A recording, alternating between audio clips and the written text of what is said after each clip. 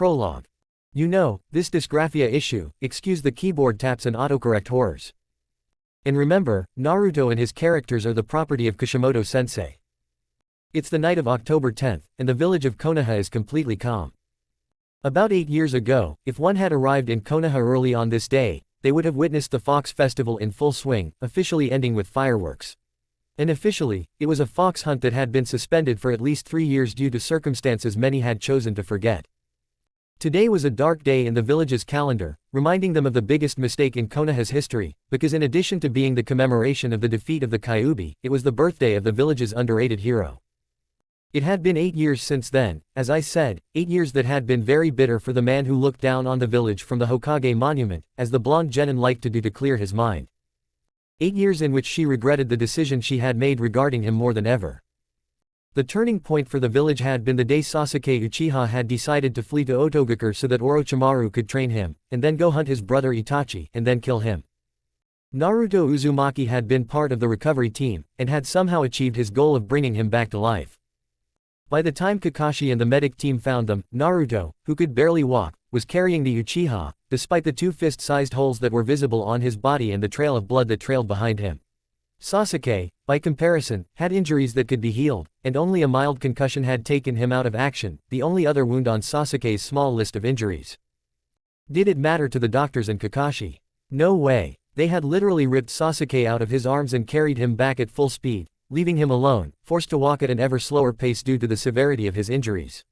He had firmly believed that he would finally get the recognition he craved, and that he had managed to achieve it against all odds, with a mission to get it back, and even more so if you take into account that while Sasuke had thrown jutsu after jutsu of fire and lightning at him and prescribed 2 Chidori, Naruto had used his imperfect taijutsu style, his shadow clones, and the rasengan as a last resort to be able to defeat him.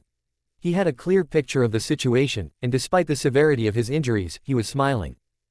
He was wrong. The council chamber, 2 days later. Genin, Ninja 012607 Uzumaki Naruto, Tsunade said in a hushed voice, not trusting her voice. It is my duty to inform you that a vote has been taken and the council has decided by a majority vote 17-8 to strip you of your rank and banish you from Konoha, effective immediately. The reason is that you have caused serious damage to the last Uchiha despite your mission to save him. You have until the next sunset to leave the village, and if you return, you will be killed on the spot. Another reason Tsunade did not say this out loud was because everyone could sense Naruto using the Kyuubi's chakra and were afraid that the fox would break free, even though the Yondaime's sealing ability would never allow that. Naruto was summoned to the council even though he still had numerous injuries from the battle. The council did not even allow Naruto to recover from his injuries before banishing him. Naruto was dejected by this statement as he looked around the council. All of the civilians and councilors had smug expressions on their faces, rejoicing that the demon spawn was finally gone and the curse was gone. Danzo had 2 votes as he controlled the veteran shinobi without a clan and was the current voice of the Uchiha clan until Sasuke became a jonin or came of age, and he used them to exile Naruto.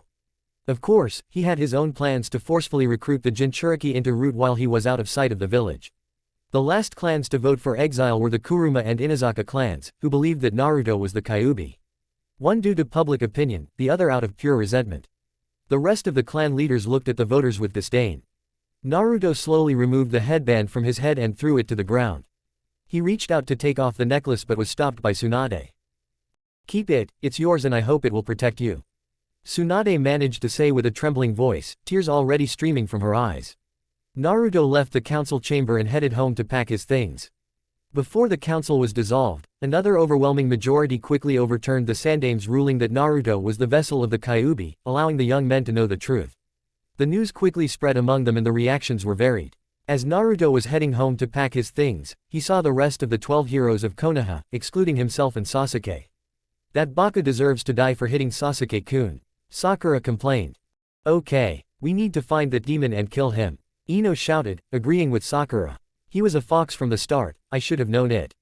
I could smell it on him, he should have died. Kiba growled. How old? Naruto deceived us, and it was always the Kyuubi.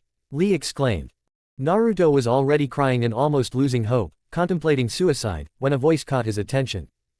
Shut up, Lee, Neji shouted coldly. Lee was surprised by this statement, he's the same as me, no worse than me. He has the same stamp as me, only he's even worse. Even with this seal, I'm an important person as a ninja and a prodigy. Naruto has a seal that keeps the Kyuubi at bay, and yet many people in this village look down on him. And yet, you've never seen him fall into despair, he continues to defy your fate as a scapegoat. It even made me see that fate is essentially an excuse for pathetic and weak people. I can even tell you something, I understand the stamps. You guys are just idiots, you can't even tell a scroll from a kunai, Tenten defended him fiercely. Hinata was crying, though Naruto wasn't sure why.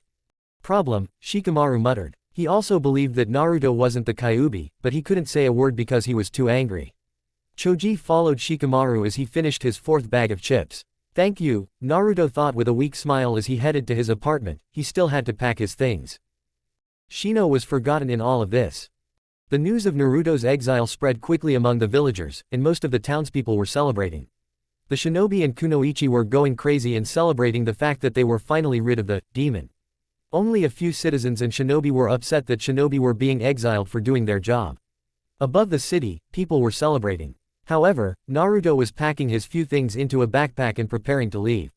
Kakashi and even Jiraiya, his two teachers, that he could never trust, seemed to say nothing more than how disappointed they were in him, and the Sannin had gone so far as to call off the toad summoning. Gathering his things, he laid down in his sleeping bag and closed his eyes, waiting blankly for the next day. It was then that the former shinobi appeared in the cozy room of his mind's passage. What hurt him the most was that they judged the Kyuubi so terribly. Contrary to what the Uzumaki had led them to believe, he had always known of the existence of the Biju sealed within him. The Biju was someone he loved with all his heart, as the beast had served as a mother to him for most of his life. The fox had raised him the best she could given the circumstances, and had given him her unconditional love and support. Likewise, the Biju reciprocated the affection of the Uzumaki, who she considered her son. She taught him everything she knew, and asked him, given the circumstances, not to show his skills unless his life was in grave danger. And so he did, even during that fateful battle with the Uchiha consuming him, he used only what everyone knew was in his limited arsenal.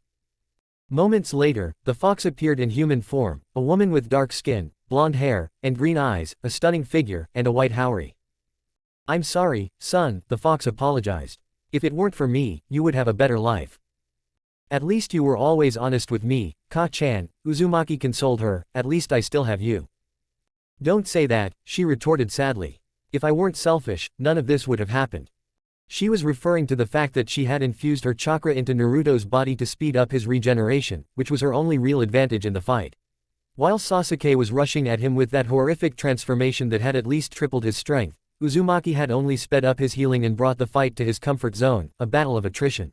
Luckily for Naruto, he was more stubborn, and despite being more injured, he managed to create a perfect situation that gave him the advantage. Incidentally, at the cost of almost dying from hemostatic shock.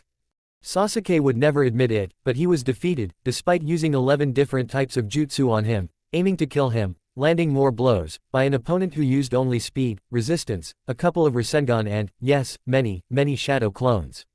For the Biju, life without Naruto, without her Sochi, was unthinkable, and for this reason, she healed him, despite her son's refusal to do so. At least I hurt his pride, Uzumaki consoled himself. I want to tell you something, the Biju told her seriously, it concerns the place where we should go. You know as well as I do that that bastard Danzo and the others will not rest until they capture you, and that includes your friends. There is one place they won't dare go for us. Where? Asked the blonde, very interested. To the east, the fox said solemnly, adding, before I tell you my plan, there is something you need to know, something I have been keeping from you, and considering the situation, it is better that you know it. A few weeks later, October 10th. It was a sunny day in Konoha. Nothing special was happening this time, but today was different. Today Konoha was having its biggest celebration of the year. The streets were full of happy people. If someone had come to Konoha for the first time today, they would have thought that Konoha was one of the happiest places on earth. 6 mysterious figures entered through the gates of Konoha. The guards at the gate saw them and stopped them. What did you do to him? Katetsu screamed, then tried to look at the figures, but upon seeing their faces, he reacted the same way as his friend and passed out. Stop, state your name, rank, and reason for being here, one of the guards said, looking up to see who the unconscious men were. Another guard notices his ally has passed out and approaches him. Hey, Izumo. Hey, what's going on? Asked another guard named Katetsu Hagane. I guess we should have expected that, one of the figures commented. That's what you get for being so famous in this town, another man replied. Hey, you were famous too. A third, younger woman countered. But still not as famous as Kassen. The child-voiced figure defended. Okay, you win. We should keep our hoods on until we get to the Hokage's office. We don't want to cause a ruckus now, do we? One of the figures said, changing the subject due to the previous argument being lost. The others simply nodded, and they put their hoods on and started walking towards the village. They couldn't help but smile as they walked. The town was very lively. All the children, adults, mothers and fathers, everyone was happy. Everyone was having a great time, chatting and relaxing, telling jokes and laughing. They even had a holiday today. It's our birthday today, right? One of the figures said, smiling. Yeah, sure, and it looks like people are celebrating, another figure replied, also smiling. Ooh, I can't wait to meet our little one. One of the people mentioned excitedly. Me too, we need to hurry to the office. Everyone sped up and finally made it to the Hokage's office. Tsunade's office. They're already here this year with this shitty celebration. Stupid village, the cage growled angrily. After learning of Naruto's exile, the villagers decided to throw a huge party for his birthday to celebrate the expulsion of the demon. Tsunade became furious after learning of this and demanded that everyone return to their homes and continue with their daily lives. The only people who didn't participate in the day were a few people. Most of the people didn't believe that Naruto was capable of harming them. There were Enko Mitarashi, Ibiki Morimo, Genma and Mai Shiranui, the Hyuga clan, a secondary branch and successor family, Henna Inuzuka, who was in constant conflict with her clan because of this, Yugao Azuki, as well as the Aburame and Akamichi clans in general, and several important members of the Nara and Yamanaka clans on that ship. Even Jin Sarutobi, who had many conflicts with his father for allowing the Uzumaki to be beaten so badly, as well as his son Konohamaru and his friends, as well as Shino, Hinata, Negi, Tenten, Choji, and Shikamaru, decided not to participate in the blessed celebration. Finally, only the Ichiraku family, who lived in the least terrible district of the village, were saddened by Naruto's departure, as was the entire Ruken district, the only ones who always revered Naruto as a hero and saw him as a person. It's funny that the poorest area, the one where the red zone was the one that provided him with the security that other areas could never provide. Naruto, I hope you're safe, the Sannin thought with deep sadness. Just as he finished thinking, there was a knock on the door. Go away, I won't be seeing anyone today. The honey-eyed girl shouted very angrily. This would have made most people leave, even low-level Jonin trembling in fear. But there was a knock on the door anyway. Tsunade was angry and was about to get up and see who it was, when she suddenly heard a shout from the other side. Are you one-armed? Just kick it open. Someone shouted from the other side of the door, and a few moments later, the door opened and the customers appeared. When the busty blonde saw who it was, her eyes widened, she began to turn pale, and eventually passed out. A few minutes later, he came to his senses after fainting. What just happened? Tsunade groaned, rubbing her head. Well, you saw us and then you fainted. Someone answered. Tsunade looked to see who it was and her eyes widened again. Minato. Kushina, is that really you? He asked, still not believing who he was seeing.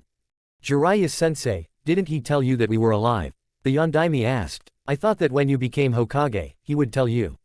The blonde just stood there, but when she realized what happened, she quickly became furious. So where is my child? Kushina asked excitedly, eager to see her son Minato as well. Tsunade just frowned. This confused both Kushina and Minato. Tsunade Bakken, where is my brother? The young man asked. The Sannin turned to look at him. He was almost an exact copy of Naruto, even more so because he had red hair. Bang! The blonde punched the impudent redhead in the face, causing him to fly to the side and crash into the wall, breaking it. Never call me that, she screamed furiously with tears in her eyes. What the hell is wrong with you, sensei? Kushina asked irritably. Never call me sensei again, he screamed, unleashing his killer instinct, causing the two kids who came with Namikaze to tremble in fear. Why are you reacting like that, Tsunade? Minato asked. The Godime then told them the reason, without leaving out a single detail, and horrified everyone by hearing what Naruto's life was like, and of course, no one believed a single word of what he heard. They were shocked to hear this. They thought Naruto was a hero, not their son who was beaten half to death. And during their travels they visited countries like Waves, Spring, Moon or Birds where they worshipped Uzumaki as a hero. They must have loved him just as much if not more in their own village, or so the Namikaze couple and their children thought. Then why are you celebrating? Why are you celebrating Naruto's birthday? Kushina screamed. She was furious, angry at the village for what happened to her son. It's because they are celebrating Naruto's exile 3 months ago. The cage said furiously. What? Minato, Kushina and their children screamed so loudly that the entire village heard them. In the village. Hey, what was that? A Konoha shinobi asked. I don't know, but let's continue celebrating. Another shinobi replied. Today is a celebration. Kushina sat down dejectedly on the chair next to her, and just when the situation became tense, she suddenly let go of the chains and grabbed someone who was standing by the window. Are you going to explain this to us? She asked furiously, fluttering her hair like nine tails at the pale Sannin, who had his whole life flash before his eyes. The present time. Minato sighed again, regretting his naivety and innocence. It turns out that leaving Naruto in the village was a grave mistake.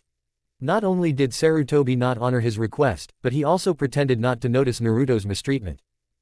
Jiraiya told them that they both agreed that it would be better for his other two children, who possessed the Kyuubi's chakra, to train without interruption, so he didn't mention how he used Naruto as a scapegoat and turned him into an outlet for the village's frustrations.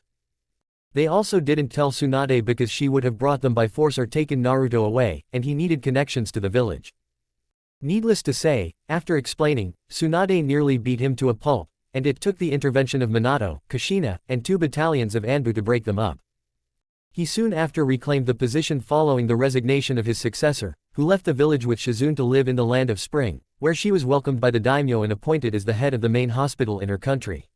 When Minato started investigating what had happened in his absence, he was horrified by what he found. The academy curriculum sucked. The teachers taught Naruto crap, as did his sensei and Kakashi. How did he achieve all of these feats using only shadow clones, horrible taijutsu, and later the rasengan? Menma and Shio couldn't have achieved half of these heights, nor could he, with such a meager arsenal. This meant that her missing son was a prodigy that no one had ever expected to see. Of course, people were upset to find out about his relationship and treated him poorly. Although not that much, as Sum told her ex-girlfriend. Why should she feel guilty about hunting him at the Fox Festival when they abandoned him like a stray dog? Unfortunately, he was right. His friends hated him with a passion now. The good Ichiraku treated them horribly, and those who supported Naruto only treated them as needed. But that wasn't the worst thing. No, the worst thing was when other places found out about the exile. What Kakashi didn't want to say at the time was that many of the most important alliances the country and village had made in recent times were the work of one man. Upon learning of the exile and that their hero's parents had abandoned him like a leper, they broke their alliances. Waves and the others immediately withdrew their support and preference for the village and began to favor Suna, who also broke their alliance, stating that they wanted nothing to do with a village that had accepted a traitor and exiled a hero. Let's leave it at a simple non-aggression pact. Soon after, Zuko, the new feudal lord, almost completely withdrew his support from them in retaliation, as he too was not pleased with the decision, and forced them to remove him from the bingo book. During this time, they tried to find him, but to no avail. It was as if the earth had swallowed him. Even Jiraiya had lost hope when his spies reported to him that the last time they had seen him, he had been accompanied by 2 very beautiful red-haired girls heading towards the wall that separated the continent of elements from the Great East. Since the time of the Rakudo Sennin, the world had been divided into 2 parts. The Wild East, a continent where countries inhabited by unnatural creatures and demons even existed, a continent where there was constant war and conflict, and the West, the homeland of the shinobi nations, where violence was negligible in comparison. If his son had somehow crossed the wall, the Sannin believed that he would be dead at best. At worst, let's just say it was best not to say it in front of Kushina. Who his companions were was another mystery, but it was no less important. If they were not from the East, all 3 should have been dead for many years. Although Kushina was somewhat optimistic, she said that if she had died, the Kyuubi would have regenerated by now and would probably come for revenge. Since that hadn't happened, they still had a chance. But he put that aside for now. He still had to consider his sensei's offer to ease his precarious financial situation. Currently, the only thing that kept Konoha as one of the great shinobi powers was its past prestige. Today, many people, upon learning that a hero had been exiled for bringing back a traitor alive but had been mistreated, simply didn't want to hear about it. Minato had used his and the Uzumaki clan's fortune to ease the situation, as had the Sannin with the royalties from his books. Even several clans had to do so, but this situation couldn't last. The village's best chance to get ahead was to win the tournament in the Land of Spring. In a country still under the tyrant Dodo, there was a tradition of holding taijutsu tournaments open to all participants, renegades or not, residents of unrecognized villages or not, wandering fighters. Usually the prize was not flashy. But this year it was very tempting. 200 million ryo to the winner. Because this year, although the tournament was organized by an actress and daimyo Kuzuki, it was sponsored by the White Lotus Trading House. The White Lotus was a trading house that had arrived from the eastern continent 3 years earlier and quickly gained fame for its exotic, high-quality products and for being the first trading mission to that part of the world. The house received shocking news: a warlord had managed to unite the continent in war, creating the United Eastern Empire. With the support of his mother and cousins, this warlord had finally managed to pacify the East, and with this, the estranged White Lotus Merchant Guild could finally realize their dream of trading with the West. The fact that they were sponsoring the tournament with such a prize was proof of their wealth, or perhaps the tournament was actually being funded by the Emperor of the West himself. Either way, they urgently needed the money, so they would send the best that Konoha had to offer and take the prize at any cost. The United Eastern Empire, the capital of the Crucible. The Emperor was also very thoughtful that night, for he was not yet accustomed to this. For the third year in a row, the Empire celebrated the 21st birthday of their beloved Emperor with a grand celebration that lasted an entire week. This celebration was only marred by the celebration of the signing of the Acopolis-Basador Treaty, in which Orion, the son of the demon tyrant Darkseid, had placed the kingdom of Acopolis, which was the last point of resistance on the continent that would later become known as the Eastern Empire, into the service of the Emperor, thus ending the War of Unification. It had taken the blonde youth, now 21 years old, about 5 years to accomplish this colossal feat, in which he had gained much but also lost much. The Emperor entered his room, where a young woman was already waiting for him, naked and lying comfortably on her side in a seductive pose on a very wide and soft bed. The young woman was from the Mink tribe of the wandering kingdom of Zou. The reason for their name was that the country was located on the back of a giant and ancient elephant that roamed the entire western continent.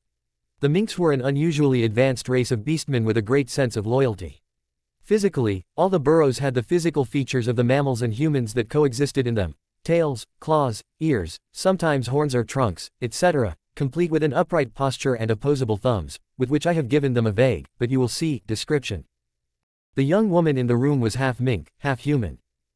She was almost completely hairless, at least in the typical way for her species, but she hid it under her skin. Her skin was straw yellow over most of her body, except for a white area between her neck, chest, and then down her torso, stomach, and waist, ending in her private parts. Incidentally, there were black spots on her skin, which made one think she was half jaguar or leopard. She had red hair that reached halfway down her waist, large breasts with light gray nipples, and a slightly raised belly. At the moment the man awoke from the vision, she was looking at him with her green eyes, predatory though not malicious, as her tail, the only part of her body covered in fur, along with her cat ears, were fluttering playfully, and her beautiful, almost human face had a mischievous expression, and her cat ears were not in a threatening position. "Happy birthday, my emperor," the girl purred and moved closer to the monarch, who was approaching her bed. "I don't know why they like to do it this way," the emperor said. "Last year it was Kara, last year it was Jennifer, and now you. Would you prefer someone else?" she asked, feigning offense and then anger. "Since it can be arranged, I'm sure Natasha will be happy to join the party." The emperor only sighed, admitting defeat. "You have to be an idiot to complain about having such a beauty in your bed willing to spend the night with you. I'll have to talk to them again in the morning." In response to her question, the girl received a passionate kiss on the lips, which she happily reciprocated and did not break off the kiss until she felt out of breath. "Now there will only be 2 of us, Barbara," the emperor smiled, threw her on the bed and began to celebrate his personal birthday. The next day, in the afternoon, after a terrible hangover that accompanied most of the adult population of the country because of the celebration, the emperor arrived in his office, where his secretary was already waiting for him with the documents that he had to look through. The said secretary was 22 years old, a very beautiful red-haired girl with red eyes and a slender figure, who looked very seductive in her gray suit, which was complemented as a final touch, giving her the effect of a sexy assistant, by her silver-rimmed glasses. "Good evening, my emperor," the secretary greeted sarcastically. "What a miracle that you honored us with your presence." "Karen, I don't have a hangover," the emperor greeted his assistant. The young woman only smiled amusedly. She already knew that it was a joke, but as a good Uzumaki she should not have let her go as a precaution. "Well, one day you will fall for it," the young woman softened the situation and added, "Here's the list that you asked me for as a priority." The list in question was of 16 fighters who would be going to the Tenkaichi Budokai held in the Land of Spring and would represent the United Empire. This list included 25 participants, of which 9 were a kind of reserve in case any of the main 16 did not want to participate. Considering the location and who would be coming from the east, it did not surprise him at all that 16 agreed to go to the tournament. Wow, to be honest, I doubted any of them would say yes. The emperor looked at the list, seeing that none of them would be replaced in the tournament by his reserves. Some, like Mila or Barbara herself, do not surprise me, but the fact that Dina, Danny or Sandersonia decide to participate is a surprise. Yes, even to Yuya, who was in charge of finding several of them, seemed surprised too. The redhead was sincere. Speaking of her, according to the report she sent a while ago, the helicopter carrier is ready to take off tomorrow. The blue-eyed man smiled with pleasure. The time had come for his triumphant return to the elemental nations. It was time for Naruto Uzumaki to return to the continent where he had lived for almost half of his life. End to cut. Chapter 2, Arrival. You know, this problem with dysgraphia, sorry for the keyboard clicks and the horrors of autocorrect. And remember, Naruto and its characters are the property of Kishimoto-sensei. Review. Guest. Well, thanks for everything, but I repeat, this is a cliché that is repeated in English fiction. So I am the first to use this word in Spanish. And yes, they will not get away with it, although here the excuse is different, since a clear distinction will be made between mistresses and wives. Pirate virus. There will be a lot of pirouettes, prints, tricky trucks, ladra and animals. And Maria, I already forgot about Maria. And yes, Harley comes out, as well as. Wait until you read it. We begin.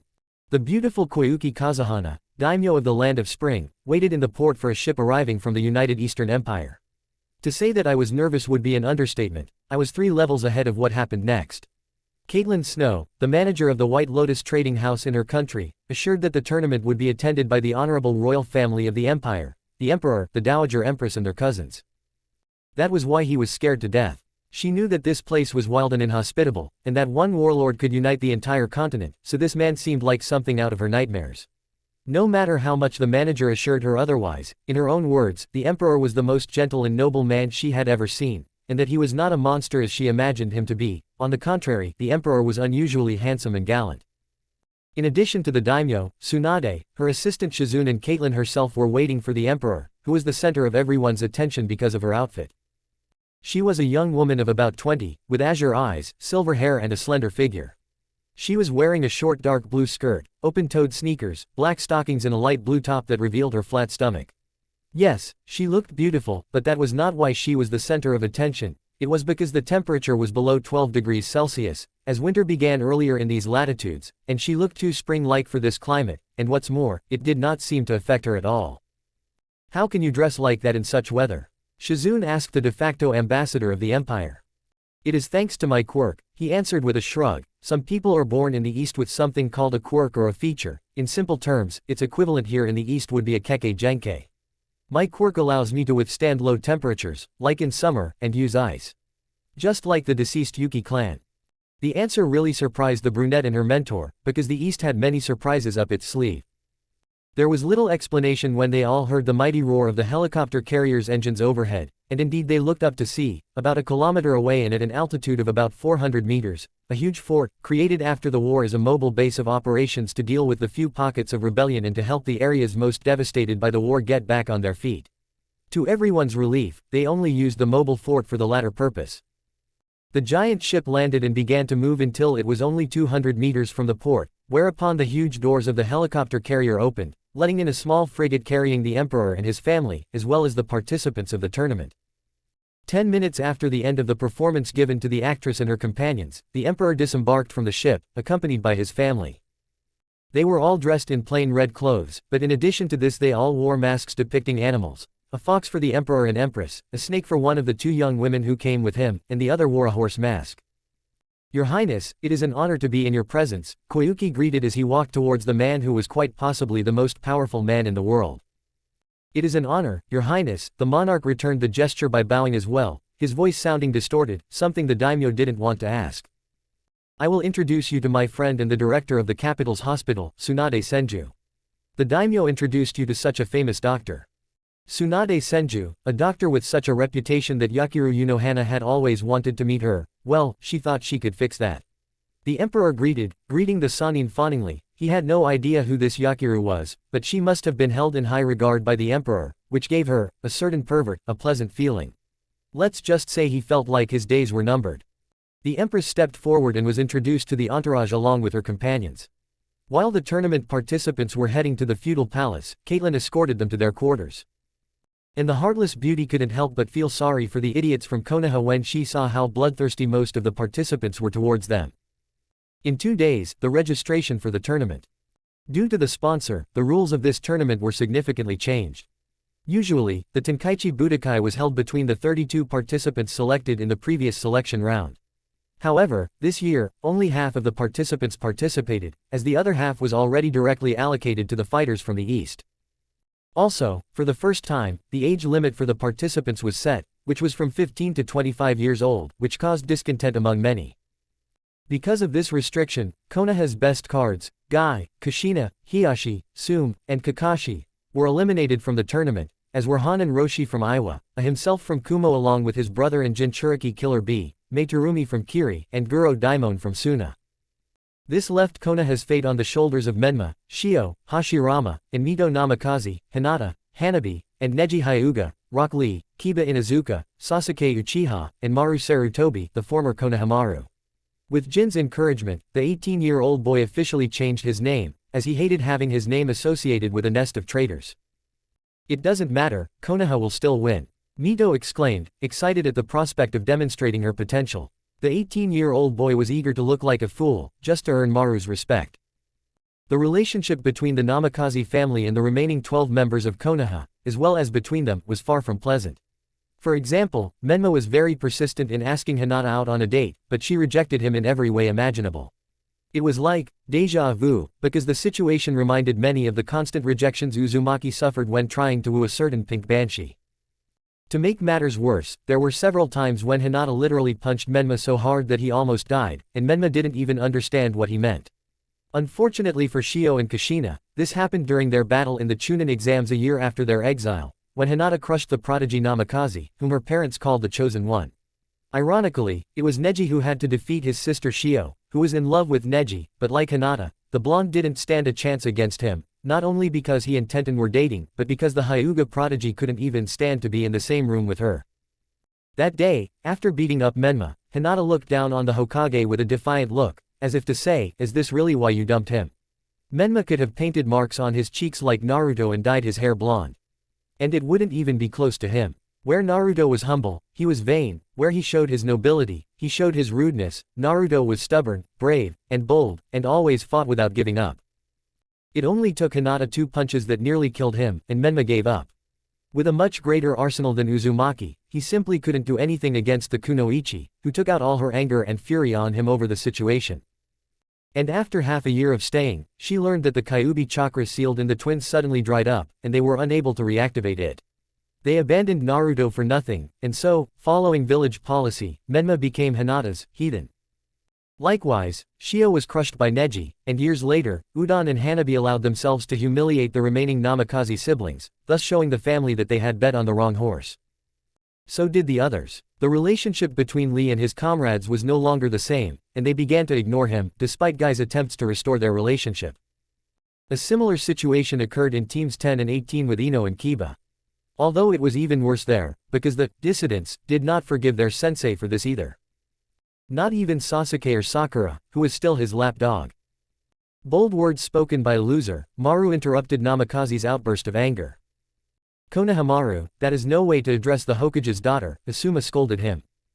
"I already told you that Maru called me," the Jonin retorted, and considering his losing streak with Moegi, he didn't lie or insult her, so call it what it is.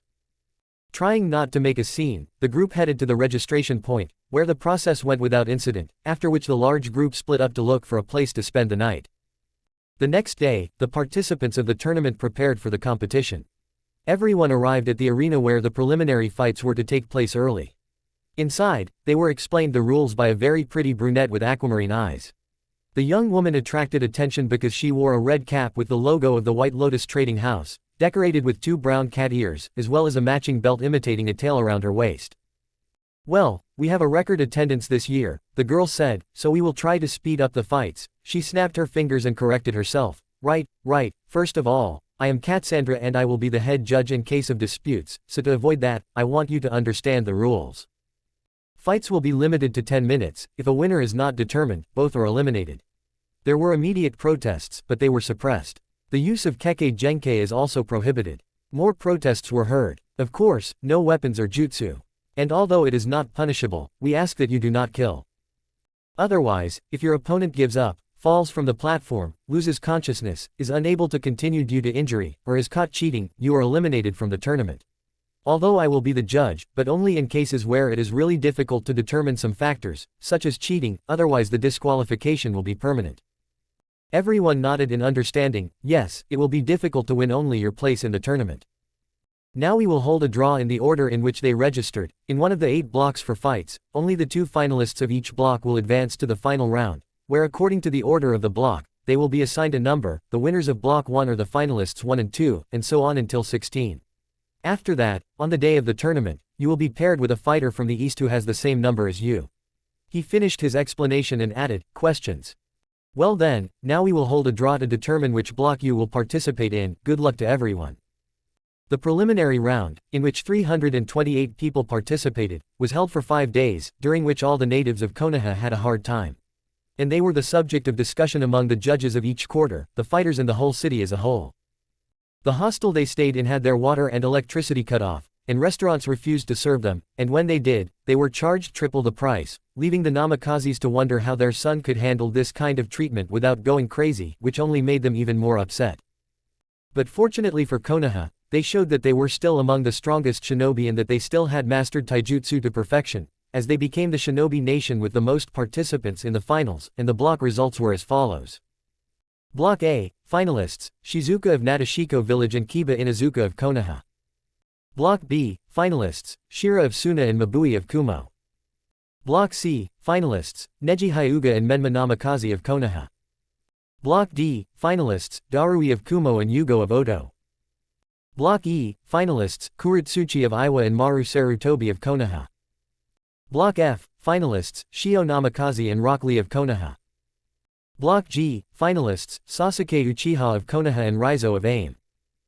Block H, finalists, Yosuke of Kiri and Sasami Yabami of Suna. The Hyuga heiresses and the younger Namikaze nearly lost, Hinata lost to Neji, and Hanabi lost to Lee.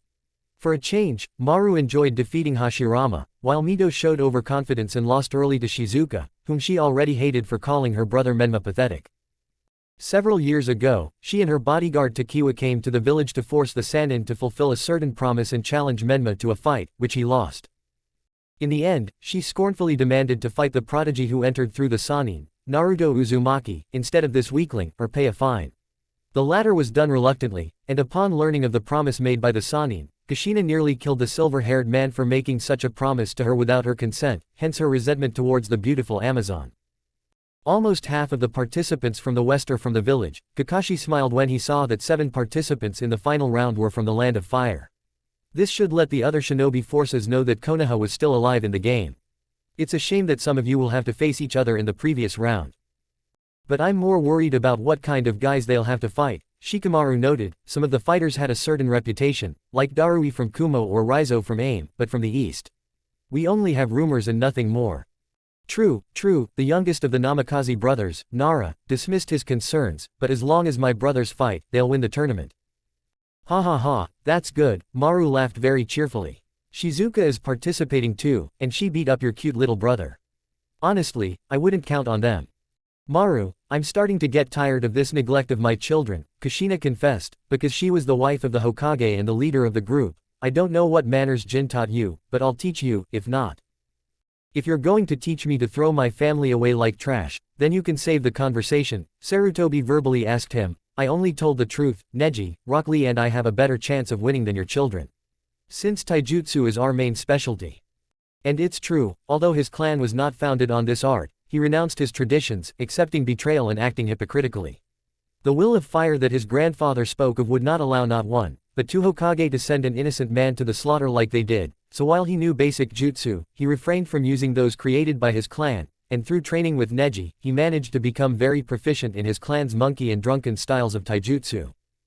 After the verbal outburst, Kushina fell silent again. Unfortunately, this tradition had taken hold, especially among those who valued Naruto. Well, I suggest we celebrate, the Sannin tried to ease the awkward situation.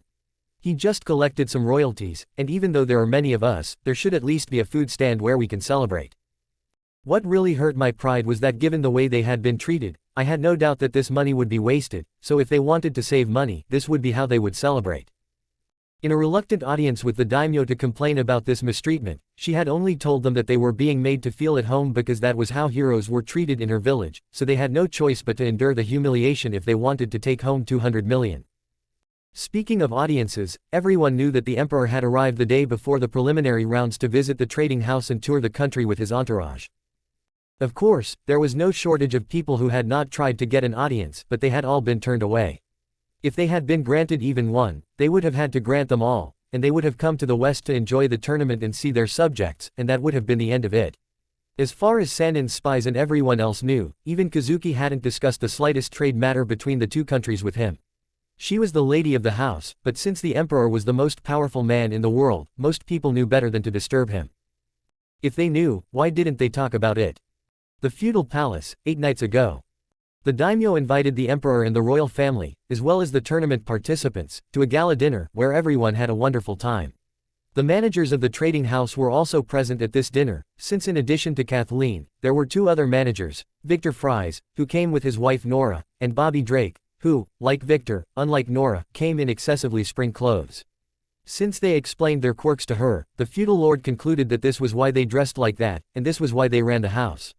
The system that repelled the cold was left alone from late September to mid-January, returning the cold to the country, which the inhabitants endured as if nothing had happened. Curiously, she sent people to the leadership of her department who could withstand all this. This characterizes the emperor well in his book. The dinner passed peacefully, and the fighters returned to the hotel to rest from the long journey. Meanwhile, the emperor and his family had gone out, accompanied solely by Sannin, his attendant and daimyo, to take a night stroll through the sleeping palace garden. "Can I ask you a question?" the honey-eyed girl began timidly. "It all depends on her," the emperor replied, still using a distorted voice. "Have you ever met a blonde child?" And he began to describe the Naruto of that time. She had been present when Jiraiya had reported that he had jumped over the wall and was heading east, and since the Kyuubi had not returned to the village, she had hoped that the emperor had met him. A hope that the actress and Shizune shared. The emperor merely sighed, gathering his thoughts, and then answered the woman he considered a second mother. "Why do you want to know if I know Naruto Uzumaki?" he replied, asking in turn. "I certainly know where he is, but given how he has been slandered in his village, I don't think they are looking for anything good in him." "Naruto Uzumaki would be considered a hero if he came to seek refuge from that ungrateful village," Kuzuki interjected. "To me he is a hero and a great friend, to many people he is too, if he thinks that he is not. He is wrong. I know that Suna would welcome him with open arms, just like the waves, birds, tea, moon or springs. If you know where he is, if you know him, and he asked you not to tell us where he lives, we will understand and will never insist that you tell us, but please at least tell us if he is alright." The emperor was shaking slightly, something that the Sannin, the empress, and her companions had noticed during the exile, and he believed that even his friends from other nations and countries had abandoned him. Of course, Nick Fury, the director of his intelligence and defense center called SHIELD, whose front in the east was a trading house, had told him of the efforts his friend Gaara, the case cage, had made for several years now, and his other friends, to find him in the west, in case he returned to this side of the wall, and that, despite everything, they had never hated him. It was one thing to hear it, and quite another to see it. So the woman inclined her head slightly toward her son, and he began to remove his mask with a trembling hand. "I know where Naruto Uzumaki is," the emperor replied, still wearing his mask, but his voice was not distorted, which gave hope to the women who admired him. "He is standing right in front of you." And he finished removing the mask. The daimyo, Sannin, and the retainers gasped in surprise when they saw the emperor's face, recognizing those blue eyes, those blonde hair, and the whisker-like marks on his cheeks. Naruto, the Sannin whispered, crying and holding him tightly to her. She hugged him and held him for a while. If this had been a dream, he would have beaten to death anyone who dared to wake him. Since that day, after proper introductions and explanations, they had made up for some things.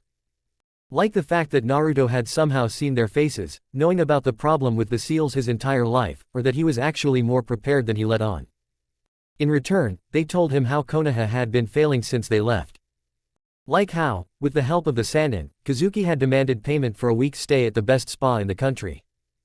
In addition to the usual D, C, B, A, and S rank missions, there are a few more that don't usually appear in academy training or didn't appear during Naruto's time, namely X and R missions. To be fair, X missions were prostitution, where a client would pay to sleep with a shinobi or kunoichi to perform some sort of sexual mission for their client. Such missions had to be fully approved by the shinobi in question, and a confidentiality agreement was always signed. Our missions, on the other hand, were more of a reward mission, where a client who was satisfied with the mission would compensate the shinobi who had previously performed the mission for them. Like in this case, where the entire 7-man team was paid to spend a week relaxing at the best spa in the country, for free of course. However, Kakashi, Sakura, and Sasuke had sneakily tricked Uzumaki with the help of Tenzo, a friend of the white-haired man's Anbu, into believing that they were going on a special mission that required them and another Anbu member. Meanwhile, Tenzo had assigned another comrade to keep Naruto busy with D missions under the pretense that his log was short on other missions, but was instead tricked into doing the work of a lone Anbu who lived alone and was not actually receiving a salary. The daimyo were told that Naruto was going to the festival in the Land of Waves as a judge because he had saved them too, and they demanded that he do the missions, and Uzumaki decided to go to the Land of Waves. After the Sannin arrived, both of them noticed the deception when they talked about it, and since the main beneficiary was not sabotaged, Kuzuki ordered the bill for the stay of this bunch of freeloaders, went to Konoha, and demanded payment for it. Of course, Sakura and Sasuke said they deserved a vacation, but the feudal lord reminded them that they hadn't done anything significant that time, and since they had left the real hero out of it, they had to foot the bill for their stay. A bill that Minato, of course, made everyone involved foot the bill, considering it just one of the many injustices Naruto had suffered in the village. The list included everything from having 60% of his mission fees withheld because it was a demonic tax, to blaming him for living in a dump that was his home, especially since it was Minato's property, to the exorbitant prices he was sold things for. Now, even his own team had dealt him a terrible blow in the back. So, splitting the bill equally between all the participants in the scam, it took them about 4 years to pay off their portion due to the worsening economy from the drop in missions and the recurring interest on the bill, which had grown from 250,000 ryo to 2.5 million, which was worse for Tenzo due to the fact that he was close to almost no one. Anyway, Kakashi had to go out to dinner with Asuma and Kurenai, Sakura had to postpone leaving the house, and Sasuke, well, his ass-kissing never stopped and he ate for free wherever he wanted. For his part, Naruto told them how he came to the east. 8 years ago. A still recovering Tayuya and a worried Karen were sitting around a campfire with Naruto on the outskirts of Saitama, the most important port city in the Land of Waves. Naruto had just told them both about his mother's plan, a plan that was the subject of their close attention since it involved them as well. Kurama's plan was simple but effective. To avoid being hunted like animals they needed to get to the eastern wall and jump over it. The problem was no one had a useful bell. Tayuya was useless since she was only good for human-to-human combat, Karen had no contract, and Naruto had his revoked. Unfortunately between that and the toads, if he got another one he would only use it on vile animals that would be happy with anything and that certainly wouldn't be useful for breeding. All because I was rejected by one of the most important clans and one of the few S+ that existed. However, if there is a powerful summoning clan that will come to your aid and it surpasses the toads in strength, the Biju dropped a bomb on her. I am the leader of the Kitsune summoning clan, so. He more or less explained how this all started.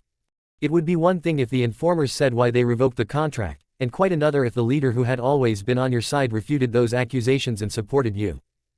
Kurama even convinced Tayuya to terminate the contract with those creepy puppets in order to try to create a clan, and he also made this request to Karen. So, in sync, the three of them summoned and arrived at the abode of summoning, the land of Ascalon.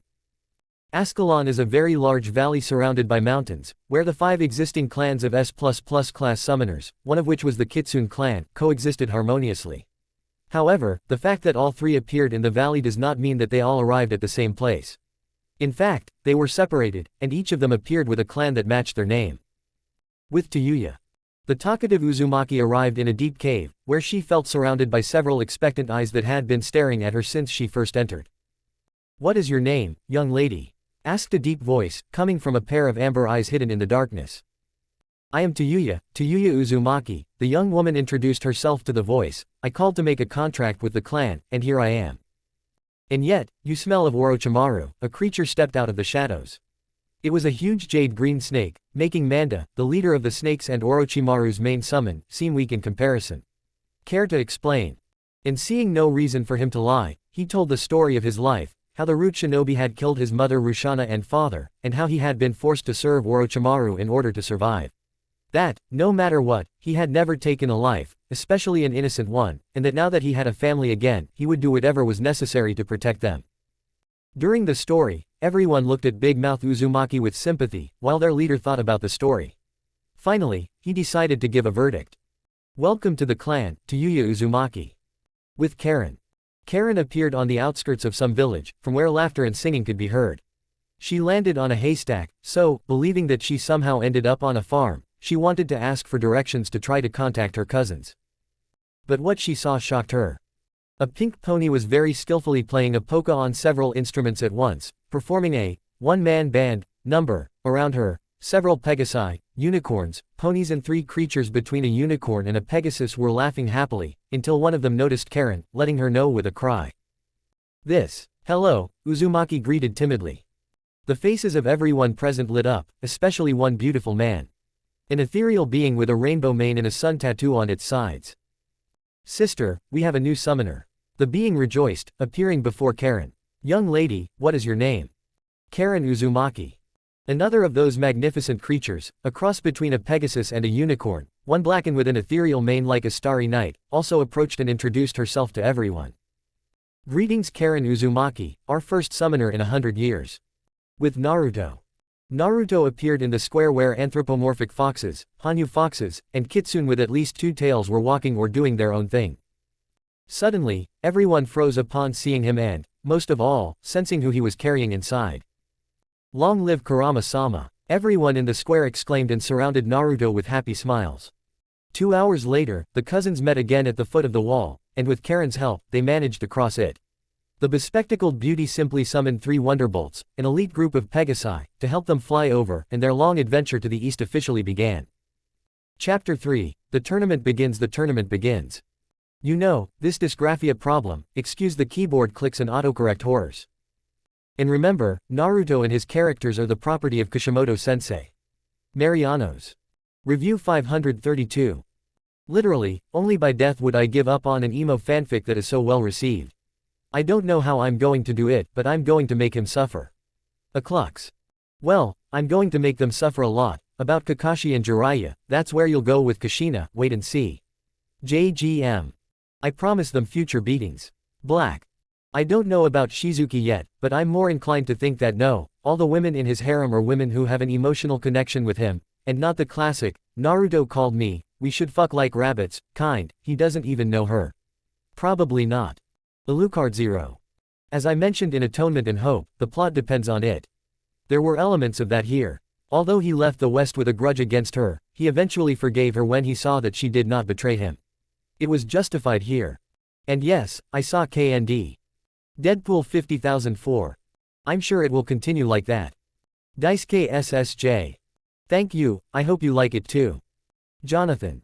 Well, the wait is over. Pirate Virus. How could you forget about the mantecanches? Nothing will happen to you. And this is the rule, do not do to others what you do not want done to you. Of course, it would be the Samuel L. Jackson version. And if he had it, then since he is the one who keeps the parchment and decides who gets to sign it, they felt they should rescind the invitation. And about his parents, let's read it. P.S. I'll just say that 1 or 2 signed the agreement. Otaku fire. Then you'll definitely kill me. Shein 145. It's one thing to love each other, and another to be abandoned and accepted. You'll see what I mean. TXPOK2640. Well, thank you very much, my faithful reader, whom I also saw in Guardian. Let's begin. The city's main arena was filled with a very diverse and numerous crowd this year.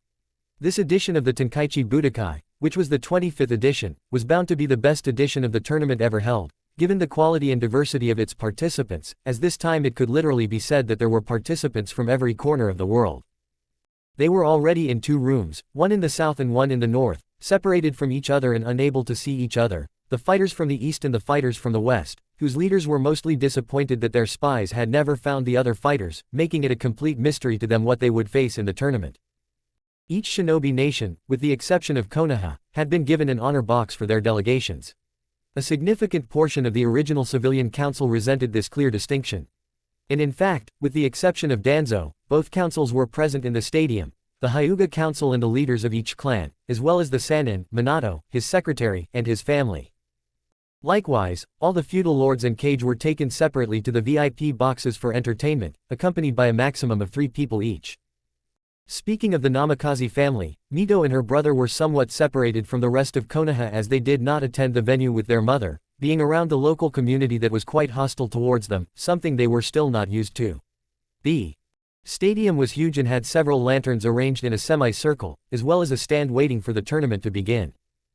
Luckily for everyone, Kuzuki arrived with his entourage, namely Tsunade, Shizune, and Fubuki, his personal bodyguards, and took their seats in the royal box.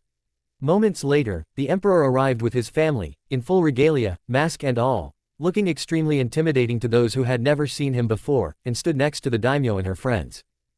This year, we have a special home team, as our nation will be represented by the fighters of the United Eastern Empire. The local daimyo began, smiling beautifully, as she had not seen her since the beloved hero disappeared, so the first number of the tournament begins now. With you. Jam and holograms. The band began to play a melody, a kind of rock ballad, which made the moment even more exciting. Ver der Kasern, ver dem grossen Tor, put up the lantern, and have a nice night. So it will be useless, Bei der Latern will be with you, like Lily Marlene. How is Lily Marlene doing? In front of the barracks, in front of the gate, there was a street lamp, and it is still there. There we will meet again. We will be under the street light, like before, Lily Marlene, like before, Lily Marlene. The lights went out and one of the lamps turned on, projecting an image. In it was a young man with red hair, wearing a coat and blue glasses. Soon the kanji with his name appeared, as well as the letters of the Latin alphabet, Eustace Kid. In the lamp on the left, which, as you already know, is a holographic projector, a red-haired woman appeared in a green dress that hugged her curves very well, Jean Grey. Unser beiden Schatten sahen wie einer aus, that we love each other so much, that's exactly what he wanted. And there is a light, when we're bei der Latern Station like Lily Marlene. How is Lily Marlene doing? Our 2 shadows seemed like one. We loved each other so much. It created such an impression. And all the people will see it. When we are under the street light is before, Lily Marlene is before, Lily Marlene. The singer continued her song, and now it was clear to everyone that these people were the heroes of the War of Unification. Following Jean, 2 more men appeared on the projector, a middle-aged man with black hair and a mustache, dressed in a red naval admiral's suit, and an older man with a white mustache and a white admiral's suit. Golden D. Roger and Edward Newgate, the kanji read for those from the West. The next projected image was of a man with black hair, also dressed in a blue military uniform and silver-rimmed, maize hues, glasses. 3 days free. Kamerad, I come je gleich. It says, Auf Wiedersehen, we'll go with it, with director Lily Marlene with director Lily Marlene. The sentry had already called, they gave the signal to retreat, this might take you 3 days. Comrade, I'm coming. And then we said, goodbye. How I would like to take a walk with you, Lily Marlene. With you, Lily Marlene. Next comes a man with tousled blonde hair and blue eyes, dressed in white armor and blue spandex, Vegeta. And then the woman appeared again. She was a very beautiful young woman with silver hair and gray eyes, Marajan Strauss, dressed in a white dress and did not look like a warrior at all. Your comment Kenneth C. Your glorious gang. All of the above is brief, please take your time. And so I knew your steps, your elegant walk every afternoon. It burned though I had already forgotten, and if something happened to me, who would stand under the lamppost? With you, Lily Marlene. With you, Lily Marlene. The music continued, and now 4 more people appeared on the screen, 3 men and 1 woman, all dressed in blue spandex with the number 4 printed on the right side. One man had brown hair with a little gray at the roots, the second was a 13-year-old boy with blonde hair and blue eyes, the third man was very tall with brown hair and onyx eyes. The woman was obviously the boy's sister, she looked to be 19, sharing her brother's blonde hair and blue eyes, and her face expressed a lot of kindness and nobility, as she was the youngest of the 3 adults in the picture. Fantastic Four, Reed, Johnny, Ben and Susan. From a quiet room. From Earth. Het mich wie I am trauma der liebter Mund. Wente spotten Nabel drain. Word, ich bei der Latern sten like Lily Marlene. How is Lily Marlene? From the silent space, from the depths of the earth they lift me up as if in a dream. Your lips are full of love when the night mist swirl. I'll be by the lamppost. As before, Lily Marlene is before, Lily Marlene. Now it showed 2 men, the first was dressed in red and was a young man with light brown hair and almond-shaped eyes, the second was a young man 6 years younger than the first, wearing green spandex, with silver hair and blue eyes, Barry Allen and Pietro Maximoff. The music stopped and some of the audience, who were clearly from the east, applauded standing up, moved. Names were missing, but among them were several people whom the emperor called friends, brothers and others, all of whom had given their lives for the dream of peace, and with this performance the emperor showed the east that peace was made thanks to heroes and that the west would never forget them. The group then left, leaving the holograms on as a young blonde man wearing black glasses and a suit of the same color walked up to the platform without an announcer. Tenkaichi, it's not the same. Ladies and gentlemen in the audience, I am Dan, and I will be the commentator and judge for the tournament. As you know, the rules have been slightly changed this year in order to make the tournament more fair. He began to explain. This year, for the first time, the qualifying rounds were split into two. In the East, 64 contenders competed, and only 2 finalists from each block advanced to the final round. Likewise, here in the West, over 300 competitors competed for another one of the last 16 spots, resulting in the largest qualifying round to date. This year, the finalists from each Eastern bloc will face their counterparts from the West. So good luck to all competitors. And he continued, as is always the case at such events, outlining the rules, which were the same as the previous round. A few minutes ago, the VIP box of the cage. Good to see you again, Kage Dono. Greetings to Maid Terumi, the second youngest cage in this place. I changed her age, even though she was the leader of the rebellion. She was younger, here she is 28, which makes her only 7 years older than Naruto. It is nice to see a friendly face here. The young Mizukage was referring more to Onoki and Reikage than to Minato, who also had a sour face since he was given the worst seats for his family. Likewise, Mizukage Dono, Gaara greeted, taking his seat. He had made one last attempt to get an audience with the emperor, to no avail, but he had been told that he could travel to the east for an audience if he scheduled it himself, which was better than nothing. What happened, Minato? A life without luxury is no life. Asked the Reikage, the pride of the Hokage, who continued to watch as glasses were thrown at his compatriots. As always, funny, Reikage Dono, the cage was diplomatic.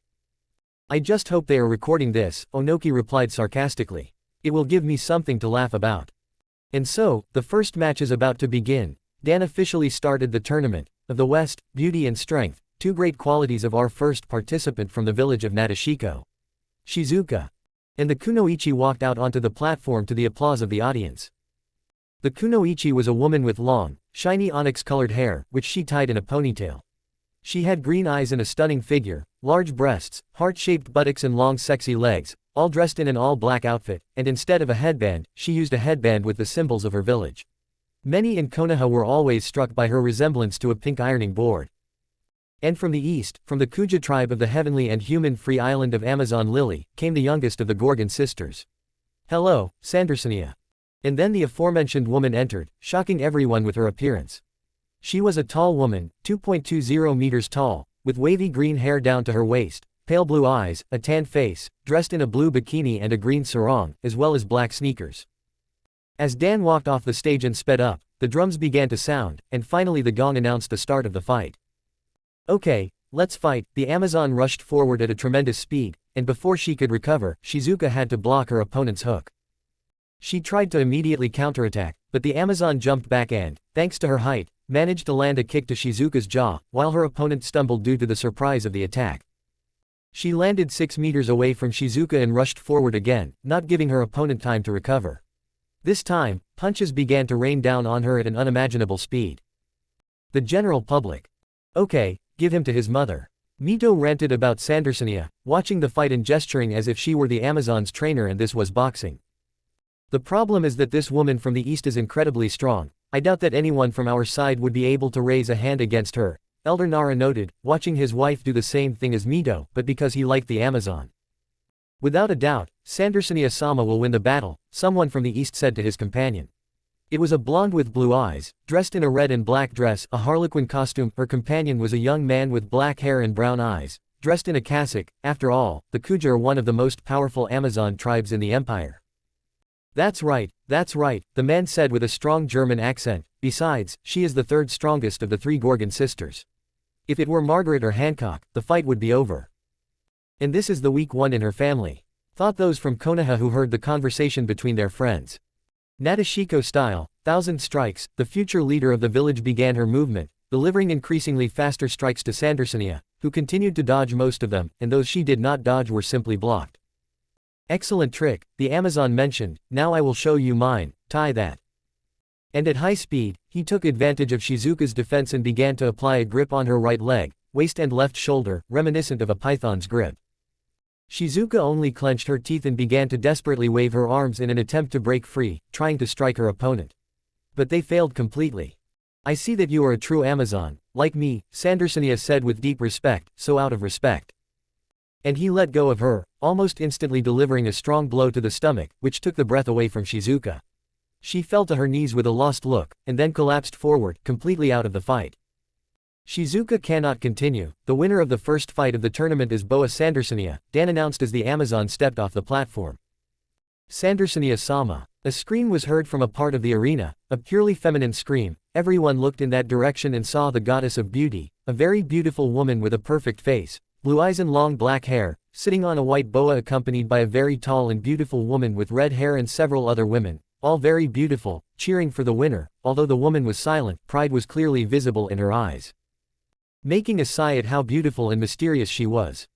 After Shizuka retired, Dan announced the second match. Now on to the second match. Coming from a nest of vipers, here we have a flea-bitten dog who only comes to stink at our targets. Kiba Inuzuka. Dan said with obvious disdain, a feeling that was shared by the general public, throwing glasses and bottles at Inuzuka, accompanied by insults and curses, throwing Kiba and his village off balance. And from the east, from the mink tribe, comes an unbridled beauty who hopes to win the tournament thanks to her speed. Barbara Ann Minerva. In walked the girl who had celebrated the emperor's birthday with him alone. Only now she was wearing a purple leotard, and her wrists and feet were bandaged, leaving her nails exposed. The cage box. Shouldn't they have disqualified her if she showed up with that hench? Asked Maria Hill, the box's security officer, who introduced herself as an Easterner. This is what they look like, Maria noted. The mink tribe is made up of beastmen with mammalian features. Only she didn't have them as much, because she was half mink. And one of the lights that was on, the only one that looked off, showed a man, or at least it seemed that way, who looked like a jaguar, spots and all, plus red hair. Next to him, hugging him lovingly, was a red-haired woman. Their name was Pedro and Ann Minerva, making it clear that they were Barbara's parents. This certainly touched many people. Screams like roars, howls, etc., coming from the other side of the stadium attracted the attention of the cage and other Westerners, and when they looked in that direction, they indeed saw minks of all kinds paying respect to the holograms. Barbara had already climbed onto the platform, stirred, and seeing Kiba there, she went from melancholic to furious, while the drums were already approaching the start of the fight. "I will really enjoy tearing you apart, Chihuahua," the cheetah woman said to her opponent with great bloodlust, causing Kiba to back off a bit due to his killer instinct. "It'll be fun to see you try. Cat." Inuzuka pulled himself together, and with the gong, the fight began. Barbara ran forward very quickly and began her attack on Kiba, striking his eyes, arms, joints, and also his liver and right lung area with very fast and precise strikes, the places where Kiba's defense was the weakest and which could do nothing against the cat's fury in front of him. "This girl will skin me alive if she keeps this up," Inuzuka thought, hoping for an opportunity to launch a counterattack. But that wasn't going to happen in the short term, protecting his eyes first and foremost, which left plenty of opportunity for Barbara to do what she wanted to Kiba, landing a strong kick with her left leg in the right knee, causing him to fall prostrate at her feet before Inuzuka let out a blood-curdling scream as he was hit so hard that he nearly broke his knee. The general public. "No, Kiba." Sum and Hannah screamed as they saw Barbara injure Kiba's large mouth. "Ha ha ha, he already lost, the blonde from a while ago shrugged. Minks are very skilled in hand-to-hand combat, especially the ones that look like some kind of predator. This bag of fleas was doomed." His friend nodded decisively and added, "Harleen, the question is how long will it take her to defeat him? After all, she is known for torturing her opponents on the battlefield." And it made the people of Konoha shudder when they heard it. Kiba, realizing that he shouldn't get too cocky, took a position to use his best trump card right away. He would rather lose the element of surprise than a fight anyway. "You will pay dearly for hurting me." The Inuzuka stood up and got on all fours, Inuzuka style, wild wolf. And letting out a blood-curdling howl, he rushed to attack. He had undoubtedly become faster and more agile, but it wasn't enough. Mink dodged his punches and all of his kicks with her agility and speed without putting in any extra effort, which enraged Kiba, who believed that using the quadruped mode of his taijutsu style would give him an advantage. Seeing that this was not the case, he began to use the moves of his clan's fighting style. Inuzuka style, Great Night Wolf. He rushed forward and began to throw claw strikes in quick succession, which Mink blocked with her agility and speed, making it look extremely simple. "Do not move so I can hit you." Kiba exclaimed, who was starting to tire of the series of fatal strikes, which were useless against Mink, which she demonstrated to him by landing a strong strike on his other knee, repeating the scene from a while ago. I don't know what made you think you had an advantage over me, Mink said, preparing to attack, whether it's because I'm a woman or because I'm a cat. But you made a mistake in underestimating me, and you will pay dearly for it. The King of Beasts strikes. And so she began to land a rapid combination of punches to the chest and face of a kneeling Kiba, who was unable to do anything, taking the entire combination and immediately rising from a powerful blow that broke his lower jaw and knocked out several teeth. And all this, while the local crowd screamed, begging Mink to leave him half dead from the blows, and shocking several hypocrites of Konoha due to the family scene. Kiba Inuzuka could not continue, Dan confirmed, kicking Kiba, who only groaned, showing that he was still alive, but unconscious. Barbara wins the fight.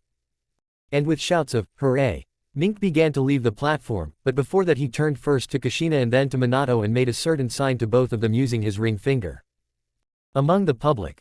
Kukuku, who would have thought, Kabuto, there are interesting specimens in the east, said Chibello Albino to his rail-chroming blacksmith, who was also drooling, just thinking about what they could do with a few experimental minks. Yes, of course. And now let's move on to the third fight. Dan tournament continued. Now from the west the next participant is a genius of diligence and hard work, as well as a master of taijutsu. With Konoha. He must be talking about Lee, thought almost everyone, except Shikamaru and a few others. A master of taijutsu, born in Suna. Shira. In walked a young man with tanned skin, spiky gray hair and brown eyes, with several noticeable scars on his body, one of which ran horizontally across his neck. He was wearing gray pants, a dark green shirt tied with a light green belt and standard-issue Suna combat boots. And from the east, be careful guys, she may be as beautiful as a flower, but she's more of a carnivorous flower. Born on the great island of Britain and was the bodyguard of Warlord Bison. Cammy White. In walked a blonde with green eyes, in some games they are green, in others they are blue. I like her better with green eyes, who had two very long pigtails sticking out from under her red beret. She was wearing a green triangle swimsuit that revealed her long and sexy legs, painted with green camouflage patterns. He also wore red gloves and black combat boots. Shira nodded to her opponent, who nodded back, and the drums started beating faster. Don't hold back with me just because I'm a woman, Cammy asked her opponent, who just smiled at her. I didn't think I'd disrespect her like that, the young man replied to the blonde, who just smiled. The Suna native took a liking to her, as he assumed that if she was here, it was because she could compete with him on equal terms. Gong. And the fight began. Shira started with a quick combination of jabs and hooks, which the blonde blocked with her legs and all fours. A jab to the jaw, she blocked with her elbow, a hook to the kidney, she used her leg, a punch to the chest, with her left hand. Having successfully parried most of the blows, he received a standing ovation from the entire stadium, where at that moment the Westerners were cheering for the Suna native, who became the first opponent to face a fighter from the Empire. Cage box. Well, I must admit, their fighter is amazing, said with genuine respect for the Jonin's skills, especially since Suna wasn't exactly known for using brute force. True, but Shira chose that path because she had no other choice, Gaara admitted. She was born with deformed chakra coils and unable to shape her chakra for ninjutsu or genjutsu, so he focused all of his potential on taijutsu. I thought you were describing Might Dai from Konoha, Mei chimed in. How disappointed we were in Kiri to learn that the killer of 3 of the 7 swordsmen who fought against them all together was a genin. I see you've always underestimated prodigies. Minato held back and said nothing, but added. So you, like Dai, are self-taught. Gaara nodded and added. Yes, he trained alone and through his own efforts, trial and error, he achieved what he achieved. You see. The VIP box, the Emperor and Friends. Wow, it's like watching Lee fight, Naruto admitted, still using his voice distorter. Cammy will have a hard time, but she will win this fight. You seem to have a lot of trust in all of your fighters, the Sannin mentioned, watching as Cammy kicked Shira hard in the stomach, about 6 times, while spinning around like she was a drill. All of them, the Emperor admitted, without many of them, nothing would have happened in the Empire or without their mentors. Karen looked mischievously through her mask at her cousin and asked. Are you and Barbara going to do the Tiger League today, or will it all depend on how Kara wins? Hello, the Emperor exclaimed, clearly distressed. Everyone in the box simply laughed, watching Shira's nonchalance as Cammy finished the fight she was starting to lose. Shira had something similar to Rock Lee's technique called the Breath of the 7 Heavens, which involved regulating the oxygen supply to the lungs to increase metabolism and therefore strength and speed. Unfortunately, despite her advantage, skill won out over strength here, as Kami did a front flip when the Suna Junin was about to rush at her to knock her down. Due to his momentum and speed, he was unable to stop in time and was thrown off the platform. Too bad, this is the first time the West has been so close to winning. Dan sincerely admitted, disheartened. Still, it was a great fight, give a round of applause to participant Shira. And the audience applauded when Kami was declared the winner, she gave the role to Shira.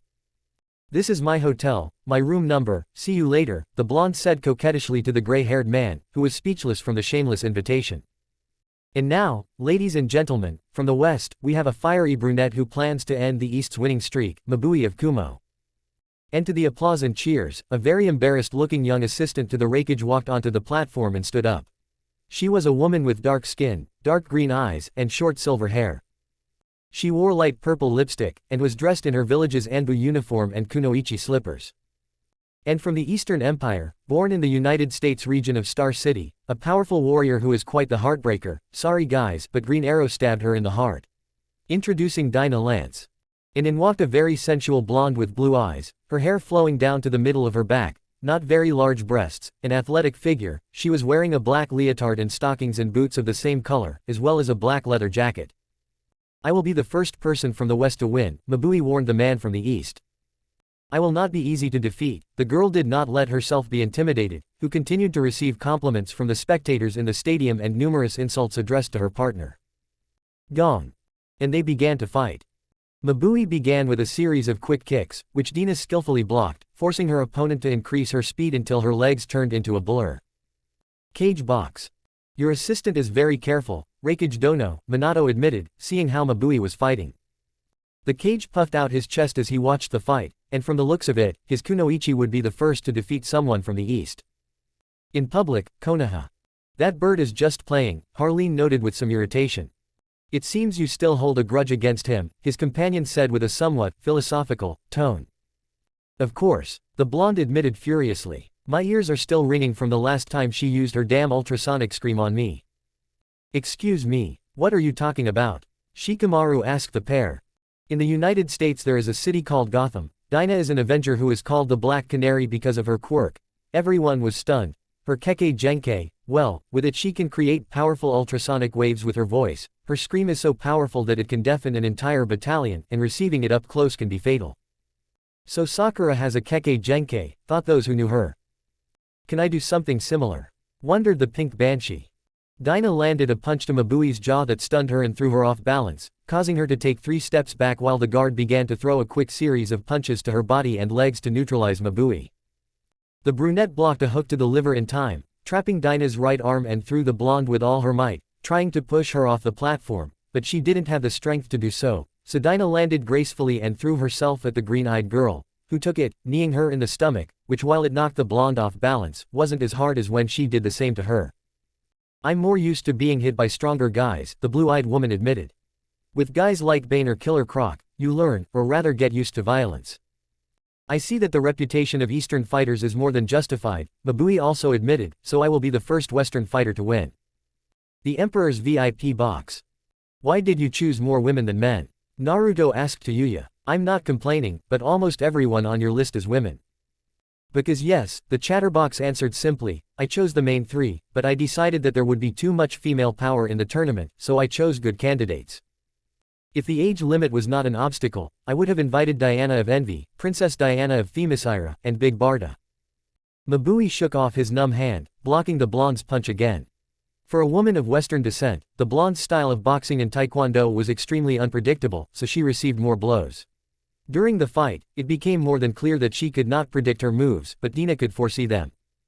Like now, when he landed another blow to his liver, slipping past his guard. I have to find a way to reverse this. If I lose, Darui will be Kumo's only hope, and something tells me he'll have a better opponent than me, thought the assistant, blocking a kick to the stomach. Holding her leg, Mabui tried to knock her down, but it backfired when Dina used it as a springboard to gain height and deliver an axe kick that nearly knocked her unconscious. The guard then grabbed her by the neck and began to apply a hold. Mabui began to kick Dina in the stomach, apparently he was luckier than Shizuka, because this time they still let go of the brunette. Close, it doesn't matter, the blue-eyed girl shrugged, the fight isn't over yet. And he resumed his attack, not giving the brunette a chance to recover. Now he gave her a strong kick in the face from a running start, knocking Mabui off her feet, and then, when his opponent was on the ground, he turned her face down, took her legs, sitting on the upper part of the green-eyed girl's back, and pulled them with one hand, and with the other he held her head and began to tilt it, still sitting on her. Starting to frantically grab her silver hair and scream in pain. "Stop, stop, I give up," Mabui shouted after a minute in this position. "Mabui of Kumo has surrendered, Dinah Lance of the Eastern Empire, win the fight." And the blonde let go of her victim and kindly helped her to her feet. "Good fight, if you want a rematch, come to Gotham or Star City," he shook Mabui's hand. "Next time I will be the winner," the brunette smiled. Although he had lost, his opponent's humility had endeared him to himself. After both had left the platform, Dan announced the next match. And now, from the west, a member of the Honorable Hyuga clan, who is called a prodigy in the rat's nest where he lives. Neji Hyuga. And surprisingly, although there were no cheers except from Konoha, no one insulted the Hyuga. And from the east, from the honorable clan that was one of the pioneers of the Emperor's unification. Rei Hyuga. Chapter 4, Eastern Rampage. The East is gaining strength. You know, this problem with dysgraphia, excuse the keyboard clicks and the horrors of autocorrect. And remember, Naruto and his characters are the property of Kishimoto-sensei. Review. Pirate virus. About what power was pulled out of the sleeve, it would be better if it was a transmigrator of anyone. But anyway, yeah, the East brings its fans, and there are quite a few of them. Deadpool 50,004. Still a little bit to do, wait a bit. Otaku Fire. Preloaded, it's Nightcrawler from the X-Men, only here he's a priest, not a monk. JGM 250500. Ready for more humiliation, wait until you see what awaits someone on the third day of the tournament. Serenity Usagi. Thanks, you always give me good wishes when I'm sick, so cheer up. Araya. Wow, a second reader in a different language. I can't believe it. Oklax, Italian. Yami is the Black Dragon. With this green arrow, all he has to do is call himself Bruce Wayne and live in Gotham. But this one is a bit of that classic green arrow. No one killed Barry and Pietro, that will be revealed later, as well as how they died, but I'll just say they weren't killed. As for Wanda and her father, that remains to be seen. Like Danny Fenton. Sheehan 145. Sasuke's situation was going to be epic, or so he hoped, and their pride was truly off the charts, but those from the east would give them their tetrametrysil to bring them back to their reality. And of course they were better prepared, centuries of warfare had given them better training than those in the west. Let's begin. A few minutes ago. It's very strange that the Hyuga clan wasn't insulted, Shikaku remarked, seeing several people looking suspiciously at the Hyuga council and Hiyashi. And you wouldn't dare bribe the host Hiyashi? Of course not. The other man defended himself. I'm also surprised that you didn't. Rei Hyuga, the announcer mentioned, leaving the people from the west and the Hyuga council looking very, very pale. The cage box. Hyuga in the east. All the cage exclaimed, hearing this and seeing the fighter climb onto the platform. To be honest, I don't know what's surprising to you, Maria mentioned. The Hyuga clan comes from the land of Zinpangu in the east of the continent. They emigrated when Drusilla, the demon lord, began to invade their lands.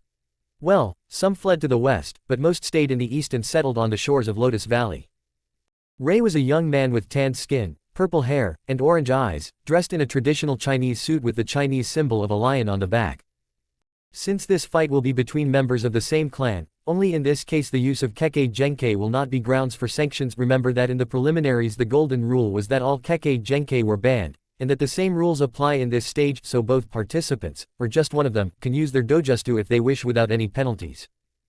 And the drums began to beat faster as both fighters prepared themselves. Neji took the classic gentle fist pose while activating his Byakugan, while Rei took a pose similar to Hinata's, albeit much looser, and yes, when activating his Byakugan, his eyes were the same as Neji's, removing any doubt that he was a Hyuga. How are you a Hyuga? Neji asked in shock. Hello. We Hyuga are originally from the east, the young man stated and, seeing the surprise on Neji's face, cursed under his breath. Now it turns out that I owe Naruto 1,000 zeni. And this shocked the western Hyuga even more. I forgot to mention that there were television screens and cameras that were broadcasting the fights to the arena and across the country, so everyone heard the eastern Hyuga say the name of the despised hero, receiving a variety of answers in response. The Namikaze family was full of hope. Gaara was smiling sincerely, as were his brothers, Mei, Onoki and Ei, who thought that if it was Naruto, they would offer him a place in their village. And the emperor just smiled at this. He put on this show, and everything was going swimmingly. Gong.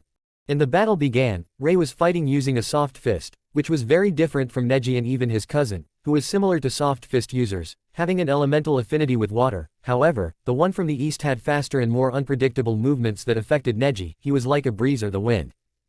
Your soft fist style is based on the wind element, the Western prodigy said to the Eastern prodigy, who shrugged. Quote exclamation mark. Yeah, of course it's based on the wind. He spoke as if he was talking to a mentally retarded person. What kind of idiot would try to force a wind user to use the fire, earth or water style? Although our clan is predominantly earth elemental, there is a style for those of us born with a different affinity for it. With Konoha. Hinata and Hiyashi glanced sideways at their clan council, which was now pale. Supposedly, this was an ancient family tradition that had always been followed. The girl with pearly eyes had almost been demoted for not using the gentle fist of earth style. In fact, she was practically the first waterbender in years, and it turned out that the Eastern clan had always mastered more than one style. What else was the difference between the two clans? You are within my reach. The Western Hyuga declared, 8 trigrams, 64 palms, and began to hit him with his best combination of punches. Until I reach the age of 64. Ray stood motionless, receiving a combo boost from Neji, who jumped back, hoping that his Eastern counterpart would give in or something. It was something, because he started laughing loudly. Better use your Byakugan, the purple-haired boy asked Neji. Realizing what he meant, I was shocked. None of his chakra was sealed, not one. Armor Haki, mentioned an Eastern miracle. During the Unification War, our clan learned to use and absorb training methods and styles from other parts of the continent.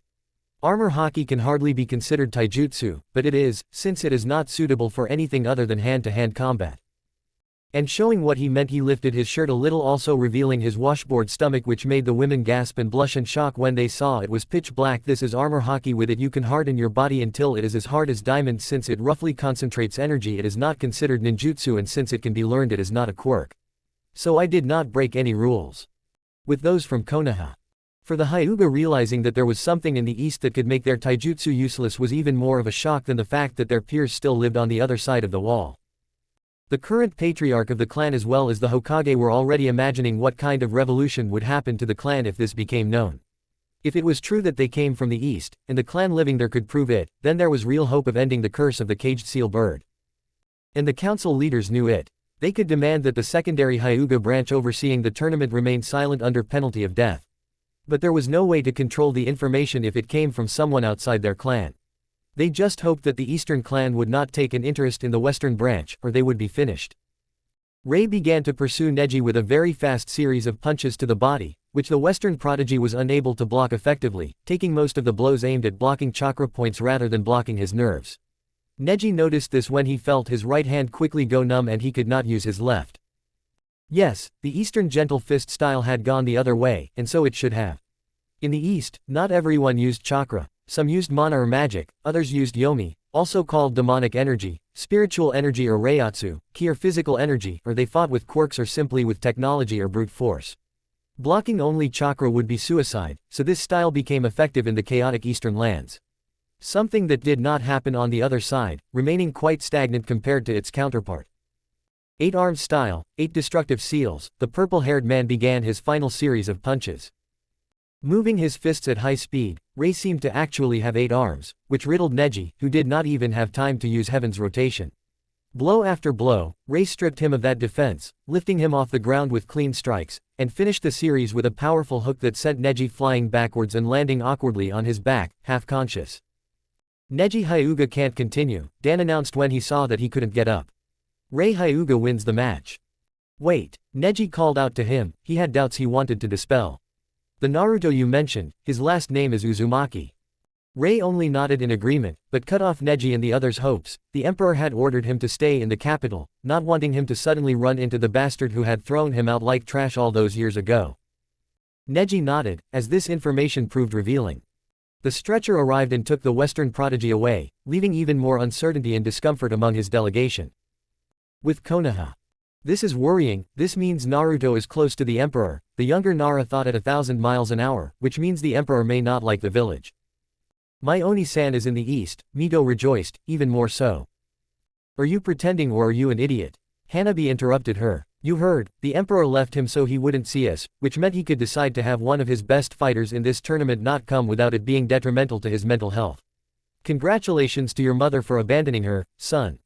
The girl with pearly eyes hugged her older sister, comforting her, so close and yet so far away. They finally knew exactly where he was, and there was nothing they could do for now. The cage box. Is it true that Naruto Uzumaki lives in the east? Gaara asked Maria hopefully, who nodded affirmatively. He is one of the Empire's war heroes, he admitted, the sun that illuminates even the most hopeless being and is capable of breaking hearts. Without him, the peace of the Empire would not have been achieved. One man's loss is another's gain. He turned to look at Minato and said with irony and mockery. Thank you for throwing him away like a dog. The Yondaime clenched his jaw, trying to calm himself. Given his situation, now was neither the time nor the place to explode. And now, ladies and gentlemen of the audience, Dan continued, giving everyone a chance to digest the revelation, the final battle of the day will now begin. From the west, from the biggest brothel in the elemental nations, the son of a fucking idiot and a cheap whore. Menma Namikaze. Refuse. Menma yelled, approaching the extremely angry commentator, who did not even flinch. Do you want to continue participating in the tournament? Dan asked rhetorically. Menma just gritted his teeth, the village really needed money. I thought so, he said smugly and continued, and from the east our next participant is not a girl, but a supergirl, from the royal house of the lost kingdom of Krypton, Princess Kara Zor-El. And then a young woman entered, receiving a standing ovation from the east. She was 22 years old, with blonde hair down to the middle of her back, blue eyes, and a slender figure with not very large breasts. Although her long, sexy legs were not small, they were emphasized by red knee-high boots. She also wore a red miniskirt and a blue short-sleeved blouse with the symbol of the House of El, the letter S, on the chest. Aren't there any men in the Empire, my dear? Menma asked, continuing to fight with the women of the East. You're in trouble, the young woman simply said. Gong. And without wasting any time, Menma delivered an uppercut to Kara's jaw, smiling shamelessly, but the pleasure did not last long. Ah, my hand. Namikaze complained like a little girl. What the hell did you do? It's nothing, I don't care, she shrugged. You're very gentle. And she answered him with a punch to the jaw, a blood-curdling crack. A sure sign that his lower jaw was broken. Namikaze suppressed a cry of pain, clenching his jaw tightly, and took 2 steps back, not understanding what the hell had happened. The Emperor's VIP box. And it's already 6 o'clock in the evening, Uzumaki remarked casually. What does time have to do with it? The Sannin asked, not understanding. The Empress answered for herself. It turns out that Kryptonians had an amazing ability to absorb the energy of the sun and use it to their advantage. The more sun there was, the more powerful they became. Their power peaked at midday, but at the same time their body became more resilient the longer the day went on. It is said that at midday their bones were harder than diamonds, muscles stronger than titanium, and skin stronger than steel. At midnight, they are vulnerable, as they can only use 10% of their full power at that time. Unlike Escanor, who is a complete weakling at midnight, Tayuya jokingly mentioned, Darkseid, the demon lord, invaded and destroyed them in alliance with 2 other demon lords, attacking at night. Krypton's capital, Kandor, was besieged for 100 nights before it fell. The only ones to escape were cousins Kal-El and Kara Zor-El, who fled to the city of Smallville in the United States. If you think she's amazing, you should check out her cousin Kal, Karen finished. The Emperor only saw Menma swing his axe at the last daughter of Krypton once again, and she didn't even flinch, taking advantage of the moment to simply grab Menma's leg and slam him mercilessly and hard onto the floor. And he picked it up again and hit it again, repeating the action about 6 times before he let go with force one more time. Drooling blood and teeth, Namikaze, who hadn't even had time to put his hands in there. There are no men in the West. Kara asked Menma rhetorically. If you are supposed to be the best of the Namikaze brothers, I would advise the other to retire, because she doesn't stand a chance. Menma was stubborn, so he barely got up and, using senjutsu at the level he was capable of, began to attack the Kryptonian. It seemed to work, since he finally managed to cut off his left eyebrow, but still. If you are going to play rough, let's play rough, the blonde said decisively. Menma felt like he had been hit head-on by a locomotive, and nothing more. He did not realize how the blow he received knocked him off the platform and slammed into the wall opposite of where he was looking. And he did not hear the crunch of ribs breaking or shattering into many pieces. And Kara could not bear it for another second. As Hinata thought, having Namikaze in front of her was like having a crude parody of her brother, who, if he had to, would have continued, who knows how. This was demonstrated by the fight in which Naruto with Cal, Lord Sun and Meliodas barely survived against Darkseid and his 3 best generals. And now we have this worm, who, although not fatally, could not withstand her restrained blow. This piece of trash screwed up, Dan announced. Kara Zor-El, win the fight. As a reminder, the remaining preliminaries will be held tomorrow at noon. We look forward to seeing you. Once again, Gem and her companions began to play to liven up the entrance. Given their excellent play, the concert turned into an improvisation that only those from the East and the locals were able to enjoy. The shinobi villages certainly had something to think about. The hall of the inn where Konoha was staying, that same night. Of the 3, Menma is undoubtedly the worst. Kushina told her husband, that woman completely broke his jaw. His lower jaw is broken in 2, and his upper jaw is broken in 3 places, plus he has 4 broken ribs, and the rest are cracked. Kiba, on the other hand, has a broken lower jaw and knees. Neji only has bruises. Minato sighed, tired both physically and mentally. They all knew that the land of spring would be hostile to them, but not to this extent. Especially his eldest son, the hatred and bloodlust for him in the arena was palpable in the air. How could Naruto endure this without trying to commit suicide? Speaking of his son, they finally received reliable news of his whereabouts, but for now, given the Emperor's reluctance to receive the delegation, they had to wait until the tournament was over. Hiashi also held a closed meeting with the Council of Mummies, who demanded silence. To which he laughed in their faces. Did they really think they could hush this up? He knew the answer. He was simply hoping to gain an audience with the leader of the Eastern clan, who was legally his superior, and thus fulfill his wife and brother's dream of repealing the stupidity of the seal. The next day. And like clockwork, by midday the arena was filled with competitors ready and willing to resume the preliminaries. In the case of the West, to start winning battles and turn around the East's crushing performance from the previous day. Gem and the holograms were back on their makeshift stage and began playing a song, this time in English. All the old paintings on the tombs. They dance a dance in the sand, don't you know? If they move too fast, oh, oh, oh. They fall like dominoes. And those from the East just clapped and moved in place. The language was unknown in the East, but one thing was clear, the melody was catchy. All the market people by the Nile. They got the money for the bet golden crocodiles, oh, oh, oh. They snapped their teeth at your cigarette. And now even a few of the Westerners were already dancing. Foreigners with hookahs say, oh, they, oh, they, oh. Walking like Egyptians. Blonde waitresses take away trays. They spin and cross the floor. They have moves, oh, oh, oh. You drop your drink and they give you another. All the schoolchildren are so tired of books. They like punk and metal bands.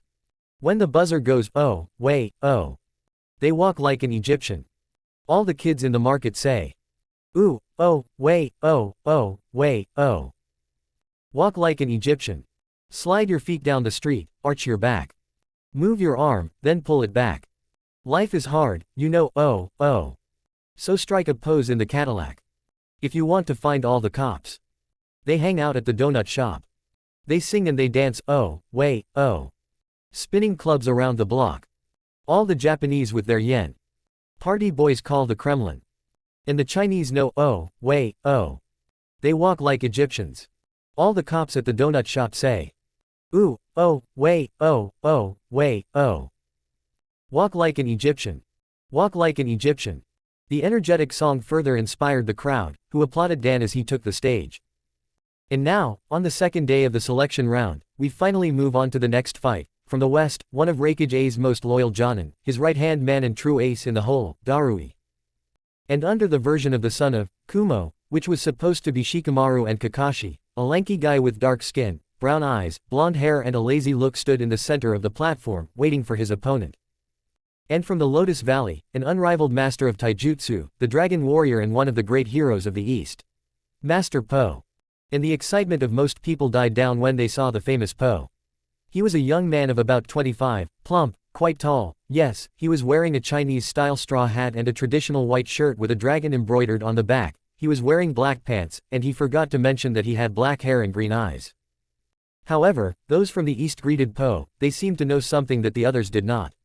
And it began to unnerve even the most perceptive people. Okay, let's get this over with, said Darui, who had bought it from the general public. If you trust my appearance, you will never see my barbarity, warned the fat man. Gong. And then Darui immediately regretted it, because the dragon warrior slapped him on the stomach and sent him flying backwards at least 20 feet, towards the last section of the platform. "Damn, I didn't expect that," exclaimed the man from Kumo, furious at having fallen for such a childish trick, and just as he was about to rush forward and fight, something fell on him. It was Po who showed that even if he ate too many tamales, it did not mean that he was not fast and agile. "See what I meant," Po said, raising himself up a little, and after a few moments, he returned his humanity to poor Darui, who couldn't even scream because all the air had been knocked out of him. Po jumped back and, not letting Kumo breathe, performed a few katas, and when he finished them, when the dark-skinned man stood up, he punched the air. Panda fist. And a stream of compressed air hit the Kumo man in the face, throwing Darui another 2 meters back, who was now only 4 meters from the edge of the platform. The shinobi barely managed to dodge, avoiding a punch to the stomach from the kung fu master, who smiled cheerfully. There was no longer condescension or apathy in Darui's gaze, which meant that the fight would finally be serious. With those from Konoha. Calling someone a teacher. "Young man, I see that in your case it is justified," Guy thought out loud. "What does Guy-sensei mean?" Tenten asked. "Look at his movements," asked the eyebrowed one, and, since his student was concentrating better, like almost all shinobi, he continued the lesson. "The boy knows that he is fat, he must be slow, clumsy and unwieldy to fight. However, his movements are the complete opposite, and this gives him the first advantage in combat, since assuming that he is clumsy, you do not expect him to be fast and agile, and this can cost you victory in combat. Moreover, he uses his body as it is in fights based on this. Instead of embarrassing himself because of his fatness, he even uses it to crush or defeat his enemies. And considering how well developed his style is, one can say that he is a master even at such a young age." He said the last words with admiration. Cage box. And while Guy was lecturing, analyzing Po, I was furious to see that Darui was under his control. Po's fidgety and unpredictable style was reminiscent of a drunken taijutsu style, but sober. His movements were completely unpredictable, but he seemed to be in control of his clumsy movements, making Darui look like a beginner. The Kumo Jonin threw an axe kick at him, which the master blocked by ducking. A hook to the liver was blocked before he effectively lunged forward, as the fat man stomped very hard on Darui's right foot, causing him to jump, grabbing the step he had made. And when he finally managed to land the devastating blow, Po used the force of Darui's punch and his elasticity against him, somehow landing a double hook to his body, using the force of the blow received, causing the Kumo man to shake violently, and choke on blood. "I think I've gone too far," the master said sadly, nervously rubbing the back of his head with his right hand. "Well, I guess I should finish this fight once and for all." And it happened again. He began performing kata, this time more fluid, more like a dance than a taijutsu exercise. By the time they were over, Darui had recovered from the pain and was ready to turn the tide of the fight. Bull kick. He hooked the chubby boy born in Kumo, but the dragon warrior blocked it with an open palm and closed eyes. The same happened with the series of blows the man from Kumo tried to throw. All of them were easily blocked, and he didn't even seem to close his eyes. "Now," Po said calmly, and before Darui knew what he meant, Po knocked him off his feet, throwing him off balance. Without letting him touch the floor and doing the splits, the master delivered a powerful blow with his right palm, which sent Darui flying to the side until he was 2 steps away from the edge of the platform. Po stood up and simply stomped his foot on the platform twice, causing Darui to fall off the platform. Darui of Kumo has fallen, so Po wins the battle. And the young man's calm face changed to a happy and lively one. Po blew kisses to the arena and thanked everyone for watching the fight. Although it was hard for the people of Konoha to see, he reminded those who always appreciated him, back when Naruto defeated Neji. Master Po's personality was very similar to the blue-eyed man's. When Po left, threatened by a 29-year-old girl who looked suspiciously like Tenten, only the girl was wearing a black kipao, her hair was loose, and her eyes were amber. Otherwise, they were almost the same. Dan climbed onto the platform again. The next fight will be between 2 great fighters from Otogakure, Yugo. And then a young man with red hair and almond-shaped eyes, dressed in black shinobi pants and a white shirt, approached. What was in sharp contrast to the reputation of the albino Sannin was the serene face of the shinobi from his village. And from the east, the Dark Knight's #1 student and the current leader of the Titans, Dick Grayson. In walked a young man of 21, with black hair and light green eyes. He was wearing black pants, a blue shirt and a black jacket, as well as black combat boots and a yellow belt. Several of the girls from the east were sighing over him when he walked in, but that was all. After all, the young man's girlfriend was there. And she was quite possessive of her man. "You better give up, I don't want to hurt you, the man from Odo addressed the man from Gotham, who only smiled cheerfully.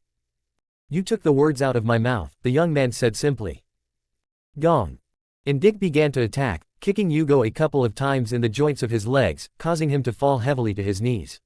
As his mentor had taught him, against guys bigger than you need to start by restricting their movements, and this was a good first step. The Odo shinobi noticed his opponent, whose strategy was based on neutralizing him first, so, trying to counterattack, he rose as high as he could and delivered a crushing blow to the jaw, from which Dick very effectively flew to the side, landing, taking control of his fall, to the applause of the East for the maneuver of a skilled former acrobat. With those from Konoha. Booyah, do not relax, old man, exclaimed a young man with dark skin, wrapped in a hoodie, standing behind the men from Konoha. Well done, Nightwing, exclaimed another young man, surprising many because his skin was green.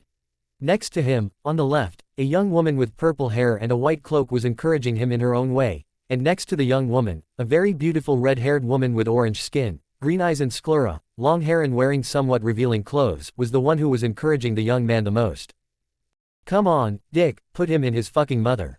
The young woman exclaimed very excitedly, the place next to the young man with dark skin, the blonde with watery green eyes, who was dressed in a black blouse with 2 W's and red pants, scolded the redhead. Corey, no bad words. Sorry, but I got too excited, she said, and her beautiful face seemed to blush. And those who lived in the West heard some people in the East say that only at such an event could you see the Titans in the audience supporting their leader. Like Dinah, Dick was used to this kind of bullying, so unfortunately for Yugo, he could not incapacitate his opponent to get a quick victory, which made him and his master nervous, since the longer the fight went on, the greater the risk of disqualification due to certain circumstances that were bound to happen. So he switched from fighting to simply trying to knock the black-haired man out with one punch, a strategy that unfortunately left huge holes in his defenses, which the Titan leader later took advantage of. Trying to land another blow, the young man from the East grabbed Yugo by the arm and, using a judo move, used his strength and weight to send him flying to the right side, where they were closer to the edge and, before he could recover, a flying kick almost knocked him off the sand. Yugo barely managed to get out of it. Trying to regain control of the fight, he kicked him in the jaw, which Dick barely blocked, and, taking an advantageous position, kicked his unraised leg, throwing him off the platform. Yugo has left the platform, Dan announced as the Odo shinobi let out a blood-curdling scream and transformed into a creature exuding bloodlust. He jumped back into the arena and Dick simply walked away without paying any attention to him, and everyone knew why. Before Yugo hit Dick, everyone heard a crack, and they saw him stop a meter away from the one from the East when they knew exactly what had happened. Corey had slammed his right elbow into Odo's chest, getting stuck hard. When he pulled it out, the only fighter Orochimaru had been able to reach before the finals choked on blood and fell down, seriously injured, and was taken away by doctors for treatment. Thank you, Corey. Dick mentioned that, breaking the deathly silence that followed watching that scene. Corey had risen from the stands onto the stage in just a few moments and defeated an opponent who seemed formidable on paper. That single display of strength, not the fights he was continually winning, was what helped the West find reality. And they made the Namikaze family break out in a cold sweat, because it was Kara who ended up in that strange woman's place. If she wanted to, she could have killed Menma, and that was terrible. Chapter 5, The Power of the Saiyans. The Power of the Saiyans. You already know about dysgraphia, excuse the typing and the horrors of autocorrect. And remember, Naruto and its characters are the property of Kishimoto-sensei. Review. Seigo Linner. Wow, I sincerely doubted that anyone knew exactly who Cassandra was. She is a descendant of someone like Barbara, so she is 75% human. But whatever her battle form was when she fully activated her NAB capsule would be her Sulong form. And yes, since you showed me that there are those who know about this, both Master Granizo and Aldo will appear in the part of the Empire that hints at Mexico. Whitefoot Saint or Grasshopper. South. JGM 250500. And I even made 2 in 1 week. I hope you like it. Serenity Usagi. Thank you, my friend, for your service. Yami the Black Dragon.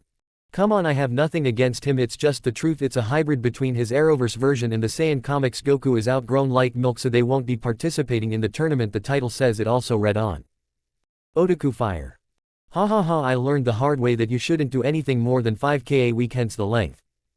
Marvel Alucard comics are coming out, and oddly enough, like I said, it's kind of a cliche in Empire fanfics. They always include him, Sarrazin, a butler whose name I always forget. I may or may not say that. Deadpool 50,004. Thanks. Regarding the length, the answers are the same as above. I know from experience you shouldn't write more than 5k words per chapter. Tenshin Jin. Thanks. TXPOK2460. Served my faithful reader. Pirate Virus. Well, about Sakura. You're right, about the fanfic. Yes, you should be wary of an angry woman, especially if she's a Tamarin. Sheehan 145. Don't think that emo will open the next chapter. And thanks for reading. Alux. Well, since you're using Saint Google to translate, I assume I apologize for answering in Spanish. I speak English, but my problems with another language are even worse, so I'd better refrain from doing so. Secondly, thanks for the compliments. It took me a while to decide to write my first Spanish-language fanfic on this topic, as well as to plan the story and combine the universes that make it up. I'm glad you enjoyed my efforts. We're getting started. Dan cleared his throat to get the Shock West crowd back on track as Corey and Dick walked away and the redhead snuggled ever so cutely up to her boyfriend. Now let's move on to the next fight. From Iowa, the honorary granddaughter of the Sandame Tsuchikage, Karatsuki. And then a beautiful young woman of about 20 with short black hair and purple eyes came out onto the platform. He wore the standard Jonin briefs for the kunoichi of his shinobi village. And from the east, one of the most famous mercenaries of the United Empire, born in the Harlem area of New York, in the Confederate States region. Luke, strongman, Cage. And then a 25-year-old young man with dark skin, a shaved head and a black beard casually approached us. The young man with brown eyes was dressed in a yellow hoodie, gray jeans and black and white Converse sneakers. I will be the one who brings glory to Iowa by defeating you, said the temperamental kunoichi, getting ready. Well, that remains to be seen, the young man shrugged. Gong. And the Tsuchikage's granddaughter, wasting no time, rushed forward and kicked Luke in the chest, which the mercenary blocked with ease, responding with a strong elbow to the young woman's leg. Karatsuki could only scream as she felt her opponent's powerful blow, which left her leg numb. The Imperial Box. They actually invited a mercenary to the tournament. Asked the honey-eyed girl. I don't want to ask you, but it's not something dangerous. Well, to put it simply, shinobi are mercenaries too. Uzumaki defended himself, and there was not one of them, but two. But putting that aside, Luke and his partner, as well as Jessica Jones and Misty Knight, form a group that some in the Empire call heroes for hire, since they never take on missions such as assassinations, robberies, or kidnappings. They even rescued a kidnapped scientist once, literally for homemade cookies and milk, Tuyuya added, so they help the poor with modest payments, but the rich. Just by coming to the tournament, Luke and Danny had already pocketed 10 million zeni between them. The women of the West found this curious, because the East really did have everything. Even Tsunade wanted to see what kind of face Ai and Onoki would make when Luke probably refused to live in their village. Because she was sure that they would try to convince him to join her. Karatsuki jumped up and ended up on top of Luke, wrapping her legs around his neck and trying to knock him down by falling backwards with her body, but she failed, since the mercenary was not fazed by this strategy. So he recklessly fell on his back, and the kunoichi tried to grab him to deprive him of air and thus win the fight. Too bad, that was exactly what Luke wanted. With his feet planted on the ground, the man began to do squats using brute force, making jerky movements. With the kunoichi still pinned to his body, every time he lowered his torso, he dealt her a good blow to the body, and the sharp jerk when rising caused her to finally hit her head, forcing her to release her opponent, who sighed in relief seeing that his trick was effective. "Dear Christmas, you are so stubborn," Luke exclaimed, who thought that it would take him no more than 3 attempts to free himself, instead of 11. "You are so stubborn. You will see." He rushed to attack the kunoichi again, delivering a quick series of kicks, which Luke blocked, protecting his body with his arms folded in an X shape. What alarmed the kunoichi's grandfather was that the subject seemed to be showing an unusual resistance to using this kind of defense. The young woman finished her combo and jumped back, breathing heavily, confident that she had already done enough damage to him to defeat him with a little more effort. But that was not going to happen. Luke simply dropped his hands and smiled slyly before charging head-on at the still tired kunoichi, who was barely able to block the blows that the mercenary began to throw at her. For her, this rare taijutsu combo that only used her fists boxing was extremely awkward, which, combined with her fatigue, began to create huge holes in her defense, which the mercenary was quick to take advantage of. The New York native landed a hard punch to the kunoichi's stomach, causing her to double over in pain, tears in her eyes and gasping for air. Instinctively, she raised her hands to the place where she had been hit, completely losing consciousness, and slowly collapsed, not having hit the ground. When the mercenary caught her and gracefully placed her on the ground, under the joyful cries of the East and the people of the Land of Spring, who once again saw how the Emperor's warriors had won the fight. Kuratsuki cannot continue the fight, Dan announced officially. Luke Cage wins the fight. The VIP Cage box. Kaya, I want you to write down Luke Cage's name, so that if our shinobi see him, kill him. The Tsuchikage ordered his assistant, and a few moments later he retired to the infirmary to visit his granddaughter. For Iwa, the tournament was over, and he went to see what the light of his old age was like. As evil as always, thought I and Minato, watching the eldest Cage leave.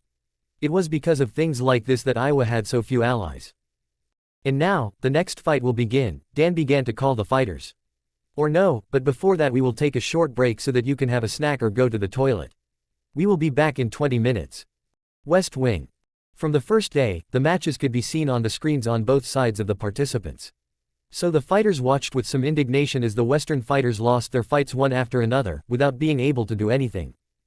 Although the closest to victory were Shira, Mabui, and now Kuratsuki, it was also noticeable that there were at least two competitors on the Eastern team who were clearly in a different league, with Kara and Sandersonia simply being on a higher level than what the other competitors showed. At first, Maru thought he could win the fight, but now he was unsure and was next. So at the end of the break, during which he simply went to the toilet and lay down for a minute, he entered the ring to face his opponent, hoping to be the first to win the fight. I hope you made good use of the short break. The tournament announcer began, and now, the grandson of a foolish old man, from a rat's nest, the second youngest fighter in the finals is going to try to become the first of this nest of vermin to not be so horribly humiliated. Maru Sarutobi. And with a sigh of mental fatigue, Maru went upstairs. He was wearing the standard Jonin uniform, but he also wore a blue scarf, obviously hand-woven, and an old pair of blue glasses that Sarutobi considered his greatest treasure. The Emperor smiled, seeing that despite everything, he still maintained a sincere friendship with one of his first friends, who admired him shortly after they met. And from the east, one of the last survivors of the Great War of the nation of Plant Valley, the #1 disciple of the late Prince Vegeta. Kyabe. And then a 17-year-old boy approached, similar to Vegeta, only instead of spandex and armor that the prince wore, he was wearing the military uniform of the Imperial Guard, consisting of black pants, a dark purple shirt and a black jacket with the Imperial symbol, a golden sun on the back and a white nine-tailed fox inside. And something like a belt made of some kind of animal fur. Let's have a fair fight, Kyabe asked Maru, who nodded in response to the request, and they prepared for battle. Gong. And the fight began. Kyabe attacked first, hitting Sarutobi in the chest, which was like a mace, but without letting go of his opponent, he delivered a strong blow to the jaw, knocking Kyabe off balance. He honestly did not expect such a response from his opponent. He smiled enthusiastically. The fight will be more interesting than he expected. The Imperial Box. Your #1 fan versus your self-proclaimed #1 fan. Tayuya mentioned watching the fight while admiring Vegeta. Naruto nodded as he watched the young Imperial Guard member land a good flying kick on Sarutobi while Maru blocked it as best he could with his arms crossed. The second of the three main ones, Mother Empress noted, Gohan and Kale will also be tough opponents for Rock Lee and Yosuke. Well, there's a reason they'll be facing the Saiyans, Karen added. Shizune looked like she wanted to ask something. How did she know that? Uzumaki replied. The Saiyans were also exterminated by Darkseid for the same reasons as the Kryptonians. In order to defeat Krypton, Darkseid teamed up with King Cold, the Great Demon of Cold, and Hardler, the Demon General, and only then did they manage to win. Alone, none of them would have been successful, especially against the Saiyans. They are warriors by nature, they are strong and adapt very well to any opponent on the battlefield. They also have a couple of interesting tricks up their sleeve. One of them is that the stronger their opponent is, the stronger they become if they survive themselves. They call this innate ability Zenkai. And the other, let's say the unconscious version that every Saiyan can create, they never want to see it. But from what you said, they didn't kill them all, Tsunade asked. No, Karen admitted, there were more than Kryptonians who survived. The only ones who survived were Prince Vegeta, Lord Son Goku, and his wife Caulifla.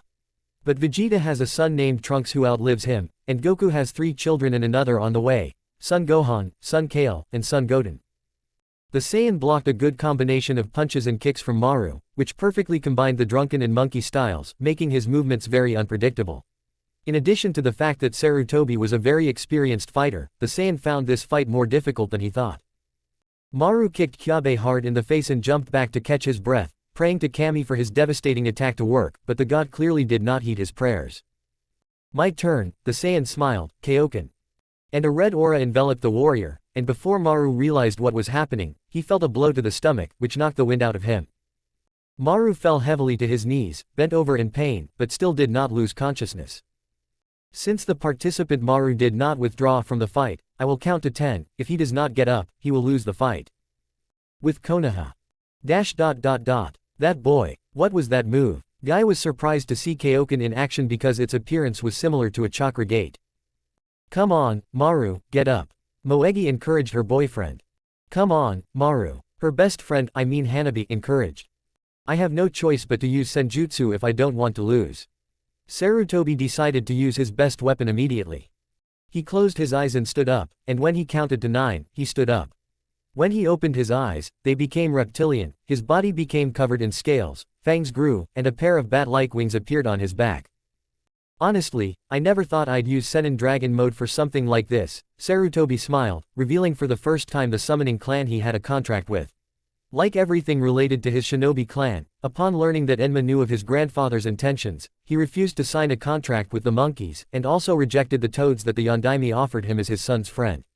The then Chunin created the summons, and until now, only his friends who followed suit knew who the contract belonged to Sarutobi, who received a reliable S++ contract, becoming the third person in Konoha to have one, Enko being the first. She shares a contract with the same summon as Tayuya. By the way, Moegi had tigers, Udon had Komodo, and Hanabi had wolves. So it was quite a revelation for many shinobi in the West to see that someone had the coveted contract with the dragons, one of the 5 S++ class summoning contracts in existence. For those who have read my other fanfics, Mystics refers to the Equestrias. For those new to this fanfic, the 5 most powerful contracts are, Kukulkans are sacred snakes, Kitsune, gargoyles, Equestrias, and dragons. Kyabe got a taste of his own medicine when Sarutobi returned the favor, and just like him, the Saiyan was not eliminated. Still, the West erupted in glee, well, at least those who weren't from the land of spring, to see that the Sandame's grandson could be the first to break the East's winning streak. Dragon Fist Maru attacked, slamming the floor with a punch that caused a crack to form. A few seconds later, several pieces of debris were thrown at Kyabe, but he blocked them by forming an X with his arms, and he had to leave them in that position because a few moments later, the Konoha native appeared and landed a powerful kick on him, causing the Saiyan to retreat 4 meters, shaking off his cramped arms. Wow, honestly, I didn't think you were that good, Kyabe said, genuinely impressed, but I expected nothing less from my senpai. How come you're still good? And what does that last thing mean? Maru asked, confused. Why do you admire Naruto ni? The Saiyan smiled. When I declared myself his #1 fan in his presence, he said that someone else had already earned that honor. Or, as far as I know, still has. Maru just smiled nostalgically, touched his glasses and prepared for battle. Then I'll prove to you that I'm still worthy of being considered your friend, he smiled enthusiastically and added, attack. Double Kaioken. The young man activated the technique again and rushed to attack. If Maru made him retreat 4 meters, then Maru flew 7 meters from a terrible blow, which, although it was blocked, but greatly angered him. He managed to regain control, and then barely, since he was already dangerously close to the edge of the platform. Then I will also become serious, he declared, jumping up and hitting Kyabe in the face. With a crocodile tail.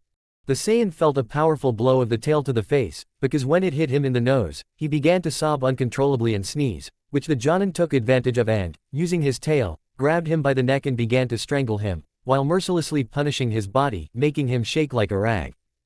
Surrender, the Konoha native suggested in a very hoarse and deep voice, if you're not going to regret it. Ah, Kyabe shouted, starting to emit a golden light. Never. And somehow he broke free and punched Maru hard, causing him to take 2 steps back, and when he came to his senses, his jaw nearly dropped at the sight. Kyabe now had blonde hair and blue eyes, and he glared at the Konoha native. I was just informed that what we're seeing is the equivalent of Sennin mode in the East, so Kyabe can still fight, Dan explained. If this was the way of the Sennin, then the people of Konoha knew that the battle had already been won, and it would not be their fighter who would win. The Emperor's Box. This is the ace I was telling you about, Naruto commented. Maru is without a doubt the strongest Sennin in Konoha, he said in admiration. I'm starting to understand why they were only able to take down those Saiyans with their collective efforts, the daimyo, Sannin, and his assistant commented simultaneously, their jaws dropping to the floor. Congratulations, I honestly didn't think anyone would force me to go Super Saiyan, Kyabe admitted excitedly, this means I won't feel any guilt when I defeat you. Before he knew what had happened, Maru had already taken a punch to the stomach from Kyabe and was thrown to the edge of the platform. But with another blow from his tail, he pushed him away, managed to get out of harm's way, and prepared to enter the final phase of his Sennin mode. But they clearly weren't going to let him go. The Saiyan responded with a kangaroo kick that broke his concentration and made him realize that he would have to use his second stage to the fullest if he wanted to win. All or nothing, Sarutobi exclaimed, making his decision. Gigabyte strike. This is Vegeta-sensei, the one who was born in the east and also attacked, Star Destroyer. And the two shockwaves collided, destroying the center of the stage and throwing them both off the platform. It looks like it's a draw. That's a real shame, Dan said dejectedly, but received the card and read it before making the announcement. It looks like there is a way to resolve the situation.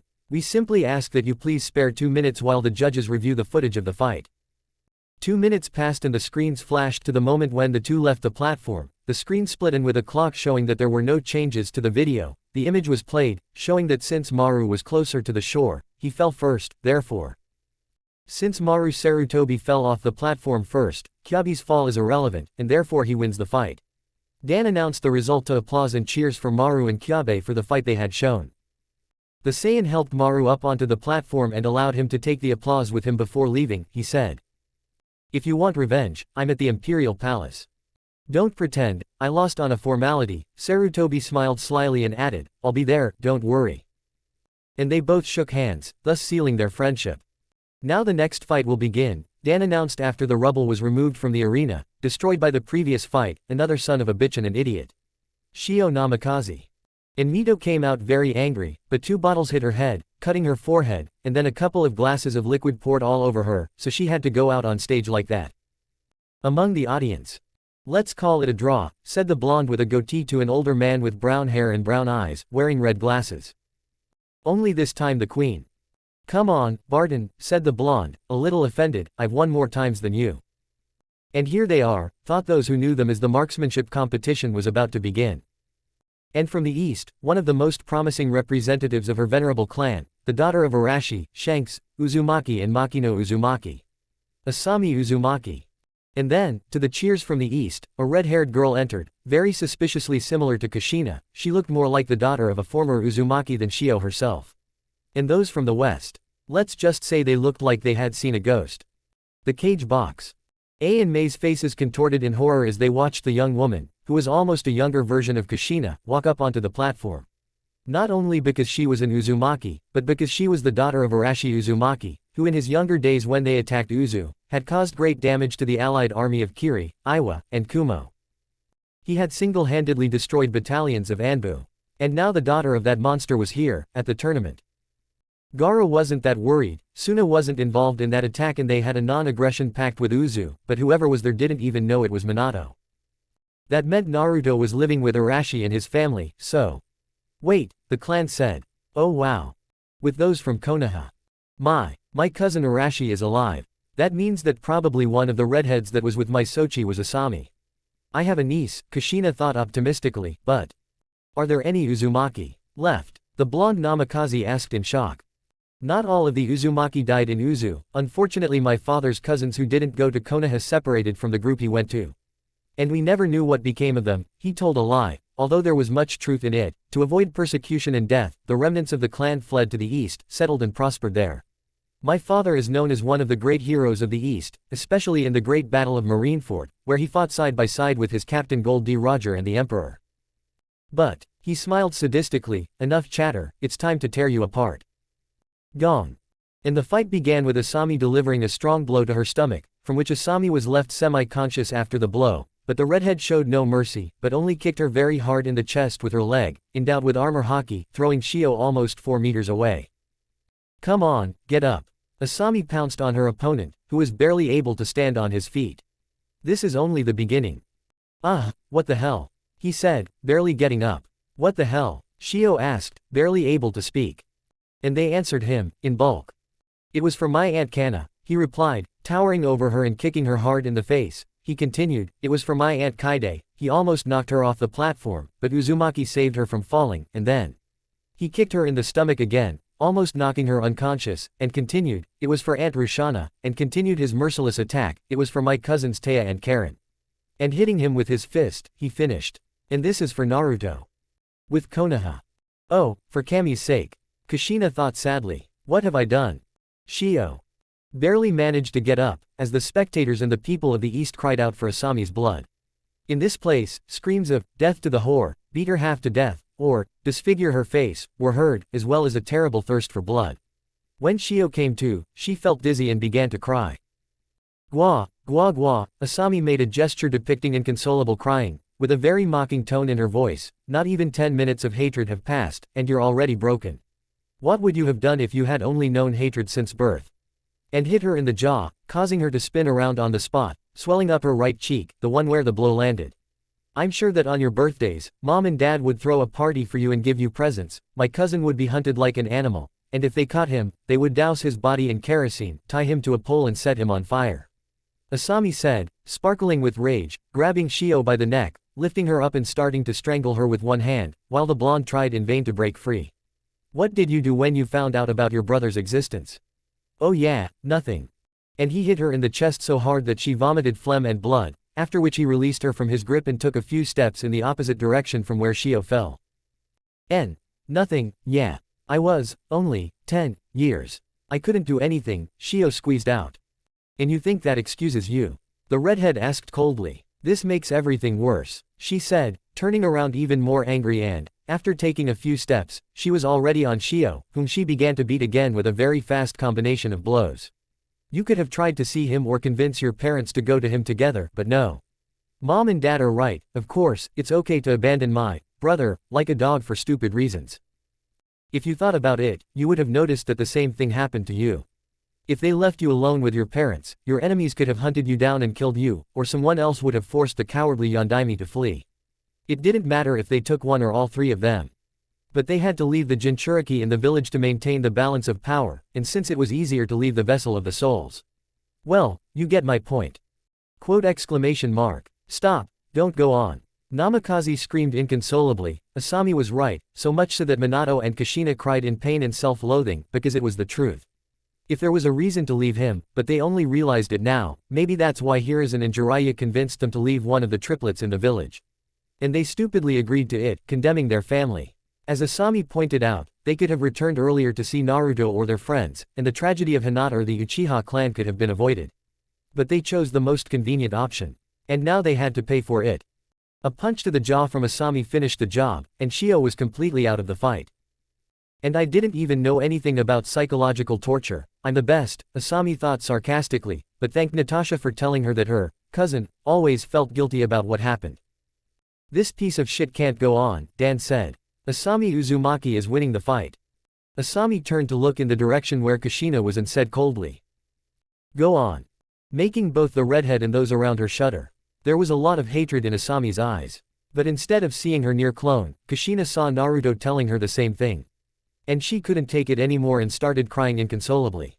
The last fight of the day will be between a guy with 2 hairy caterpillars on his face and a terrible sense of fashion. "Rock Lee of the brothel," Dan began. Lee was just muttering about stupid and middle-aged commentators, and from the east, the eldest son of a living legend, who is a legend in his own right, hero of the Battle of Helm and the Siege of Caprica City. Son Gohan. In walked a young man of about 23, with short, spiky black hair and black eyes, wearing an orange doji, a black shirt underneath, blue shoes, and wristbands and a belt on his pants. "Yosh, let's have a great meeting," Rock Lee said animatedly.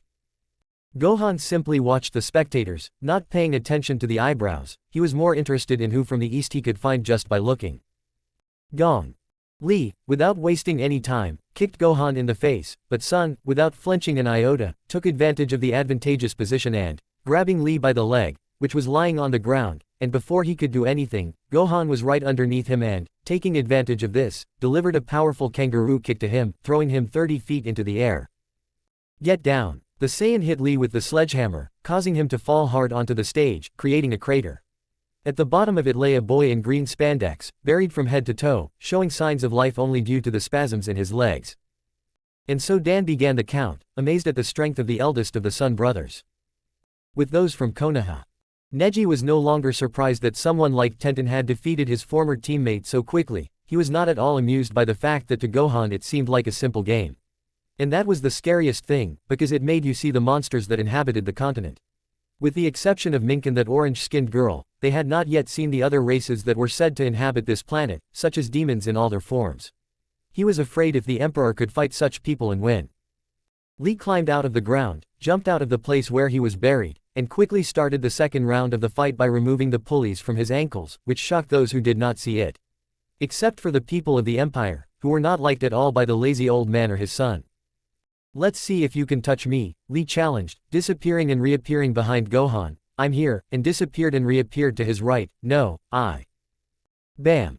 The Saiyan punched Lee in the face and began raining punches and kicks down on him, shaking him like a rag doll, leaving him breathless, finishing the sequence with a kick to the jaw that sent Lee flying 7 meters and onto the edge of the platform. "You were there," Gohan simply said. Lee struggled to his feet. The fight reminded him of how he felt when he faced Gaara. It was worse because he ended up destroying the Jinchuriki in combat, but his opponent was systematically rendering his abilities useless. He would have to play really rough then if he wanted to win. "Okay then, I'll open the chakra gate." And while Lee opened the 5 doors, Gohan remained calm, waiting for him to do it. "Here, you'll see," the eyebrowed man declared and disappeared again into a blur. Boom. There was some kind of explosion. Lee suddenly appeared with a wild look and with his right leg stretched high, clearly in the style of Mugiwara. He tried to kick the Saiyan, but since he was raised up, protecting his face, he clearly did not succeed. Kaioken. He enveloped himself in the red aura of the technique, grabbed Lee by the leg and slammed him into the ground twice, then lifted him back up and began to spin rapidly before releasing him upwards. Thanks to some illusion, many saw Lee rise several meters into the air, and at the same time, a crater appeared, from which an explosion was heard 2 seconds later. Gohan threw Lee to the ground again, hitting Sujudi, who was lying at the bottom of the crater, with much greater force and an unnatural sovuon. He heard them that day. Gohan began his little speech. "He told me that one of the betrayals that hurt him the most was yours, as he considered you a friend and someone who could understand him when he was looked down upon. What really hurt you? The one with the power source. The poor fool, he never used it, because it meant he would be hated even more in the village. Everything he could have achieved, he achieved through his own efforts. Even thanks to that, you were able to continue your career, as he managed to convince the Godime to come back and heal you. Well, I hope you live a miserable life for the rest of your pathetic existence." "My legs, I can't feel my legs," he cried at the bottom of Lee Crater, earning thunderous applause from many onlookers. If Naruto helped him heal and he repaid him with betrayal, Gohan simply returned Lee to what he should have been without the help of the Sannin and Uzumaki. Crippled for life. Chapter 6, Satsuki. You already know about dysgraphia, excuse the typing and the horrors of autocorrect. And remember, Naruto and its characters are the property of Kishimoto-sensei. Review. By Daisuke SSJ. Thank you. Guest. That's about how the chapters go, thanks for the support. Shion 145. Right, that's the next one, I'll check it out later. Serenity Usagi. Thanks, man, I'll keep trying to make them as good as this. Uzumaki 140985. Well, the world of pain created for this won't be able to live up to expectations. The rest of the questions will be answered in this chapter. JGM 250500. I hope you enjoy what happens to him. Tenshin Jin. Luckily for Wonder Woman, her experience and better training played into her hands, and she won this fight. Jingoku Phoenix. Thanks for the flowers. Pirate Virus. It's not going to be that good, but oh well. Oh well. I said I was outraged, but that doesn't mean there's no logic to my outrage. Because you're actually right about Onoki. Yami is a black dragon. As for the chapter, they will both appear in more than just cameos later, just wait. As for getting along, we'll see what happens, and as for Ninja Soul, until January, in the 2nd or 3rd week. Deadpool 50004. Glad you liked the chapter. Uriah. Okay, I'll try to update faster. Oklux. Kushina still has time, trust me, Shanks doesn't plan on leaving the reunion with her as just a conversation. And no, I apologize for my inability to do so. See the post above. Unless I want to be wrong, this is the most money he's ever received. Mariano 538. Submitted. TXPOK 2460. And it's done. The chapter is uploaded. Let's begin. The second day of the tournament left Iwa and Kumoya Konoha on the verge of elimination. This included the fear that the Uzumaki clan would return to take revenge on the villages that had nearly exterminated them. And those who had turned their backs on him. So Mei, and Onoki tried again to gain an audience with the emperor, but their attempts were once again in vain. As had been the case with the Namikaze clan or the Hyuga clan with the Uzumaki and Hyuga clans, although Jiraiya had used his network of spies to try to find out where they were staying.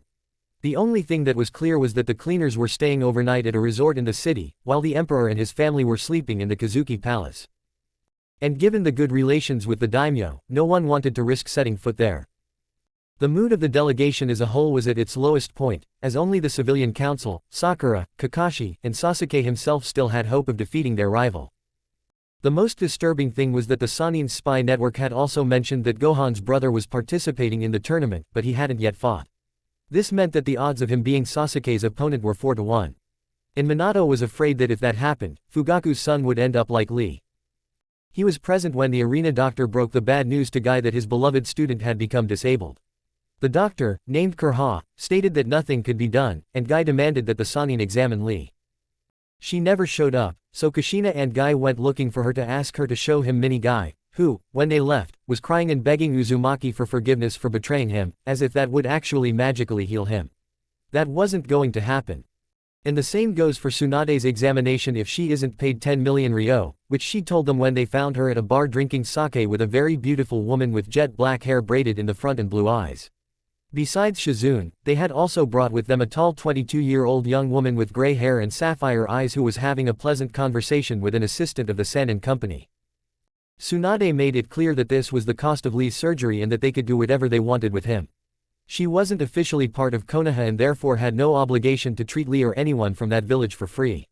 They wanted me to examine him. The consultation alone would cost 10,000 ryo, and if there was any hope of his recovery, 10 million would be needed for the surgery no matter what. They were both about to protest, but the looks the Sannin's group was giving them dissuaded them from doing so. There was something about the way that woman looked at you. They decided to leave it at that and break the bad news to everyone. With the rest of the Konoha 11. Hinata, Shino, Tenten, Neji, Shikamaru, and Choji were at a small bar where they were not refused service, and the best part was that the owner charged them a fair price for their consumption.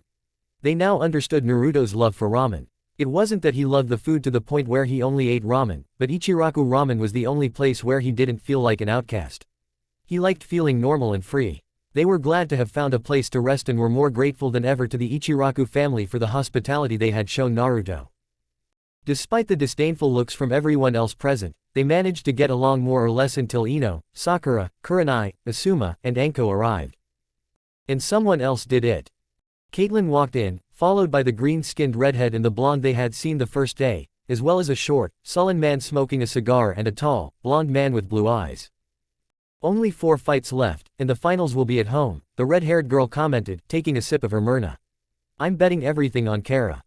Kara, the blonde asked, her tone half mocking. Come on, Red, Gohan will win the tournament. The finals will most likely be between them, the blonde interjected, from one. This fight will be worthy of a song that will resonate in Valhalla. Bartender, give me something for the men, the cigar seller demanded. I'm with Harley. If Gohan fights in Super Saiyan, without holding back, the outcome of the fight is more than a foregone conclusion. Are you guys from the East? Ino asked Caitlin, who was drinking sake, not taking her eyes off the bar. Yes, what do you want? He asked, not taking his eyes off the place where he was. Ino clenched her fist, pretending to punch the blonde, who was still dressed in very spring-like clothes as she spoke. What part of the tournament did you not understand? Ino said indignantly. Kiba, Menma, and Lee. Lee especially did not deserve such poor treatment. Personally, if I were to fight, I would kill anyone I was attracted to, the man with the cigar said, drinking some whiskey, which was a novelty in these parts. If there is one thing I hate more than anything, it is traitors. There's some kind of. Ino was about to vent her anger on Caitlin when Asuma held back a scream, and when she looked at Yamanaka, ironically, her blood ran cold. Several ice spears were floating lazily around her, and the merchant's eyes glowed menacingly, letting her know that she was in control of them, because when she raised her right hand slightly, the spears came closer to Ino. If I were you, I would refrain from trying, the woman said coldly, otherwise you know why they call me Killer Frost. Ino. Asuma tried to intervene, holding his blades in his fists, but 2 pairs of metal claws were dangerously close to his neck. It was the guy with the cigar. And to the surprise of many, when he brought his bare hands up, it was noticed that these blades were coming out of his body. Be careful what you do, gallant handsome man, the man said mockingly, because she is the one who should be here to control Goldilocks, the blonde who drinks beer, and me. Hello, the blonde said indignantly, taking a sip straight from the beer keg. Kurenai was about to help as well, when the blonde threatened to stick a needle into her neck, surprising the Genjutsu master with her stealth. Logan will be the least of your problems if you try something nice, he said, stabbing the needle deeper into his flesh. This little trick is one of the few things I still have left of Mr. J, and believe me, although you will have a cute smile, I know it is not very pleasant. The situation seemed to have escalated to the limit, but the owner of the inn, seeing what had happened, demanded that the troublemakers leave, forcing Asuma, Ino, Kurenai and Sakura, who had come with them, to leave the establishment. Excuse me, is this yours? Hinata asked the blonde, picking up a war hammer that had fallen during the commotion. That was exactly what the man and the others felt when they saw how she effortlessly picked up the gun, but then everyone burst out laughing when the man took the gun and placed it on the bar. Girl, we will buy you and your friends a drink, the redhead said. Hinata was exactly as her cousin had described, and more. The next day. For a change, the Konoha delegation had not been given their own room like the other delegations at the time. What was most galling to the village's civil unification was that Kazuki had refused to give them the seats of the Kumo and Iwa delegations, who had abandoned the place. Ai and Onoki no longer saw the need to continue watching the tournament if their team was eliminated, and it was clear to them that the East would win the event no matter what. The fact that Darui, Mabui, and Kuratsuki had emerged from the tournament relatively unscathed, especially compared to several from Konoha, was already quite a generous consolation prize for them. It was also the case that they did not want to be there if there was a chance that Arashi would come to see her daughter. So they thought that getting those seats would be easy. Well no, that wasn't supposed to happen. In fact this time they were more spread out than the last times. The Namikaze family together, the Konoha 11 elsewhere, except for the recovering and traders elsewhere, Hanabi and her friends with Anko elsewhere, and the clan leaders with the former sensei elsewhere. Like the day before, the event was supposed to open with a musical performance that would be unforgettable for some people. There was a man standing on a makeshift musical stage, and around him were at least 8 dancers and 9 women in the stereotypical yet provocative black shinobi attire that, in the case of the women, only Anko could wear. What caught the guy's attention the most was that she was almost a carbon copy of the snake Sanin. No, if you look past the color of his eyes and skin tone, he was identical to Orochimaru, and the worst part was that he was dressed exactly like him. There was a fading noise and the music started. Everyone on stage was dancing around the man who remained motionless, and suddenly he started singing. When he came through the window it was a crescendo sound. He entered her apartment. I left blood stains on the carpet. She ran under the table. He saw that she was unable and she ran to the bedroom. She was defeated, this was her undoing. He sang and danced with great skill and grace, causing the people of the East to dance very animatedly in their seats, and the people of the West began to join him. Annie, are you okay? Well. Annie, are you okay? Are you okay, Annie? Annie, are you okay? Well, Annie, are you okay? Are you okay, Annie? Annie, are you okay? Well, Annie, are you okay? Are you okay? Annie, Annie, are you okay? Well, Annie, are you okay? Are you okay, Annie? And at that moment, the Imperial box with Anko, Kushina and Jiraiya. Ha ha ha ha, if that's the case then the aforementioned were dying of laughter. By the way, Orochimaru was still there because he wanted to see what samples there were in the East, and of course he didn't find it funny at all, especially since Kabuto was trying not to laugh but he was losing the battle. Annie, are you okay? So Annie, are you okay? Are you okay, Annie? Annie, are you okay? So Annie, are you okay? Are you okay, Annie? Annie, are you okay? So Annie, are you okay? Are you okay, Annie? You got hit, smooth criminal. So they went outside. It was Sunday. What a black day. Word of mouth. Resuscitation. Sound of heartbeat, intimidation. Annie, are you okay? So Annie, are you okay? Are you okay, Annie? Annie, are you okay? So, Annie, are you okay? Are you okay, Annie? Annie, are you okay? So, Annie, are you okay? Are you okay, Annie? Annie, are you okay? So, Annie, are you okay? Are you okay, Annie? Then you ran to the bedroom, you got knocked down, that was your undoing, you were hit by a smooth criminal. Okay, I want everybody out of the area right now. Ah. Annie, are you okay? I don't know. Will you tell us that you're okay? I don't know. There's a sign in the window, I don't know. That he hit you, crescendo, Annie. I don't know. He walked into your apartment, I don't know. Left blood stains on the carpet, I don't know why, baby. Then you ran to the bedroom, I don't know. You got knocked down, it was your undoing, Annie. Oh shit, baby. Are you going to tell us you're okay? Yeah, fuck it, baby. There's a sign in the window, yeah, fuck it, baby. That he hit you, crescendo, Annie, hooray. Hooray. He entered your apartment, fuck it. Left blood stains on the carpet. Hooray. Hooray. Hooray. You then ran to the bedroom. Fuck it. Ah. The imperial box. Ha ha ha ha, what I'd give to see Orochimaru's face if he saw that, ha ha ha, Tsunade managed to say between bursts of laughter. He's in this arena, assured to Yuya, later I'll send you a photo and a video of what his reaction was. Yes, the chatterbox gave him a nickname and communicated with him only through it, but even so, their relationship was good, and if he was going to send you such a treasure, he could call her whatever he wanted. With Anko. Ha ha ha, Gaki planned this, he barely managed to say, if I see him, I'll give him a reward. And now the first fight of the day will begin, and from the last 4 of the first round, Dan began, from the west, a damn little girl with an emo complex, the most notorious traitor in the land of spring and a few more. Sasuke, I'm a troll, I like this part, Uchiha. And he blushed with anger at his nickname, but as he dodged the bottles, glasses, and papers that people threw at him, he was the one who was hated the most in the village, and for good reason. And from the east, one of the best ninja of her generation, coming from the most honorable Miyamoto clan, the third of the clans that have obeyed the emperor's orders from the very beginning. Satsuki Miyamoto. And on board came a 20-year-old girl who could easily pass for Itachi and Sasuke's sister. When I'm done with you, I'll show you what happens if you run into the elite, the Uchiha said arrogantly. Well, as you say, the young woman shrugged. But there was another surprise.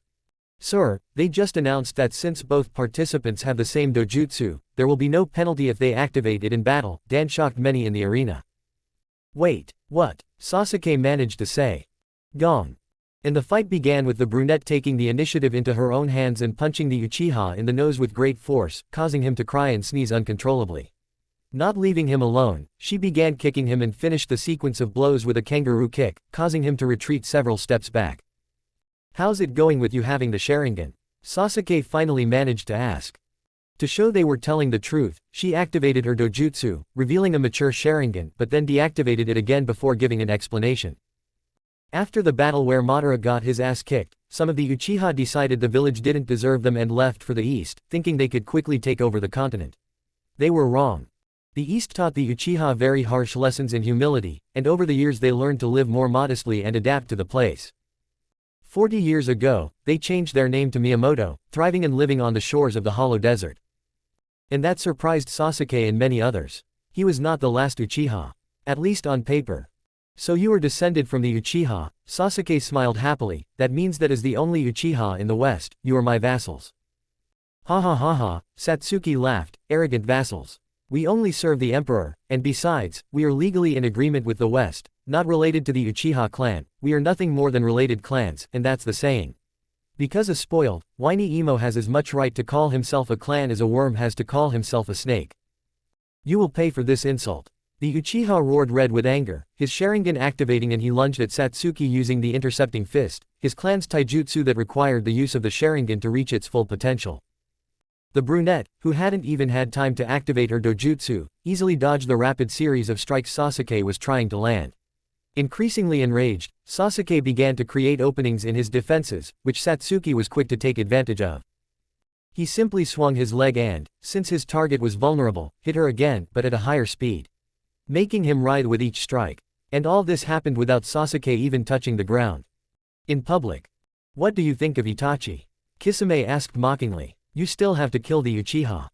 Sasuke's brother simply watched the brutal fight with an emotionless face, but inside, he was relieved. After Naruto was banished and Minato was brought back, he felt like his efforts were in vain, and that even if Sasuke killed him, he would never achieve his dream of returning the clan to its honor and glory. From what Satsuki had said and what he had seen, the Miyamoto clan was very close to his vision of what the Uchiha clan should be. It was not what he had expected, but knowing that his blood would continue under a different name, but with his ideas, was a comfort to him. There was no way to save Sasuke anymore. When I see him in this confrontation, I will kill him and die in peace, knowing that there are still people alive with Uchiha blood on the other side of the world. The Emperor's box. The Sannin turned around to see Naruto, who was very excited watching the fight, and asked him a question considering what had happened. Are there Senju in the east? She said with hope that if there were Uchiha, Uzumaki and Hyuga, she wouldn't be surprised to find out that there were Senju living in the east. Yes, there are, Uzumaki admitted. The leader of the Senju clan in the east is named Kuroko. She always wanted to meet you, Ba-chan. The emperor finished speaking. When the Uzumaki clan left, there were several senju in Uzu and they also fled with them. So when the Uzumaki clan left, the senju living there also left, noticing that Konoha had also stabbed them during the invasion. Only Asami had successfully hidden this information. The cage's VIP box. Minato also knew that this information would be a real headache for him. I could practically hear the civilian association and Sasuke demanding some stupid thing involving Miyamoto, like they did with the Uzumakis. And he knew that in both cases the clans would refuse. Neither Arashi nor the leader of Miyamoto would want anything to do with the village, especially if Naruto told them about his life there. Satsuki punched Sasuke in the face again, this time with such force that she broke his nose, bleeding profusely. And that only made him even more angry. He quickly began doing handstands, causing the people of Konoha, except for Sakura and the Uchiha sycophants, to cower when they saw what he was about to use. "Know your place, bitch," he exclaimed, Chidori in hand. "Because I used the jutsu, the crying boy is destroyed," Dan declared as the Uchiha rushed forward with Satsuki, who dodged the jutsu and kicked Sasuke in the back, who fell face down, destroying part of the place when the Chidori hit the ground.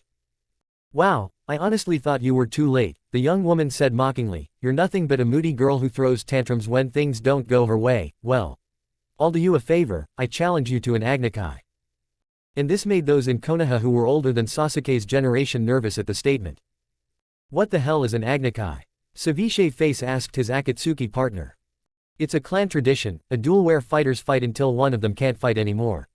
The loser gets a mark of defeat and loses something valuable. As far as I know, the last agnikai between the Uchiha was before I was born." Dan explained the same thing after the emperor sent a postcard with this information, so when Sasuke stood up, he had an arrogant smile on his face. "You will lose your freedom," Sasuke said. "With you, the Uchiha line in the west will return with strong members of my clan. And you will lose something very valuable when I defeat you. Do not doubt it." And without wasting any time, the Uchiha attacked. Fire release, fireball jutsu. He spat out a very powerful flame that eagerly rushed towards the warrior who was waiting for the fire impassively. He took out a sea snail from the pocket of his uniform and placed it in front of him. And he absorbed the flames without any effort. "You call this fire?" Satsuki asked mockingly. "I will show you what flames are. Marisoma." And from her outstretched palm, without making any hand position, she released a very powerful flame that the Uchiha barely managed to dodge. Pale as a ghost, he had no idea what the hell happened. His active Sharingan never told him about this jutsu or showed him how to use it. And this made him break out in a cold sweat.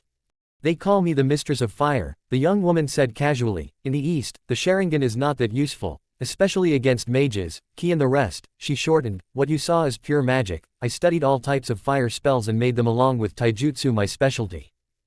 Crown of Fire." And he attacked again with a new flame, stronger than the last, forcing Sasuke to jump up so as not to be charred. Exactly what she wanted. Appearing in front of him, Satsuki hit him with a sledgehammer, causing him to collapse spectacularly to the floor, and when he began to rise, she knocked him down again, stepping on his head and forcing him to stay there. "This is your place." He stepped on it even harder, causing the Uchiha to cry out in pain. "Worms who think they are gods deserve nothing more than to end their suffering by turning it into a stain on your shoe." And I hit him in the head again before stopping, but I stopped because almost immediately I kick him with such force that he instantly loses consciousness. He turned Sasuke over and with his fingers drew a fire mark on his forehead, the symbol of his clan, the halo in the ancient Uchiha symbol, and once that was done, he began to chant another spell. A transmutation circle appeared under Sasuke, which amazed the Westerners and caused the people of Konoha to panic as it glowed brightly and went out.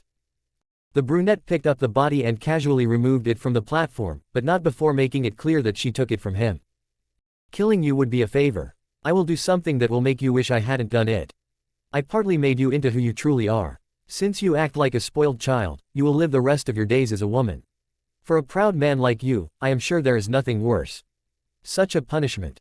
Konoha is officially out of the game, the long journey was in vain." Infirmary, 10 minutes later. Konoha was being destroyed by the East and there was nothing to do, so Minato went downstairs to see Sasuke, who was hurling insults and curses at him. If I hadn't seen it, I wouldn't have believed it, but Satsuki had actually turned Konoha's last loyal Uchiha into the last loyal Uchiha. "I demand you go to the Emperor and make that bitch change what she did to me," she exclaimed, seething with rage as soon as she saw the Hokage. Minato was shocked by what he saw. It seemed like many of the rumors about strange powers from the East were true. I'll try, Minato mentioned, but I doubt they'll restore you. If they do, it'll end up taking something else, like your life. That? Uchiha glared at the cage in anger, but he didn't even flinch. Besides, I should be the one who's furious. Your damn temper has caused the most humiliating elimination from the tournament so far, and I doubt it'll happen again. If you're okay now, get ready, because we're leaving. As expected, the fighters from the east had been advancing with little to no effort in the last few matches, something even Gaara and Mei knew. Thus, they also left the arena without watching any of the 1/8 finals matches that had taken place. In a few days, as the blonde had predicted, Gohan and Kara would meet in the finals of the tournament, with the Saiyan emerging victorious. And all this time Uzumaki was grimacing under his mask. The first part of his plan had gone off without a hitch. Omake. Deleted scenes. Scene 1. Guy, cousin. The voice of a man in a black suit exclaimed. It was a man who was neither ugly nor handsome, with a mustache and a bowl cut. Guro. The man with eyebrows recognized him and hugged him like a man. What are you doing here? I thought you were dead when you went off to seek your fortune. Well, for starters, my name is Gomez Adams now, the man explained. Secondly, I achieved my dream and became rich. Really? Morticia, Fester, come on. The calls from Gomez came quickly. The man was bald and wore something like a monk's robe. The woman was very beautiful, but if someone told them that she went out at night to drink blood, those from Konoha who were with Guy would believe it. Darling, this is my cousin Guy, the man introduced his cousin to his wife. That explains a lot, Neji and Tenten thought when they met the family of the owner of the exotic eyebrow. Scene 2. They were all together when Jiraiya and a few others overheard the conversation of two young people. But the most striking thing about the blonde was her huge boobs, said the speaker, making a perverted gesture. Recalling this scene, she drank sake like water, and her companion tried in vain to stop her. That's always the case, the listener said knowingly, and I'm sure she was ugly. No way, she was beautiful too. The first one corrected him, her short black hair and delicate features made her beautiful even with her desperate expression. Everyone stepped back a little, thinking they knew who they were. Sensei hasn't changed at all, Kushina sighed tiredly. And after taking a few steps, they saw a drunk blonde in the distance, being carried on the shoulders of a brunette with glasses. Utra. You're already very drunk, Rangaku, the woman scolded her. All you do is disgrace the empire. An exchange of words followed that seemed very familiar to Sannin's acquaintances, especially since the blue-eyed blonde shared this character trait and appearance with this Rangaku. It seemed that alcohol came with a large bra size. If these two are from the Empire, then we win. Menma was very optimistic. I'm sure that tomorrow we will crush the competition. Many nodded in agreement. They were so absorbed in what was happening that they did not notice how the woman in the next building looked at the residents of Konoha and smiled at them. This is Widowmaker, she transmitted her report over the radio. Tell Rangaku and Naneo that they did a good job, they took the bait. Scene 3. This is Jewelry Bonnie. Naruto introduced his friends to the young pink-haired girl with piercings. Bonnie, these are my friends. The woman shook each of them by hand, and they began to glow, but when the light stopped, they demanded an explanation. Bonnie can change her age and the ages of others. She can become a girl or an old woman, or turn a baby into an adult or even an old child. Or throw years off her shoulders. With your permission, Emperor, I will go eat, said the woman who had essentially been brought into the country to do the Emperor this favor. Tsunade removed her henge, and sure enough, everything looked the same. How many years have we lost? Hiryu Kazuki curiously, inside her chibi self, laughed maniacally. 33, 12, and 10 years old, Naruto mentioned, pointing to Tsunade, Kuzuki, and Shizune respectively. If Tsunade's calculations were correct, that meant they were biologically 25 and 23 years old again. I would rather have him as the son I never had, the Sannin said, clutching the blue-eyed boy to her breasts. Scene 4. Barbara returned to her place in the Eastern Fighter Wing, where she was greeted by Kale and Kara Zor-El. This is how it's done, the Kryptonian proclaimed, how I'm dying to mash the idiot who is my rival. Gee, great fight, Kale said a little sheepishly. Thank you, friends, Mink agreed. And where are they? In the dining hall, the last daughter of Krypton replied. Since they probably won't see any action today, they decided to go get something to eat. Mink nodded in understanding, imagining what would happen to her rivals. She almost felt sorry for them. Almost. Scene 6. And he threw Mink onto the bed and began. See, I just wanted to say that in the first chapter, I fixed one flaw. Chapter 7, Aftermath. You know, that dysgraphia problem, sorry for the keyboard taps and autocorrect horrors. And remember, Naruto and its characters are the property of Kishimoto-sensei. Review. Pirate virus. You barely got an answer, but there was one.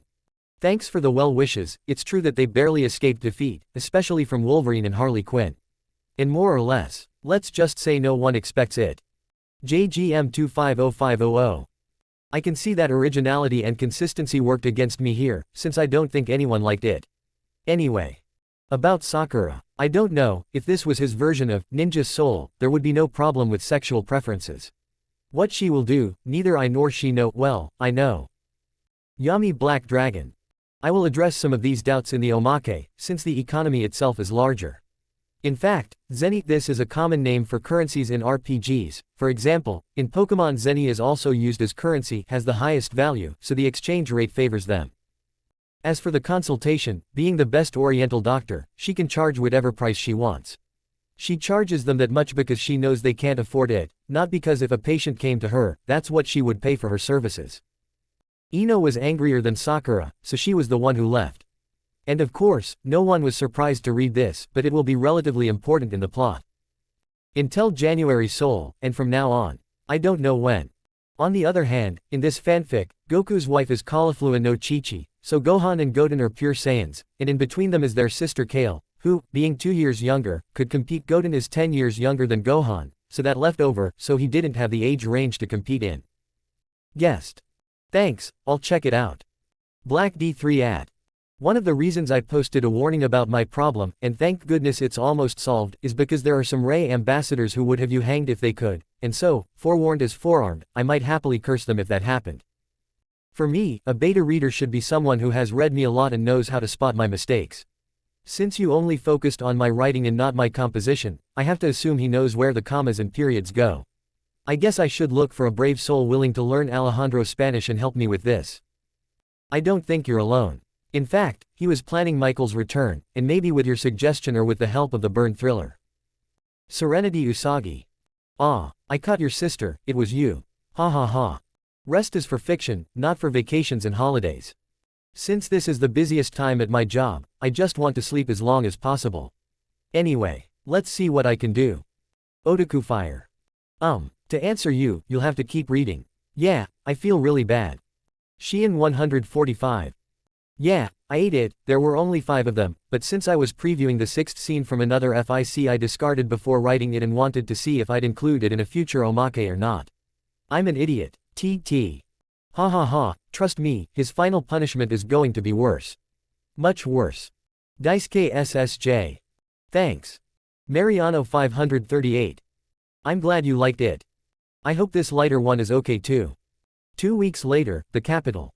Naruto woke up first in his room. To his right, using his chest as a pillow, stood a red-haired woman with waist-length hair and bright brown eyes. To his left, also using her chest as a pillow, stood a very tall woman. She had an athletic yet extremely sexy figure, with long, slender legs, a perfect ass and large breasts with dark green nipples.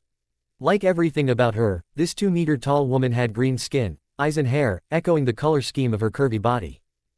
Beneath them, curled up on the floor, rested a sleeping Barbara, purring happily, but noticing that she had fallen out of bed, Kara, like all of them, fell asleep with great satisfaction on their beautiful faces. Since they were all brides of the emperor, they celebrated with him that the first part of his plan went as planned.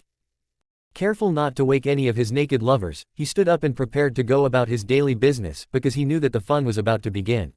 If his calculations were correct, the last 2 groups to leave for the tournament had just arrived home and were already thinking about what to do with the information they had. Oh yeah, the fun was about to begin. That same day, Konoha. You can't be serious. Sasuke screamed, very outraged, at the punishment the Yondaime had just given him.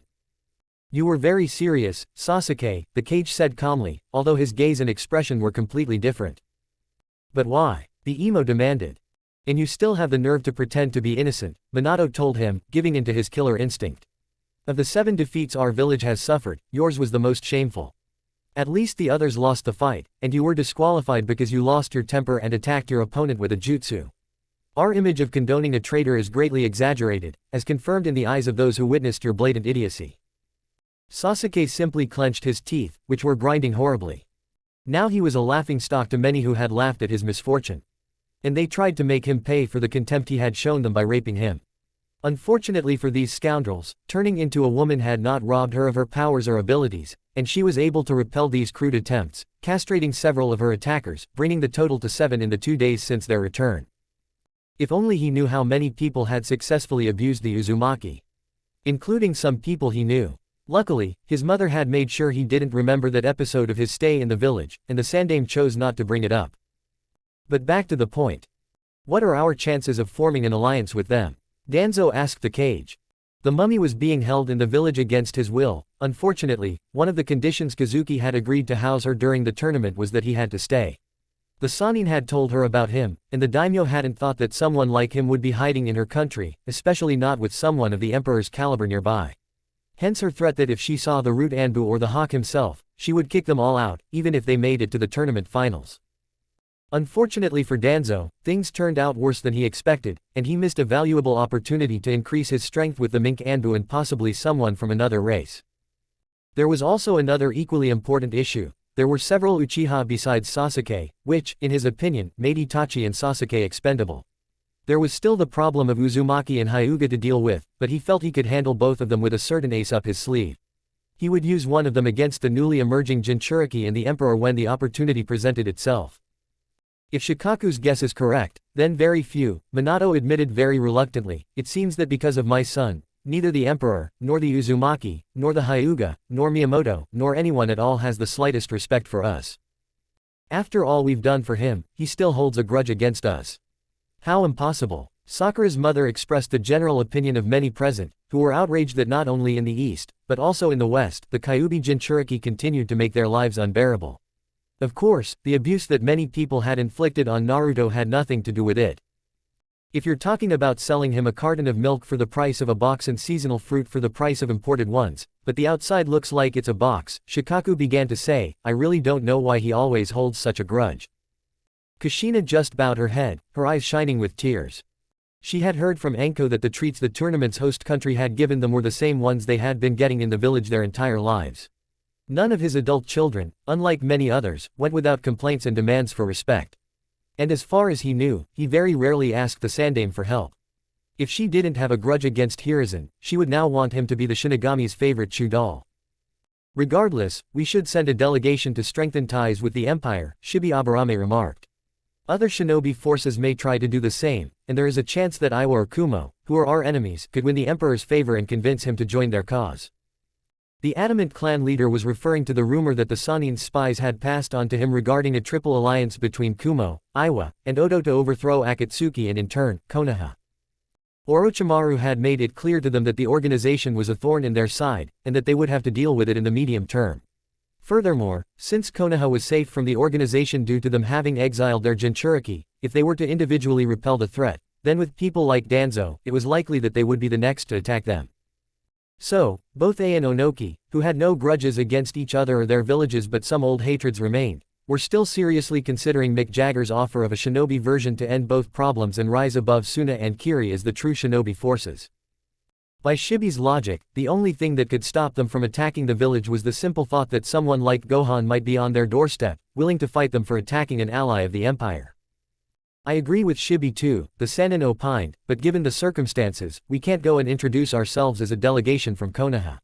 They might hold such hostility towards us that they'll refuse us an audience. I heard from a spy who deals with the White Lotus that there will be a great jubilee in the middle of next month to celebrate the anniversary of the unification of the Empire, where the Emperor will open his palace for an audience on the third day of the festivities and receive anyone who comes to see him. I think we should go incognito and then reveal ourselves when we are in front of him. He thinks that the pressure from the people who have seen him in a bad light will make him listen to us. After all, rumor has it that he is very young, so treating someone generously, even someone he despises, will do him good in the eyes of his people. Of course, the people see nothing wrong with the Emperor denying us the famous audience when the charade is revealed, Shikaku opined. There was also a second matter that I had discussed only with Shikamaru. If that were true, then asking the Empire for help would actually mean the village would be in an even deeper grave than it already was. With the Hyuga clan on the brink of collapse, the likely stupidity the Namikaze family could commit, or the war they could start at the gates of their village, if that was true, then it was simply the Kami's way of showing that karma was always cruel. And unfortunately, they were the ones who had provoked him the most in recent years. Considering our options, we have no other choice, the Yondaime said. Perhaps if Kushina explains herself to her relatives and my son, we can gain the emperor's favor, that's our only chance. Well then, I guess we should discuss who will go to the emperor, Yondaime finally decided, feeling a very bad feeling for a moment, which he ignored in order to save the ungrateful village that had taken so much from him, more than he had given. Suna, 2 days after the meeting in Konoha. In Gaara's office were 2 diplomats from the United Empire. The first was a woman with slightly long, slightly blue hair, 3 moles under her right eye, and dressed rather provocatively. Her name was Merlin, and she was accompanied by a man named Escanor, an imposing brown-haired man with green eyes, dressed in golden armor. The 2 had been tasked by the emperor himself to meet with the Kage and give him some documents for Gaara to study. After reading the first part, to the amazement of his brothers, the red-haired man burst out laughing loudly. If what was said there was true, then his dear friend had certainly lived up to his reputation for accomplishing impossible feats. Was what I read in that letter true? Gaara asked, coming to his senses. Merlin smiled happily at the question, to which she nodded in the affirmative. Naruto isn't being cunning, Kage Dono, the beautiful sorceress said, everything he told you in that letter is true. He told me that if there was one thing that set Naruto Uzumaki apart, it was that he was very grateful to those who helped him or who were his friends. Everything that appears in the documents already has the imperial seal, which makes each of the terms of the treaty between the Empire and the Land of Wind and Suna additionally binding. Hearing this, Temari, who was reading the treaty together with Suna, couldn't help but gasp in surprise. Just 2 points of such an agreement could quickly turn the village from the third to the main shinobi power. If they stopped depending on imported water from the Land of Dew and used the methods of the Empire's desert regions to obtain water in their region, it would significantly reduce the cost of living in the village, not to mention the fact that the quality of life would invariably improve. And all because of that stupid boy, who defeated his brother and made him a better person. You were definitely wrong about your first impression of him. Now, thanks to his closeness to the emperor, his friendship with Gaara would help his village reach the top. Now I understood more than ever what losing a few meant, and I almost felt sorry for Konoha. Almost. Quote. Well, now we need to pick up the documents for your daimyo to review, Escanor said as he dropped off the ones for Gaara. In 15 days, a transport will arrive for you. The emperor has invited you to watch the main event of the Jubilee, celebrating the anniversary of the founding, the man said before leaving the office. As soon as they left, Temari asked Gaara why he laughed. Read this and you will understand. He handed her a letter written, according to the sender, by his first friend.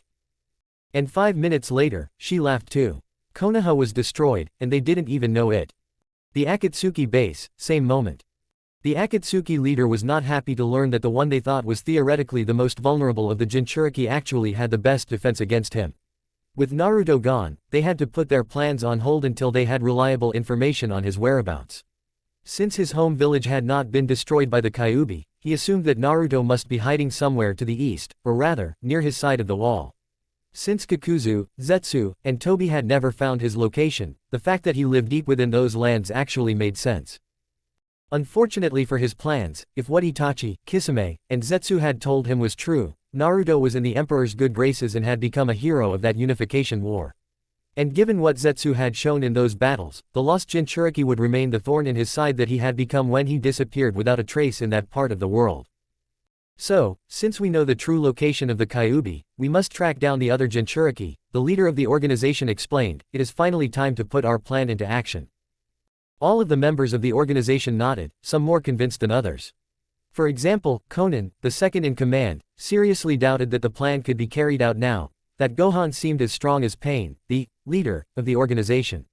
And as that announcer had said, he was the son of another hero, even more famous than him. Which made the progenitor of this fearsome warrior an opponent he doubted he could handle. And that was before they included the emperor himself in the equation. A man capable of earning the respect of such monsters was even more terrifying, and if the rumors from the east were mostly true, then in order to achieve peace, he had to fight even nations inhabited solely by demons in order to pacify their domain. It was said that there were several demons among their ranks that possessed such power that even the Kyuubi could not defeat them. And they had to work in teams designed to neutralize a specific Jinchuriki that was a weak manifestation of the power of the Biju in question.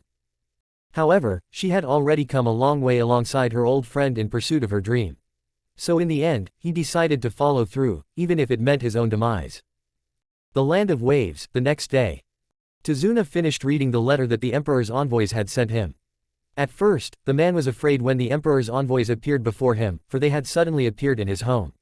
The first of them was a young man with short brown hair and brown eyes, wearing a red suit with blue trim and a strange helmet that vaguely resembled an ant. The ambassador was a beautiful young woman with short black hair and blue eyes, wearing a yellow suit with black trim. Is what the letter says serious, Mr. Lang? Tsunami asked after reading the letter. It was too good to be true. Every word, the ambassador said, is the emperor's reward for being able to recognize heroes. Inari, who had grown up to be a very skilled and handsome archer, was the one who had just read the letter that the emperor himself had sent them. As the leader of the Land of Waves, the retired bridge builder had been tasked with signing a trade agreement between the two countries. Now her father's legacy had passed to his daughter, who had not dishonored or disgraced her father's prestige. Tsunami, who was still beautiful despite her age, also read the letter and couldn't help but smile as she received reliable news about the country's second great hero. After the news of Naruto's exile and the exact date was revealed, Uzumaki's birthday became Heroes' Day in the Land of Waves, a date to honor both the late Keizu, the land's first great hero, and Naruto. Unlike Konoha, they celebrated the date with pride, as they were the first to have the honor of being saved by such a great hero. The festival had grown to such a large scale that even the rulers of the lands of spring, birds, and moon were present, and of course, he was protected by the country's favorite shinobi village. Of course, he was talking about Suna. Well, that's all we'll say. The country's leader gave his approval, and the former builder blindly trusted the emperor who was sealing the deal. Tell His Majesty that he can come to the Hero Festival any year he wishes. We will do so, the woman smiled, seeing the joy that the news of her emperor brought to the people. Okay, Scott, time to go. The woman clutched the part of her suit and disappeared from sight. The man zipped up his helmet again, mimicked his comrade's actions, and repeated the action. His hero certainly knew how to surround himself with extremely interesting people. Konoha at that very moment. In Ichiraku, Shikamaru and his gang, consisting of Choji, Neji, Shino, Hinata, and Tenten, had just finished eating. They were there because their parents or former sensei had informed them that they had been chosen to be part of the village's delegation that would seek an audience with both the emperor and the clans that also existed in the village. Everyone understood why they had been chosen. It was obvious that the Hokage planned to use them as some sort of emotional blackmail for the Uzumaki. Since Gohan claimed to have heard them arguing that day, those who stood up for him might be the only ones the blonde would be willing to listen to if they tried to talk to him. This is unpleasant, Shikamaru suddenly blurted out, breaking the silence. If you look at it from my perspective, we're in trouble. If we refuse to go, we'll be severely punished. But if we continue, we'll be scorned by Naruto. Since it's the Hokage's decision, it doesn't surprise me, Shino stated his point of view. He's already sacrificed his son for the village, and sacrificing him won't bother him in the least. That's if they take their anger out on us, Neji noted. You saw it at the tournament, neither Maru nor I were treated like the others. As far as I know, Shio, who wasn't treated as badly, still needs 2 weeks to recover due to his cracked ribs. And yet, she, Menma, and her mother will be traveling with us. Even with broken and cracked ribs, as well as a device that keeps his mouth shut until it heals properly. To be honest, I don't know who suffered more, Sasuke or Lee, Tenten commented. Lee hasn't eaten in days, and the sparkle that was in his eyes has completely faded. I heard him mutter that he should have been killed instead of being left like this. On the other hand, I learned that the group of drunks who had encountered Sasuke had attempted to rape him again. And like the previous 4 times, he had managed to fight them all off. Poetic justice, Hinata said happily. Personally, if I could turn him into something, I would turn him into a parasite and slowly step on him before crushing him and turning my sandal inside out to turn him into. After some thought, they had decided on a possible just punishment. For a man with his pride, not being able to pass on his bloodline and use it would also be a grave punishment. But as she said, she had taken something very precious from him. Yeah, for a shitty misogynist like him to become the one he hates must be downright humiliating, Shikamaru agreed after drinking some cold myrrh. Even so, I still felt uneasy about being sent to him as emotional blackmail. I wonder how strong he's gotten, Choji opined. To be so close to the emperor and have so many powerful friends, he must have surpassed all of us without a doubt, but by how much? Quote. It must be a lot, Shino concluded. Obviously if he has the respect of people like Gohan and that princess, who are very strong, he must be on their level, if not higher. Which wouldn't surprise me, Tenten admitted. He called himself the shinobi who makes the impossible possible, and had no doubt that he was even as strong as the emperor himself. I think we should leave, Shikamaru suggested after Tenten's statement. We will leave the village at dawn tomorrow. It is best to prepare our travel gear and set out tomorrow well rested. Everyone agreed with him, not noticing how skillfully he had handled the matter. The chestnut with the bangs had only further exacerbated the uneasiness he and his father had begun to express during the tournament. And the subtle clues the East had been giving them could reveal something surprising, though coming from Naruto wasn't all that surprising. And if you put the pieces together, how could Maru and Neji not have been beaten, or that the fights had been accidentally arranged so that Sasuke, Neji, and Shio had been pitted against the pair from the East, that Kiba, Lee, and Menma had been injured in such a manner by someone who was so damn strong and apparently had great affection for him. Or even the constant smiles on Tsunade, Shizune, and Kuzuki's faces, even before the Konoha shinobi had been humiliated. I highly doubted the Emperor would agree to put on such a show to avenge such a friend. Until he discarded the idea again. Perhaps the Emperor had the same respect for him as Gaara did. After all, he was the most powerful man in the world and it would be easy for him to play along if he wanted to avenge his best friend. Uchiha Camp, same night. No, of course Sasuke would never have gone on this mission if the idea was to only take people who wouldn't make Naruto refuse to speak in his favor in front of the Emperor. The bad thing was that Homura, Koharu, Kakashi, Jiraiya and Namikaze were in that department. And knowing Sasuke, if he opened his mouth he would probably make enemies with the Empire, especially if he demanded something from the Miyamoto clan who apparently also had the Emperor's favor. In reality, he didn't care. What pissed him off was that not only was the Dobi still alive, but he had once again far surpassed him. The Yondaime simply sat back in the chair of the one in charge, sealed his curse mark, and forbade him from training for the 2 years he remained a genin, 2 years in which Danzo helped him ignore such imposition and secretly trained him to reach his full potential. After this ban, Kakashi taught him everything his sensei had taught him, so he was a second source, but he had the same training as the Namikaze brothers. He believed that with this, he could finally achieve his goal of killing Itachi and restoring the clan. It was only after his brother was swallowed by the earth that he discovered that there were theoretically other Uchiha. The Dobi that humiliated him was still alive and ended up being targeted by idiots who felt superior to him. And to top it all off, that idiot Yondaime demoted him to genin for 3 years and froze his clan's assets to make things easier for the village. Sasuke was the only member of the Shinobi Council who had never invested his clan's funds in this situation, so Minato, reminding him that this was a military dictatorship, confiscated all of his assets, which would now be used to alleviate the unstable situation in the village. This was the straw that broke the camel's back. So, with a backpack over his shoulder, he began to creep forward to finish what he had been prevented from doing 8 years ago. He would go with Orochimaru, become stronger, kill Itachi, and take revenge on everyone who had humiliated him, starting with Naruto and Satsuki. Omake. The United Eastern Empire, which consisted mainly of an alliance of kingdoms, confederations, and city-states, covered an area at least twice the size of its neighbor, in which the main nations resided. In the past, the territory was divided into 9 regions and many countries, kingdoms, federations, and city-states, so it was not easy for Naruto and his acquaintances to begin rebuilding it. During the war, every territory they had liberated from a tyrant or joined their cause remained relatively unchanged after defeating the tyrant in power or joining their side. For example, the countries of the World Government Federation, an organization that consisted of at least 30 countries including city-states and large countries, continued to have their own rulers who, while no longer kings in their own right, still retained the throne and the right to pass it on to their descendants. Notable examples were the kingdoms of Alabasta, Dressrosa, and Fishman Island. However, places like Acapolis, Tenebria, Oscuria, the Kree Empire, or Ostland now had someone competent and fair at the helm of their government. Even in regions like Britain, the kingdoms of the so-called Middle Earth or the Kingdom of Zephyr were helped to appoint legitimate rulers at the head of the government, such as Elizabeth Lyons, Aragon or Esmeralda.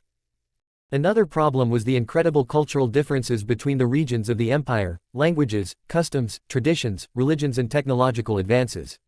Again, each region was different from one group to another. And as examples, we can take the United States, the Confederate States and Ostland itself. The former were actually one nation, sharing many customs, religions and languages.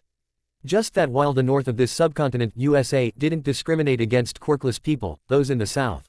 Let's just say Senator Kelly would never have made it in the north. By the way, the US has fictional cities and towns like Gotham, Arkham, Derry, Bellwood, Amity Park, etc., and the EU has fictional cities like Chicago, New York, etc., but they only have 50 city-states in total, 22 in the US and the rest in the EU. On the other hand, Ostland had a completely different language and customs. So as long as the local laws did not contain discriminatory or questionable rules, such as slavery or segregation laws, each region could continue to maintain their traditions. As for religion, there was no official religion, nor was there an official language of the empire. However, since both the Latin alphabet and English were easy to learn for most, they became the de facto language of the empire, a language that Naruto, his cousins, and his mother all spoke well. And the currency. They actually had to create that. Call it the zeni, the official currency. At the time of the empire's creation, each region had its own currency with different exchange rates, with the world government's strongest currency being the berry, followed by the rand of Acopolis and the zaks of the Kree Empire, which were the main currencies with very high exchange rates. In the east, the ryo was successful as the sole currency, as the feudal lords always agreed that a single currency within reason meant stability. Ryo was ryo in Iwa, Kumo, or Konoha in times of peace or war, and had a value roughly equal to the availability of the commodity that could be purchased. Fine fabrics and spices were much cheaper in the land of tea and kiri than in Kumo and Suna. But in the east, depending on the location, the currency was either worthless or highly valued. Despite being paper money, the berry's value came from the fact that it was backed by the largest organization of countries in the region. All Acopolis currency was made of gold, while the Kree minted coins from copper, brass, and lead, inlaid with precious stones to give them value. And since the countries ruled by Darkseid and Thanos, two of the 6 demon lords, had high-quality material in their currencies, they were easily accepted by other countries. So gradually the empire began to use the zeni as its only currency. A pleasant change would be to assume that zeni would be worth the same in the desert region of Alabasta, the plains of Middle-earth, and Dallas. Another problem they had yet to overcome was the technological development of the empire. There were highly developed countries like Zo or the subcontinent of the United States, in regions that were astonishingly backward in technology, and a windmill was the most advanced machine their inhabitants had ever seen. This too was gradually changing, as was the complete suppression of the demon lords' influence in the world. King Cold's sons, Cooler and Frieza, luckily perished in the war, as did Darkseid's closest and most loyal followers, Thanos and Debonair. Hadalor and several of his commanders were defeated, but some of them, such as Varan the Dragon King, Crocodile, the so-called King of Beasts, and Junkin, the former captain of the Undead Army, switched sides and joined Naruto in their quest to overthrow their master and achieve peace. As for the last of the demon lords, Druella, she was a failure. About 5 years ago, she made a fatal mistake by angering Naruto more than anyone else, so that before nightfall, she took him to her kingdom and castle along with his trusted friends Meliodas, Goku, and Kal-El, who mercilessly attacked his masters, and she herself perished but not before leaving Uzumaki with one last surprise. This demon lady followed her mother's ideas that sex was the perfect weapon for conquering the world. Using her yomi, she corrupted countless creatures and humans, turning them into all sorts of demons and monster women, who, through her body, gradually conquered the ground beneath her feet for her. Of course, there were regions that somehow escaped this plan, as the creatures there managed to resist such corruption and were actually valuable to their societies. There were also creatures that, despite everything, were adored and respected, such as the bees, or the Arloons. But the bulk of their hosts were systematically exterminated until they were almost completely exterminated, and the only real murder Uzumaki committed was almost. With the help of a powerful former priestess he found trapped in a mountain, they managed to purge this essence from many people, and they returned to a society where this was impossible. If they posed a danger to the population, they were mercifully executed.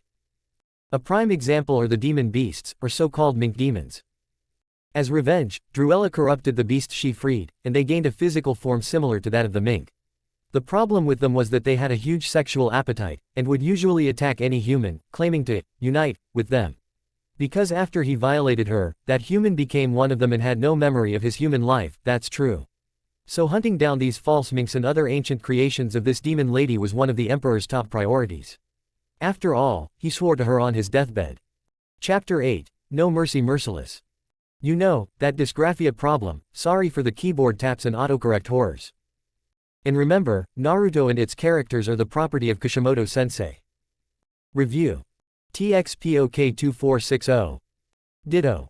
Pirate virus. I already said that something weird happened. If that's true too, name a few, and it's good that you noticed the one where they fight their opposites. I also like Lang more than Pim. Deadpool 50004. Submitted. JGM250500. About Hinata, read it and yes, trust me, Sasuke will regret it. Daisuke SSJ. Ready, enjoy this chapter. Otaku fire. Ha ha ha, they will. Your doubts are about to be resolved in the plot. Serenity Usagi. Well, here's my gift to you in advance. Uriah. Tanky, enjoy the chapter. Yami Black Dragon. Trust me, this meeting will be unique. About High School DxD. I've never watched it, and along with a few others, including Fairy Tail, but knowing about it from two sources who told me about it, although I don't want to do that, I know it's very widespread that are on my urgently must-watch list. So, I wouldn't put them.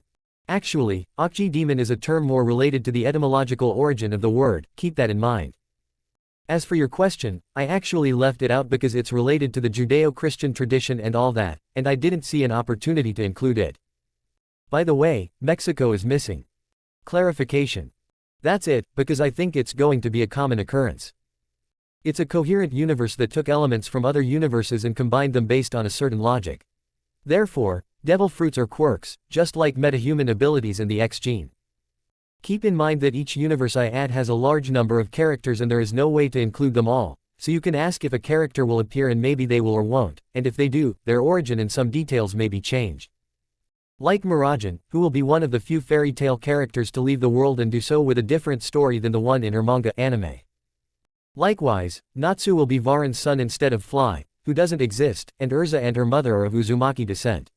After being released from prison, Flare Corona is assigned to manage a trading house in Suna on probation. He emphasized that these are alternate versions adapted to the context, not canon versions. Let's get started. What news from the rescue team? Mebuki Haruno practically demanded from Minato. In addition to the retinue's departure to the Empire, Konoha was awakened by the news that Sasuke had escaped again, and from what was revealed, he was heading towards Otogakure. A rescue team had been sent, something the Hokage had just received word from the backup team. Except for Yugao, everyone else is dead.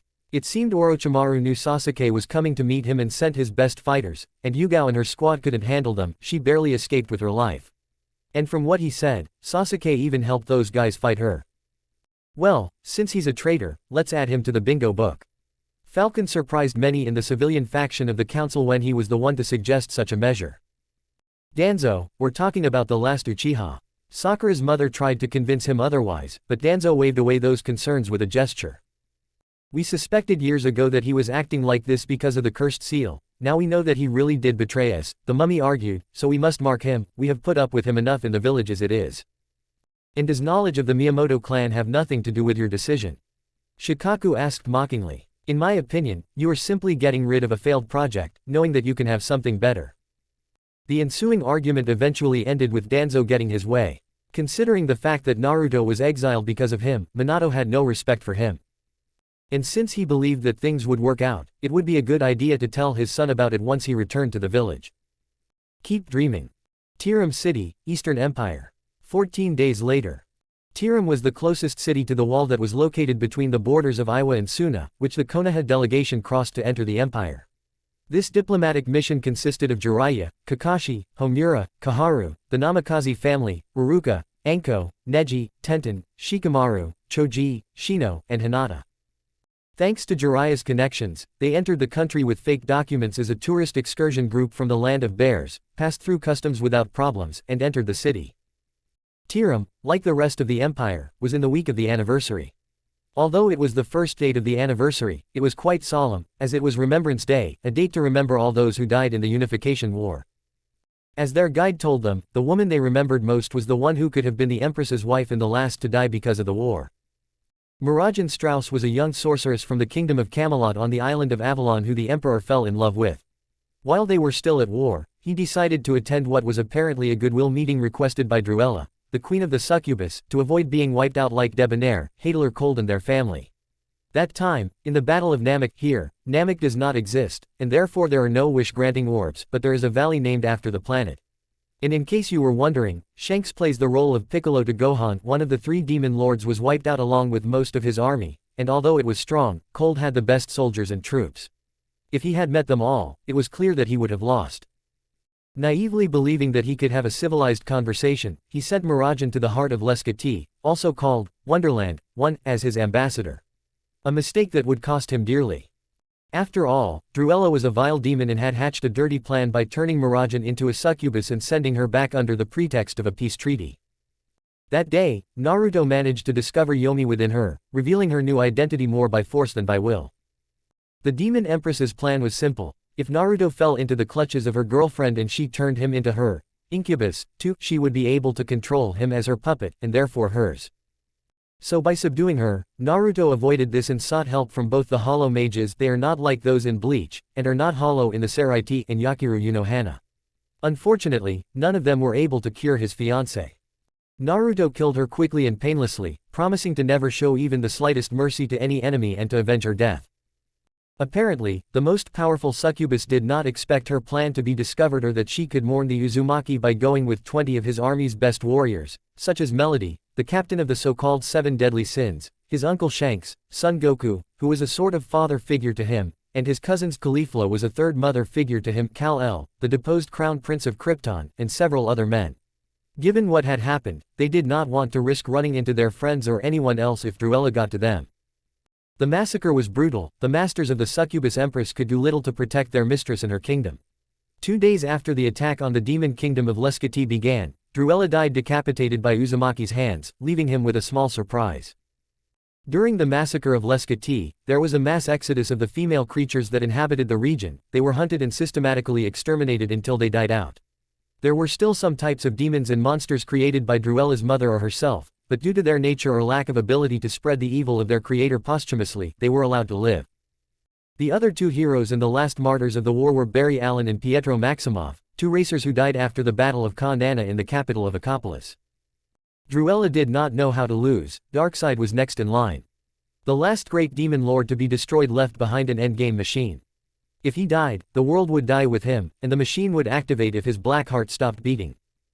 Likewise, the tyrant did not count on 2 things: that they would find her in time, and that they would know how to stop her, and that they would have the means to do so. The only thing that could stop the machine would be if the 2 speedsters created 2 vortexes that would cancel the machine. The problem was that since the machine was on and both sprinters had to run in opposite directions from each other, the volunteers didn't count it.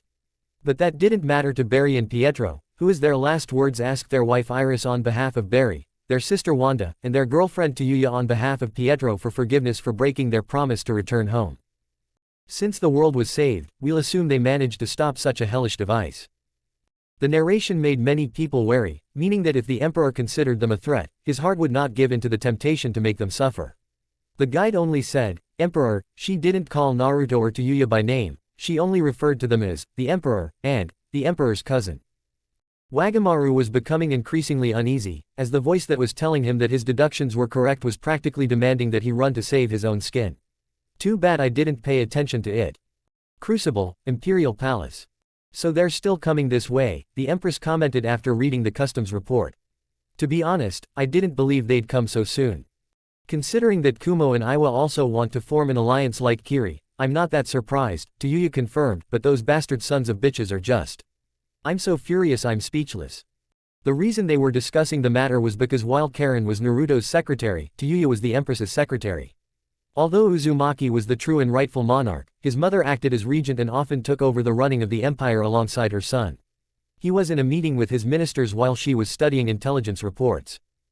After the fall of the 6 ancient demon lords, the Uzumaki had originally wanted her to become the ruling empress, but she refused. In her opinion, it was because of Naruto, not her, that many joined the idea of peace that he proclaimed.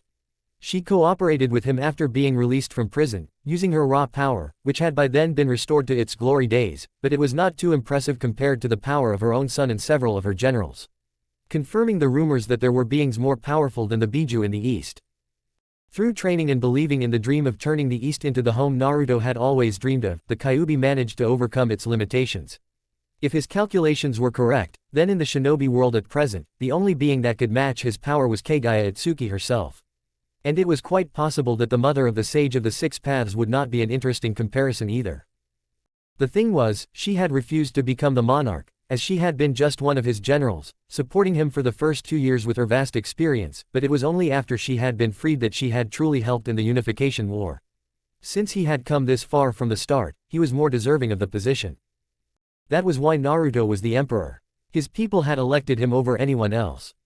So in practice, she continued to help with her experience, acting more as a sort of prime minister or honorary ruler with considerable decision-making powers. And since the Uzumaki had helped as well, and helped greatly, as special charges, depending on who they were, more tolerant of, Karen had become the right-hand woman and assistant to her cousin and Empress Tayuya. When would they theoretically arrive in the capital? The monarch asked curiously. If that bunch of idiots took the train here from Tiram, they would essentially be here on Thursday for the day of the public hearings. It was a 12-hour train ride from Tiram to Crisol on the express train, but since it was more expensive, they took the one that went for the panoramic views. They probably arrived at night, lined up, and waited to be admitted. Well, if I remember correctly, they were on the same train, the woman commented. Why don't you be a good girl and ask them to deal with that Konoha trash and give them the special treatment they deserve? I'll deal with it, auntie, commented Uzumaki, who never cursed in front of the Empress. He'd learned the hard way not to. 20 minutes later. Tiram, cruel train. Somewhere between the two cities. To the people of Konoha, the diesel locomotive was a mechanical marvel. They were used to steam being the main source of power in their world. Power plants were either coal and steam powered, or hydroelectric. But here in the Empire, they had oil refineries, wind farms, and using the technology they even had plants that captured the sun's energy and converted it into electrical energy. The gasoline engine was also a real novelty. No one in the West had even thought about making steam cars. Here, they were commonplace, along with gasoline and electric cars. For this reason, Homura, Kaharu, and especially Jiraiya were drooling just thinking about how much stronger Konoha would be against the other four shinobi powers once they allied with the Eastern Empire. Haha. Kakashi kept going over the apology he would give to the Uzumaki in his head, trying unsuccessfully to make it sound less awful than he imagined. On the other hand, the Namikaze thought they would finally meet Naruto and the rest of his family. The only ones who were more disheartened, despite everything, were Anko, Ruruka, Hinata, Neji, and the others, who had a bad feeling about this. What the tramp had shown them after visiting the train's cafeteria had done much to enhance that feeling. Something weird is going on here, the Nara commented. I was just at the cafeteria, and all the other cars were full, but this. Everyone instinctively turned around. They were the only ones in the car. Oh, shit, Kakashi exclaimed. Apparently they were discovered and isolated for some special reason. Well, it seems we no longer need to be subtle, said a female voice with a thick Eastern European accent. Why don't you do me the honor, Dr. Strange? Charming, Lady Maximoff, said a male voice. Slowly, the people of Konoha began to fall asleep, no matter how hard they tried to dispel the genjutsu, realizing too late that here in the East they used more than just chakra. The last coherent thought that came to several of them was that the mission had failed and that they were about to face a ruthless, enraged man. The Imperial Palace, 6 hours later. When Mito opened her eyes, she and the women in her retinue were in a dungeon, handcuffed to the wall and with chakra-suppressing seals placed on them. There was no sign of their belongings or the boys, which began to upset her. Slowly, one by one, the others woke up, realizing the perilous situation they were in. Does anyone have any idea what happened to the boys? Shio asked. No one in particular. We placed them in separate cells, they heard a male voice. It had a pleasant tone, but at the same time, it sounded somewhat threatening. After Scarlet Witch and Magic Pashmina brought them, we were ordered to separate them into 2 cells, the voice explained. What will happen to us? Hinata asked. There was a short silence, then footsteps were heard in the dimly lit room. Looking in their direction, they saw a man with long black hair, dressed in a red suit, a wide-brimmed red hat and round amber glasses, which hid scarlet eyes that looked at them with a chilling smile. It will depend on what their highnesses decide, he commented with delight, coming up to stand next to Mito, holding Namikaze's cheek and adding, and to be honest, I have no way of knowing what awaits them. The policy here is zero tolerance for enemies of the Empire. And as far as I know, they were called that when they entered the territory illegally with forged documents. But, we have an excuse, Kaharu tried to explain, but the man showed that he did not care. Save those things for when you are in the presence of the royal family, the man advised. So you better pray to the Creator that His Majesties are in a good mood and that they are magnanimous in the sentence they pass on you. Ha ha ha.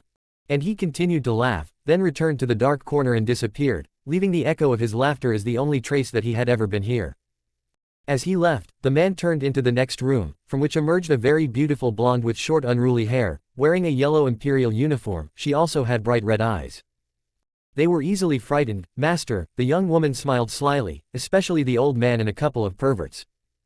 Well done, police, the man smiled contentedly, now inform Lady Tayuya that the package is ready to move the plan to phase 2. 2 hours later. They were led out of the dungeon almost casually and escorted by a group of soldiers through the corridors of the Imperial Palace. If they had not been prisoners, they would have stopped several times to admire the beauty of the place, especially the huge Imperial Garden, which looked more like a botanical garden. They were taken to the throne room, where they were forced to kneel. Suddenly, the guards stood in respect as the woman wearing the snake mask they had seen next to the emperor in his box entered. Yes, he was still wearing the mask, only this time he was dressed in a red cheongsang with the imperial symbol on the right side and the Uzumaki symbol on the left, both embroidered in gold thread. "My lady, here are the prisoners," said the man standing before the guard who had brought those born in the land of fire. "We have brought them to you as you commanded." "Well done, boys," he said with the help of a voice-distorting device, "you can go." The guards listened. After all, Uzumaki could take care of herself, and all the prisoners were well protected. So she moved from meeting with her guards to meeting with the Konoha guards. If they were planning to sneak in here unnoticed, they failed miserably, a bunch of idiots. I seriously thought that they would take the hint we gave them at the tournament, don't even stop on our soil, but either they didn't read between the lines, or they are stupid. Mistress, this is nothing more than a misunderstanding, Homura began to speak, we are not looking for anything else. Shut your mouth. Uzumaki cut him off angrily. You will talk if and only if I ask you to. Flattery is something I have no tolerance for, as it is usually a sure sign that the person using it is nothing more than a sly scoundrel trying to gain some kind of favor or advantage. If you want to save your tongue, refrain from opening your mouth. Why do you wear the Uzumaki symbol? Mito asked, noticing the details of the woman's clothing. Speaking of spoiled people, he commented, approaching the younger Namikaze, and when he was in front of her, just like the boy, he grabbed her cheek and made her look at where his eyes were before answering. After all, it is my clan's symbol, why wouldn't I use it? You are in Uzumaki. There was a commotion in Konoha. That's right, not only that, but I am also the Empress Mother's assistant. Long live the Empress Mother, Tyr Halibal. The Empress was now being yelled at. Through the main door, where the assistant had entered, first came a small procession of people dressed in white, with masks representing animals they dress like Arankar. With an animal mask then came the famous Empress, still surrounded by them, without the fox mask they had seen on her. She was a very beautiful woman, with dark skin and short blonde hair, with 3 curious strands in front. She had green eyes and some curious marks, like sideburns, on her cheeks. She wore a dress similar to that of the sultanas, but white, and she wore an olive tiara made of gold as a crown. Upon seeing her, almost everyone could not help but notice both the aura of power that emanated from her, and the coldness of her gaze when she directed it at them. I have said almost everything, because Sanin looked as if he had just seen a ghost. I vaguely remember making an oath and someone making fun of it, the Empress began, sitting on her throne and lining up guards on either side of the throne room. What did I swear? She asked herself mockingly. Incidentally, as soon as he heard her voice, it was already Kushina, who seemed to have seen a ghost.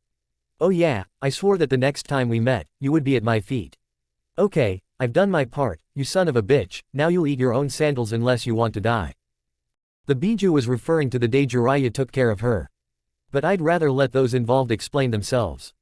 How the hell do you know her? The head of the Namikaze family asked, still in shock. Many years ago, a woman basically adopted Naruto, and together with Sensei, we separated them, we sealed in both of them the memories of meeting and the time we spent together, and I sent her to the worst brothel I knew to work there as one of the whores. But I was told that he died in a strange way, 6 days after arriving. What did he do? Enko exclaimed, very angry with the Sanin. He says that no one had the right to make him happy, because mom and dad won't be angry. And they still wonder why he holds a grudge against the village. Yes, the day he took responsibility, I swore to him that the next time we saw each other, he would be at my feet and that I would only save his life if he ate his disgusting sandals. Well, obey, bastard, or die by my hand. How did you free yourself? Kushina finally managed to ask. Wow, until you recognize my voice, the Biju remarked with a cynical smile. Well, you only had my voice to work with. If I hadn't spoken, you would never have recognized me. Since you've never entered that metal passage more than once. And that's when I was in my fox form. Who the hell are you? Kakashi asked before being threatened with several sharp objects for the way he addressed Tyr. We're not at Montessori for me to answer your questions, but fine. I'm over 1,000 years old, and there were few sightings of me before my falling out with your Shodime. What do you think is the reason for that? I can change shape and size at will. I simply chose to live as a human for long periods of time, sometimes as a man, but mostly as a woman, since that's the gender I identify with the most. As a chakra medium, I have no gender, but I have the ability to change my true form to human or intermediate.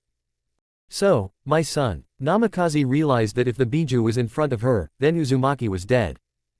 Ha ha ha, you think that I killed Naruto to free myself, assured Tyr, a mistake, he freed me voluntarily.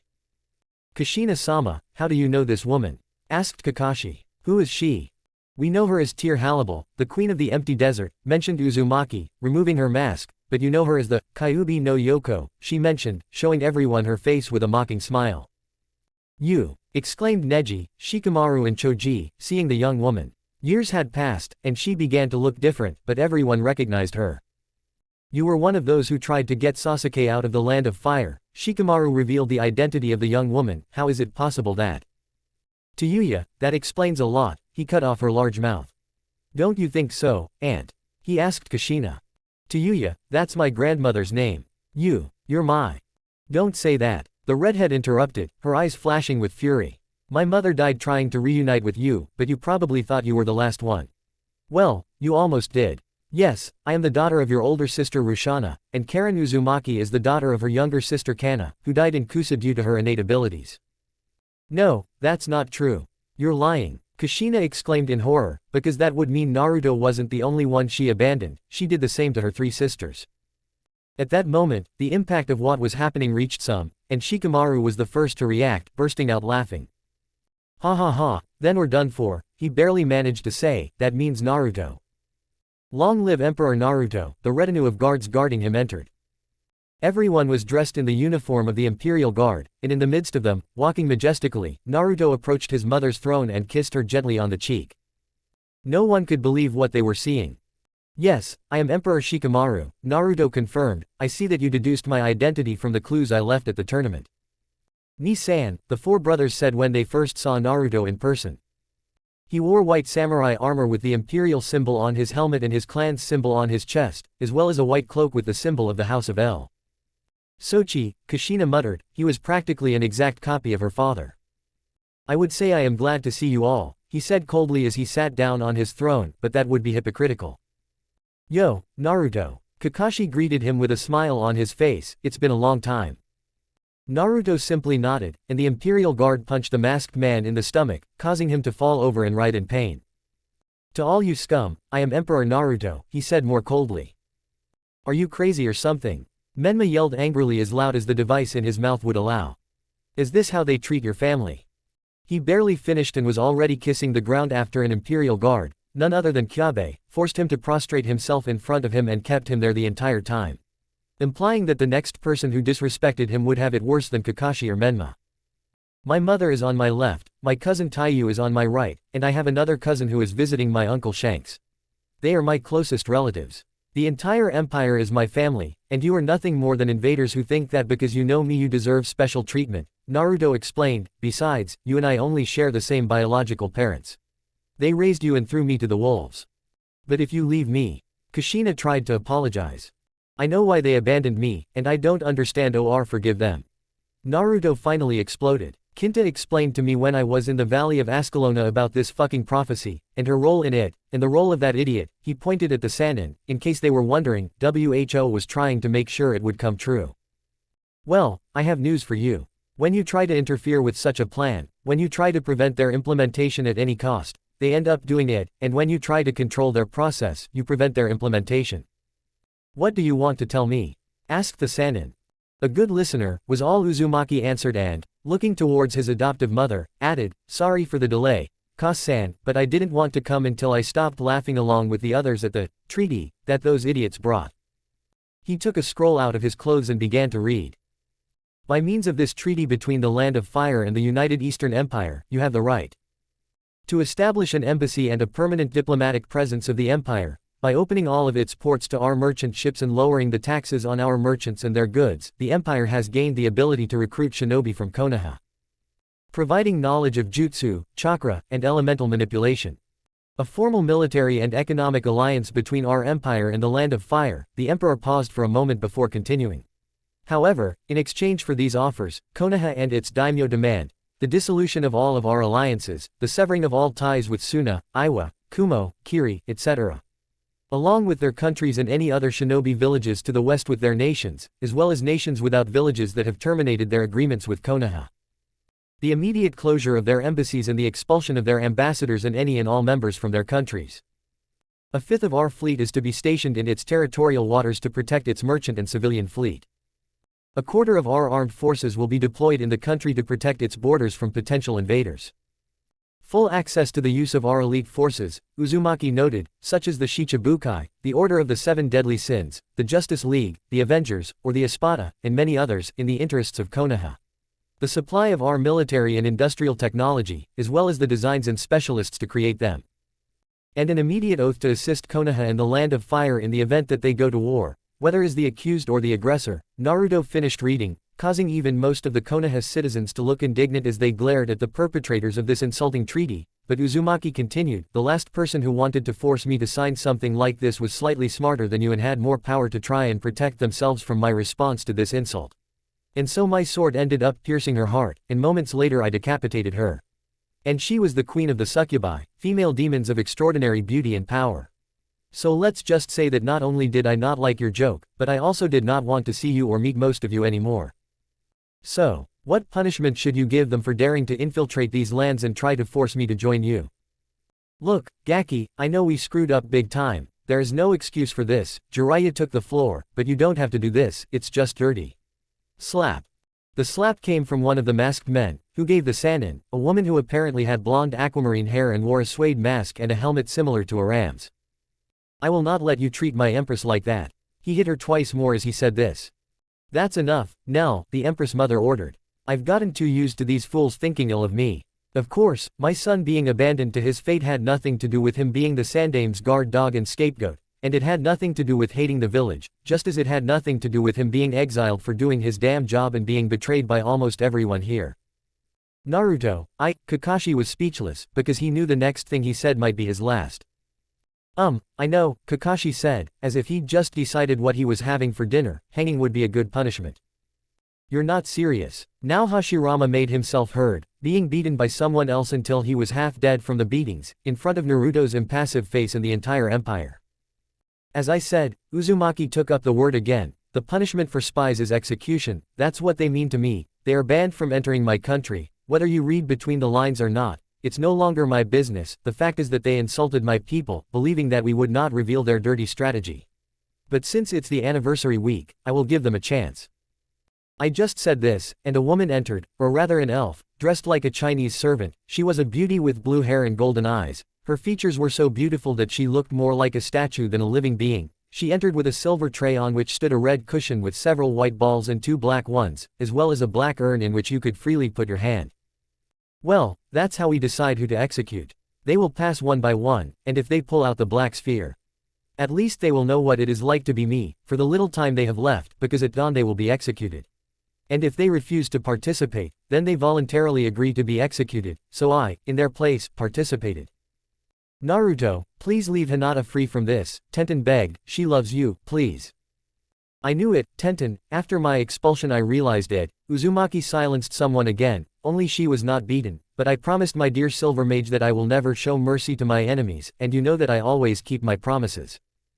Naruto-kun, the girl with pearly eyes began to sob, because she saw the pain and guilt in her lover's eyes. As if he was asking her for forgiveness. And so, more out of duty than will, the Sannin was the first to release the ball. White. Kakashi, white. Kushina, white. The mummies, white. Iruka, Blanca. Enko, black. The snake charmer made a humble face, after all, she should have supported the Gaki more than she did, being separated from the group. Choji, Blanca. Myth, white. Menma more by force than will, but he also received white. Hinata, black. No, please, I will take his place, Neji offered, I beg you, Naruto, let me take his place, like his father once did. After all, she is technically my little sister, and the last thing I want is for her to die because of your machinations. I'm sorry, but the sentence has been passed, Naruto said coldly, watching as the pearly-eyed girl meekly allowed herself to be led, devastated by the bitter reunion with her lover, and know that after their execution, their remains will be cremated and dumped in the sewers, so don't even try to ask for their bodies. What have you done to my Sochi? Kushina resisted as she and the others were led out of here. Once they were gone, Naruto let everyone go except his mother and began to cry over what had happened. You did well, son, Tear consoled him. Now we move on to the third stage. Chapter 9, Charade. You know, the dysgraphia issue, excuse the keyboard clicks and autocorrect horrors. And remember, Naruto and his characters are the property of Kishimoto-sensei. Overview. Today, I am in your debt, and you will understand why. the capital, after the death sentence was handed down. The shock was so great that neither Anko, Hinata, nor anyone from Konoha noticed how gently the 4 women in tears entourage led the condemned women to a wing separate from the rest, who were instead trying to free them and escape. That should not have happened, given the chakra suppressors, as well as the sea stone that his handcuffs and chains were made of. Eventually, the women took them to another wing of the castle and led them into several rooms, after which they removed the suppressants and chains. When Hinata entered her room, she noticed that it had a very comfortable bed, a large mirror and vanity, and an open closet with a large selection of dresses.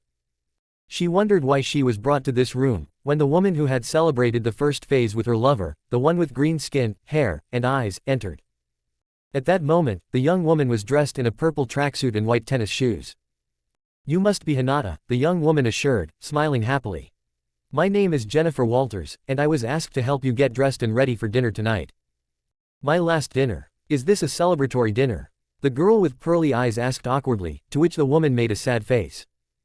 "I sincerely apologize for that scene, but we had to pull you and Mitarashi-sama out of the group and it was the only way. You know, if Nell heard correctly, he was crying because he treated you like that." "Naruto-kun, were you crying because of the way he treated me?" he asked sadly, but there was a hint of hope in his voice, to which the young woman responded with a solemn nod. He was serious about his vow to Murajan, the Emerald Beauty informed her. She briefly returned to her normal form and made him promise that if you still loved him, he would look for you because you surely loved him as much as she did. So Naruto swore that if you still loved him, you would be the first of us to get to know each other better and marry him if you accepted his proposal. "Wah, he wants to be a couple?" Hyuga asked, a hint of red on her face that Jennifer had only seen on Murajan. "Even in that sense, you look like my best friend," the young woman smiled nostalgically and chuckled. Hinata and the mage were similar in many ways, that the one who was born in Konoha reminded her of her. "Now that I understand," Hinata comes back to reality, "you said that Naruto-kun was the first to get married, and is engaged to several." "Yes, that is true," Jen admitted sincerely, "he dated several girls on his way to uniting the empire. And to be honest, we were irreconcilable rivals until Lady Halibal told us that she raised Naruto according to her values, including the belief in polyamory. If we love his child so much, we will have to decide whether to keep him or not keep either one." At first, only Barbara and Murajan agreed, but when we saw that he loved them both and they were very happy, we all decided to give him a chance. No one except Barbara has dated him for over a year and a half. Murajan's death had affected him greatly, and he no longer opened his heart to her so easily. "But he did," he said, smiling. When the tension subsided, the woman and pearly-eyed began to prepare everything for dinner, starting a beautiful friendship between them. There were 2 rooms ahead. When Anko entered, she tensed up because the room was dark and she felt that someone else was next to her. "It won't be you. Maltam Dinwi Hai Tem," a female voice was heard, and the next moment, the tamer was completely paralyzed. But she still felt how the snake grabbed her with its tail and, trembling, very carefully placed her on the bed, and she also felt how this person exposed her neck and placed his hand on it. "Why do I feel safe every time this woman puts her hand on me?"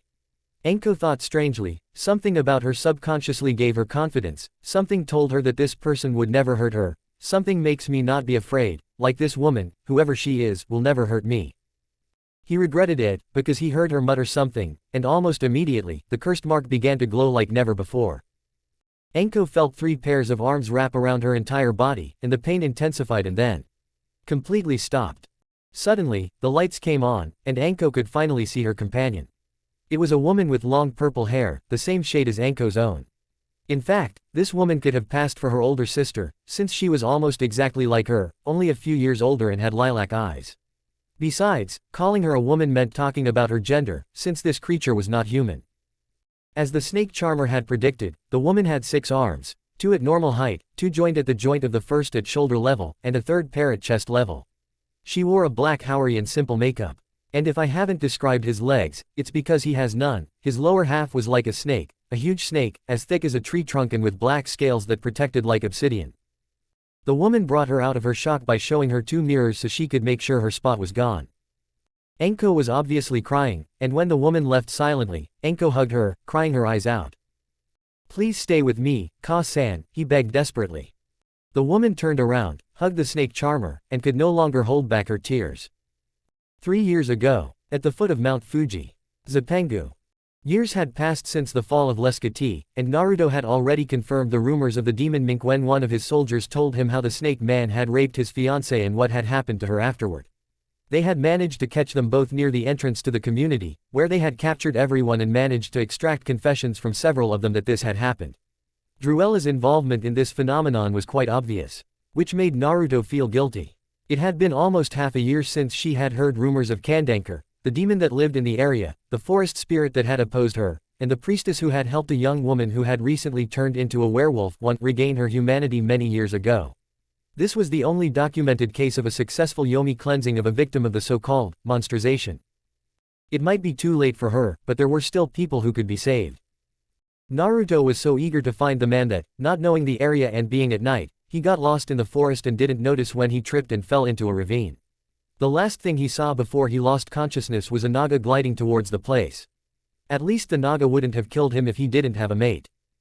When he woke up, he found himself in a cave that looked more like a hermit monk's cave than a lamia. But when he looked closer at the place, he saw something that caught his attention. On a branch was a cameo that served as a protection for the clothes. When he tried to get a better look at the object without touching it, an angry voice made him stop.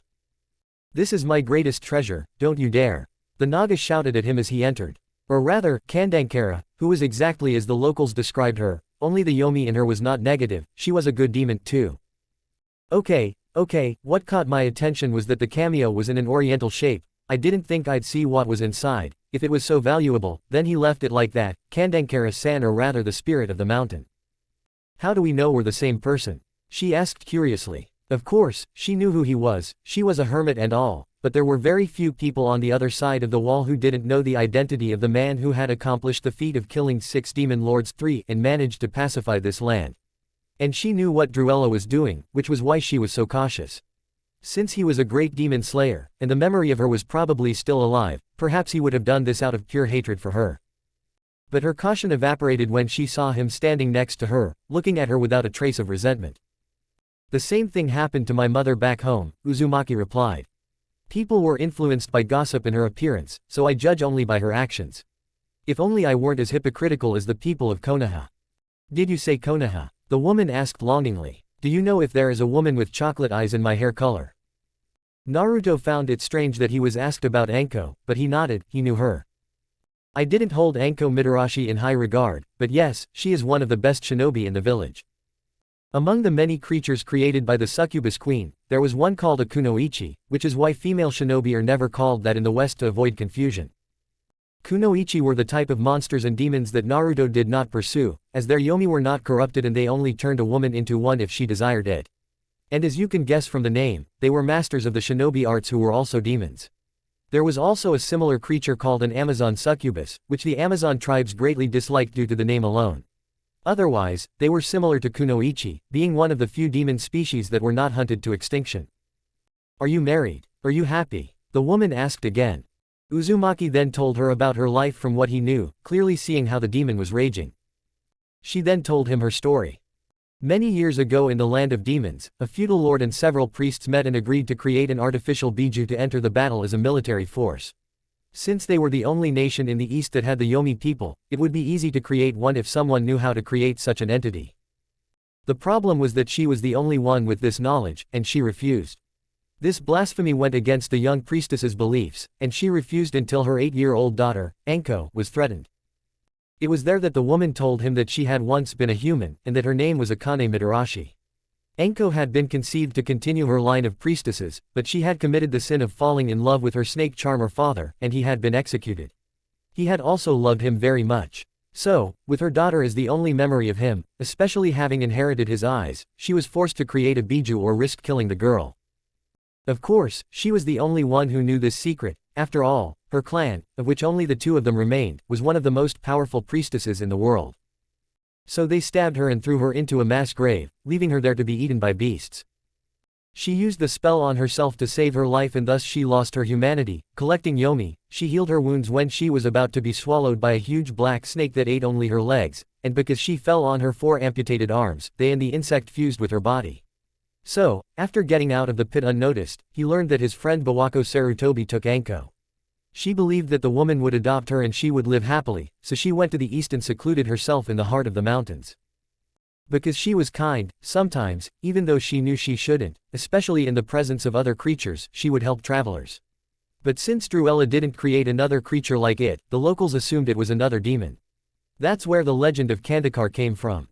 After finishing, Naruto cursed the Sandaime. Again, something told him that he was somehow connected to Anko's cursed seal. So after hearing his story, he asked him if it was true that he could reverse the damage done by the transformation.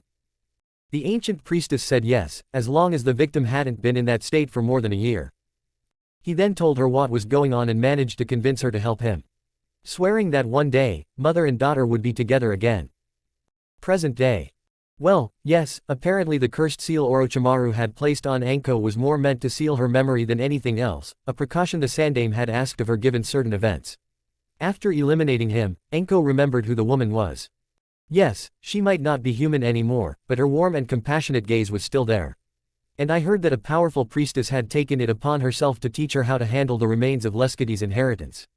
Only her appearance had changed, inside she was still the woman he loved most in the world. Ka-san, stay, Anko begged again, I'm not afraid of you, you don't disgust me, she swore. Anko, I. The woman was silent and only sobbed, releasing the melancholy from her heart. Yes, Anko said with a hint of anger in her voice, I'll mash it first, and then. I need to thank the Gaki. Come on, we're invited to a gala dinner, the demon said, it's a special day, daughter. The royal dining hall, night. There were several people gathered in the large dining hall, of which Anko and Hinata had only seen Kara, Barbara, Satsuki, and Asami, and of course, Anko didn't know Jen. Jen, Kara, and Barbara were standing next to a red-haired girl with brown eyes, whose long hair fell gracefully down her half-open back. She was wearing a sexy red evening dress that suited her very well. Anko was wearing a purple evening dress, Hinata was wearing a black one, and they both looked beautiful. It's nice to finally meet you, the red-haired girl commented. My name is Natasha Romanova, but you can call me the widow. It's a pleasure to meet you, the girl with pearly eyes greeted everyone. Here are your seats, the maid pointed to both of them. Hinata was with the Uzumaki bridesmaids and friends, and Anko took a seat next to her mother. A little more time passed, and the place filled with people I didn't know now, like Asami's parents, Urashi, who is Shanks from One Piece, and Makino as Esa Makino was wearing a white shirt and black pants, and Makino was wearing a black dress. Along with them, as well as her daughter, came a young man dressed in a red suit, despite its formality, with a straw hat, and he came with a beautiful woman with red hair, who was wearing an evening dress, almost as bold as Natasha's, only it was blue. There was also a man with blue eyes, 1.93 meters tall, dressed in a neatly tailored black suit, and next to him was a woman with black hair and light green eyes, dressed in a black evening gown. Or if not, the Superman Lane couple from the 70s has the most on-screen chemistry in my opinion, even more than the couple from the 90s series. There was also a very beautiful woman with blue eyes and black hair, dressed in an elegant red toga, accompanied by a mature blonde, yes, Linda Carter with Hippolyta from her TV series. Last but not least, the leaders of the Miyamoto and Hyuga clans arrived with Rei and another family, which those born in the West recognized as Gohan. Along with him came a young woman who Anko thought carried herself in a similar style to Hinata. She was wearing a simple red cheongsam, just like the woman. Gohan was dressed in a black suit, and the young boy, who looked like a clone of the adult who came with them, was dressed in a traditional black suit. The man was dressed in a traditional orange suit, the most formal attire that Kale and Gohan had forced their father to wear. And finally, the emperor himself appeared, accompanied by his cousins, mother, and adoptive aunt. Along with the most powerful women of the empire, a young woman with reddish-purple hair and brown eyes, dressed in a gothic Lolita-style outfit, arrived. The young woman called herself Riruka and was none other than the Sanbi himself. Once peace was achieved, Tear went to the lake where her sister had taken refuge to mourn what had happened to Yagura. The only benefit of this was that no one in Kiri wanted to know about her because her next vessel was the potential Yondaime Mizukage, and they left her alone, especially since they foolishly believed that she had gone into hibernation. This was not the case, but after a long conversation, the older sister managed to convince the young woman to come live with her in the country, where, although they knew about her, they saw her as a person and not something. Riruka is currently the regent chosen by Tear to rule the empty desert in her place, so they are reunited after 4 months of separation. And on the week of their anniversary, no less. I'm very sorry for what I did, Uzumaki apologized as soon as he saw them, but believe me, I have my reasons for acting like this. Naruto-kun, you had a right, Hinata responded immediately, what happened to you shouldn't have happened to you or anyone else. Thank you, my Hime, Uzumaki replied, causing Hinata's face to blush again for the second time in several years.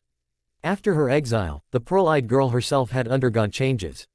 At first, she was cold and distant with many people, and then developed a more wicked side in order to become stronger and not let anyone trample her. She was still the same kind and gentle girl with many, but if you were on her list, pray that it didn't end badly. If that happened to her, she understood what her lover was doing. But it didn't hurt any less to see her like this.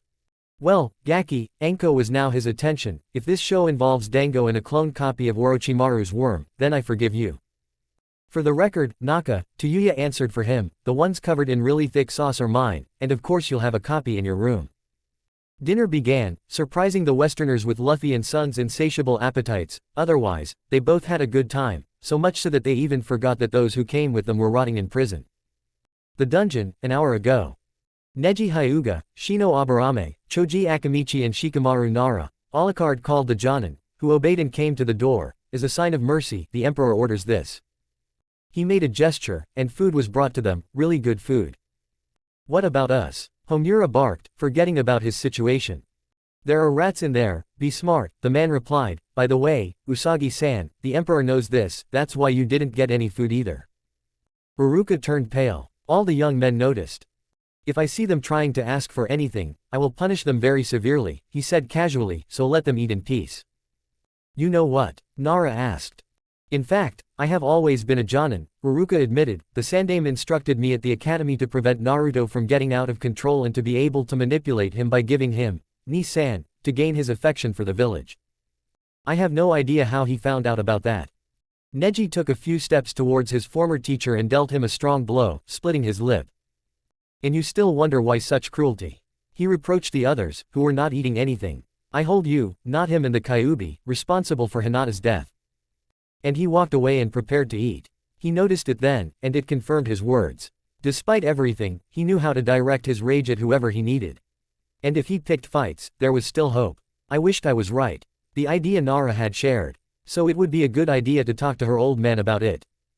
Something told him that they would have to look for greener pastures soon. The female cell. The only one here eating was Tenten, although she didn't really want to. Considering what was about to happen to her best friend, the sobbing of Shio, Mito and Kushina and the look on Kaharu's face, she didn't even feel like eating. Naive Naruto leaving was a good thing, but instead he became cold and ruthless. At least she had to give him credit for not acting like that with everyone. She, like her accomplices, was taken back to her cell. The others were literally dragged away. At least he didn't direct his rage at them, although poor Hin. Damn blonde. The next day at noon. Yes, they saw two bodies brought in, hung, and then cremated. They were clay golems that imitated their gait and appearance. The two would not return to Konoha because Naruto would not allow it. Before they were taken out of their cells, the things they had carried with them were returned to them, leaving a few surprises for their friends. In addition to the official response to the request and the threat of departure or execution. The decision was easy because it was easy. Location unknown. The 20-year-old woman was in a secure vault in one of the elemental countries. In this vault, the Sandaime kept some financial documents that were vital to the Uzumaki's plans to further flood the village. If the young woman got her hands on them, the reputation of the Hokage and the village would simply be destroyed forever. Yes, here they are, the girl thought as she checked the new safe inside the vault. I needed to do this as quietly as possible, it never hurt to be careful. Although in 3 years of gathering information for Naruto, she and her two companions had never been detected by chakra-activated security systems. After all, abilities like intangibility, teleportation, and shapeshifting didn't require chakra, so the three of them made a good infiltration team. Kurt, I found them, he shouted over the microwave to his comrade, who immediately appeared. He was an intimidating man with hairy blue skin and eyes of the same color. He had 2 toes on his bare feet, 3 on his hands, and a lazy arrow-shaped tail swaying behind him. Well, Kitty, let's go. My mother will be pleased to see that we fulfilled the Emperor's request. No doubt his monarch's home village will pay in blood for every tear of suffering they made him shed. Omake. 6 years ago. Washington, D.C., Confederate States. Inside a modest cafe, or rather on its terrace, a 4-star general sat at a table, drinking a double espresso and waiting for a guest. The man had been in the room for 20 minutes, and it was not yet time for the meeting, but the soldier was clearly beginning to despair. Wow, I seem to be late for this meeting, but remember, I was on time, the soldier's companion sat down. The other 4-star general was dressed in civilian clothes so as not to arouse suspicion, and was in a place he was definitely not expected to visit. "You're late, Lane," the other soldier downplayed the importance of the event. "Sure, the meeting has just started, but you should have arrived sooner." "Why are you bragging, Ross, about how General Sam Lane had to move heaven and earth to see you?" The man mocked. "You're wrong. I have enough to deal with about what happened to Lois without coming to see you much earlier." "I read something in the paper," the other soldier smiled mockingly. "Ha ha ha, you're going to have a Kryptonian son-in-law." "At least my daughter hasn't become a freak like yours, looking for a cure for her freak boyfriend," Lane countered. "The only thing they have in common, as far as I know, is a shared sympathy for the cause that brought us here." The reason for this secret meeting was to seek covert cooperation between Cadmus and the Pentagon to bring down a warlord they believed was threatening their countries. News spread across the continent that the Uzumaki had already defeated Hadler, a great demon lord, and Sauron, a demon of immense power who could be considered the seventh demon lord, as well as the forced retreat of the world government forces at the Battle of Shibandi, which had cost both sides dearly. One of the Uzumaki generals, Gold D. Roger, had apparently been gravely wounded in the skirmish, which had not left the government side unscathed. The death of Admiral Bolsario via a light quirk had dealt a crushing blow to the morale of the alliance of nations seeking to maintain power. In both men's minds, the Uzumaki would pose a grave threat to their country's sovereignty, and it was in their mutual interest to shoot it down before it could turn its batteries on them. Both generals believed that if you weren't born, raised, and living on their soil, you were their sworn enemy, and that gave them the right to use any means necessary, and I mean any, to bring you down. That was one of the things they had in common. Another had to do with people with special abilities. Both believed that they should be raised to be loyal to their country and to serve it patriotically until death. Ross thought it was idiotic that someone like Kelly would want to destroy such a valuable asset. He didn't care that they were called mutants in a derogatory sense, they were valuable assets to their nation, and therefore their destruction was unnecessary. The thought Lane had shared. Calling them metahumans, as if in their eyes they were the pinnacle of their species, was simply ridiculous. They were just assets whose only duty was to fight for the United States and produce more assets to defend the country. And a new warlord appeared, preaching peace and harmony between everyone, metahumans, demons, and others. Please. So, even though they hated each other, they decided to work together. The waitress brought Lane's order and left them to plot to their heart's content. After all, the poison she slipped into their drinks would solve all their problems, and since her quirk allowed her to transform into anyone, the trail would only lead them astray. The woman who called herself Mystique also believed in Naruto's dream, but she thought he was too naive to deal with such idiots. So, after learning of the meeting, he decided to put an end to the threat before it even began. Omake 2. 3 years ago, October 10th. Naruto's birthday party was over, and the newly appointed emperor was in his room, but he was not alone. At this point, Uzumaki was deeply burying his tongue into Kara's pussy, practically kissing her labia.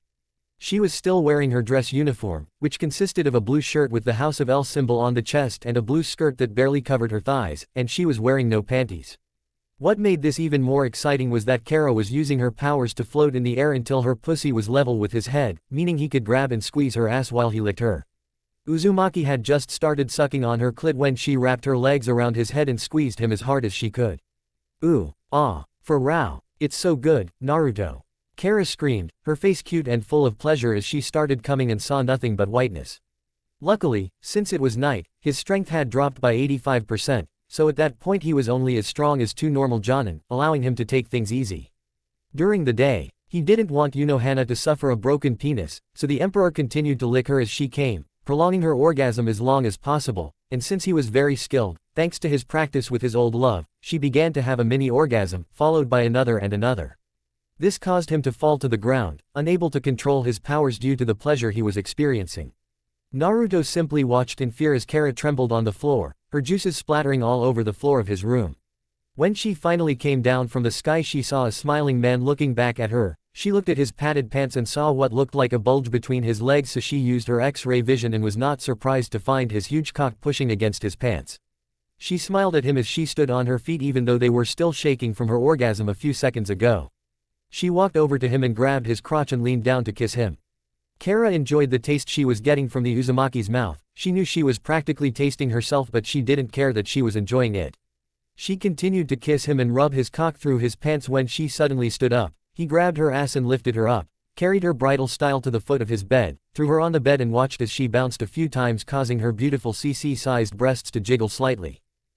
"Will it hurt?" she asked him, a little embarrassed. She would lose her virginity to the man she loved, but that didn't mean she wouldn't have the fears that came with such an act. "If I confess, it's going to hurt a little." Answering her question, he climbed onto the bed and slipped his hand between her legs and her labia. He started touching her, making her moan in the process. "But if you want, we can stop here. I won't do anything you don't want," he told her as he started pumping his middle and index fingers in and out of her. "No, I want this. No games, I love you. Inside me," she screamed in ecstasy as his head fell back and she was about to come again, but before she could, he stopped her fingers and pulled his hand away.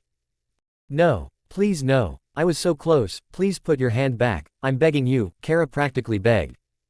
Uzumaki just looked at her seriously and growled, "I'll give you that and more, but first, take your clothes off." Kara didn't waste any time. As soon as she gave the order, she got up from the bed and started to take off her shirt. It was all wet, her juices were running down her leg and onto the bed. She always loved it when the blue-eyed man got so serious and spoke in a very convincing, commanding voice.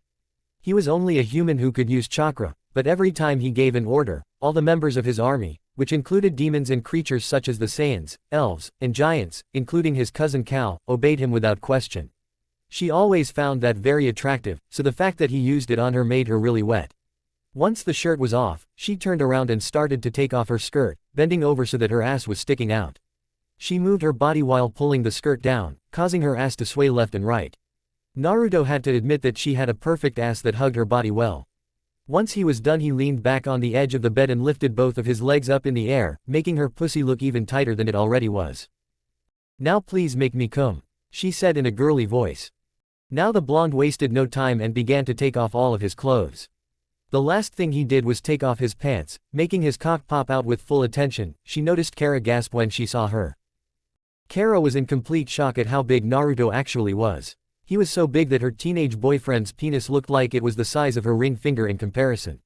She knew that after today she would never be the same again, because she would be one with the man who had stolen her heart, the one who was slowly opening up and was ready to give himself to her again.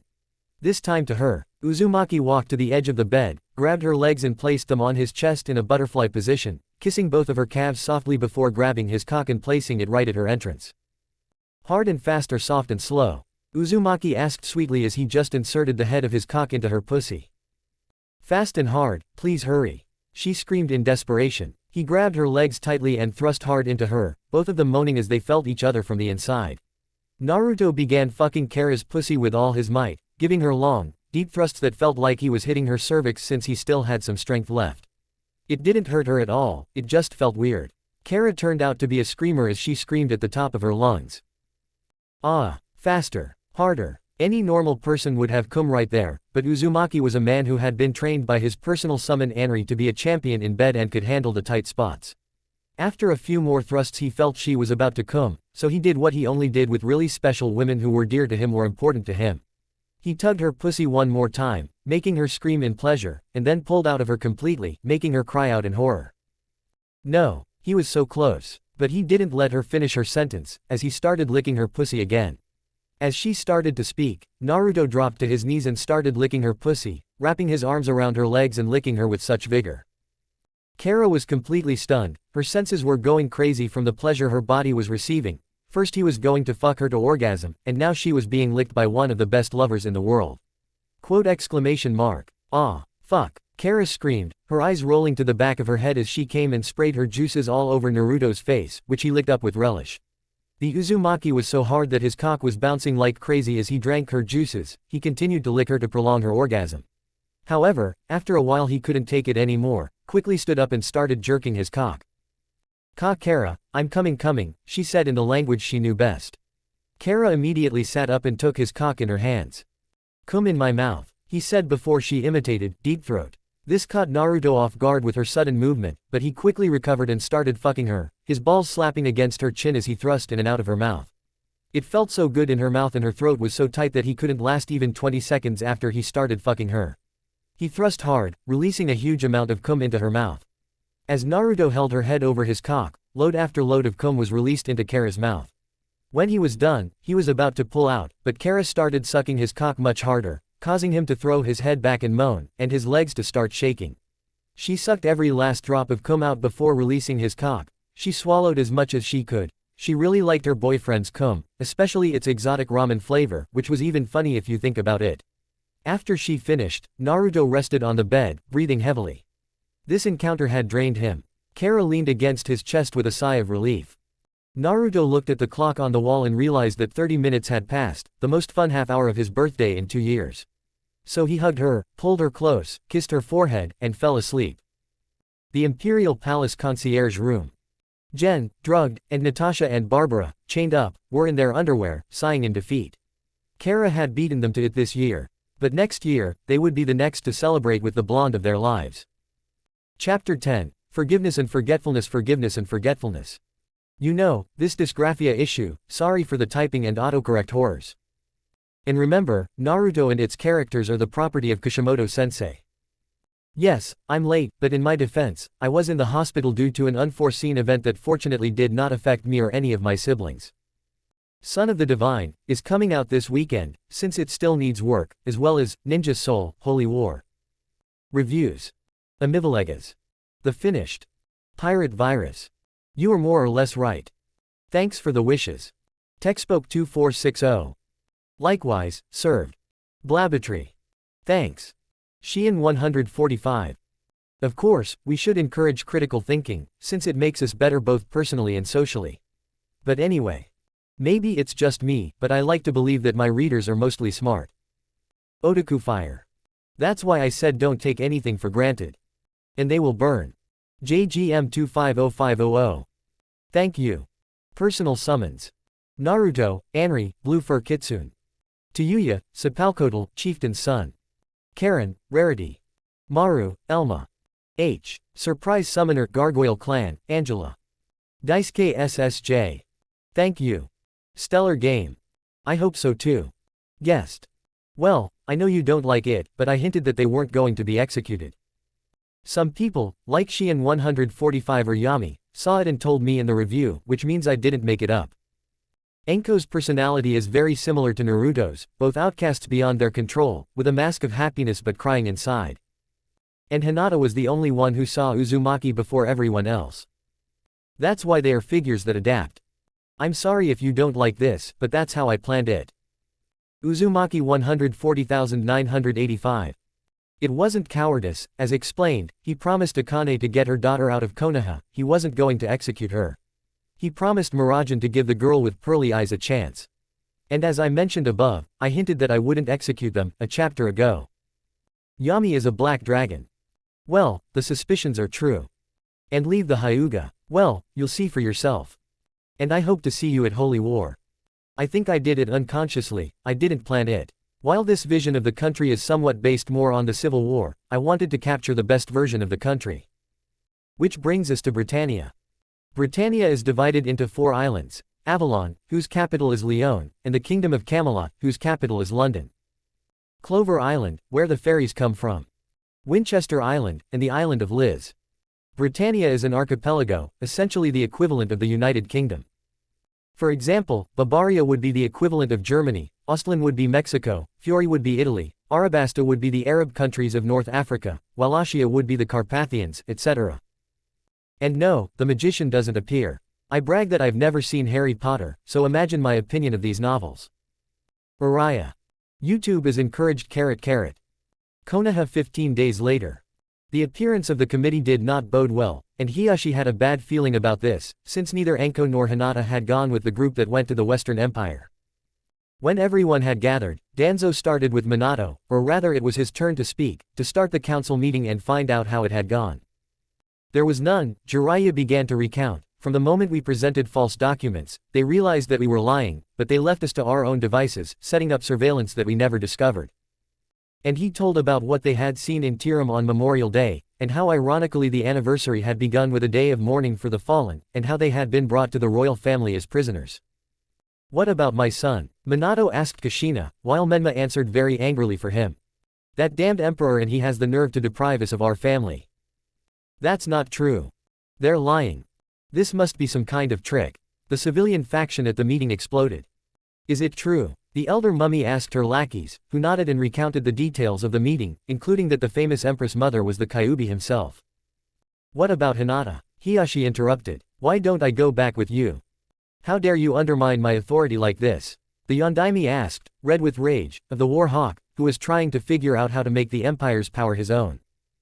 And then Neji brought up the thing he thought had pissed Naruto off, the so-called treaty, and like some kind of horrible draw, he had decided who would go to the gallows instead of the rest, and the chosen ones were Enko and Hinata. Hanabi collapsed, followed by her father, who also collapsed into a chair. That shitty treaty you wrote is useless. If we wanted to return to greatness, we needed to act more aggressively. This sounds more like an act of surrender than an alliance, Shikaku scolded him. The only thing you've managed to do is make him consider turning his batteries on us over the slightest infraction. Considering the treatment he'd received here, that was one hell of a provocation. That's right, it was, Hiyashi admitted, standing up to leave. And that is why I do not hold him or the Kyuubi responsible for my daughter's death. It is your fault. He pointed at Kakashi, the Namikaze family, and the Sannin and left the meeting without further ado. The discussion of what to do in this situation had been more like a pilgrimage than a debate or a Mexican Congress and had led nowhere. Danzo was trying to convince them to start a war, others were trying to leave him alone and focus on an alliance with Orochimaru, and some were determined to make peace with Naruto by any means necessary. And they would have continued if someone had not opened the door. It was Vice Secretary Minato, because the real secretary was in a meeting. Nodoka, I ask that we not be interrupted under any circumstances, the Hokage scolded, to which the woman only gave him a scroll with the seal of the Land of Iron Court, a court to which, ironically, shinobi cases were usually sent.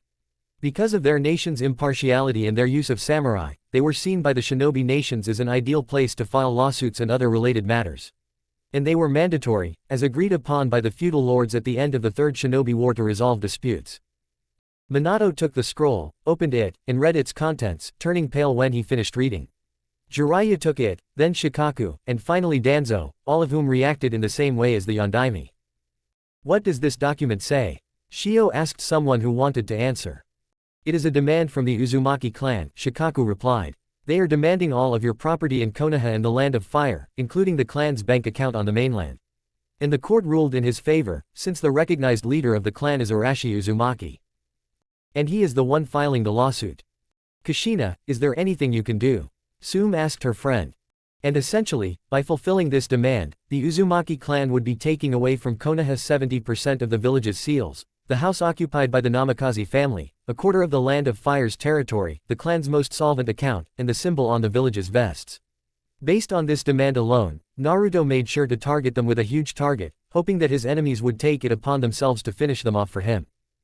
Ironically, this turned out to be a double self-fulfilling prophecy. The entire village at the time believed that if they did nothing, Naruto would cause their destruction. And at the time, one of the reasons that had driven Hiruzen to backstab Uzu was the fear that they would one day turn against him. Yes, they wanted to avoid both occurrences so much that their actions, instead of preventing them, actually contributed to that outcome. No, besides, by changing my family name, I am tacitly renouncing the clan, Arashi being the rightful heir if Karen and Tayuya do not want the leadership. Furthermore, the Uzumaki as a whole only recognize one leader. I doubt they will support me as their rightful leader. Unfortunately, that demand is entirely reasonable. And we will remain like this. Mebuki demanded. To make matters worse, the Western trading house had further tarnished its reputation by refusing to set up its headquarters in a rural area, in a village, like they had done in Suna, Kiri, Kumo, and Iwa, choosing Jaya as its location. Now, the ungrateful former Jinchuriki had dared to sink them even further through legal means. Unfortunately, it was something they had no defense against and were unprepared for. Since all of the documents Arashi had presented were legitimate, the court did not have to notify Konoha of the arrest request until a ruling was made. And since it was against, you see, they were screwed. If they refused to hand over the assets, the clan and its allies could start a war against them, which they would lose, since facing the Uzumaki clan was synonymous with facing the emperor himself. And without allies to turn to for help, their defeat would be catastrophic. And if they accepted it, as I said, they would be mortally wounded, and it was only a question of whether Oto, Iwa, and Kumo would cooperate or individually begin to destroy them. Naruto outsmarted them and defeated them without using his massive war machine. Shikaku admitted that it was a brilliant plan. They really did miss out on a great asset for the village. The land of rice fields. Sasuke was training with several sparring partners provided by Orochimaru to help him with his training. The Sannin certainly had nothing to teach the Uchiha in terms of knowledge or physical fitness. Another option was to remove the cursed seal. Minato and Kushina were much better than him in Fuinjutsu. In his opinion, the only way to unlock it and conduct field research at the same time is to go to the Empire, kidnap Uzumaki, and see what they can bring back from that expedition. Sasuke had signed a contract with the snakes the moment he arrived in the village, so one of the few things he could teach him even from a distance was the way of the snake sennin. Too bad that was one of the things I couldn't help him with. Yes, there must be a way to bring me back to my old self, Sasuke agreed, and once that's done, the Dobi and Itachi will pay dearly for what they did to me. Then Kabuto, pack everything, we'll leave tomorrow at dawn. Kabuto nodded, although something inside him told him that this was a bad idea. Konoha, Hyuga compound. In Hiyashi's office, he, his daughter, and his nephew were reading the letter Hinata had placed in Neji's things along with a couple of other documents, one of which was a letter from Naruto himself, which the patriarch had almost destroyed when he saw the imperial symbol on the scroll it was in. In the letter to her daughter, the pearly-eyed girl explained how Naruto had arranged for her and Anko to be executed, as well as his motives for separating them, much to the Hyuga's confusion. At the end of the scroll was a seal that, when activated, would cause a black cube with glass on one side to appear. The active cube would suddenly become a projector. "Father, I see you have already read my letter," Hinata greeted her father, who began to cry upon seeing her. Hinata was in her assigned room in the royal palace, wearing an elegant black kippah with the Hyuga symbol. "Isn't this a trick?" the leader asked, still in disbelief. As proof, she told them what they were wearing, and told them some things that only she and they knew, things that Hiyashi doubted could be extracted from his daughter through torture, so they were certain it was her and that she was alive. "I spoke with Yeba Hyuga, the leader of the clan here in the west, and he agreed to help us destroy the bird seal locked in the cage. The Uzumaki, Miyamoto, Senju, and Hyuga clans live very close to this land, and if they see the seal even through a projector, they will be able to eliminate it. In addition, they will soon make a demand to the village similar to the Uzumaki clan, demanding that our branch abolish such cruel laws." Hearing this, Neji suppressed a cry of joy. The nightmare was finally over, and all thanks to Naruto and Hinata. "However, father, the best thing you can do when that happens is to pack your bags and move here to live with those who want to start over. Naruto told me that if the village continues to advance even after what happened to them today, he will destroy the village to the ground. Would you do that?" the leader asked, receiving a nod from his daughter. "He told me that he had already been very kind to Konoha," Hinata replied. "If this continues, if the Yondaime continues to stubbornly choose the village over his family and friends, then the next provocation from the village will be the last. He has no doubt that Danzo will try something. This is the provocation he is waiting for to finish him off without reprimand, but the next provocation from the Hokage will be the last. There will be no third chance. Just like before, he will not spare the village and will destroy it no matter what." Hiyashi nodded in understanding, and he took the advice literally. "I used to respect Minato for who he was, but when I saw what he did to one of his children, that respect ended." Thanks to his intuition, he now understood Kuzuki and Tsunade's position in the tournament. He opened up to them. And since the Sannin was the only one directly involved in this matter who did the right thing, it was obvious that I held no grudge against her. And Naruto was right. What was the point of saving the village if it meant sacrificing your family? His brother understood that very well. He didn't sacrifice himself for the clan or the village, he did it for his family, for himself, his wife, and Neji. With his death, another leader would have been chosen, causing Hinata and Hanabi to lose their right to succeed as leader, and his grandchildren would have been doomed to continue bearing the curse that was upon him and his son. But by getting them, he saved the future of his family and the branch house. And Minato, you get the idea. So, after that warning, Hinata told them what had become of her during her time in the Empire, surprising her family with the pearl-eyed girl's words. The border of the land of fire and the land of wind. A deserted area. A huge white clay bird was flying towards AIM, carrying 2 members of Akatsuki, Deidara, Bombardier of Iwa, and Puppeteer Sasori. 3 hours ago, they had managed to defeat Gaara and bring him to safety to extract Shukaku from him. 3 minutes and we'll be there, the blonde announced to his companion, who nodded in agreement. And everything was going fine until a huge hand of sand appeared out of nowhere and suddenly knocked the bird down, which barely managed to save its passengers. You should have drugged Gaara, the blue-eyed man reproached him angrily. It could have been worse. I did it, the redhead admitted. I don't know what the hell happened. It was me, they heard a voice from the ground. It was a huge man in a coat. He had a scar on the bridge of his nose, black hair, onyx eyes, and a hook in his right hand. Well, now it's your turn. Foo, this is how to shoot down a bird. They now heard a voice from above. It was a blond man wearing a pink feather boa. He was wearing a pink Hawaiian shirt, fuchsia shorts and purple sunglasses. And it seemed like he was hovering at their height. Special net, he extended his palms in the same way Sasori did when he started fighting. The Akatsuki could see the threads coming out of the man's fingertips, and that was all. Before the bird was sliced into hundreds of cubes that caused the renegades and their target to collapse in the most spectacular way. The one caught by the hand of sand. "Who the hell are you?" Sasori demanded of the pair that dared to attack them as soon as they landed with the help of a puppet that could transform into a glider. He had to reluctantly help his partner avoid the powerful blow. "Sir Crocodile. Don Quixote da Flamingo." The pair simply introduced themselves. "Well, it'll be interesting to kill the people from the east." Deidara smiled enthusiastically and began to prepare to destroy them. But they had clearly already chosen their target. The blow from the sand fist forced Deidara to attack without fully preparing his attack. Unfortunately for him, the lack of seals when both subjects attacked them would make it very difficult for them to anticipate their attacks, an advantage they had. "You'll be an interesting addition to my collection," the puppet master assured his opponent. "Hoo, for that you'll have to kill me first, and that's not going to happen." The two groups engaged in battle, both sides confident of victory. Mount Myoboku. Same moment. "What kind of joke is this?" Jiraiya asked Pa, who was upset by this. "Unfortunately, that bastard was right," Toad said regretfully. "Unfortunately, in trying to influence the prophecy to suit our interests, we took it away from them." The Toads, along with the Slugs and Snakes, were one of the 3 most prestigious S+ class summoner clans of their kind. But like the Snakes, the Toads were megalomaniacs, and often tried to somehow achieve prestige that would eclipse that of the 5 most powerful clans. So when they heard that they might have a famous mentor of the chosen ones among their ranks, they naturally trained the Sannin to the best of his ability.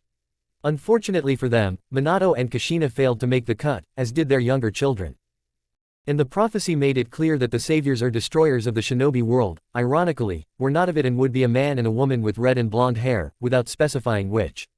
As a pseudo-Jinchuriki, a blonde and a redhead, Sannin reminded his parents of the prophecy and they agreed to leave the vessel of Tear's soul in the village. They believed that if they explained everything to their son when it was safe, he would understand. This could happen if he was loved and waited for in the village. But, you get the idea. Gaki and Kyuubi are a match, whether we like it or not, Ma assured. He is blonde, and in his true form, Kyuubi actually has red hair. In the moonlight and in the mental passage it appears orange, but in reality it is red. "Are you saying that all our efforts were in vain?" Sannin asked, not at all pleased. Jiraiya still had a certain inferiority complex towards his other 2 former comrades. Orochimaru was a natural prodigy, Tsunade too, and she was also the granddaughter of the Shodaime and the grandniece of the Nadaime. Both had natural talents for healing and taijutsu. And he was just a little orphan who had the luck, thanks to a stupid tradition, to be on the same team with them.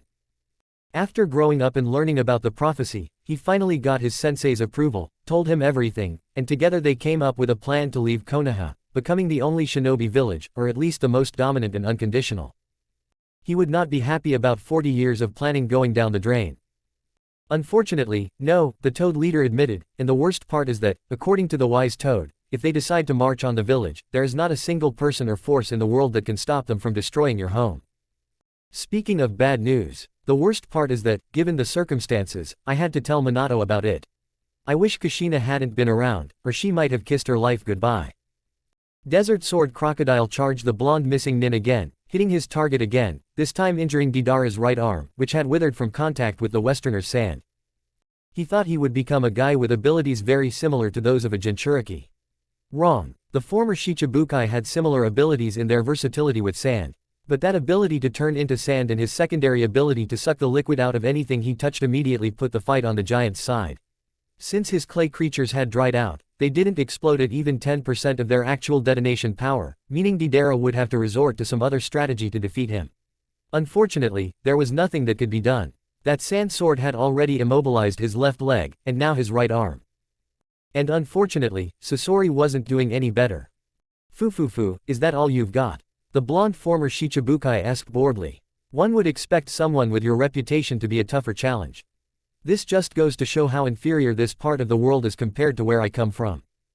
At their feet lay scattered pieces of puppets, torn apart by the blonde giant's strings and fists. Akatsuki had been wrong to think that someone who dressed and acted like Doflamingo wouldn't be much of an opponent. Wrong. This man was a big threat to him. His techniques were clearly useful in confronting him, which meant that the Emperor had sent these 2 agents to stop Gaara's extraction of Shukaku before it even began. "Ah, Deidara screamed in a blood-curdling scream as Crocodile caught him with his poisoned hook and impaled him. The man simply discarded him like the trash he was before his blonde companion wrapped strings around the puppeteer's body and tore the boy apart, revealing himself to be a puppet. So, after thoroughly searching the remains, he found the compartment with the red-haired girl's heart, which he crushed without hesitation. Hoo, let's take the Emperor's friend home, we still have to return to the Empire with him. Raven nodded and threw a signal flare into the air, and almost immediately an airship landed nearby with several people who arrived and took Gaara, leaving the two men on the battlefield. The crocodile tore off the withered hand with the organic ring and decapitated the blonde, and the boa constrictor grabbed the head and the compartment with the remains of the heart and carried them back to the ship. The side mission was a success. They hoped that Naruto would now keep his word and order Baroque works and Don Quixote family of Impel down. Konoha, 4th training camp, same moments. Ino and Sakura had hoped that there would still be some of the old Naruto left in the Uzumaki that the others had gone to see. They hadn't expected him to become an emperor or that he would dare to execute Hinata. It made them both shudder, especially Sakura because of how she had treated him back then. She had no doubt that she would be the target of his wrath given the slightest opportunity. But, Ino was silent, unable to process the information at all. Out of the newcomers who had rejected him, she was the only one who had shown genuine remorse. Rock Lee, hypocritically after the announcement of Uzumaki's relationship, was one of the ones who was most worried about his whereabouts, as was Sakura, who wanted to be on good terms with the Namikaze. Something that Shio and the others clearly didn't believe. The problem was that some of those gathered there, like her, had a more biased and negative outlook on things. For example, Namikaze blamed the Kyuubi for Naruto's behavior, as did Sakura. Luckily, Ino was the only one who, surprisingly, sided with the others. Well, what did you expect? Tenten countered. Oh, I know. Mother, brothers, it doesn't matter that you rejected me as something broken and worthless, I forgave you. What do you want to take to Konoha from a huge empire that cost me blood, sweat, and tears? That will never happen. I'll get you off easy. He could have executed your mother and one of you, or just the two of you, and that's it. There was a good reason to leave him behind, Hashirama defended himself angrily.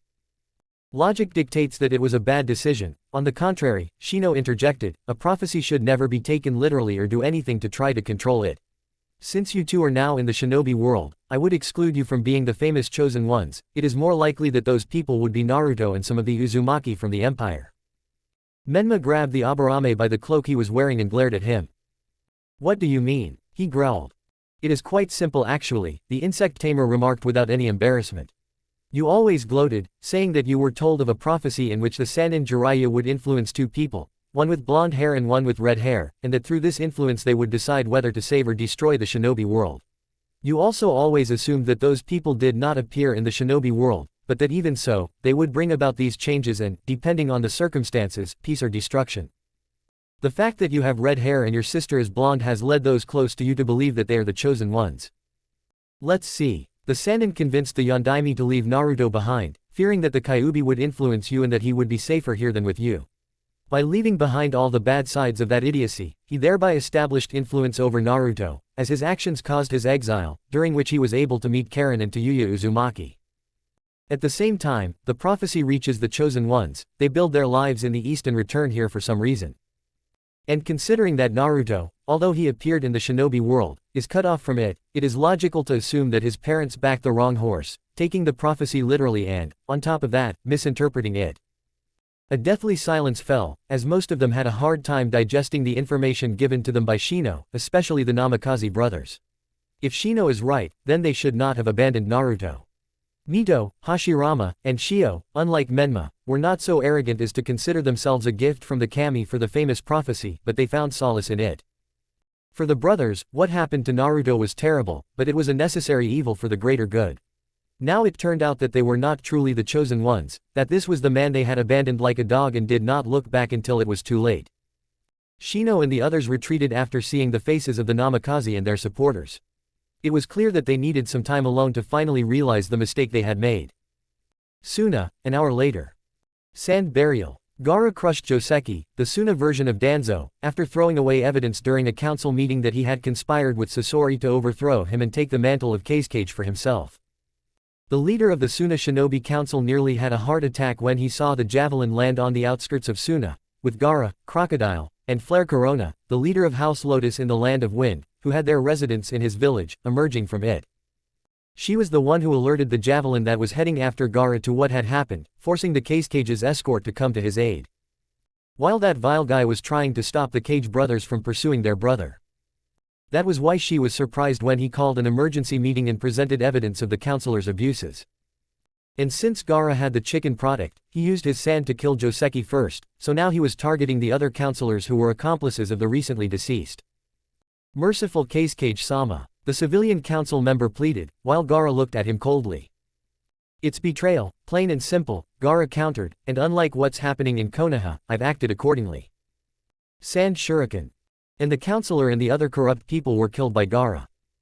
It goes without saying that the rest of the council now looked at the Cage with even more admiration.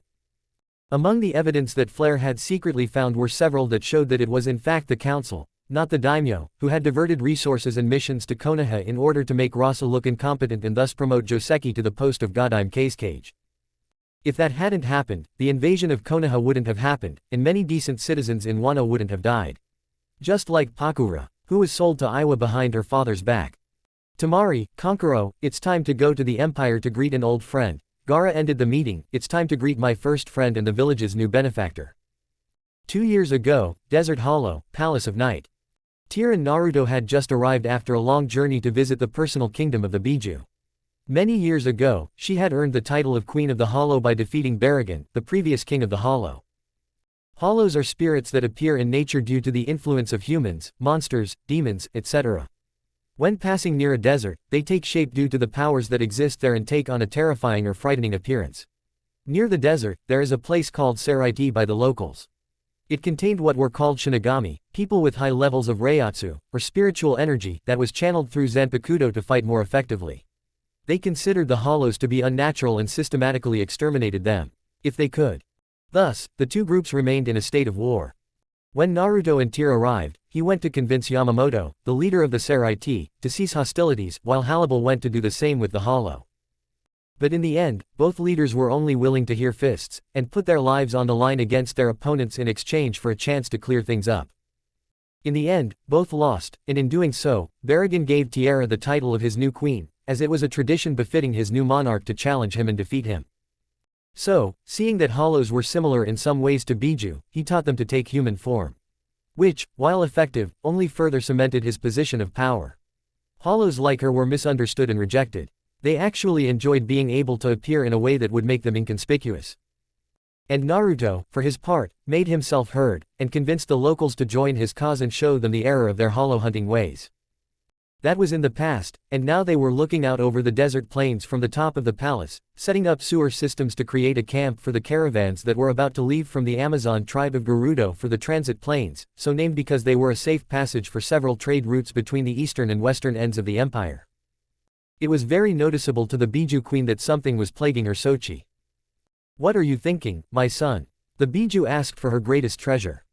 "Do you think I should forgive them?" Naruto asked. "Forgive them for using me as bait." Naruto finally found comfort in the idea that the intimidating monk shared with him. Reading the story of a man who was sold into slavery as a child and who, for various reasons, ended up as an administrator of a country. It is this that allows him to save many lives, including the lives of his family, whom he sees again. The story explains that sometimes a person's actions are predetermined by something we cannot see, and that we must resist until the moment of truth arrives. Given the current situation, one could certainly draw a parallel between him and Joseph of Egypt. "Do you think his remorse is sincere?" she asked in response. "Unlike Joseph's brothers, our spy network seems to claim that they simply want to make amends, but they do not truly feel it. They think that in the end, when the prophecy is fulfilled, they will at least be able to say that it was for the greater good. Tell me, my Sochi, did they deserve forgiveness?" Naruto just thought about his mother's words. It was true. Forgiveness was good to give, but only if it was earned. You can't live your life forgiving someone who doesn't deserve it, because then it will seem like you will always get your way because your actions were right. But that was not the case. Tsunade left the village as soon as she could and never returned. She supported him in that. The newcomers on his side were in the village for reasons he understood, but Konoha was no longer his home. Unlike the others, only a few actually maintained their support and stance on the matter. I shouldn't have forgiven them, there was no hard feelings. However, he had come to terms with what had happened. It was one thing to never forgive, another to hate the village. I wouldn't actively seek to destroy Konoha to the ground. But if they had crossed it, my heart would not have been moved. I think I see your point, Ka-san, he finally commented after some thought. I guess the same thing is happening to you. I don't hate them for it anymore, but that doesn't mean I won't be happy if I find out the village burned to the ground. If that happens, I just hope that everyone I care about turns out okay. In a better mood now, Naruto and his mother went to meet with the Espada and Riruka. With the situation cleared up, he decided to figure out how to destroy the village if they were foolish enough to take such a stance on him. And by Kami, what happens won't be pretty at all. Chapter 11, Duel of the Immortals. Duel of the Immortals. You know, this dysgraphia issue, excuse the keyboard taps and autocorrect horrors. And remember, Naruto and his characters are the property of Kishimoto-sensei. TXPOK2460. Review. Well, I don't remember which 3 you follow. That I know of, anyway, but 2 of them are quick updates because they're written by loyal readers. And the third one, well, I'll finish that one. Blabbatry. Thanks. JGM 250,500. Something like that might happen. Anyway, amivilegas. I'll continue if there's support, very consistent. About the harem, I think it's okay. Or I'll take you up on your offer. Yami the Black Dragon. Answered via MP. Sheehan 145. Same here. Pirate Virus. That's true, but it was the safest option to destroy them. Well, as you and I often say, karma is a bitch. Mariano 538. It's not here yet, but it's almost here. Serenity Usagi. I'll try to upload it soon. Otaku Fire. Thanks for the wishes. And let's see what happens in the future. Uriah. Thank you. Long live the harem. Somewhere in the land of lightning. Yugito ni hurried through the wide galleries dug long ago as part of the city's drainage system that was never built. The woman had been sold to Akatsuki by the Kumo Civilian Council, and refusing to accept such an end, she had fled as fast as she could after the first failed attack on her captors. And if the rumors were true, then running away was the best option if he didn't want to face the so-called zombie duo. This is not fair, the blonde Jinchuriki thought, so many years of loyalty and unquestioning service, and for what? All the organization had to do was say that they would give them a pair of rare Kekkei Genkei, and everything would be sold. She knew that the current Raikage did not follow his predecessor's policy regarding bloodlines, the council was another matter. She did not blame him for this, because a tried and achieved relative success in fulfilling the promise he made to her. She promised that she would never become a weapon of Kumo, with all the consequences that entailed, and she kept her promise. It was a pity that, unlike her younger brother Kage and the Jinchuriki of the Hachibi, she was not respected and loved. They only tolerated her, hatred and coldness were visible in the eyes of those around her, but they did not attack her or treat her cruelly. And now he was running for his life, knowing that his dream of settling down would never come true. And suddenly he reached a dead end, and in the background, the laughter of the Jashinist priest Hidan was heard. Bitch, the exercise is over, surrender, and I promise not to sacrifice you to Jashin, the shinobi said mockingly. Of course, I had no intention of keeping that promise, but I didn't have to tell him that. Quote. They'll have to kill me first. Yugito braced herself for battle. After all, if he died in battle, he'd be letting Akatsuki down, further delaying their plans. A posthumous Pyrrhic victory, but a victory nonetheless. We need to capture her alive, Kakuzu pointed at Taki. The last thing we want is for Nibi to be out of our reach for a few years. And then, the William Tell overture began to play, and the sound of a horse's hooves at full gallop. 20 seconds passed, and a man dressed in red, with a mask covering his face and a black bandage over his eyes, walked into the room. He carried 2 katanas on his back, and a duffel bag over his right shoulder. And he rode on a wooden horse made from a broom handle. Oh, I want silver. The man dismounted from his horse and looked over his shoulder. Hey, if you don't hurry up, I'm going to have all the fun. A muffled, fuck you, Wilson, was heard as the man looked around and went into fight mode, glaring at Hidan. First of all, if you guys are Latin American, imagine me speaking in the sensual voice of Pepe Tanya Macias, he said, looking away as if addressing the audience, and you, what kind of Kakashi Hatake are you? Oh, yeah, Jashin wants me to make a sacrifice in his honor, and to send an offering. Hidan was ecstatic. Fine, I'll finish you off first. And he charged head-on at the newcomer, and a weapons duel began between the guy with his katanas and the Jashinist sickle. While the blonde tried to escape, the other Akatsuki members blocked her exit using Earth Jutsu. You're not getting out of here, said the menacing man, who was kicked by someone who had caught his attention. It was the little guy in the bar in Spring Country. Your opponent is me, he prepared to attack, releasing his claws, which although scared Kakuzu, but he was skilled and did not show it. Since he did not want to take any chances, he drew a series of seals and a mask appeared on his right side, which opened his mouth, and from it came a barrage of sharp stones in the shape of kunai, which smashed into Logan's chest, whose face reflected surprise, throwing him into the wall on the other side of the tunnel. Looking back, he sees the body of a stranger sitting on the wall, his arms and legs hanging out of the entrance. Standing up, Kikuzu raises his arms and sighs in satisfaction at the sound of his bones cracking. "Damn, if I didn't finish this quickly, I might have lost a heart," he muttered, stroking his left thigh, which housed one of his hearts. Hearing something, he tenses up, but soon relaxes when he sees only his comrade, who looks completely normal, aside from a few cuts on his cloak. After finishing off the strange guy. "Where is your opponent? Where is that bastard so I can present him to Jashin on a fucking silver platter?" Hidan shouted, waving his scythe threateningly. In anger, he chopped off Kikuzu's limb, then tore him apart and put him back together again, before repeating the process. "You're a little late," Kikuzu said, pointing at the dead Logan. Following Kikuzu's finger, Hidan looked at his dead victim before she could reach him. "For the love of Jashin, damn it. I was going to sacrifice him to Jashin." Hidan screamed as he tried to cut off Kikuzu's head to replace it with one of those born in the east, but his Taki-born comrade caught the scythe easily. "We don't have time for you to be a bitch. We need to get Nibi back to base before the boss gets mad," Kikuzu said as he felt Hidan ease up on his scythe to let him pass and head towards the Jinchuriki who was preparing to fight. Even Hidan knew better than to mess with pain. He might be immortal, but even he couldn't survive having his soul ripped from his body, and unfortunately, the leader of the group had that ability.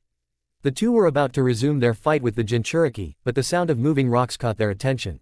Looking at where Wilson lay and the other place Logan was thrown, their eyes widened to their limits when they saw that both of them were standing up without a single wound on their bodies.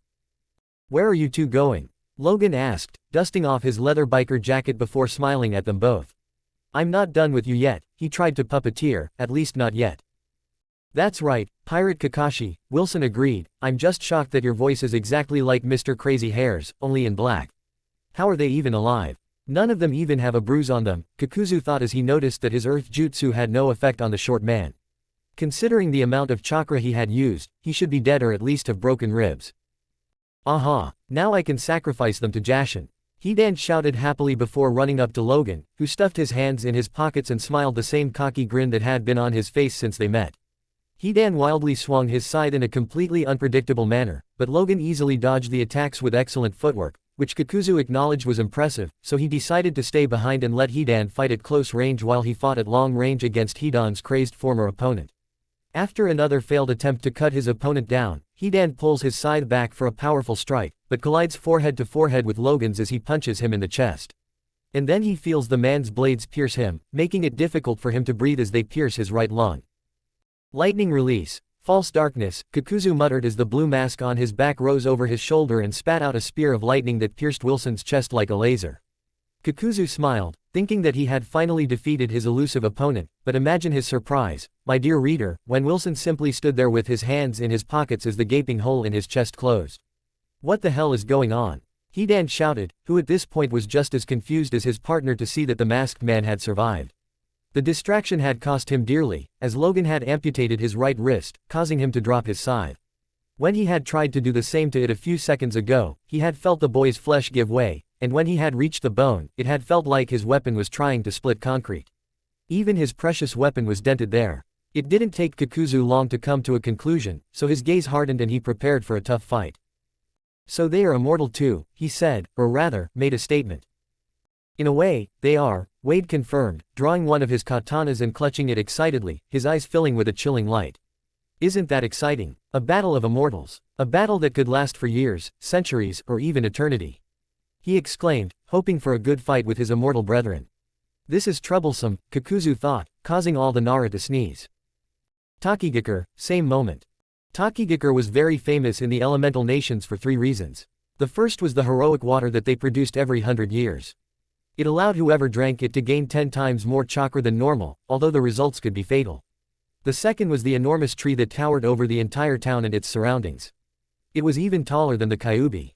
The third reason was that the village was famous for having many skilled and powerful ninja, one of which was Kikuzu, despite being a relatively small village. That was why the first Hokage decided to give them a biju for his own use, the Nanabi.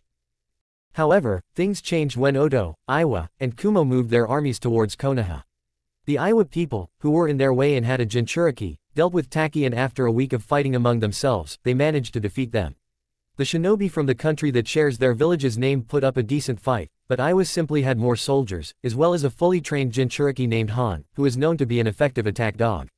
After successfully taking the village, killing the leader, and taking the hero's water supply, a battalion of shinobi and kunoichi were stationed in the village as a forward base, while the rest of the troops and their jinchuriki headed to the front lines to deal with any Konoha shinobi that might get in their way. No one cared that the Land of Iron was right next door, as the Land of Samurai tended to remain neutral in all wars between ninja villages. Inside the stone prison, with her hands behind her back, is a dark-skinned girl with moss-colored hair and dull orange eyes. Her name is Fu. She is the jinchuriki of Nanabe, and also the current prisoner of Iowa. She was there in her cold prison, waiting for the Fuinjutsu masters of Earth Country to arrive from their village and seal the biju for someone loyal to Iowa. The process would kill her, but no one on the rock or in her own villa would care. "I'm nothing more than a demon to them after all," Fu muttered with a dry chuckle before coughing, as they hadn't given her any water since they captured her 2 days ago. She tried to fight back, but living in a village where she was hated for being a jinchuriki, she was barely taken into account, as everyone in the village preferred a weak jinchuriki over a strong one that could fight back. She had barely trained at all, believing that with the power of the biju locked within her, the only jinchuriki she had to fear were the 800 and the kyubi. Unfortunately, Han proved that even though he had 2 tails less power, Fu, being an experienced jonin, could not do anything. The beautiful haired girl had already resigned herself to her fate when suddenly a scream rang out throughout the camp, so heart-wrenching that it froze her blood, and no wonder, because it was so full of pain, fear, and anger that it even robbed her of the will to live. And its intensity increased to such a point that if he looked out the window of his cell, he would see everyone in the camp kneeling, covering their ears with their hands, trying to muffle the piercing scream that caused a hurricane gust of wind to start wreaking havoc on the settlement. Suddenly, the noise stopped, and almost immediately, several explosions were heard in the area. When the orange-eyed girl looked out the window, she saw what looked like a white-haired man dressed in black, fighting several enemy shinobi before catching his breath and letting out another equally powerful cry. Until finally, Han came out to meet him. "I don't know who you are, but you're going to regret this." Han prepared himself, a man in samurai-style armor and with his face covered by a mask.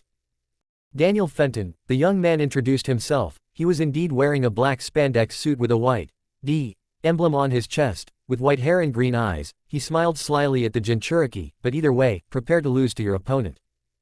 And a young woman landed, dressed in some sort of armor with a dome instead of a helmet. It was a white robotic suit with black edging, and a white letter F on the black chest of the robot. The suit was worn by a beautiful young woman with loose black hair, purple eyes and a gothic-style hairstyle. "While I am usually against violence, I will make an exception," the young woman in the suit cracked her knuckles. According to the Emperor's spies, Han was beyond saving himself, having been brainwashed by his village into being loyal to them. Well, while Danny was in charge of saving Fu, she was beating Han up before subduing him and taking him to the Empire. Sam Manson. Prepare to lose. Gaspa's Forest, the border between the Eastern Empire and Earth, one night ago. Danzo Shimura's orders were unquestionable. The Anbu squad that had infiltrated the wall that separated East and West had been tasked with finding out what they could steal to bring back to Konoha and thus increase their master's power. Of course, it was easy to slip past the sneering guards at that point on the border that seemed to invite you to pass. Well, in the not-too-distant future would be the Emperor's downfall.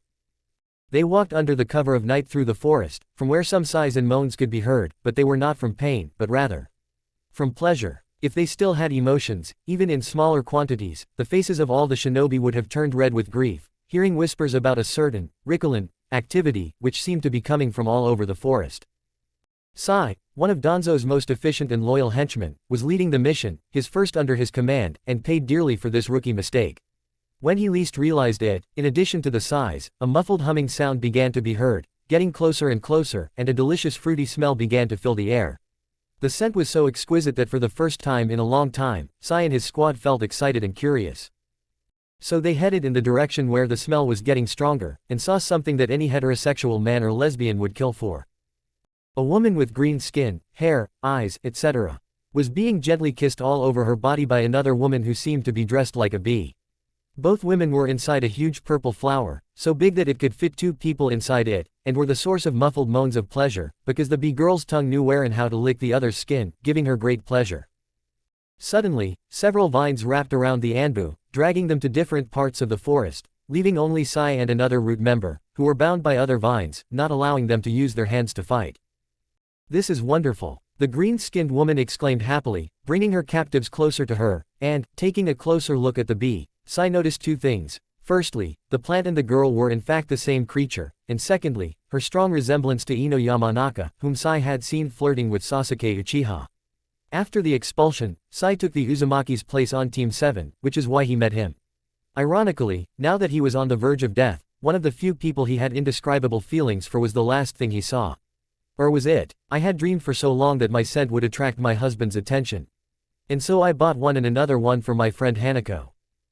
Hanako nodded enthusiastically. By the way, she looked incredibly similar to Sakura Haruno, only her buttocks were slightly larger and her legs were more defined. "You won't get anything from us," Sai explained. "We will be nothing to you." They both pouted, these guys were very stubborn. So, without wasting any time, the plant girl passionately kissed Sai on the lips.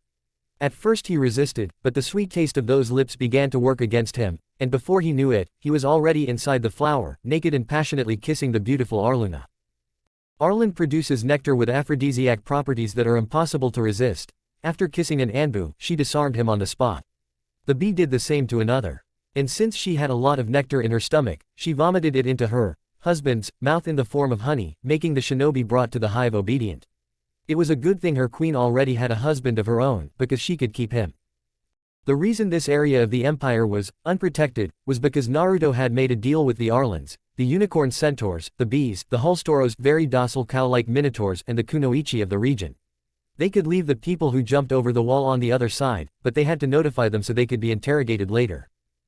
Since the yomi in them wasn't evil, even the seals on the mouths of the falcon's minions would dissolve when exposed to nectar and honey. So it would be very easy for an interrogator to extract all the information he needed. It also helped that the Arlans, husbands, were telling the truth to please their wives, otherwise they would be separated from them. Which they wouldn't accept. Curiously, the squad Danzo sent out to find potential recruits ended up being recruited. A cave in the Land of Lightning, present day. The fight between Logan, Wilson, Hidan and Kakuzu was brutal and vicious. Yugito could appreciate the duel between four immortals, where two of them clearly had the advantage. The piercing weapons proved ineffective in decapitating and dismembering Logan, and Wilson could regenerate each amputated limb. In the end, it was a long fight of attrition, with opponents periodically switching. Both Akatsuki fell. Wilson decapitated Hidan first, leaving the silver-haired man's head in the care of the blonde. With him gone, Kakuzu began to fall faster. Logan managed to kill two of his hearts. Wilson won, bringing the score to 3-2, and it was Logan who took the honor of taking responsibility for the death of the one born in Taki.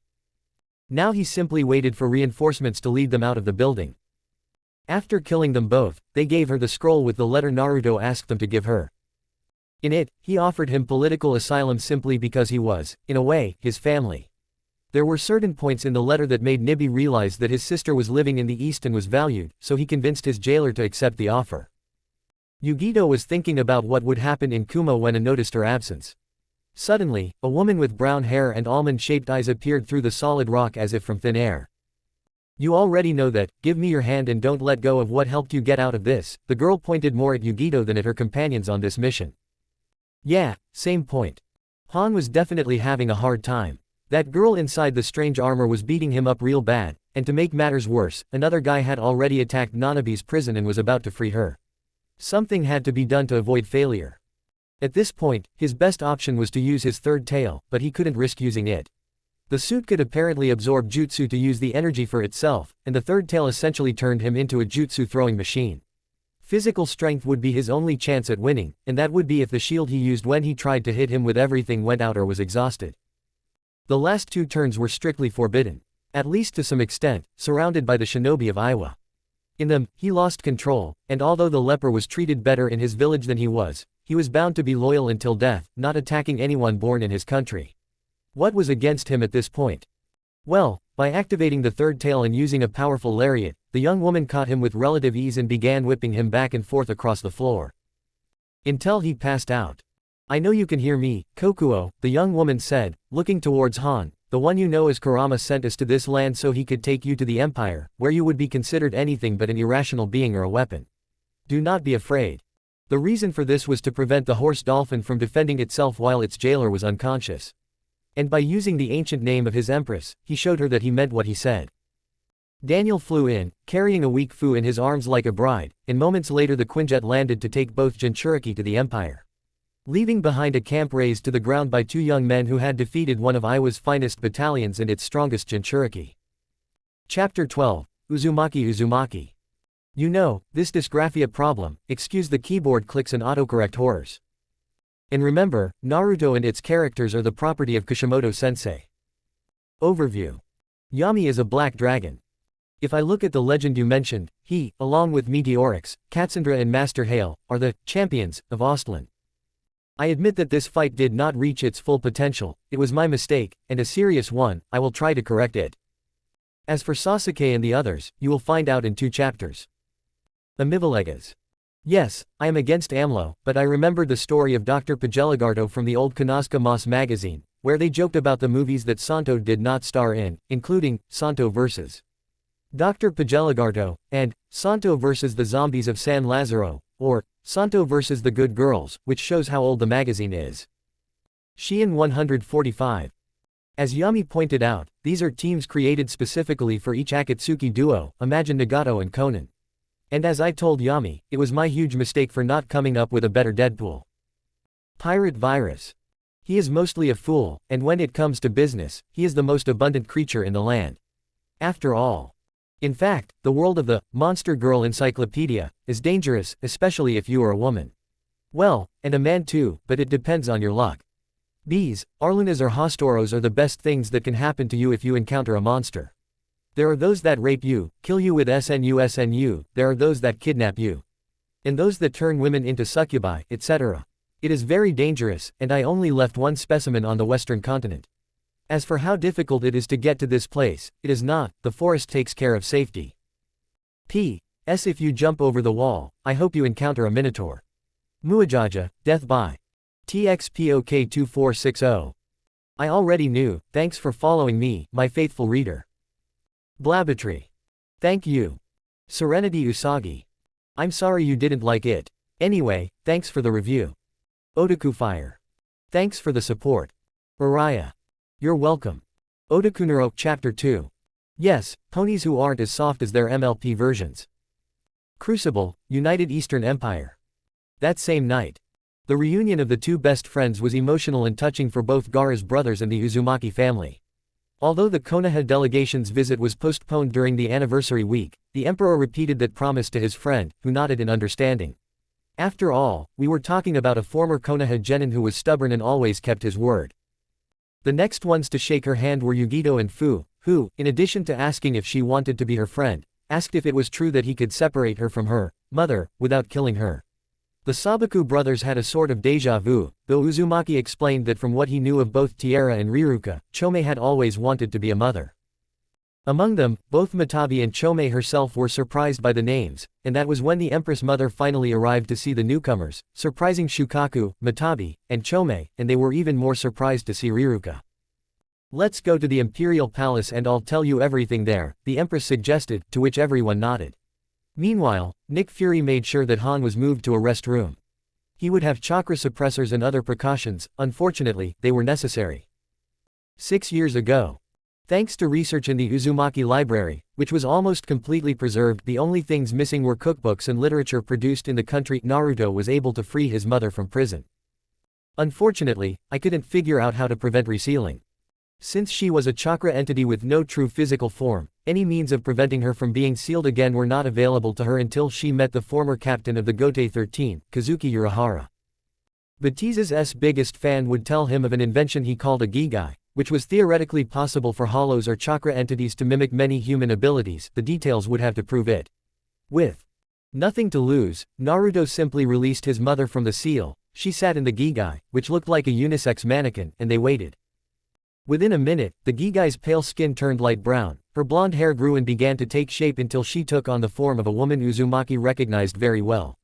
It was the form of a prostitute from Kumo who had died of a crack overdose, and which served as a way for his mother to implant a piece of her soul in her chakra so that she could use the body to truly contact Uzumaki. Since the Biju called him son in his happiest moments, using this aspect, she thought it would be appropriate for him to have such an appearance. 10 minutes later, the Biju opened the most beautiful blue eyes Naruto had ever seen, although they were extremely red. "Why are you so red, Sochi?" the Biju asked. Uzumaki simply pointed at her and instantly understood the problem. The Gigai was naked, allowing the men present to get a good look at her beautiful figure. As simple as using her chakra to create a battle suit, the Biju had solved this problem. So, why change Kurama's name to Tear Halibal? Simply put, finally freed from the worry of being sealed again, she decided that this turning point would give her both a new identity and a new life. The choice of name is based on the legend of the Mother Warrior, a simple housewife who saves her children from being torn apart by ogres, fighting with a sickle against 3 of them. And winning. That's why she decided to name herself after the woman who proved that a mother who protects her children is capable of any feat. And Kami, now that she is free, she will fight so that her Sochi can fulfill his dream and bring peace to the West. Present day. After hearing the story, the 3 Jinchuriki thought about it carefully. Finding out that the Mother Empress was actually the Kyuubi was surprising, but knowing that they could free themselves from this burden without dying was even more surprising. Matabi and Yugito became friends. Gaara and Shukaku learned to understand each other, although the redhead suspected that he rather deserved her friendship, although the Tanuki would never admit it. And Fu was finally able to hug her mother. Of course she agreed to go through this procedure. 2 hours later, during dinner in the royal dining hall, Tear ate with her sister Matabi, who had assumed the form of her first Jinchuriki, a young woman with brown skin, purple hair, and honey-colored eyes named Yoruichi Shihoin. Shukaku had renamed himself Agile Ramal, Chome had become a mixture of her first Jinchuriki and Fu herself, and had been named Minumi Otosuki after her father's family name. Unfortunately, they had to wait for Han to recover from his journey to free his brother Kokuo. And if today were to be a day of laughter throughout the empire, throughout the elemental nations, that would not be good. Iwa, the following afternoon. Onoki was extremely nervous, and he had good reason to be. Not only had Orochimaru disappeared, but he had not received a report from the outpost in conquered Taki. He had a very bad feeling about this, and the falcon sent by his granddaughter only confirmed it. To put it simply, the 3rd division of the Iwa army had been completely destroyed. Although Han was with them. From what the temperamental Kunoichi had managed to learn from the survivors, her camp had been attacked by only 2 people who were determined to save Nanabe and subdue Han. Akatsuki was ruled out, especially since it was quite obvious at least who had sent the 2 agents. The people who had destroyed the camp were from the Empire, and were presumably following the Emperor's orders. If so, Onoki knew they would have to act quickly and not be too subtle. It was well known that both the Land of Tea and the Land of Birds were within a stone's throw of Taki. If, as Onoki suspected, Minato's rejected son was a close friend of the Emperor, perhaps he had convinced him to attack the camp in order to deliver a message. And yet, pride told the war veteran that he should demand an explanation for attacking them, and demand the return of his weapons. Or, I will order the troops to return. It is inconvenient to disturb the Emperor now. But, you will see what it means to mess with Iwa if you refuse to comply with my demands. Kumo, a little later. He was stained with blood and other fluids that the human body produces, and this was not by his choice but by his will. He had just learned from one of the advisors who was involved in selling Yugito that it was in vain. The man ordered a study of the catacombs of ancient Kumo, which were never built due to the instability of the ground, based on several unusual readings his equipment had picked up. After dispatching the shinobi, they gave the man the evidence, but notified the Raikage that it was evidence of a fight between Yugito and someone else. When pressed after asking if the blonde had been in the area, the man admitted that it had, hoping to avoid a terrible punishment. Since he had died painlessly by decapitation. Yes, it had worked. Now that he had killed the last person, he could focus on Yugito. He ordered the catacombs cleared and waited for a report on what would be found. 3 hours later, things took a turn for the worse. The evidence of the fight led the investigation team to a rubble that, once cleared, was found to be devoid of any signs of life. There were the decapitated bodies of Hidan and Kakuzu, as well as the Jashinist scythe and the 4 Taki-born masks, but nothing of Yugito. Furthermore, the evidence showed that it wasn't her who had defeated the Akatsuki immortals. The amputated arms and legs clearly belonged to a man, meaning that a third party was responsible. The only thing that came to his mind was that someone in the West was responsible. And if so, they were hoping that they would want to return him and all his belongings. Things couldn't get any worse, or at least that's what I thought when the hawk from Onoki arrived to report from his outpost in Taki. Damn it. Konoha, 2 days later. The deadline for the Uzumaki clan to arrive in the village to collect their belongings was today, and according to the Land of Iron officials, the Uzumaki clan would be arriving in the village today. Minato had ordered that he be notified immediately upon their arrival and that they be given the best possible treatment. The Yondaime looked out from his office at the village and wasn't happy. After learning of the Uzumaki clan's demand, Naruto was once again the subject of accusations and curses from many parts of the village. In reality, little had changed. In the eyes of most, he was the embodiment of evil, and do what you will with him, these people were not going to change their minds. He was thinking about this when he felt a slight tremor. 2 minutes later, the tremors resumed, repeating themselves at very precise intervals, and suddenly, "Hokage-sama, you must see this," Minato's secretary said to his secretary. The cage had arrived at the village's observation post, and upon seeing where the sentries were pointing, he could not help but be shocked. A huge elephant was lazily moving towards the village. If his calculations were correct, the pachyderm was very large, because it was noticeable that the treetops did not reach even a third of its long legs, and more importantly, given how large it looked from afar, this could only mean one thing: it was actually huge. "So this is Zunesha," Jiraiya commented as he stood next to his former student. "Do you know what this thing is?" the blonde asked his sensei. "I was trying to find out about the empire, and one of the most incredible things I've ever heard was about the elephant Zunesha," the white-haired man explained. Zunesha is the name of an elephant so large and old that it has served as food for generations of the tribe of minks that live on its back. If it is on these lands, it means that the Uzumaki and mink have come to take what belongs to the clan, giving us a passive show of power. It was easy to see that if the Yondaime believed in his rightness, the elephant would only need to hit him with its trunk twice and it would do more damage than the Kyuubi that attacked the village, but unfortunately, if that happened, there would not even be a chance to eliminate the threat again. With this, Naruto made it clear that if someone, Danzo, did something stupid, the village would pay dearly. The execution of Anko and Hinata also served as a deterrent. Uzumaki would not spare the slightest wish to destroy Konoha if he wanted to. Hopefully Mink and Uzumaki are reasonable. The Eastern Wall. Same thing. The remnants of the 12 Konoha, their former sensei, and many shinobi and civilians gathered at the Eastern Wall to see the imposing creature heading their way.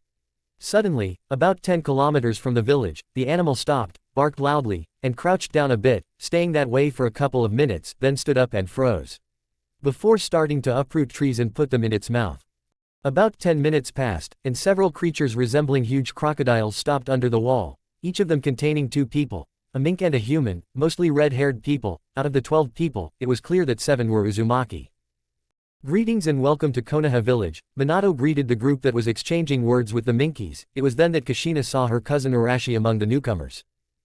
Arashi Uzumaki had certainly been treated better over the years. The handsome 48-year-old man still retained the cheerful, bright appearance that she remembered so well, but his features had also become harder, no doubt in the heat of battle. In addition, he had 3 scars across his right eye, and his left arm had been amputated at the elbow. Over his clothes, he wore a dress uniform consisting of a black navy-style jacket and trousers, and a white shirt. In addition, there were several stripes on the uniform that the experienced eyes of those who saw it could determine its rank. 2. Arashi Kushina tried to speak. "It was nice." "Leave it, you piece of trash." Uzumaki looked at her with an icy tone, full of contempt, which he used when addressing her. "For the Uzumaki clan, my cousin Kushina died the day she was taken to Konoha. To be honest, if I hadn't been forced to appear in person as the plaintiff, I would never have agreed to set foot in that filthy village."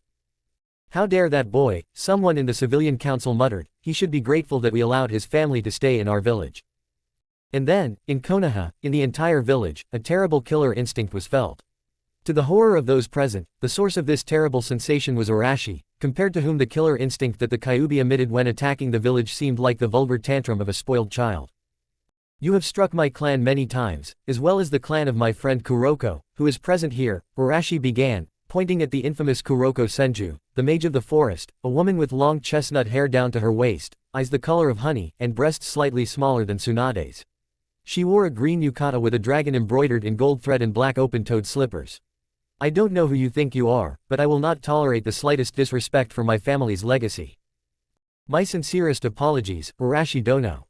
Minato tried to appeal to diplomacy to prevent the embargo from being imposed.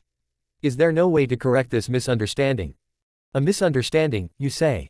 Arashi grew even angrier, the suffocating feeling of his killer instinct intensifying.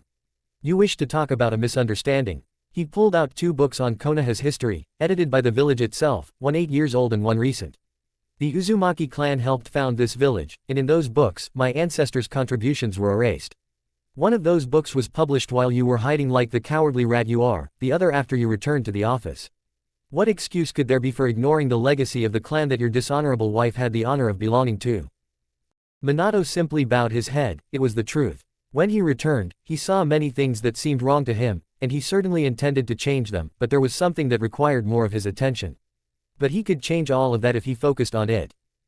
Seeing this, Danzo decided to intervene. He was not going to leave things as they were. Of course, a few mistakes were made. The Aztec mummy began to rant, but I am confident that we can reach an agreement that will benefit both parties, he said with a triumphant smile. He cast Koto Amatsukami on Arashi and thought he was eating from his palm. No, I came to take what is rightfully my clan's, and you can't offer me anything to make me change my mind, the redhead stated with conviction, causing Falcon to be surprised to see that his eye wasn't working. And it's not just me, Kuroko also came for his family's legacy. What family? Kaharu asked dismissively. The wood element, a suggestion, Senju answered her bluntly. A wooden cross extended from behind Kaharu and wrapped around her so that the counselor was crucified, leaving everyone speechless. Among them was a woman from the Senju clan. Oh shit, if this got out, it would be hell for public relations. As Arashi, I am the leader of the Senju clan, and after all the damage that was done to not just one, but two founding clans, it is only fair that I also take back everything that belonged to my ancestors, the Senju said with conviction.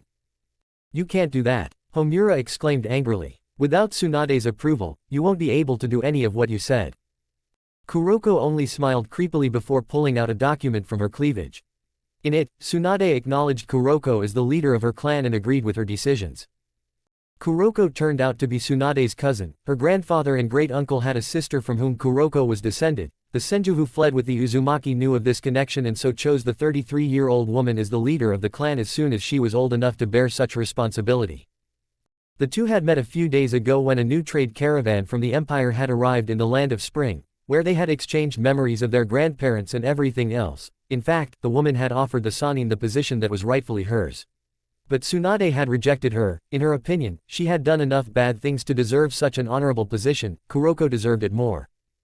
So, promising to exchange letters, the cousins parted ways, receiving Tsunade's approval to take everything from the Senju clan in Konoha and give her her share once it was done.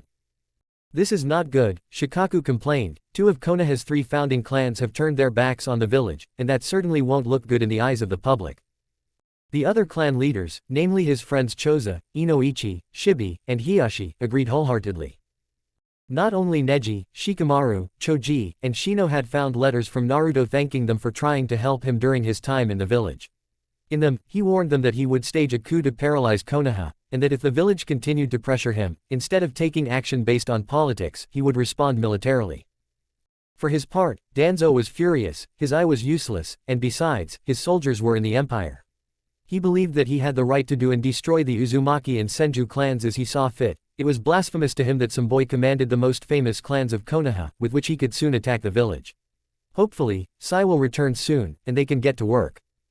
By the way, a very beautiful German shepherd mink dog whispered something in Arashi's ear, who snapped his fingers and made a gesture of confusion before nodding. The woman signaled to one of her companions, who rummaged through the saddlebag, looking for the box she had given Arashi. By the way, these are yours. He dropped the contents of the box. They were the bloody masks of the Root Anbu. Judging by the number of them, Falcon realized that the entire squad he had sent to the Empire to collect resources had been killed. Everyone turned and glared at Danzo, who looked very calm on the outside, but in reality, it was different. Another attempt in killing those involved won't be the only thing that will happen, Kuroko commented, the laughter from the men and blushes on the faces of some of the women, especially the pair of Kunoichi who had come as part of the retinue. What the hell did you do? Minato held the falcon by his yukata, forcing the Root Anbu to come out to protect him.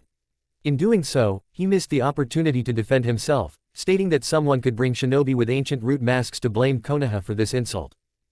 The Hokage position should be mine. Danzo freed himself from Minato's grip. The Uzumaki, Miyamoto, Hyuga, and Senju clans should be under my command, and with their help, I will crush the enemies of the village. As the rightful lord, he demanded their obedience. There was so much madness in his gaze that Kuroko smiled, especially when he saw the old man's face realizing his mistake. The Root Anbu surrounded him and led him out of the village as quickly as they could, followed by the Anbu loyal to Minato, as well as the shocked looks of Danzo's longtime comrades in the background. It was incredible that someone like him could make a mistake of such magnitude. The anti-Koto Amatsukami seal was working better than I thought, Arashi thought with satisfaction, and the spell Kuruko cast in response to make Danzo look like a power-hungry madman, much more than he actually was since his Anbu were already being judged poorly, had paid off.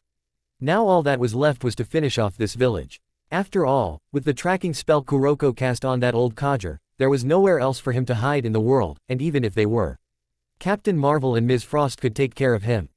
Arashi looked at those who were still there, only with bad intentions. The good ones, at least for him, were about to begin. Chapter 13. Embargo. You know, this problem with dysgraphia, sorry for the keyboard clicks and the horrors of autocorrect. And remember, Naruto and its characters are the property of Kishimoto-sensei. Review. By L. Chabin. As I said, I myself could not find a fanfic in Spanish, so I decided to do it myself. Thank you and hope to see you soon. Bakuryu 95. If they win, they'll be tied with Avenger. I already know how I'm going to solve the tiebreaker. Shein 145. Answered via MP. Pirate virus. Ha, yeah, something like. Well, something like that. Tuki's situation will be different and we'll see what happens to the village. JGM 250500. Naruto intended it this way to make it easier to end, and yeah. Well, from what I've read, a lot of male readers would like to die like that. Black Wolf. Sorry, I update once a week on average, once every 2 weeks at most. TXPOK 2640. I'll try to make it quick. Yami is a black dragon. It's actually normal for Gaara to get that jealousy considering he granted Uzumaki's dream earlier in canon, but he actually gets over it quickly. It was more of a moment. As for Fu and Yugito, they won't be like Naruto, at least not like Yugito. As for the possibility of a war between Iwa, Kumo and the Empire, of course that's the last thing he wants. He's not as unconscious as he was in canon. The pacifists were alternate versions of 17 and 18, and they're dead. And yes, Uzumaki made a mistake in choosing. As for who the opponents will be, I'll hold a tiebreaker. Blabetri. Thank you. Let's begin. Well, it would be best to enter the village. The Yondaime shook off his anxiety, and with it the anxiety of the others. Kaban, your squad and 2 others should pursue Danzo, find his hideout, mark him and wait for reinforcements. If I know him well enough, getting rid of him won't be easy. The Anbu captain nodded and went to carry out the order, although with some trepidation. Along with Uzumaki and Mink, he did not want to leave the village. Unfortunately, he had no choice but to obey the Hokage's orders. Arashi and the others were still at the entrance, making no attempt to enter the village, watched by the still stunned civilian council, who were starting to realize that supporting Danzo wasn't such a good idea in hindsight, and the shinobi council, who didn't even know how they would handle the fact that 2 of the 3 founding clans would be taking their belongings from the village. And a few shinobi among them, Menma and his brothers, who were looking at Arashi with some fear. Especially Shio, since he was Asami's father and had given him a royal beating. I believe, Mr. Actuary, that this will be self-service. Arashi got everyone's attention. Let's go in and get our belongings. The procurator of the Iron Land nodded in understanding, causing the blonde cage to react again. Please, Arashi Dono. I'm trying to convince him again. Are you sure there is no way to fix everything? Arashi thought for a moment, enjoying the hope that this gave everyone, so. Well, I'm not a heartless man. He seemed to finally give in. I understand that our clan symbol is already part of your identity, and besides, out of all the seals that are our property, the barrier and intrusion detector are the most important ones you have. So I will allow you to use them. For a price. Minato swallowed. He had expected them to be given to him for free. They had hoped that they could pay for them and exchange them. He glanced at Shio and Mito out of the corner of his eye. He didn't want to do this, but if he had to arrange not 1, but 2 political marriages, he would do it. I was sure that eventually they would both understand. What price? He asked after a slight hesitation. 400 million ryo for 3 seals and the right to use my clan's emblem on their tactical vests, Arashi revealed, shocking everyone. Given the obvious disdain for my clan, I'm even being considered. Cousin, be reasonable. Kushina tried to plead, we don't have that kind of money. That's not my problem anymore, the redhead countered coldly. They want to continue enjoying things they didn't work for and took for granted. That's fine with me, as long as they pay the right price. They don't like it, they just take my things and that's it. Wouldn't a political marriage be interesting to you? Minato tried to negotiate. I'm sure my Uzumaki daughters could. I am not interested in that. Arashi became angry again, especially if those weaklings are the only thing you have to offer. No one dares call my sisters that. Menma and Hashirama protested furiously at the same time. The red-haired man looked at him with irritation and then turned his gaze back to Kushina. Unlike Naruto, none of his children are worthy of marrying even the most humble representative of our clan. It is a pity that out of all the descendants of my uncle Takuma, only the daughters of Kana and Rushana, along with Naruto, are worthy of the Uzumaki legacy. Kuroko whispered something in Arashi's ear, who nodded in understanding and entered the village, heading towards the old Uzumaki shrine along with the other 11 and 4 minks, including the dog mink, wolf mink, rabbit mink, and serval mink. They were heading towards the location, and Namikaze was at the forefront of the detachment from Konoha, following behind Arashi and his group, with the 2 women who were with Arashi lagging behind a little. Well, they decided to get to know their emperor's home village a little. Ino noticed that there was something odd about the young women's clothing, other than the fact that it left little to the imagination. Their cloaks were the same color and shape, the only consistent thing about their clothing. The first one had a neatly combed long ponytail, held in place by a pin made of some kind of bone that no one recognized, and reaching to the middle of her back, she had blonde hair or amber eyes. She wore a tight purple top that hugged her ample chest, providing support, a mid-calf skirt, purple knee-high-heeled boots, and a blue cape that wrapped around her shoulders and part of her back. The second girl had dark skin, bright pink shoulder-length hair, and scarlet eyes. She wore a wine-colored yukata that reached her thighs, as well as a pair of boots of the same color, but they were shorter than her companions. And she wore the same cloak as her companion, even the same style of wearing it. "Can I ask you something?" Yamanaka began timidly, turning to one of the 2 young women who had approached the group that included her, Sakura, Tenten, Kurenai, Asuma, and Genma Shiranui. The young woman, with an extremely beautiful face that largely matched her stunning figure, seemed very welcoming. "Of course, if I can answer, I'll be happy to do so," the blonde replied. Even her voice is very beautiful, Ino thought with a pang of jealousy. Everything about them seemed to scream sexiness. "Are there any special reasons for the cloaks?" Ino asked the young women, who didn't understand what she meant. "What cloak?" one of them asked, and when the blue-eyed girl pointed to the cloak, she smiled mockingly. "Ah, you mean my wings." And yes, he unfurled the cloak, revealing bat-like wings, only they weren't as large as one would expect if they were meant to allow their owner to fly. "Wow," many commented, impressed. "So is it true that there are all sorts of creatures living in the East?" Sakura asked casually. "What kind of creatures are they?" Unlike Ino, the pink-haired girl didn't ask permission or use a tone that they both liked, so with a cold smile, the brunette moved, and suddenly the pink-haired girl from the west found herself being threatened by a young woman with dark skin who was looking at her predatorily.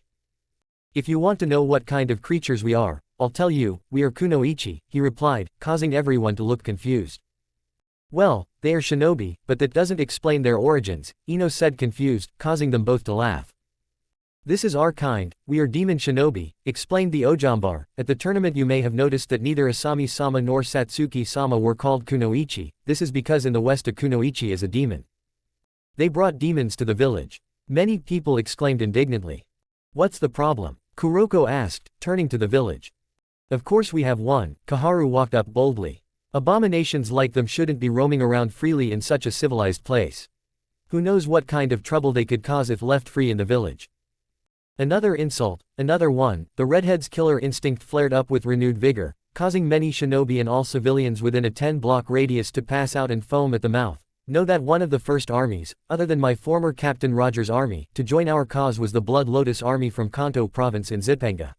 An entire village of kunoichi, kitsune, and oni living in peace with humans believed in my nephew and joined the fight. Sayaka and Mitsumi were part of this village. And they fought alongside everyone else here. I would rather be in an army of demons like them, knowing that they would fight with me until the very end, than fight alongside you, who would stab an ally if it meant you could live another moment." There was a deathly silence, partly because that horrible feeling was choking everyone except the people from the east, partly because they were digesting what had been said. And how the hell had a 13-year-old boy convinced a village filled with demons, kitsune, and oni to fight for his cause? It only made Hiyashi smile proudly. The Hyuga patriarch had no doubt that Naruto was an extraordinary boy. As his own emblem accused him, it seemed that it was the son that gave the revolutionaries in the East hope that equality and peace were possible. Since these demons seemed to have such respect from the Uzumaki, something made him assume that the same was actually the case throughout the empire with other non-human creatures in their territories. Not just the mink, the orange-skinned girl's race, or these demons. Arashi turned off his killer instinct and continued marching without major incident, other than the fact that neither Mitsumi nor Sayaka wanted to continue the conversation. which made Ino feel uneasy. Something was calling her to befriend them. It was a shame that Sakura and Kaharu had ruined everything. The group arrived at the Uzumaki shrine, which was completely destroyed, causing the 7 Uzumaki in the group to glare at Kushina. "Well, it doesn't matter anymore," Arashi remarked meekly. "Girls, it's your turn." The 2 demons entered the center of the shrine and began to chant. Their sensual voices seemed to lull the senses of those who heard their songs that Kurenai recognized as psalms meant to appease angry spirits. These demons were performing a Shinto purification ritual. Something that did not go unnoticed by anyone. Demon didn't always mean an evil being of supernatural origin, Kuroko began to say. Originally, the word was used to refer to beings with high supernatural power. Over the centuries, some of them were called demigods, sylphs, nymphs, naiads, nereids, salamanders, etc. And evil beings began to be colloquially called demons. In the West, a demon is a being capable of using yomi, or demonic energy, which is natural energy in its purest state. It can have a negative or positive charge, giving the demon an evil or good nature. As you can see, both of them, despite being kunoichi, are quite capable of appeasing the spirits. Since neither has spilled blood, they continue to fulfill their duties as Miko. Only they are Miko who can smash your face if they are forced to do so. As the Senju clan matriarch finished her explanation, they also finished their chants, so the blonde took out a small bag of salt from her things which she began to scatter around the complex. Once she was done with her work, they began chanting again, this time singing. Yes, most of them were listening intently, a different song, after which Mitsumi puffed out her chest before spitting out a powerful flame into the center of the shrine while her partner walked up to the altar and collected the masks that were scattered there. Due to the lack of maintenance of the shrine, the masks were found where they fell and no one cared one bit.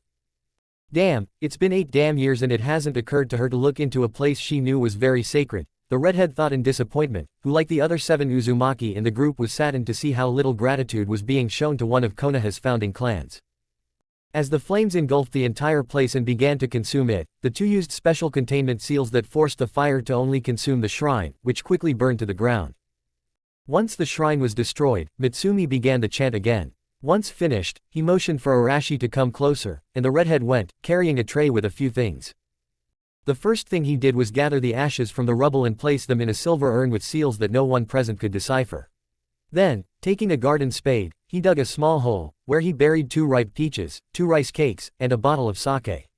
Before standing up, he recited a prayer, walked over to Sayaka, took the masks with great care, and placed them in the urn that the 2 Uzumaki had designed, an urn that was usually used to store sacred relics. Once that was done, the 2 Uzumaki, accompanied by the kunoichi and the 2 minks, returned to the entrance of the village. His work was done. Somewhere in Cascade Country. At one of the country's once important sugar mills, now reduced to scrap metal, Onoki and met to decide what to do next. The albino version of Jagger was still missing, and the only thing his subordinates could tell their envoys was that they were heading to the Empire to get samples. They both suspected that Orochimaru had chewed more than he could chew and had dragged them into it. So, they discussed what to do with one of their allies, missing, apparently forever, as the Empire's agents meddled in his interests. Since Fu's rescue, there had been no sign of anyone from the Empire, no troops, no people who seemed completely alien. There had also been no reports of people matching the description of Han's attackers being spotted near the borders of these countries. And that was the most disturbing thing. "Sir, you have to see this." Ayeka and Matsuri, Onoki's and A's secretaries respectively, arrived almost simultaneously, both bringing with them an impressive report. On both sides of the border posts with the Empire, tremors had been felt 2 days ago with such regularity that they gave the impression of footsteps. In both countries, the tremors were said to have begun around noon, at 1:15 in the afternoon when it was discovered what had caused them. Looking out over the dunes and then the western wall and the mountains, both Cage could see in the many photographs Zunesha flying over them and then heading for the land of fire, leaving behind the tremors of its great steps, feeling that they were still an hour away from ending, and it was obvious that the animal was no longer close. Reports from all over the country, gathered by both the daimyo and the general populace, indicated that indeed, a colossal elephant was approaching Konoha village, having entered the land of fire around noon yesterday. At the rate Zunisha was moving as an elephant, it would probably arrive at the village no later than 11 o'clock today. Since it was 20 minutes past 1 in the afternoon, the pachyderm was already approaching Konoha. And it got worse. If what they had managed to learn from the White Lotus traders was true, then the elephant was a walking nation. The original Mink nation, no less, and from what they had learned from the traders, Zou was one of several nations allied with the Western Empire. Zou belonged to a group of nations that, while receiving aid from the Empire, were allied nations, not vassals, but rather equals in political and social terms. The Mink could fight for the empire, or the Minks who chose to support it could come with the emperor. The relationship between the two countries was one of alliance.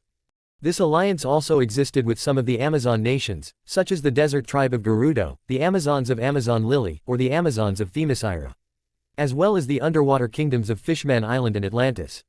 It's getting worse and worse, Onoki snorted angrily. It looks like the emperor has sent a diplomatic mission to Konoha, and with that, we're done for. I wouldn't jump to conclusions. I'm trying to be the voice of reason. From what we know, the Western Uzumaki hate the Namikaze.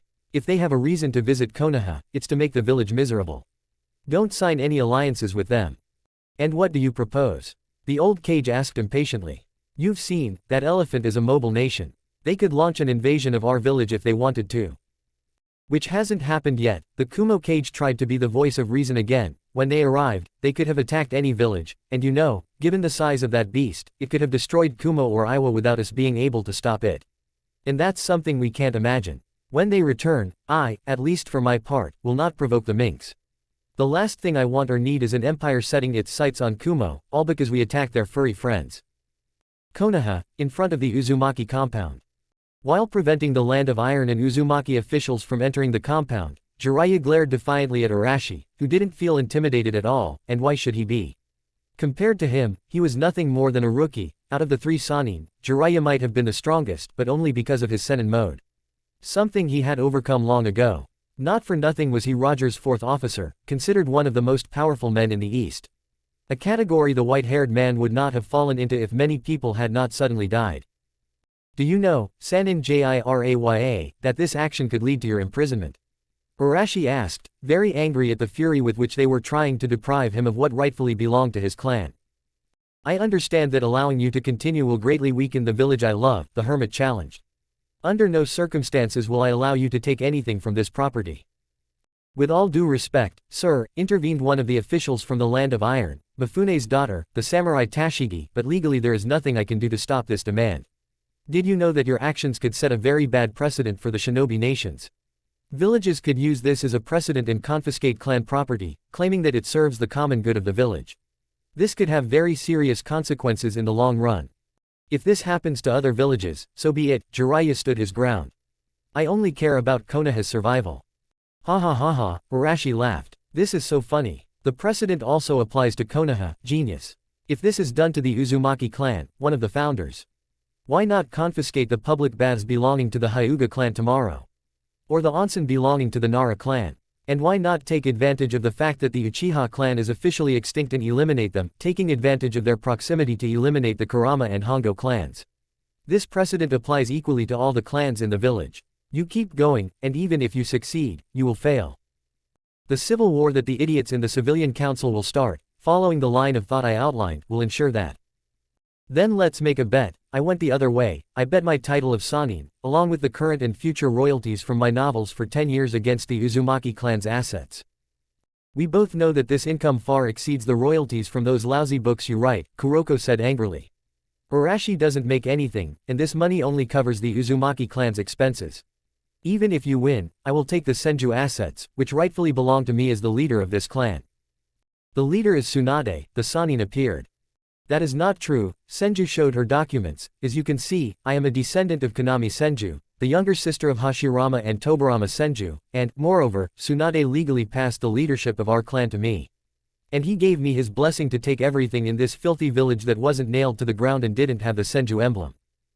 Damn, will I stop Arashi or will this other one win? The Sannin cursed his bad luck. I was in even more trouble than I thought. Like Kuroko said, we didn't win anything by accepting the bet, Arashi agreed. Besides, in these cases, the use of force is allowed to carry out orders. And I have no problem kicking the ass of this idiot who ruined my nephew's life. I'll fight them both if I have to, Jiraiya prepared himself. I'm not afraid of them. So be it, Arashi agreed before disappearing. And a few moments later, Jiraiya was kneeling on the ground with his hands on his stomach, losing consciousness, while Arashi was already in the courtyard of the Uzumaki compound, scaring everyone with how easily he took out Jiraiya. Uzumaki was definitely a monster, one of many who hated his village with a passion. F.D. He beat my godfather. Hashirama winced, as did most of the people in the village. Dash exclamation mark. S. Without even trying, he beat my godfather. As the remaining 4 Uzumaki entered the compound, the head of the Senju clan and the 2 remaining minks stood guard at the door, blocking everyone present from entering. Minato no longer had the desire to try again to preserve the Uzumaki clan's assets by any means necessary. After Jiraiya's useless defense, the desire to try was gone, both for him and for those who had held on to the vague hope of convincing or intimidating them enough to decide to leave things as they were. Which made him regret his decision to leave Naruto behind more than ever. If there was one thing the Uzumaki had in common, it was their pride. If Naruto was an emperor, and Arashi called him that, that meant he was stronger than him. And if that terrible killer instinct was any indication, the redhead was now stronger than the Kyuubi had been the day it had attacked the village. And with that conclusion came the horror of an even more terrifying truth. The rumor that was spreading throughout the East claimed that there were beings more powerful than the Biju on this continent, and that the Sage of the Six Paths was right. And Naruto was probably already one of those beings. On one hand, he was proud that a man of his blood could accomplish such a feat. On the other hand, he felt fear. He executed Hinata, who loved him and he knew it. He executed Anko, who was one of the few who always protected him. This meant that Uzumaki would not stop if he launched an attack on Konoha, unless the village was reduced to rubble and there were no survivors left. And that thought alone was depressing.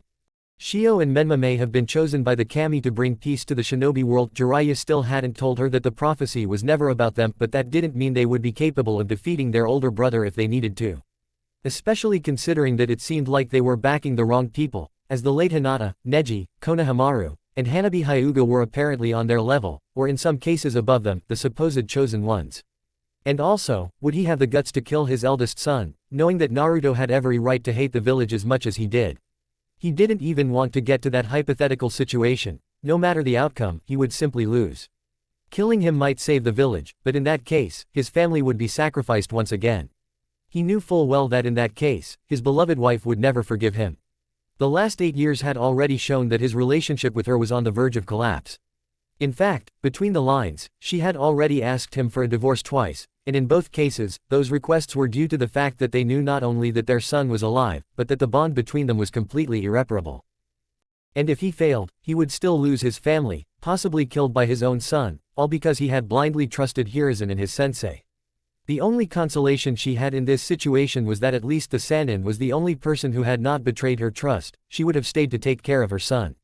Unfortunately, the Sandaime and Jiraiya had other plans, and decided it was better to deny Tsunade the chance to experience the joys of motherhood from scratch. At least if she had raised her son, she would not have hated him so much. He finished his thoughts just in time to see the Uzumaki leaving the compound. One of them was carrying a bag that he assumed contained scrolls with all the clan's belongings, the library, the weapons, the valuables.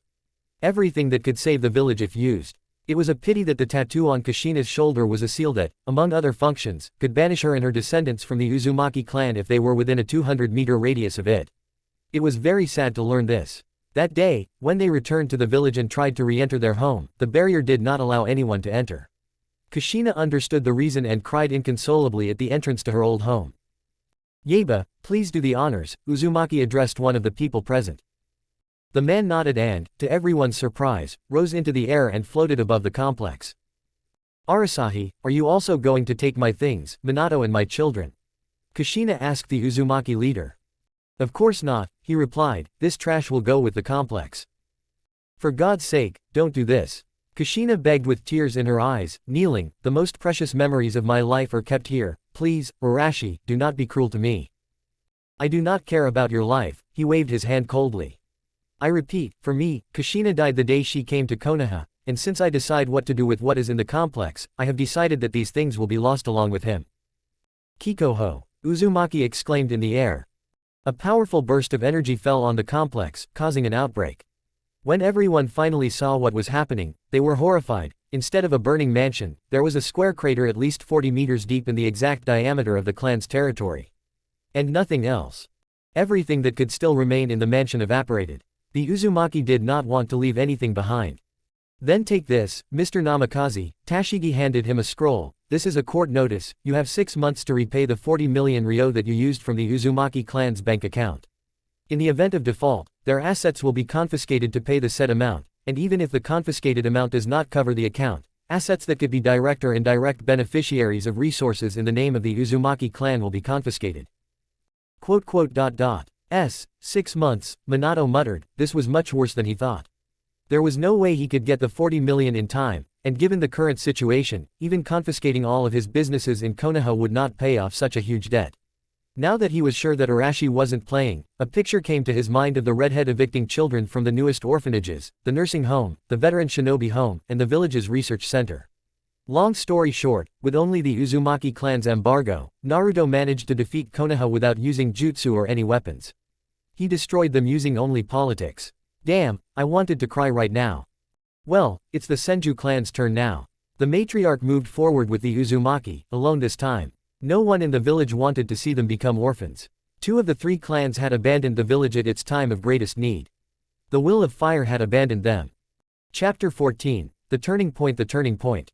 You know, that dysgraphia problem, excuse the keyboard taps and autocorrect horrors. And remember, Naruto and its characters are the property of Kishimoto-sensei. Review. Elchaban. Well, thank you very much for reading my Atonement fanfic. The next one will be out no later than mid-March, another one in Finland. We'll see then. Arkan Mag. It's really a variation on a cliché, but I wouldn't do that. Why don't you risk doing it yourself? Sheehan 145. That's true, but also what he saw and heard. He's not a saint, he's an Uzumaki who was constantly provoked. Dawa 117. That's probably true. Let's see if you're right about those two. And I suppose not. Suna is an ally of the Empire. Kiri won't enter the war unless they're attacked first. The others might declare war, which would honestly be more like a massacre. Yami the Black Dragon. Since Matsuri has a lot of weight in Ninja Soul, my autocorrect put Matsuri instead of Mabui, that's all. Actually, if I just type in Yami, your entire name will come up as a suggestion. Well, he fought the Yonko and the Demon Lords, learned a lot about war while building an empire, and the others are babies compared to him. TXPOK2640. Let's see. Enjuru Haidshikina J-san. Something like that. I owe you a goose. Guessed. Let's see. Araya. Harem, yes. Kagaya, no. Blabatry. Thank you. Stargum. That's right, he destroyed them without using any weapons or jutsu. JGM 250500. That's the beauty of this situation. Now, even if Naruto doesn't lift a finger, Konoha will be destroyed. Black Wolf. The final punishment will be worse, no doubt about it. Pirate Virus. About Ichiraku, read. About the rest. The common denominator of these falls was pride. What can you do? Godihan. I don't think so. Anyway, I hope you enjoy it. Warning. This chapter contains a rape scene. In case you want to skip it. We begin. 3 hours after the Uzumaki and their retinue, as well as the officials of the Land of Iron, left, an emergency meeting of both councils was held, with Namikaze and Jiraiya also present. So far, although the meeting had only lasted about 10 minutes, it had been spent in accusations and verbal sparring between the members of both councils, blaming each other for the Uzumaki's exile. That is very hypocritical of you, Mebuki, and you know it. Soon growled menacingly at the ash-blonde girl, insulting her by calling her a human beast. Since it was well known that her grudge against Naruto was due to the death of her best friend. She blamed him and at the time justified her decision by claiming that since his scent was that of a fox, she believed that he was the reincarnation of the Kyuubi. At least I did it with my friends in mind. You voted yes just to score extra points with that spoiled brat you wanted as your son-in-law. That's enough, you two. The Yondaime interrupted the noise. We have nothing to gain by arguing about who is to blame for this matter. Especially when the real culprits are right in front of us, Hiashi said, a hint of venom in his voice. Isn't that the truth, Minato? Hiashi, you don't talk to my husband like that. The elder Namikaze complained, curling her hair into 9 strands. I didn't just mean him, I meant the two of you, he explained, gesturing to the Sannin and Kushina, as well as the Sandame, who I hoped was being munched on by a Shinigami right now. It was because of his brilliant plan to save the famous children of the prophecy that they threw the boy to the wolves. And what happened in the end? He gained more power than we could ever imagine. While his spoiled children had everything, he had nothing, and what little he did achieve, he earned with more blood, sweat, and tears than he should have put into it. He is the greatest hero of the East, the slayer of the 3 demon lords, the most powerful man in the world. In exchange for all this, I got nothing. What are you talking about? Minato asked as the Sannin turned pale and tried to run, but his shadow was bound by Shikaku and Shibi's insects blocked his path. Ah, I see Jiraiya-sensei didn't tell you anything. Hyuga gloated, and I suppose your children kept quiet as well. I don't blame them, considering what happened, they must be scared of your reaction. Speak directly, Kushina demanded. Tell me what the hell is wrong with you. Jiraiya's whole life flashed before his eyes, it really wasn't pleasant at all.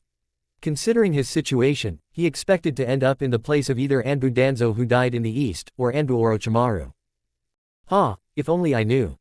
10 days ago, a forest of sighs.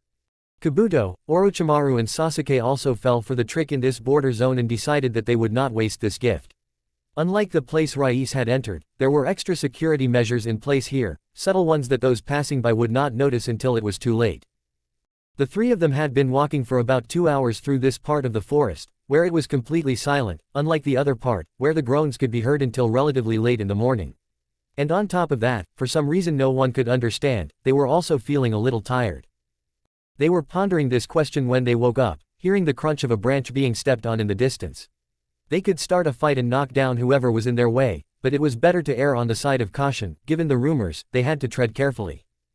I feel like something is watching us, Kabuto thought out loud, nervous. I have no idea what it could be, but I don't like it. Don't worry, Kabuto, the Sannin downplayed the importance of the question, this is about stopping the plague that is watching us. It is true that the Emperor was arrogant, the Uchiha agreed. I doubt the Elder Dobi can put up anything against us that we cannot handle. Just like the one who beat him up, the medic Nin thought sarcastically, there may be nothing in this forest that we can't handle, but if someone of that caliber comes along, I'm not sure what the outcome will be. And as they continued to move forward, searching for any sign of civilization, they were spotted by 3 figures, 2 male and 1 female. The first looked like a mink ferret, with a ferret face, a tall and thin body. The second looked like a mink cat, with gray tabby fur and green eyes, while the only female in the group had snake-like features. Her skin was covered in soft black scales, long bluish-blue hair, large breasts with black nipples, as her scales had a white section. Incidentally, unlike the minks, they were all naked. Too bad there's only one, the guy with the ferret said disappointedly. But like we agreed, you can join her. I'll have my chance, he said meekly. You say that as if the group is any good, the snake pouted. Of the two, only the young one is acceptable. The other one looks like a transvestite version of Michael Jackson. Well, we'll have to go with all 3 to give you a chance to do that, the ferret noted, but you owe me. Whatever you say, the cat agreed. Konoha, present day. You miserable bastard. An enraged Kushina punched Jiraiya in the head again. Her gaze was terrifying to the point that it would freeze your blood if she looked at you. She radiated so much hatred and bloodlust that it stunned most of those present. I will kill you. And again he struck the white-haired man in the head, or rather in the jaw, knocking out several of his teeth and breaking his jaw with the blow. And that despite the futile attempts to restrain her, most of the shinobi present had made an attempt to separate them. Without Tsunade's presence, neither Minato, nor the clan heads, nor the 2 Anbu battalions that had arrived were able to separate them. Uzumaki cried, crushing the Sannin's face and turning into something vaguely human. Her only consolation was gone, just like that. In the end, she came to the conclusion that Naruto would at least leave them alone with the latter, and since Menma and Shio were the ones chosen by the kami to bring peace to the east, at least part of her decision was justified. Both Hiashi and Shibi made them see with cold logic, the second more than the first, that Naruto was in fact the chosen one, and the chosen one was the Kyuubi. And when she confronted Jiraiya, who was clearly trying to escape like the cowardly rat he was, she didn't need any explanation. It was the truth, and it was his fault that his eldest son had been abandoned. Kushina, please leave him, her husband tried to appeal to her again, you'll kill him. Minato deserves it, he cried out in a broken voice. Kami knows that he deserves to die for what he did.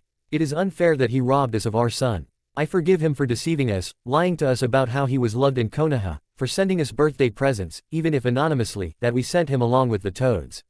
I even forgive him for being such an idiot that he broke the contract without knowing the whole truth, or that he was such an idiot that he tried to teach him how to summon by throwing him into a ravine. But, this is beyond everything he did to us, and you know it.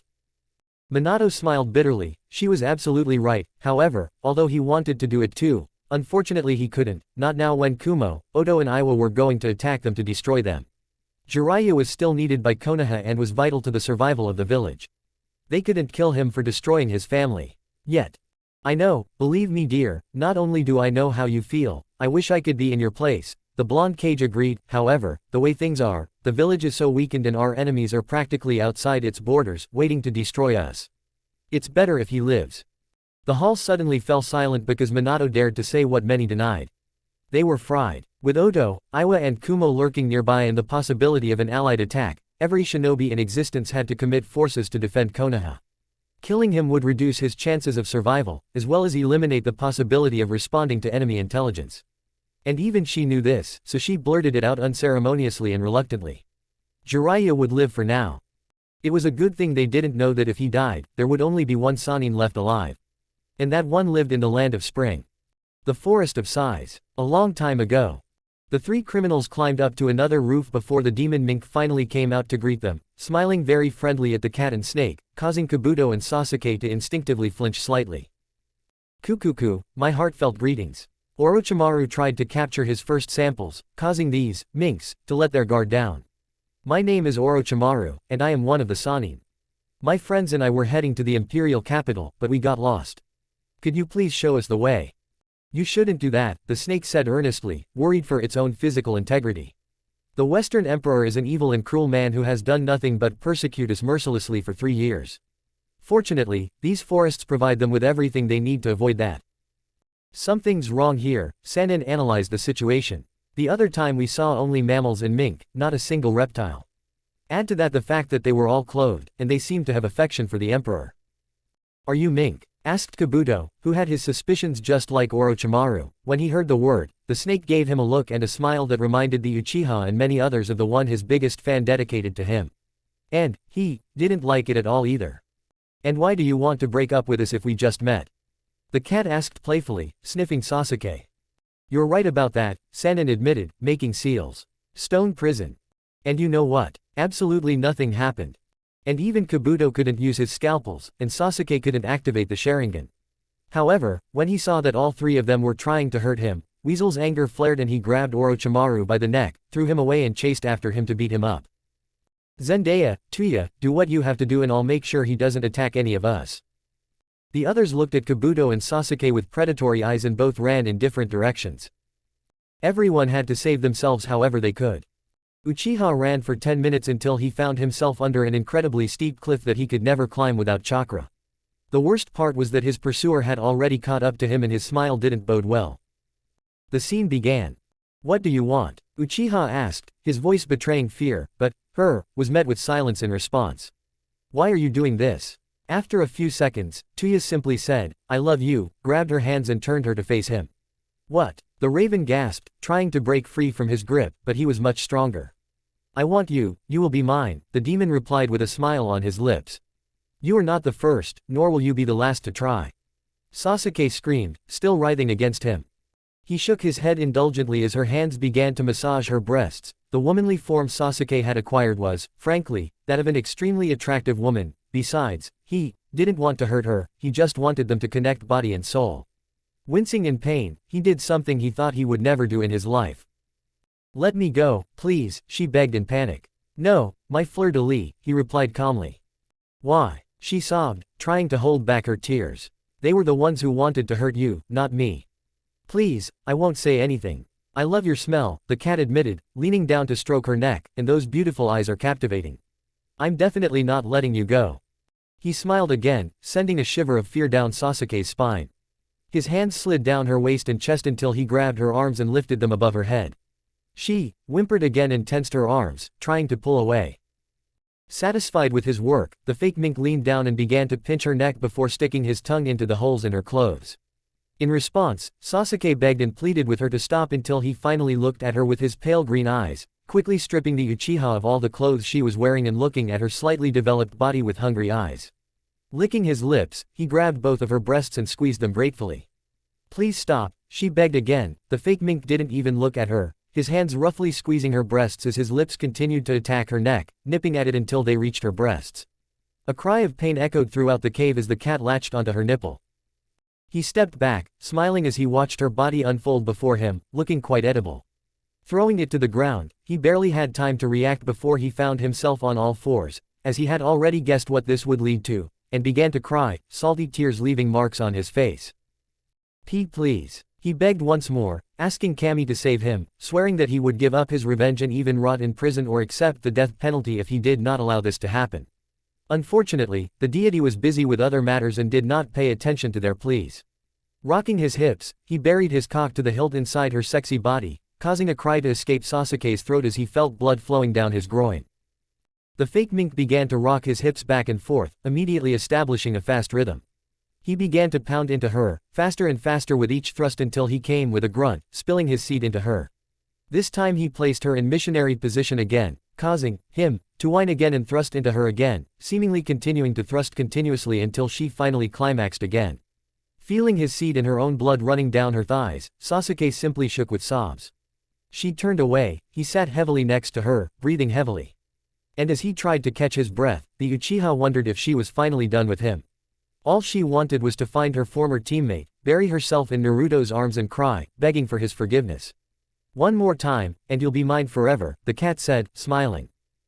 "No, please, no more," Sasuke whispered. He just shook his head before forcing her into submission again, flipping her over so she was on all fours again. Sasuke groaned, spreading her legs and standing behind her, licking her pussy before thrusting into her again with force. She screamed as his pace quickened, the fake mink slamming into her, and she felt his tail begin to wrap around her stomach. He slammed into her 3 more times before she came with a roar, sending him and her over the edge. His teeth sank into her neck, and his seed shot into her womb with Yomi, soaking her body with the energy. Black spots swam before his vision, and the feeling of blood running down his neck was the last thing he remembered about his human life before he passed out. The scene ends. Somewhere else.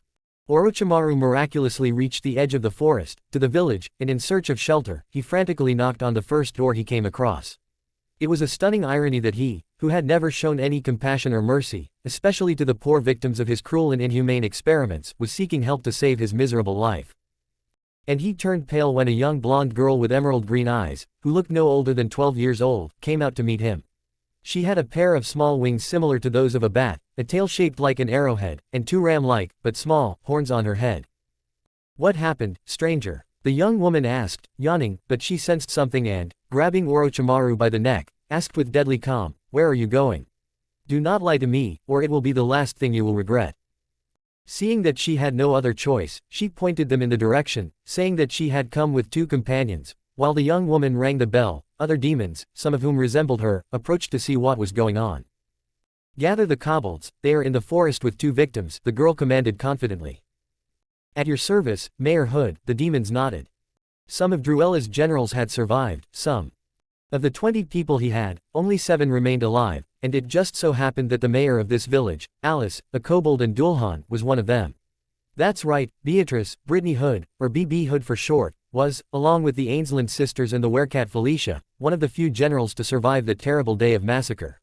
Fortunately, during the war, the 7 survivors showed that they had, among other qualities, enough humanity to prevent their destruction. For example, Hood, despite being Alice and having been in that state for decades, always showed honor and compassion. Usually, when Druella's army captured a village, all the women without exception turned into demons or monsters, and the men into their incubi and husbands. However, Hood allowed many to escape under the pretext of having evacuated in time. Say something about her, too. Hours later, the mayor called the nearest city, Tiram, to prepare an express car for the capital, and reported that they had captured a possible criminal for interrogation and 4 false minks, 2 snake-like and 2 cat-like, so the priestess of Mitarashi should be notified to prepare a ritual to cleanse the Yomi so that everyone could regain their humanity. The Imperial Palace, 20 hours later. "This can't be," Sanin muttered as he saw the people waiting for him at the train station. He had heard that the Empress's retinue and a renowned investigator would be personally taking him away from the station. Hood had arrested him and kept him in sea-stone cuffs, also called adamantio by many, and had placed chakra-suppressing seals on him. And for the second time in his life, he felt vulnerable at that moment. His parents' deaths had been another instance where he had felt such a sense of anxiety and insecurity. And it terrified him. Especially since 2 of the many people he had deceived the most in his life were there, smiling in joy at seeing him in such a situation, enjoying the moment. If not, why would Anko use a camera to immortalize this moment like Tayuya? Well, look what we have here," the redhead said with aplomb, "but this is the son of a bitch who threw me away like trash when he thought I was useless." "Kukuku, honestly, I never thought I'd see you again," he answered sincerely, considering his situation. It was the only thing he had left, nothing, and as far as I can see, free of your curse. "No, thank you," Anko hissed angrily, "but we'll have time to talk about this later." She smiled sadistically, causing Orochimaru to break out in a cold sweat. The albino was led to a van that was supposed to go to Shield via the scenic route to soften up the Sanin. With this, I already owe Gaki 3. And I'll find a way to pay for it. After Orochimaru left, the fake minks were led to another van, which Tayuya took them to the royal palace. The redhead recognized two of her captives by their hair color, Kabuto and Sasuke. God, it was going to be a big deal when everything was settled. Present day. And while the meeting was going on, Blue Eye's friends went to Ichiraku to clean up the mess along with those who believed in them. Ayame knew that the brother she loved so much would not be able to execute an innocent person even if he had to. That's why, while talking to them, I was mentally calculating how not to break even on their winnings, since I was planning on treating them to this portion of ramen. At that moment, 3 people entered the stand. The first was a young girl with chestnut hair braided into 2 pigtails and lilac eyes. She was wearing a straw yellow dress and carried a small blue backpack on her back. The second was a teenager with chestnut hair and honey-colored eyes, wearing a vest the color of the young woman's dress, blue pants, and a sea-green shirt. The third person was a man with light gray hair and onyx-colored eyes, dressed in medieval armor in the Saxon style. Ramen, ramen, ramen, the young woman purred happily, taking the teenager's hand and sitting him down next to her, next to the others at the bar. Come on, Junkel, order, the young woman said. I can't order anything unless you order first. We're not in Elbath, you know. The man in question countered. Your manners still puzzle me a little. There's no need to treat Miss Diana that way, the teenager defended the girl, she's just trying to be polite. And then, yes, everyone in Konoha turned to look at them. Naruto had sent them a book that had been on sale in bookstores across the country for a year now. The book was called Chronicles of the Empire, and was essentially nothing more than a chronicle written by a famous reporter named Cat Grant, who had been following the Revolutionary Army ever since Roger and Whitebeard had joined it. And it was literally a chronicle, missing nothing, since, mainly because she was glued like she was to Uzumaki, she had seen many of his battles from a safe place, and even been personally saved by him a couple of times. And there were some very good photos in the book, like the sunset photo when the 10 Commandments were defeated, the photo of the 7 deadly sins and the Revolutionary Army posing together, so they all recognized each other. Welcome to Ichiraku, Ayame greeted, may I take your order?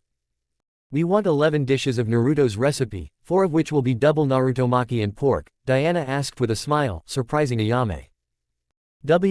What did you order? The waitress stammered, and that's when she noticed them. Judging from their clothes and appearance, they were Westerners, and considering what they ordered. Do you know my younger brother? The young woman asked, to which all 3 nodded solemnly. We came here for him, we visit the merchant houses in this part of the continent, and he asked us to drop this off on our way back from the Land of Winds. The king gave him a scroll. Papa, I have news about him. The young woman called out happily to her father, who jumped out of the back seat. Taking the scroll, Ayame closed the store, not caring that there were still people inside, they would understand eventually.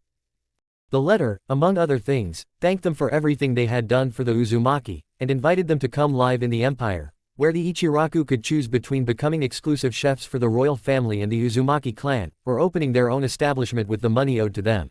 Well, and on top of that, on the parchment you can see a check with at least 7 zeros, all because of the great gratitude he felt for his first father and first sister.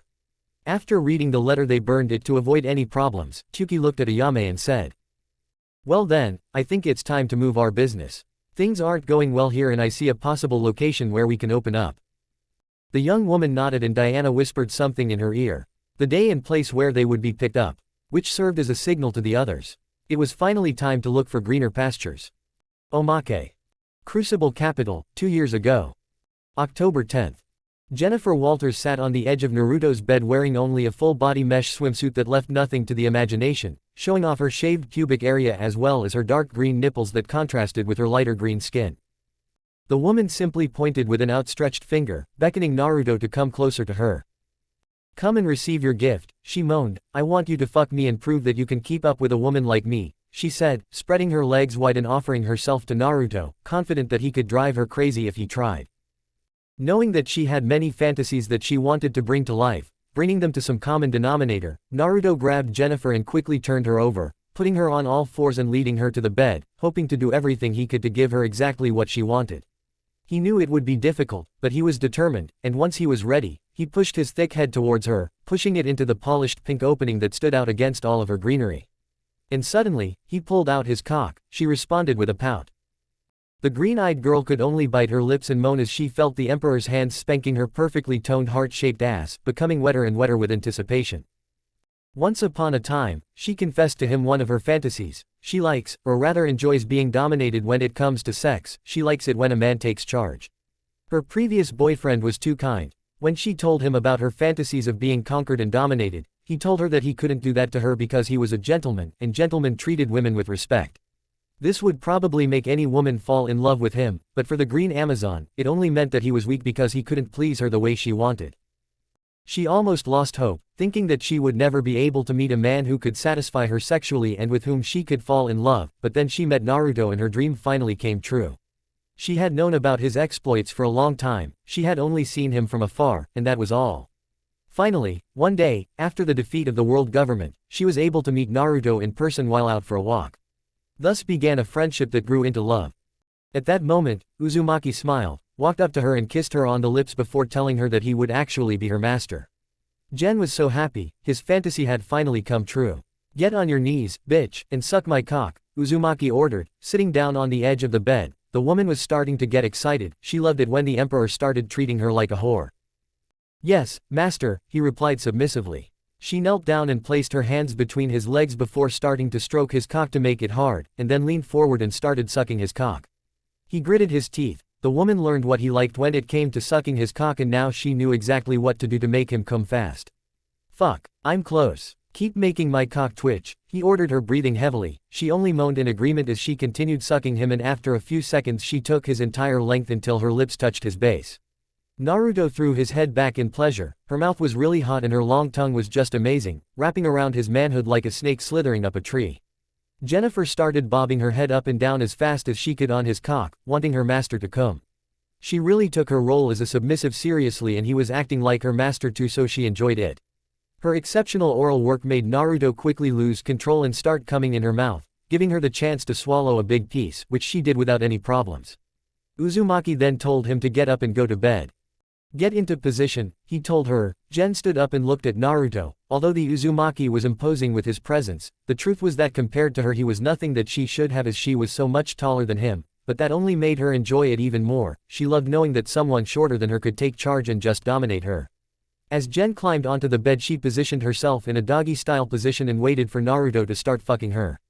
She didn't have to wait long as the Uzumaki positioned himself on the bed behind her and quickly aimed his cock at her entrance. After some sharp moans and a couple of spanks that made her ass shake, Jennifer was overcome with a wave of desire and pleasure that knew no end. She wasn't content to just lie there and take the cock, actively speeding up and intensifying the sex, as she eagerly sought out raw pleasure in its most satisfying and shameless form. Nothing would stop her now, nothing would slow her down or prevent her from experiencing the intense joy she needed, filled with so much pleasure rushing at her from every direction that she was overwhelmed by it all.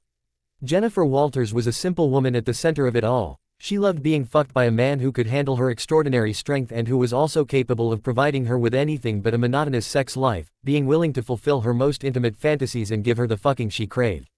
Naruto provided for her in abundance, fucking her roughly enough to make her moan in excitement, even grabbing her hair and tugging, making him cry out in surprise at the sharp, pleasurable pain, but it didn't matter. That was all she needed, and she made the most adorable sounds Naruto had ever heard when she got what she wanted. Naruto gritted his teeth. He loved fucking Gen because even he had to admit that he loved dominating women and being able to tame the embodiment of a goddess, especially one that was taller and more physically imposing than him, was really turning him on. He pounded into her pussy at high speed, trying to get as deep as he could, and also making sure to grab one of her ass cheeks and squeeze it hard enough to leave a mark on her. Of course, that only made Gen hornier and she started asking him to do some pretty nasty things to her. "Put your finger in 1,000 asses, master, please, I need it.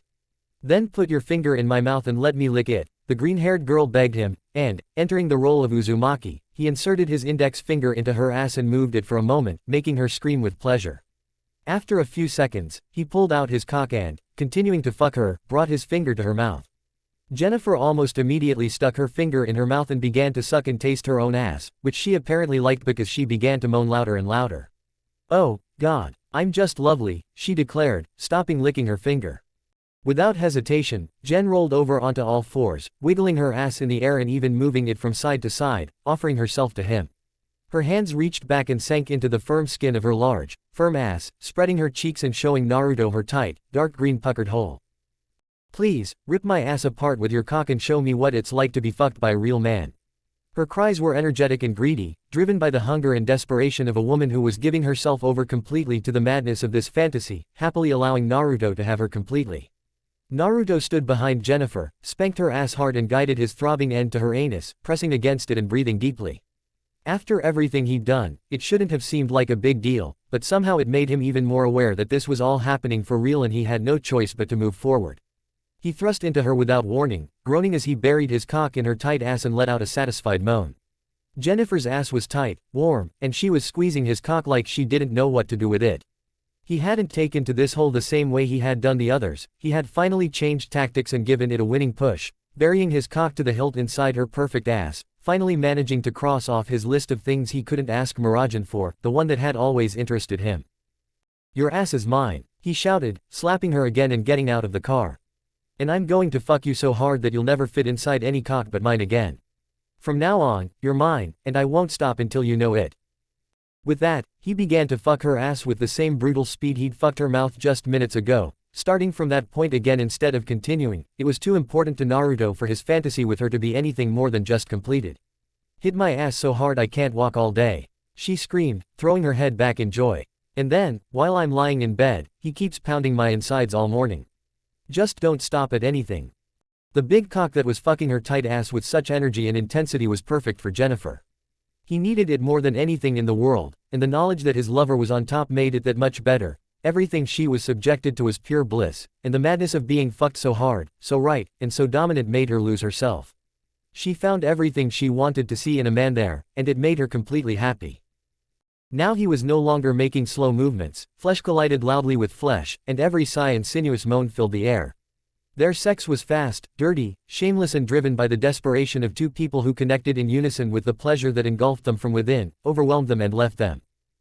There was a strange feeling of excitement when they were in this position against all odds. The strange situation had now given way to something beautiful, but instead of focusing on any tenderness, they fucked hard and celebrated their reunion with all the vulgarity and depravity in the sense that it was Jennifer's style. "I do it," Uzumaki shouted. "I'm coming inside your big, horny ass and now it's mine to fucking shove my cock in whenever I want. And I'm going to fuck it up so badly you'll never get any better. That hole was made for me." One final thrust buried his cock to the hilt inside Jennifer's ass and history repeated itself. He shot a huge, hot load of cum that flooded her ass, filling her up and leaving her a hot, screaming mess as she thrashed and writhed on the bed.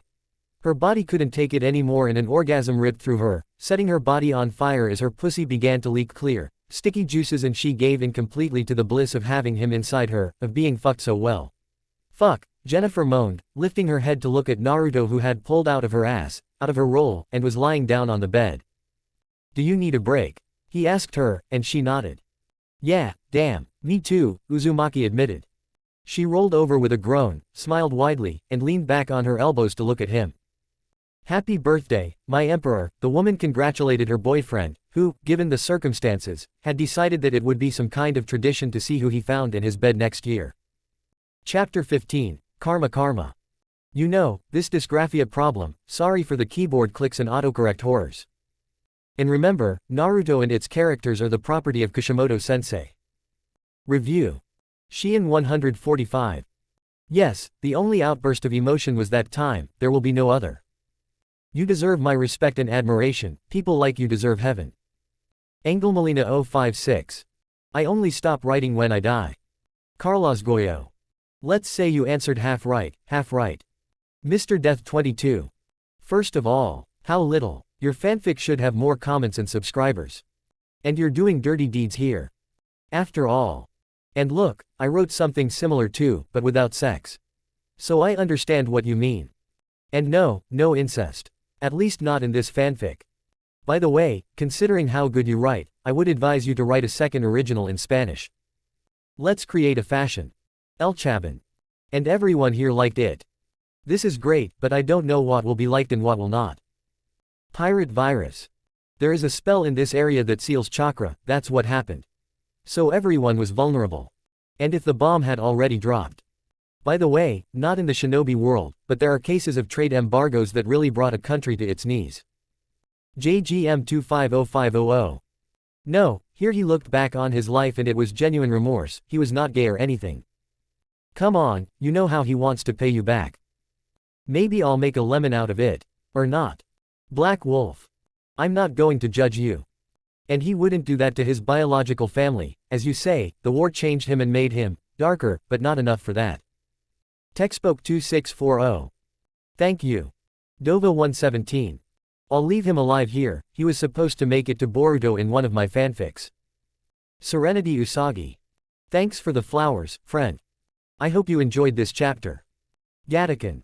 Thank you, and yes, it will happen. Blabatry. Thank you. We begin. One of the main reasons the Uzumaki clan's embargo was so devastating to Konoha was because the Uzumaki clan was a partner in the largest bank in the Land of Fire, owning 20% of the country's mainland territory, as well as 40% of the businesses, both civilian and shinobi, in Konoha. In liquidating all of the clan's property, they didn't just take everything that was in the complex. They liquidated every business that had a direct connection to the clan, just like Kuroko liquidated all of the Senju clan's businesses, leaving half of the village jobless overnight. Despite the workers' protests, dozens of businesses in the commercial district were closed, 2 pharmaceutical labs were shut down, and all of their research was handed over to Kuroko, who in turn handed it over to the Sannin. Half of the bars were officially liquidated, half of the shinobi shops, and a third of the supply market were permanently closed overnight. And that was just in Konoha. The precious mineral mines discovered in the Uzumaki territories on the elemental continent would never be accessible to anyone from the Land of Fire, causing many of Zuko's court to criticize Konoha for its brilliant idea. After the Mink tribe left with the Uzumaki, they never returned to the east. They went straight to Uzu since they were unable to get there during their journey, and once there, the Uzumaki patriarch and the others prepared a shrine and placed the sacred masks there in a ceremony. Contrary to what some of the marauders said, there was no hostile aura on the island at the time, but rather a blissful one. The Uzumaki spirits that were still on the site watched with joy as once again a group of Uzumaki returned to their homeland and with their great treasure, returned it to its place of origin, instead of it gathering dust in Konoha. Which meant that something had happened in this nest of traitors if a commission of very powerful Uzumaki returned with such valuable items. With the relics in safekeeping, they set off for the Western Empire, their main objective accomplished. It was only a matter of time before Konoha fell. Kumo the next day. Spy A. in Konoha informed him of the reason why Zunisha was in the elemental countries, and the Raikage couldn't help but smile. Konoha was at the very bottom of its development, there was no better time to invade. If you ignore the hidden threat of the Western Empire. He also learned from spies in the land of Fang, near the isolated land of demons, that the Western Empire had attacked that country, devastating it to the point of almost completely destroying it. Apparently, he had 2 targets, Ribi, an infamous and uncontrollable artificial tailed beast, and the country's ruling class. In both cases, it succeeded, as the pseudo-tailed beast was destroyed by a man named Dr. Fate, while 2 men named Dracule Mahawk and Jimbei were in charge of eliminating the country's pompous elite, leaving a beautiful priestess named Xian as the new ruler. When asked about the reason for the military intervention, the men replied that the emperor had made a promise to a close friend to free the land of Ribi from the theocratic plague that had stricken the country. As far as the spy knew, this friend was a force to be reckoned with, judging by the new daimyo's reaction. And the worst part was that the country, freed from isolation, had entered into an alliance with the Western Empire. Which was a real headache for the Cage. Fu had been saved, Yugito and Han had disappeared, and frankly, had no idea how to interpret the Emperor's intervention. This meant that if Orochimaru didn't show up, he should not, under any circumstances, confront Konoha. He didn't want to upset anyone who really shouldn't be upset. 10 days ago, Capital City Crucible. When Akane came out of the 4th room, she honestly didn't know what to think. Of the 3 oldest minks, only one young one could be saved, since the ferret and Katsuyomi had already completely merged. That's why he was able to return the girl to her human form, who thanked him with tears in her eyes, because the one who turned her was caught earlier, 11 days ago, so she, of course, knew that her savior was Kandakara herself, who no longer seemed scary to her. But, when he went to evaluate the Uchiha, he was faced with an interesting dilemma. At this moment, 2 personalities converged within him, fighting for control as soon as they sensed her. One of them was very weakened, and even so, her hatred, anger and contempt were palpable. The other one on the other hand was stronger because she was the one in control of the situation at the moment. Unlike the other one, if she had to describe her in one sentence, she would say that the current dominant personality was a 6-year-old boy. Her aura was innocent, devoid of malice and extremely noble, but she also felt fear, sadness and even disgust for something that she could not appreciate. And the most interesting thing was that when he tried to reverse the transformation into the fake mink, the dominant personality begged him not to do it. Akane could see the reflection of the Uchiha's memories from his life from a distance, and the child personality could look at them with fear and apprehension. So he came to the conclusion that in reality, this personality saw this as an opportunity to start over. Not knowing who he was, because his other self wanted to take revenge for the mistakes he had made. He only saw that everything that had happened to him was not a tragedy, but a blessing from the kami, an answer to his prayers for a new life. Faced with this, the priestess did not know what to do. So for now, he decided to leave Sasuke alone and go to Kabuto. It was better to finish quickly and inform Naruto of these events. In 2 hours, the emperor's office. Naruto thought deeply about the priestess's words. Kabuto could easily turn back into a human, but Sasuke somehow prevented it. Of course, the woman was able to slightly increase the power she used on Sasuke and force his body to expel this yomi and, even against his will, partially return to the whiny emo he was. The detail was that the Uzumaki were incredibly sympathetic to the Uchiha. If you were to ask who Uzumaki hated, about 8 years ago, then of course the list would have included the Sandaime, Jiraiya and his parents, with Kakashi at the top of the list, leaving Sasuke in 11th place. Back then, I hated him because he had almost everything he wanted, and I saw him throw it all away. Sasuke got the attention he wanted, the warmth of his family and the recognition of the village. And none of that mattered to him when it came to betraying Konoha, all for the sake of revenge. Of course, now everything was different, because the Uzumaki managed to take revenge on many people along the way in order to achieve their goal, the pacification of the East. I will never deny that. For example, he tortured Gecko Moria to death and raped Cruella using a stone phallus dipped in holy oil that burned her like acid, then hit her with a lightning technique that nearly burned her. And all this before he stabbed her through the heart and decapitated her for making him kill Muragen. He understood what revenge was, of course he did, but the difference between the two was that Naruto knew where to stop. Back with the Shichibukai, he saved Drive.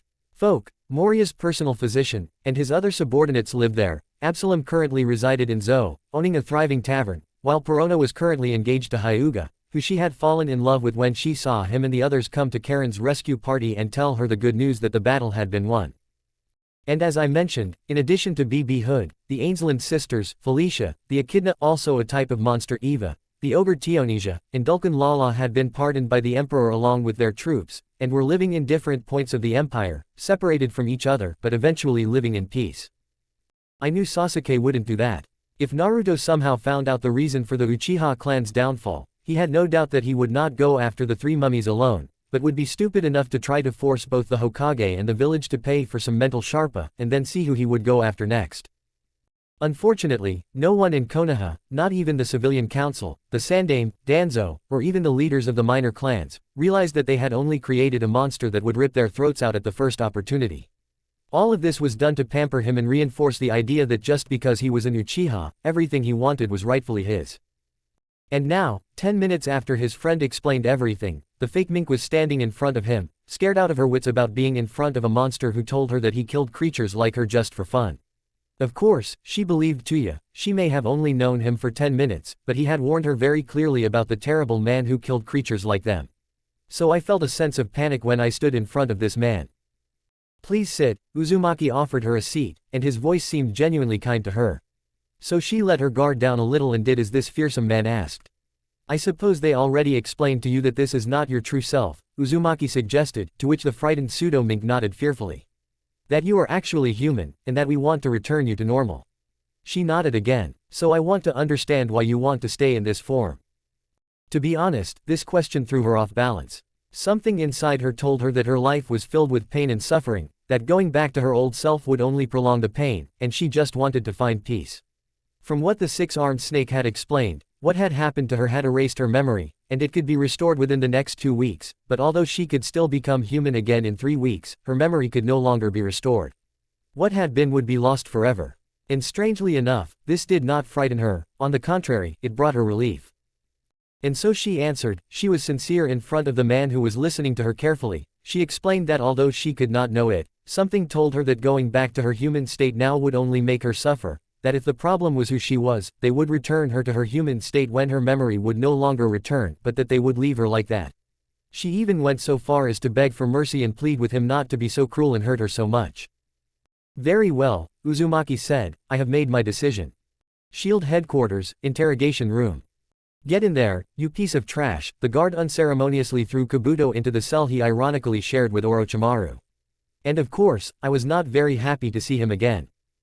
But when the Sannin noticed him, he literally felt pure horror. Orochimaru was curled up on the floor of his cell, several cuts on his bare arms, as well as second and third degree burns inflicted by the hot iron. He was soaking wet and shivering from the cold, making a strange noise that told Kabuto that several of his teeth had been knocked out in the process. Who did this to you?"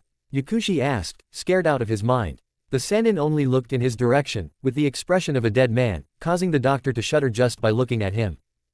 "It was Anko," he replied between hisses, confirming that several of his teeth were pulled out, at least most of them. Tayuya helped as well. "Are those two here?" he asked, extremely scared. "How did this? Does it really matter?" The albino interrupted. "The point is, they did this to me, and there's nothing I can do to stop them from doing it again tomorrow or later. They tortured me to get all the information out of me about my relationship with Danzo and Sensei, as well as the location of every base I might have. And after that, they let me relax, take a break from the torture they put me through. Before torturing me again just for fun. I know, Kabuto, I saw you both expressing orgasm when I begged you to stop crying. I swear, they both came when they saw me begging for my life. And what's more, they were recording everything for their own pleasure. I'm afraid, so afraid." And he fell. He didn't want to talk anymore, partly because he didn't want to, partly because it hurt so much. The second time, both women had fun, humiliating and hurting him, as Sannin said, just for the pleasure of it, for justice and peace for each victim of their experiments. Before they started, the red-haired girl had injected her with a drug, Vegapunk's custom-made version of a drug used by slave traders in the slums. The original version was a powerful aphrodisiac that turned those who took it into nymphomaniacs, increasing, among other things, the sensitivity of their erogenous zones. The version that Tayuya injected into the Sannin managed to make every nerve in the Sannin that could feel pain feel it 1,000 times more intensely, to the point where the injection felt like a hot iron was being stabbed into his flesh. This caused Orochimaru to beg and plead with them to stop. Smiling, Tayuya told him, "Why would I do this? How many unfortunate souls that fell into your clutches have you freed? How many have you left alone to experiment on?" She knew the answer very well, so she slapped him, took a pair of pliers and an orthodontic device to hold his mouth open, and began casually pulling out his teeth while Anko stabbed the hot iron into Orochimaru's legs while he shook violently, hoping that the pain would be intense enough that his body would eventually die from shock. Unfortunately, the drug blocked the area of the brain needed to do this, thus depriving himself of the only way to escape this torture. Without chakra and with the level of security that was in these facilities, escape was simply impossible. Orochimaru of the Sannin, the proud man who believed he would lead an alliance that would end Konoha, died the moment he set foot on imperial soil. Now all that was left was an empty shell. And Kabuto realized this, wishing that what they had done to Orochimaru, they would not repeat to him. Unfortunately for him, that was not to be. In fact, both died. The Sannin 2 days after arriving at the prison, Kabuto 3, both from the same cause. Hemorrhagic shock caused by injuries sustained on the second day of torture by Anko and Tayuya. Iwa, present day. Upon opening the package containing the imperial symbol that had arrived in Iwa from the Empire and was intended for Onoki, the Tsuchikage could not help but shudder at its contents. It was Kabuto's bald head, without eyes, ears, or teeth, recognizable only by his glasses and the color of his eyebrows, which let the cage know that Orochimaru was the final destination. If his little dog was delivered to him like that, it meant that the Sannin was probably in the same situation, which was confirmed an hour later by Messenger A, who sent him only a photo in which Orochimaru's head was visible in the same position as Kabuto's. And since they knew that the traitorous Uchiha was also with them, both Kage assumed that his head would probably be sent to Konoha. If only they knew. Kiri, the same moments. In front of the beautiful Mizukage stood 2 ambassadors of the Western Empire, Diana of Themyscira and Steve Rogers, sent by the Uzumaki. The Amazon wore armor with the Land of Water motif, while Cap, as many of his friends called him, wore his classic uniform with a shield on his back. Is this real? The Kage asked, and both ambassadors nodded in agreement. And Tyr sent him a letter asking for an alliance with both the Land of Water and Kiri itself. The reason for this was Riruka herself. The current Kage and the new feudal lord had the respect of the Three Tails because not only did they leave her alone, of course, a little wary of another jaguar appearing, but they also did not allow the Jinchuriki Saiken to be mistreated, and at least treated him with respect. Being free, he was able to communicate when his brother's Jinchuriki passed by, with him and the slug telling him everything he could. They already had respect for the civil war, but it had only grown since then. With that said, he had managed to convince Tyr, and therefore Uzumaki, to ally with the Land of Water and Kiri, which the turtle believed would reinforce the belief that Uzumaki was not inherently evil or vengeful. Of course, it was very easy for him to claim that Orochimaru and Danzo were eliminated because they were potential threats to the Empire, and given the psychological profiles of the possible candidates, he could even point out that Kumo, Iwa, and likely Konoha had attacked first, with Naruto merely reacting to the aggression. But that would leave the shadow of him being nothing more than a man avenging past wrongs that the Uzumaki had not justified, and considering that of the 3 shinobi villages that had destroyed Uzu at the time, Kiri was the only one to publicly repent for it. After the end of their civil war, they were real candidates to show that such accusations were baseless by forgiving a shinobi village that had changed dramatically after its internal rebellion. And as with Suna, Kiri would receive a lot of support from the Empire. Another thing worth highlighting, more indicative of Maid Terumi's leadership than the village itself though they put in a lot of effort, I won't hide that, is their iron will and desire to overcome adversity.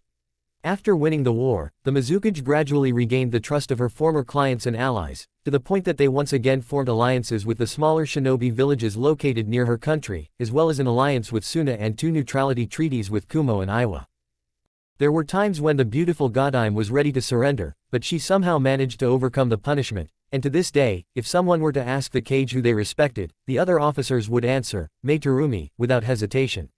So, with that said, no one from the royal family objected to sending 2 envoys to forge an alliance, which she clearly desired as well, judging by the requests of the caretaker of the Lotus House in the region, Roger's former commander, Monkey D. Dragon, who currently resided in the shinobi village, in charge of trade and espionage in the water country.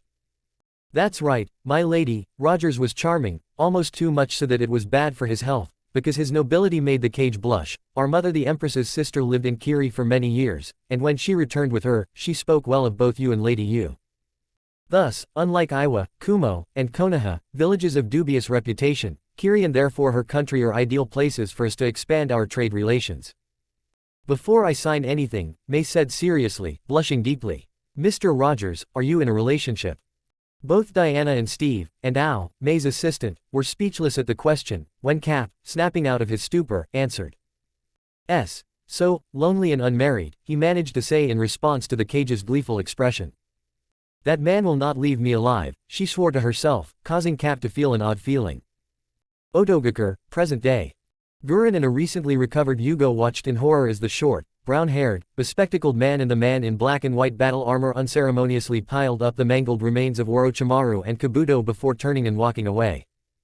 They will pay dearly for this, the woman hissed furiously, throwing several glass projectiles at the man as Yugo, transformed and completely out of his mind, charged at the small man, ready to destroy him. All right, let's get started, the man slammed his fists together, whenever you like, Dr. Banner. I'll take care of it, Colonel Rod, the man who called himself Banner said calmly. When Yugo threw a hook to the liver, Banner, or rather, a solid green mass of muscle 3.5 meters long, stopped the red-haired monster like it was nothing, and he smiled coldly before the man crushed his fist, closing his own on it. Hulk crushes copycat. The emerald giant roared, feeling that Yugo's transformation was a pirate version of himself. And keeping his promise, he picked him up and slammed him into the ground 4 times before throwing him into the air and jumping up, knocking him down with a powerful kick that left the red-haired man in a deep crater. And while this was happening, Glenn, the person in charge after her boss's return, was having a hard time. With the sonic cannon, the warrior would destroy all of Kunoichi's crystal jutsu, who saw no way to defeat him without first destroying such an annoying cannon. Unfortunately for her, the armor the colonel was currently using was custom-made to defeat her and Yugo, so there was no way she could defeat him. If you surrender now, the Emperor will show mercy, but if you continue to be hostile, you will die, the man made it clear. And as if to prove his point, Yugo went down hard from the impact, quickly reverting back to his human form, while the Hulk landed with one of those spectacular but knee-damaging superhero landings. Weakling, the Hulk snorted, annoyed by his blonde friend's claims that there was no one in the West who could match him in a fight, even a short one. Never, the woman insisted, they killed Orochimaru-sama, they will die, and we will deliver their bodies to the Empire in the same way. Well, my green friend, the man said, sighing wearily, it looks like we will have to repeat what happened in Lescati. Hulk simply nodded in understanding and prepared to fight again, but given what Banner had told him about this place, he would stay for a while to see if there was anyone else there to save. So, the two charged into the fight, knowing they would win. Konoha, the next day. A group of Anbu entered Ichiraku with Kushina and found the place empty. No utensils, no ingredients, no nothing. From the looks of it, they had moved in last night, which was completely impossible since the guards would have surely noticed if they hadn't left through the red zone door. According to several eyewitnesses, they had seen the father and his daughter, dressed in their Sunday best, on their morning walk, and then when Shio and her friends wanted to eat. They hadn't opened it, and the sealed note was missing. Confused, Kushina and the Anbu came and raided the place, and found it empty. And it wasn't good by any means. Ichiraku Ramen had started out as a small street food stand, with Kyuki's grandfather coming to the village a few weeks after it was first attacked by Tyr. The man, more due to the pleas of Mito and her husband than anything else, had decided to set up shop in the village, giving the business that had always been called that the honor of being one of the first businesses in the village and still in business today. It had grown larger and more complex when the Nidaime came to power, and Minato and Kushina became genin, and young Kyuki and his father were the ones who served in the small place we know today. By the time Minato became Hokage, the cook had bought the place and moved upstairs into a rented warehouse, with plans to expand to several more locations. Unfortunately, the attack happened on October 10, and the village faced a severe economic downturn, forcing Kyuki to propose his plans. Which he had to postpone even more after years of boycotting the village as a whole, kept afloat by Minato's friends like the Nara and the Aburame, although it also helped that many of the workers in the red light district offered discounts if the customer could irrefutably prove that they had just eaten at Ichiraku. And as we know, after Naruto's expulsion, the village was severely punished, which again delayed the fulfillment of the Ichiraku family's dreams. So yes, it would be a moral blow to the village. The ramen shop where 5 Hokage had come to dine at some point in their lives had now decided to leave Konoha, as it was a time of great need for them. They were peaceful, but it still hurt a lot. Unfortunately, they were not the only ones to leave this place. The council chamber, midday. You can't do this. Homura protested angrily to the leaders of the Hyuga, Akamichi, Nara, Yamanaka, and Aburame clans. Gentlemen, be reasonable, you cannot abandon the village in its hour of greatest need. Minato tried to be more diplomatic. The 5 patriarchs were looking at the council as a whole, as if analyzing its decision, which to some extent they were. They were simply pondering how they could say something without being too harsh. And that was impossible. Yesterday, I received an order from the Eastern Hyuga clan, demanding that the branch and my family come to a place called Lotus Valley, Hiyashi explained. Since my clan is a branch, I cannot ignore this matter. And it was true, several of Zuko's samurai and several of Mifune's samurai were stationed in the clan's compound, ensuring that no one from the main branch tried to stop the branch, whether through seals, blackmail, or intimidation. The samurai were there to stop Hiyashi and his men from carrying out their superiors' summons. It was against the honor of the Land of Fire, and of course the feudal lord would not allow them to further tarnish his honor in Konoha. Fine, the Yondaime reluctantly agreed, but you guys can't abandon Konoha in its hour of greatest need. Logic dictates that we must look out for our family's interests before we look out for Konoha's, Shibi explained. You are the best example of what happens when you put the village's interests above your family's. And since we do not intend to repeat their mistake, we have requested a transfer from Konoha to Hanagakure. The Land of Fire, like most of the 5 great shinobi villages, had 3 villages, a large one, a medium one, and a smaller one. In the case of the Land of Fire, these were Konoha, Kusa, and Hanagakure, respectively. If what Shikaku and the others had said was true, then they were only abandoning the village, not the country, as they would continue to be Zuko's vassals, just in a different location. And to that, the Hokage didn't know what to say. Naruto's mere appearance had seemingly accomplished what the previous 2 world wars had failed to do. He had destroyed what was considered the most powerful shinobi village on the map. And sadly, it would only take the village's morally questionable actions for them to come back and bite Konoha in the ass.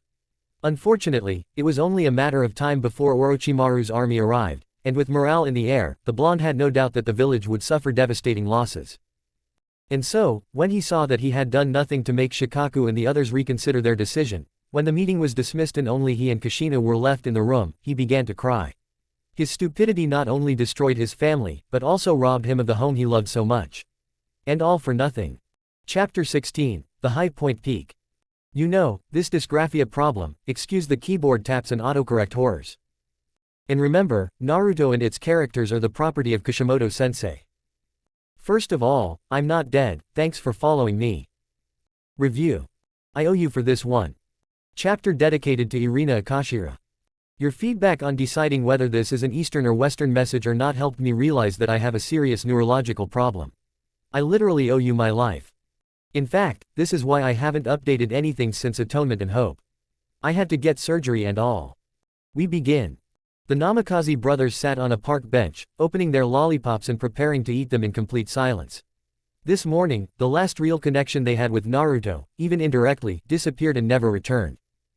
The Hyuga clan's secondary branch, as well as the Aburame, Akamichi, Nara, and Yamanaka clans, left the village through the southeast gate, each going their separate ways. And they had company. Tenten went with Neji, adopted by Neji's mother's best friend, accepted as a Hyuga so she could use the loophole to leave Konoha without any punishment. Likewise, the former members of Team Konohamaru, he and his mother, were included in the group that would settle in Hanagakure, having been included in their request by Yoshino.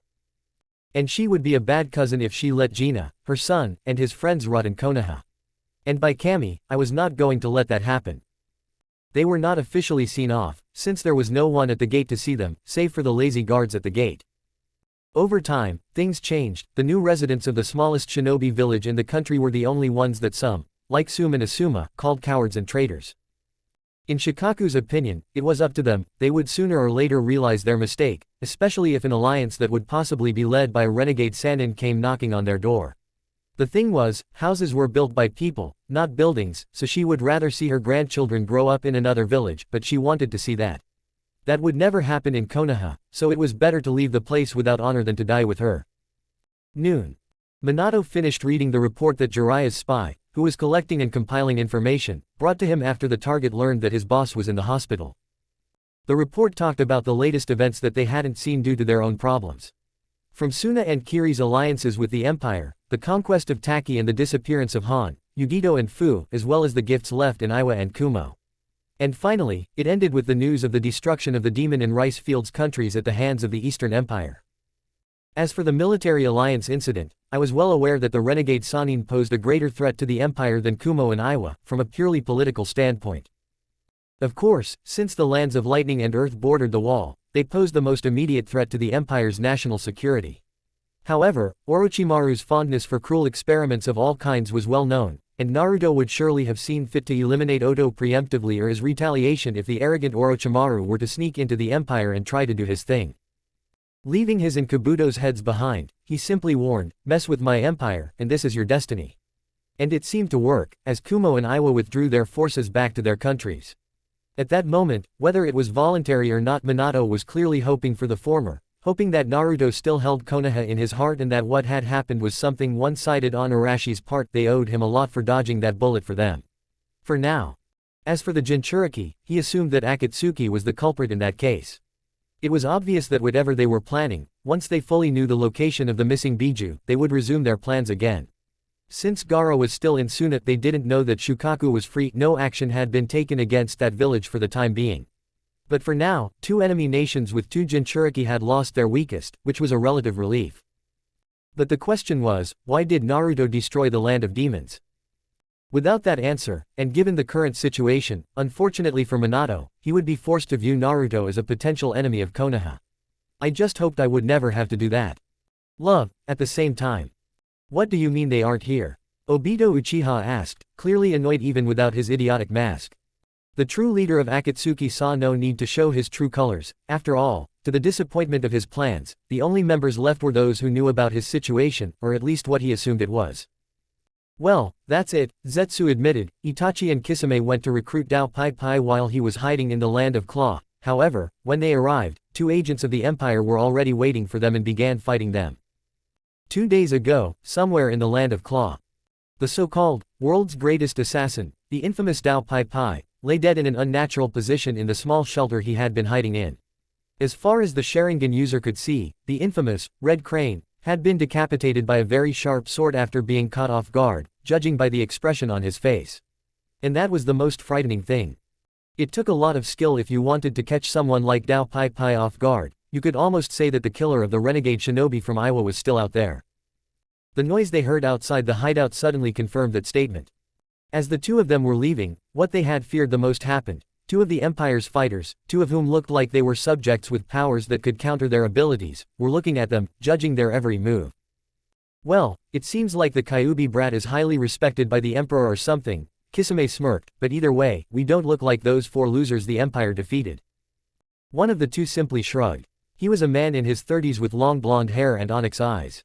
He had a scar across his chest, which both Akatsuki members could see because he was bare-chested, wearing only combat boots and sea green pants that made him look like he was made of scales. The subject was also missing his right arm, which was replaced by a harpoon, and on his back he seemed to be holding a golden trident.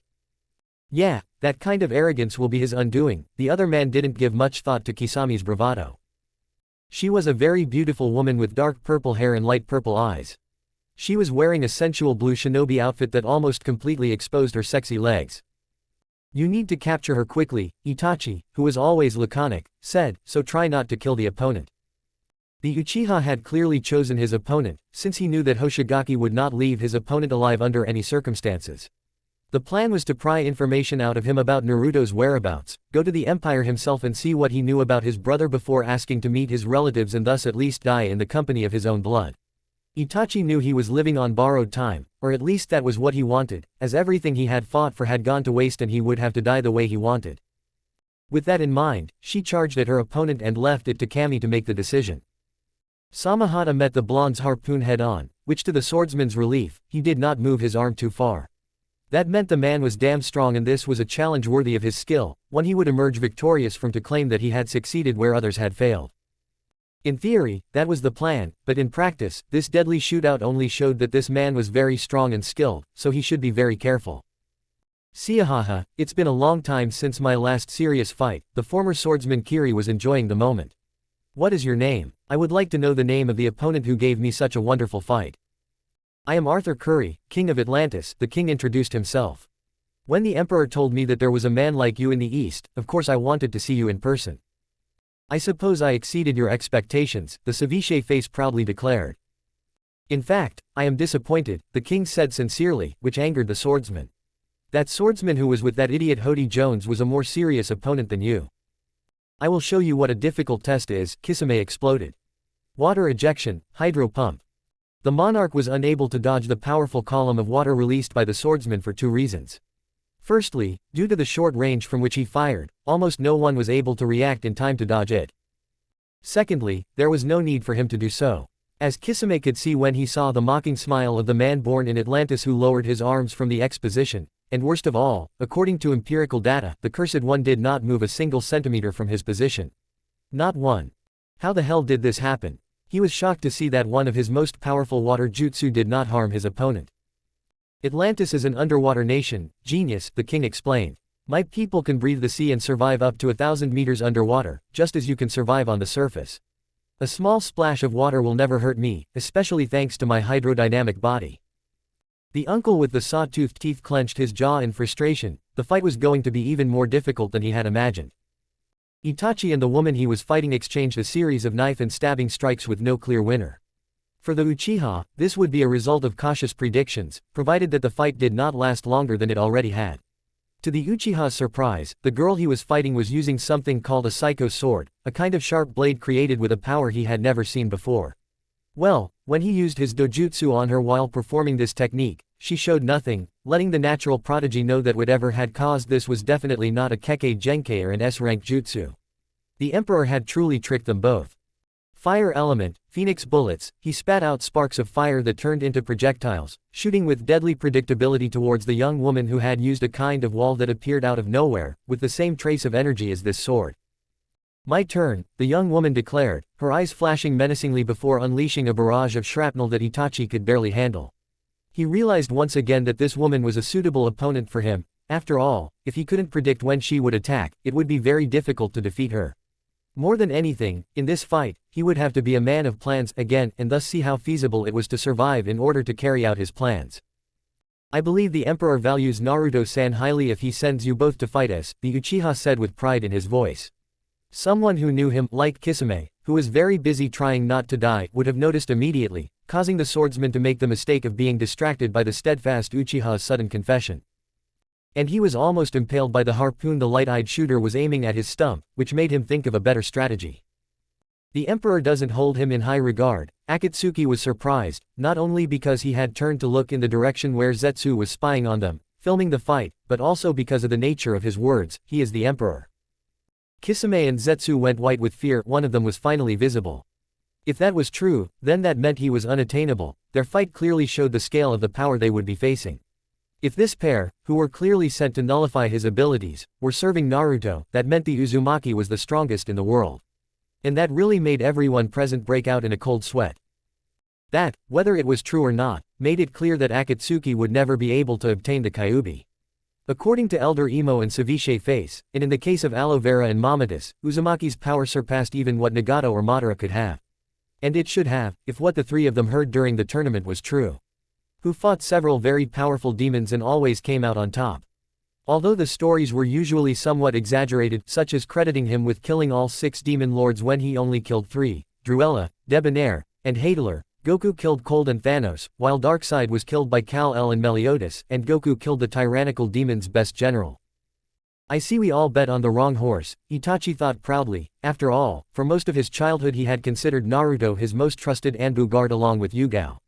Naruto was everything he wanted his brother to be. With next to nothing, Naruto had achieved so much during his time on the elemental continent, while his brother had demanded everything without giving anything in return.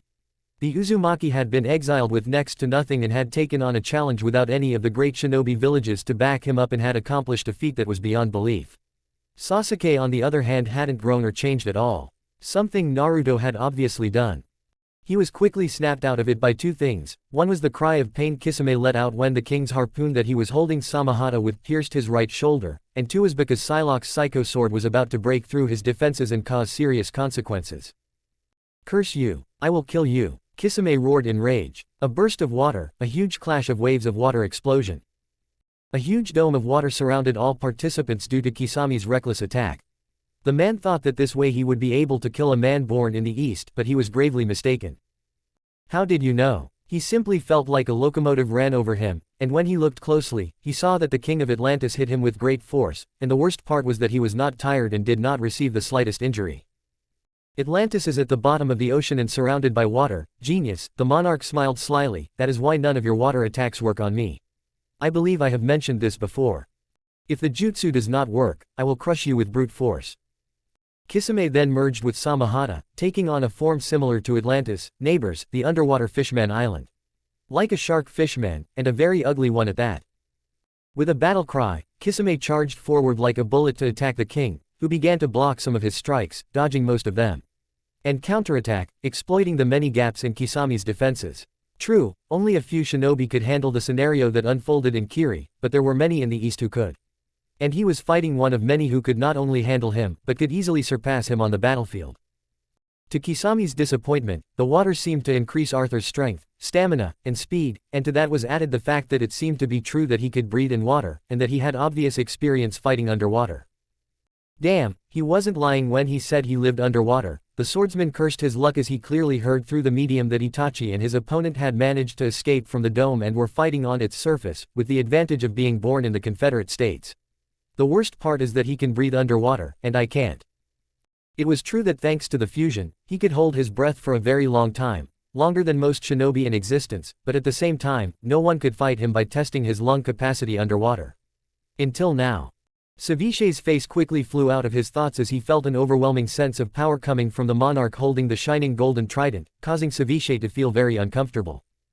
I have weighed you, I have measured you, I have assessed you. The blonde tightened his grip on his trident and pointed it at Kisame, and I have found you to be defective. Kisame Hoshigaki disappears. And several beams came out of the trident, which shouldn't have been possible since he was underwater. The thing is, the beams were fired at Kisame with such force that he couldn't dodge them. Feeling the full force of the attack. He was right, the pain was worse than it seemed, and all thanks to the high density of the beams, which were actually plasma. While in water, they would only be visible on land as lightning if those lightning bolts had a very high density and were in a plasma state. This meant that they were more powerful, although they seemed less impressive than lightning on dry land. So when the lightning struck him at full force, he felt in his mind the scream of agony as Samahata separated from him, which increased the power of the lightning in his body, causing him to double over in pain. Kisame was never able to determine how long he had been under attack, as his mind was clouded by the pain. All of his senses and instincts told him that he would not survive for much longer without medical attention. The lightning had entered his body by entering through his sternum, which meant that his heart had become a half-charred flesh bomb, which seemed to confirm that his heart was beating irregularly, In addition, he felt a terrible tingling sensation in his limbs which would make it difficult for him to perform hand seals or hold his sword. In short, the fight was over, and he was unable to defeat his eastern counterpart either. Unless the former swordsman of the mist collected some blood from the corner of his lip and somehow managed to create the sequence needed to summon. 5 mako sharks appeared in the water, extremely excited by the blood, swimming in circles around their opponents, while the Kiri shark smiled maniacally, not seeing the calmness that the king of Atlantis conveyed on his face. "Even if you can move underwater, I highly doubt you'll be able to outrun my friends," the swordsman declared. "I win. Attack." And the sharks, like arrows, rushed at the king, who had a look of concentration on his face. Just as they were about to attack, the sharks froze in place, wiping the sly smile off Kisami's face, since he had no idea what mistake he had made. "I'll tell you something before you die," the king smiled with obvious arrogance. "In the East, there is something called a quirk, which is essentially a special ability similar to a keke genkai. My quirk allows me to control sea animals, like sharks." And after surrounding Arthur, the sharks rushed at Kisame, who tried to cancel his water jutsu. Unfortunately, the sharks were faster and devoured him before he could complete the sequence of seals that would have rendered them useless. Without Kisami's chakra support, the water dome quickly collapsed, flooding a large portion of the surrounding caverns and forcing Itachi to rethink his strategy. "I'm pretty sure that without Kisame and Zetsu being swept away, you have a favor to ask," Psylocke explained, "so go ahead." The fortunate turn of events caused the impassive Uchiha to smile contentedly. It seemed this was going to be easier than he thought. The Imperial Palace 2 days later.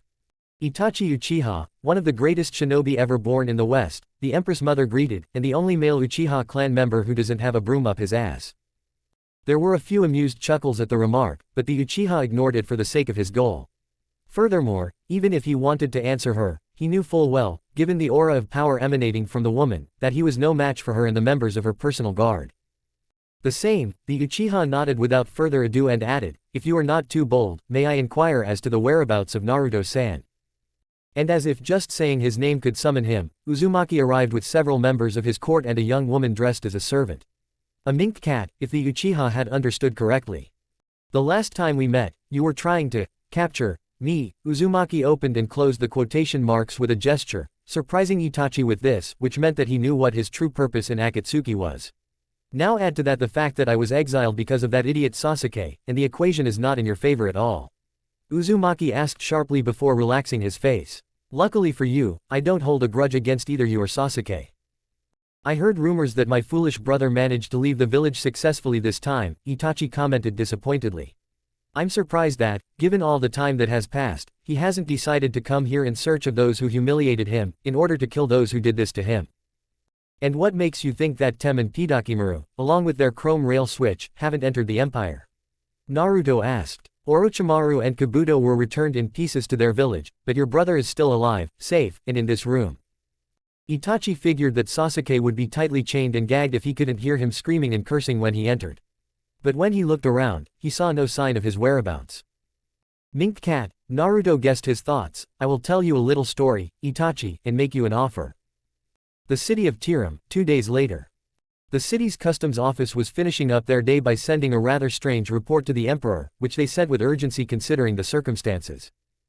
Apparently, the ruling body of Iwa thought it would be a good idea to send a dignitary to the imperial palace to demand the return of their Jinchuriki and prisoner, as well as the end of any hostile actions against their village. The diplomat turned out to be none other than the Kage's granddaughter, who was being transported to the capital on an express train. The young woman had arrived with half a dozen Anbu fighters from her village and several members of the village council. And they felt a certain discomfort from what they saw. With such resources, any shinobi nation that allies itself with them will be invincible, the Kunoichi thought, somewhat disappointed by the upcoming action. "Well, our demand is legitimate after all. I don't see why we can't settle things with the emperor later and earn his kingdom's favor before the other villages do." And with that thought in mind, the brunette headed to the dining car. Regardless of whether it was an express or not, the train would take a few hours to reach the capital. A bite to eat wasn't a bad idea. Omake. Konoha 8 years ago. Hiyashi was reading some documents in his office when his secretary knocked on the door. The woman from the branch entered the room and handed him a document addressed to the head. It was an official request for a meeting in the council meeting room. So what does he want now? Hiyashi thought, seeing that the meeting was in an hour. In his opinion, there wasn't enough time to mentally prepare for this.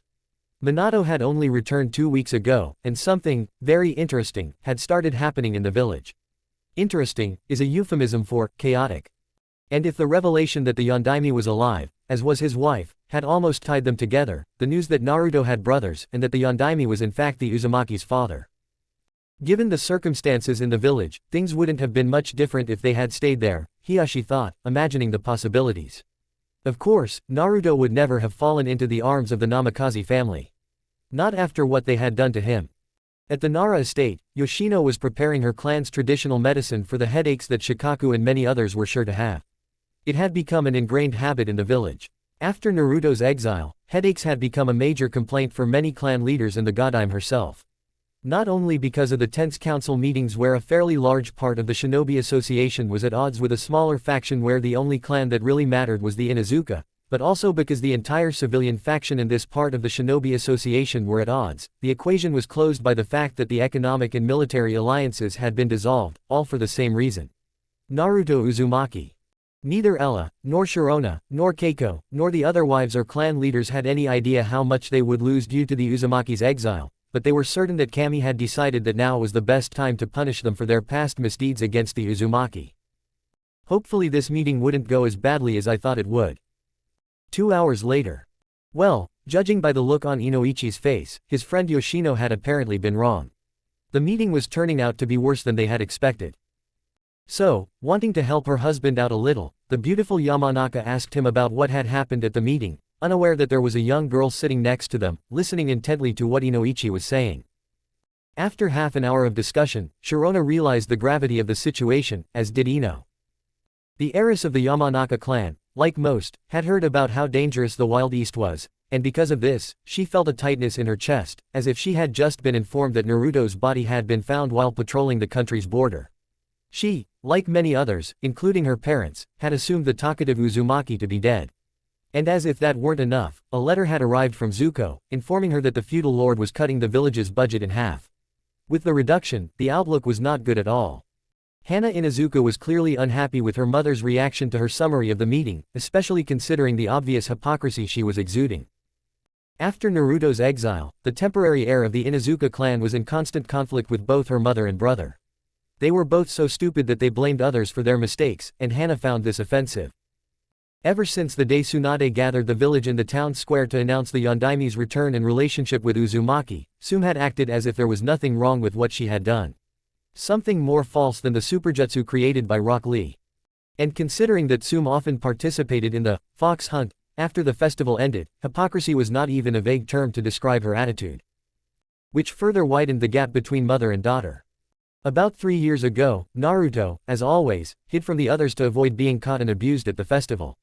And like every year, Tsume, who wore a special mask so no one would recognize her, found him and brought him out of hiding. Well, demon, I admit that hiding in this place was a good idea, Tsume said, looking around the place full of trash containers that masked Uzumaki's scent, but now that's over. And pulling out a kunai soaked in oil that burned, he stabbed the boy, who was thrashing around trying to escape, in the stomach and twisted the kunai in him. He heard her scream and exploded into smoke, revealing that he had stabbed his own daughter. Kiba's sister used a liquid that masked her scent so she would not be detected, and another with Uzumaki's scent. After knocking him out and leaving him with Ichiraku, she went out to stop them from catching the boy. And he succeeded. Naruto was not beaten, as if it was his birthday present. I win, Inuzuka whispered before losing consciousness. After this incident, Hana threatened her mother that she would do it again, no matter if it was herself or someone else, Ichiraku or, in particular, Enko or Jin, who would be willing to protect Uzumaki in such a way. So, not wanting to take any chances, the festival organizers decided to refrain from hunting Naruto. And it was the best gift Uzumaki ever got. Chapter 17, Family. You know, that dysgraphia problem, sorry for the keyboard taps and the autocorrect horrors. And remember, Naruto and his characters are the property of Kishimoto-sensei. Review. By Mr. Death 22. She may be a prisoner of war, but slavery is strictly forbidden in the Empire. About what Namikaze will do. Read. Angelmelina 056. Thank you, I'm glad you liked it. Fairy Queen 072. Thanks for the flowers, it's true, cause and effect. Just tell me what platform you write on and what pen name you use to view your work. Bladitry. Thank you. Enrique Osornio Machado. You got the link. CC Sakura forever. It's great that you follow me here too. About the memories, I hope you enjoyed today's. Otaku Fire. I did my best reading your Aquaman responses. El Chaban. Only Dead abandoned all my fanfics, maybe he abandoned some of them because they weren't that popular, but they will be finished eventually. Serenity Usagi. Thank you my friend, I'm glad to see you cheering me up. Irina Akashira. The shinobi world isn't exactly a democracy, so while it might work, it will only last for a short time. Because Kumo and Iwa might retreat, but not what's left of Akatsuki. That's why I didn't think of it as some kind of final action. Destroying Konoha like that showed Naruto was a great strategist, seasoned in the bloody struggle for unification, but the other villages or enemies Danzo, Akatsuki, and Orochimaru needed something more straightforward. Pirate. Virus. Thank you my friend, thank you very much. Mariano 538. The wait is over. The Crucible Capital. Naruto had just told Itachi all about his brother's condition, who had been listening intently, his eyes glued to his. And he could clearly see the anger in her eyes when she heard about the rape. I was very grateful that I couldn't remember that. I see, the Uchiha said after hearing Naruto's story, so what do you plan to do with us? Well, Sasuke entered the Empire illegally with the clear intent of killing me and Sachiko. Naruto began to speak. In addition to that, he wanted to kidnap someone with magical abilities and people of other races so that Orochimaru could experiment on them. But as I said, this concerns Sasuke. Once she returns to her human form in a few days, this lovely young lady will be able to live wherever she wants. With his brother, whenever she wants. Living with him again doesn't seem so bad even under these circumstances, Itachi admitted, at least for the few weeks I have left. Your illness is curable, Naruto declared, and there's also a treatment that will restore your sight. Itachi was surprised to learn that Naruto knew this, showing it on his face. The Miyamoto clan also has the Sharingan, so they can recognize a person who is nearly blind using it. So the offer is a blank slate in the east, Ojonix said, but what are you asking for in return? Just stay away, in case Konoha decides to be even more stupid and try to do something that requires a response from me, Naruto admitted. Besides, I'm the one who always pays my debts. Weasel, consider this payment for the fact that you, along with Yugao Azuki, were one of the few who actually cared about me when the Sandaime sent them to take care of me. Rain Village. Then Itachi has betrayed us, Obito said coldly. That's bad enough, but we'll have time to make him pay. In the meantime, we should learn about the people living within the empire. I suppose not everyone loves their emperor, and some must have escaped justice for their crimes during the Unification War. From what we've been able to gather, anyone who might be able to help is being held in a place called Impel Down, Black Zetsu replied, and from what we've seen, trying to break anyone out of there is a suicide mission. It makes the infamous blood prison look like the holding cell of any civilian academy. From what I've seen of the mercenaries have come into contact with within the empire, I gather that even if we offered them half the world's gold, we wouldn't get them to try to break anyone out of their targets. And since this bastard's intelligence is apparently quite good, if we had only recruited Westerners, he would have already been waiting for us with people capable of neutralizing us, Conan concluded. I am a god, none of their tricks can stop me, Nagato boasted, and his partner shook her head. Unfortunately, I have to agree with Conan, Obito said, all the equipment was designed to stop each of our special abilities and fighting styles. They may even have someone who can deal with you. In any case, they needed to act quickly, so he sent Nagato and Conan to find the Rokubi Jinchuriki, who was prowling the southernmost islands of the Land of Water. Somewhere in the Land of Fangs. 2 weeks had passed since they had somehow managed to escape, and Danzo was not at all pleased with the reports his spies were giving him about the state of affairs in Konoha. If he was in power, none of this would have happened. Firstly, because Kushina and Minato would most likely be emotionless drones under his command and would never have children of their own or free children, but oh well. The damned Uzumaki clan, the damned brat, the Falcon thought darkly as he finished reading the report. The only good thing he saw was that the Sannin was dead and that the alliance he had created had ultimately collapsed with his death. The only good news and the last one I got. Suddenly, he heard several screams of pain and the sounds of a fight that were gradually dying down. Danzo smiled confidently. If somehow this Kyuubi brat managed to get his soldiers to find him, his Anbu reduced his powers to 0, let's hope you send Mink or any other creature and it is still alive to increase his power. Suddenly the front door of his office was thrown open by a powerful blow, and before he could do anything, a powerful bolt of lightning pierced his chest at heart level. I have to act fast, he thought as the life left his, Izanagi, body. And the falcon disappeared, leaving no trace of its body. On the right, The fighting falcon heard him as soon as it appeared. The warning cry was a woman's. Understood. She heard a man's voice. And almost immediately, another bolt of lightning struck him, causing him to finally see his attacker before falling dead again. The man who shocked him was a very tall man, 1.89 meters tall, with short curly onyx-colored hair and brown eyes. He was a corpulent man with sharp features, but quite attractive. He was also dressed in what appeared to be red spandex with a white cape tied on his right side, with a large yellow zipper on his chest. The man was accompanied by a beautiful blonde woman with shoulder-length hair and blue eyes, wearing a top, low-waisted pants and white boots, as well as a white cloak. "He'll be coming to your left now," the young woman announced. As soon as the lightning appeared, he had to use the shishui leaf to dodge it, but the trick didn't last long. He only managed to run a few meters before he felt a powerful shock again. This man was just too fast. Wait. The fighting falcon raised his hands in surrender. "There's no need to rush. I don't know what position you hold in the Empire, but if you join me, we can achieve a lot." They could have everything they wanted. Both seemed to be considering the idea, giving Danzo hope that everything would finally work out for him. The falcon didn't know that half of his Anbu were dead and the other half unconscious.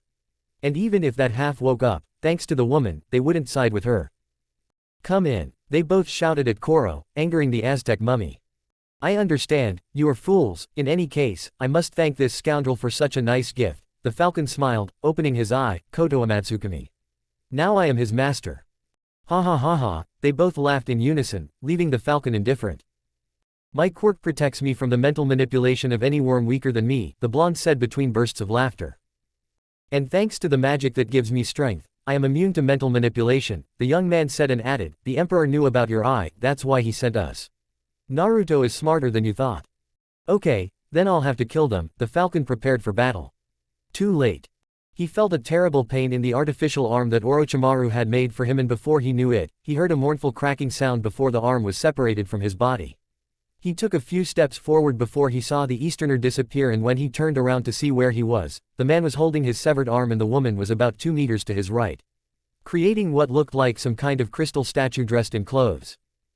"The Empire's spies have given very good reports of all the heinous crimes you have committed over the years," the blonde noted with disdain and disgust.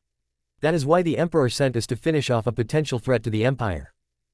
"And what if I have committed any atrocities?" he defended himself, gasping in pain. "It is all for the sake of Konoha, to make it stronger. I don't need the wisdom of Solomon to know that you haven't done all this for your village," the young man chimed in, his hands once again generating electricity. "It was blind ambition that made you do such a terrible thing. Your greed was such that you never thought about the harm you caused your own village." "Enough talk, let's get this over with," the woman suggested, to which the young man nodded. "That won't happen." Danzo was struggling for his life. Wind element, a strong storm. And that storm was nothing compared to the powerful shock that the falcon suddenly felt. In his eyes, it was unthinkable that an air jutsu could be defeated by a lightning one. As life left him, he not only contemplated his end, unable to fulfill his dreams, but also wondered how strong a person was to defeat him in such a way. Certainly the young man was strong, but this superiority was due to the fact that since the attack was devoid of chakra, the power of one element over another did not work. "He is dead," the young woman declared, and the man sighed with satisfaction. "Good, then we must find the recruits that this monster brought here." The man began to move. "Excellent work, Mrs. Frost." "I think the same, Mr. Buxton," the young woman confirmed the flattering words. The capital. A day later. The retinue from the country of Earth was being led to the royal hall for an audience with the imperial family. Kuratsuki and her companions, 6 members of Anbu and 2 members of the civil and shinobi associations respectively, like all Westerners, were fascinated by the vast technological gap and the magnificent view of the palace, especially the view of its beautiful hanging gardens. In the throne room, Karen was already waiting for them, dressed in her lady-in-waiting dress, now black with a white blouse and a brooch with the Uzumaki clan symbol on her right side. "Greetings and welcome to the United Eastern Empire," the redhead greeted formally. "I was informed that you have come to ask the Emperor. A very important one indeed." The redhead clicked her tongue, recalling the detail, and added somewhat sheepishly. "Karen Uzumaki. This is Shinta Watanabe and Kozu Suzuki," the brunette from Iowa introduced her companions, "and I am Kuratsuki, granddaughter of the Sandame Tsuchikage, Onoki." "I know who you are," the redhead admitted, who, thanks to Karura's eye, sensed the emotions of all Westerners. "Mostly I sense great greed and arrogance. They were clearly already planning what to do with the huge imperial machine once they became allies. What you didn't tell me was why you came." We know that 2 people born in this land took 2 of our 3 weapons of war, and I have come to demand that they be returned to Iowa," the young woman agreed. In his opinion, the demand was fair. If the emperor was as described by the people he had spoken to learn more about him, he would fulfill this request. Karen thought for a moment, then looked at the young woman her age and gave a decisive answer. "Your request to meet with the emperor has been denied," Karen replied to the delegation from Iowa in shock. "I am sorry that your trip was in vain." "What? How dare you deny us an audience?" the Junin asked, extremely indignant. "Who do you think you are, preventing us from seeing the emperor?" "I am her personal assistant," the red-haired girl answered calmly. "I am also her cousin, which means that it was the royal family that denied your request. As you can see, it was a clear no. You dare to deny us an audience to present our legitimate demands." One of the Anbu asked angrily. "Do you know who you are dealing with?" "The ones who don't even know their place or who the hell they are talking to are all of you," Karen said without flinching. "She may be the emperor's personal assistant, but that doesn't mean she is weak and insignificant. And if they kill me, they are in the very heart of the empire, a place surrounded by guards to the teeth. So I hope that you will understand his position and carefully consider the next words he says. Because with them, they could decide their fate." The Cage's granddaughter signaled the Anbu to calm down, since Uzumaki was right. It was at that moment that the young woman, like the members of the association, noticed the brooch with the symbol. Because of this, everyone was very nervous. "Are you a member of the Uzumaki clan?" asked the leader of the civic association, which of them was the representative of that association. "Yes," the young woman said proudly. "That is why I tell you to be careful what comes out of your mouth. My cousin the emperor does not like it when arrogant people come and demand things from his village. My apologies, but I believe we started this meeting off on the wrong foot." Toji Kanawa, the Shinobi Association's envoy who was the Iowa version of Shikaku, stepped forward. "The Empire certainly took our weapons, but I don't think it was done out of malice. I'm sure if we present this matter to the Emperor, he'll see that our demands are completely legitimate." "Is slavery legal?" Naruto asked as he entered the royal chambers. "You really should listen to my cousin. Leave now before you say something you'll soon regret." The Jinchuriki of the Kyuubi. Kuratsuki gasped in shock as he saw the young man who was almost a carbon copy of his father. "Wait a minute, you're the emperor." "That's right, I am the emperor of the East," Naruto nodded, walking towards the throne and sitting down. "So any claims you make about the Iowa weapons, as you so eloquently called your Jinchuriki, fall on deaf ears. Nanabe and Gobi are the property of Iowa, you have no right to claim them as your own." The brunette from Iowa furiously joined in the negotiations. "Or is this a strategy to help Konoha?" Quote, "As for me, Konoha can burn in hell if the Tsuchikage manages to invade it," he said in a tone that made it clear he was serious. "What I will not tolerate is the enslavement of innocent people, people who were never consulted before they became tools of war, weapons that will be treated worse than the greatest scum in the world. I will also not tolerate the further enslavement of the royal family." "What the hell are you talking about?" one of the Anbu asked indignantly. "The royal family? We have never done anything to any Uzumaki. What about my brothers Goku and Kokuo?" Tyr asked as he entered, and the people of Iowa tensed up. The empress entered wearing a white dress and a golden tiara, but with her fox ears flying in 9 tails, and let's not forget that they tried to annex my dear Chome to their country in the same capacity. "Biju or weapons, always, ah." The leader of the civilian association did not finish speaking, he was pierced by 4 tails, and almost instantly burned. "Damn you, you killed my father," one of the Anbu exclaimed in complete anger, who ran towards the empress with a chikudo in his hand, ready to make her pay for this. But Uzumaki's fist didn't let him even get close to his mother, thanks to the fact that he intercepted it and knocked the shinobi off his feet with a crushing hook, who felt his intestines crushed by this blow. The blow was fatal, literally, with the aim of causing internal bleeding. "I don't allow you to." The woman tried to be rude, but the shinobi advisor interrupted her, not letting her do something crazy. "Let me go, I will make them pay for killing 2 residents of Iowa." "Kuratsuki-sama, you need to calm down," the man struggled with her. "As much as it pains me to admit it, you both dug your own graves. Kyuubi is recognized as a subject of the empire. As far as I know, she is a famous empress, which makes the Biju in these lands part of the royal family. And Lee's loud tongue insulted the royal family, the punishment for which is usually death. And his son tried to kill the empress. Don't make things worse." The woman had to grit her teeth, because it was the truth. If they had angered the royal family anymore, then most likely none of them would have survived. "Tell Onoki that the Yonbi Jinchuriki must report to the imperial palace in a month at most." The empress issued an ultimatum: "If my brother and his vessel are not in the empire within that time, I will mobilize the Espada, the elite forces of the empty desert. Believe me, each of them is stronger than the Hachibi, and there are 10 of them. And everyone will be ordered to leave no trace of their filthy village. This is not the end. The young woman threatened. He did it. Uzumaki's mother supported him. Tell the old man to choose, his village or my uncle, Uzumaki finished. The Aiwa envoys were escorted by the royal guards and put on a military train to return to their country in record time. After leaving the royal hall, the dark-skinned blonde asked Uzumaki what decision Itachi made in the end, and Uzumaki told him about Itachi's decision. A few hours ago. After Naruto told Itachi what had happened to Sasuke, he gave Itachi one day to decide what to do. When Naruto asked about the Miyamoto clan, he replied that they lived in the city, so it wouldn't be difficult to arrange a meeting. It was yesterday. As soon as they finished talking, someone escorted the Uchiha to the clan compound. After the escorts spoke with the people who looked after the compound, the two were led to the lobby of the Uchiha mansion, built in a Victorian style, where the leader of the clan hurried to greet them. The leader of the clan was a mature woman in her 50s, perfectly preserved, with jet black hair cut in a Heim style, dressed in an elegant red Victorian dress. I am Ayeka Miyamoto, the head of the clan. The woman introduced herself to Itachi, and I see that you are the infamous Itachi, the murderer of most of our Uchiha cousins. Itachi only winced slightly. It wasn't something he was particularly proud of, especially since in hindsight it had been a stupid decision. Only now did he realize that there were people, like his friend Izumi and his mother, who didn't agree with his father's plans to overthrow the Sandaime. And he shouldn't have killed all the children, including the babies. He was a complete idiot. I know the truth, all its stupidity, but at least you tried to do something good by committing that heinous act. But as the saying goes, the road to hell is paved with good intentions. But even so, it's still stupid, as you rightly pointed out, the Uchiha admitted. My mother would have loved to see how far people of her blood and ideas have come. Quote. Well, according to the diaries of the first Uchiha in these lands, humility is learned the hard way, Ayeka admitted. The East has such an influence on all those who think that they will have an easy time in these lands. Even Naruto. The Uchiha asked, wanting to delve deeper into the blue-eyed boy's life. I said proud people. The woman smiled warmly. Naruto-kun and his cousins came with humility, but with faith and hope. I think that difference played a key role in achieving such an outstanding result.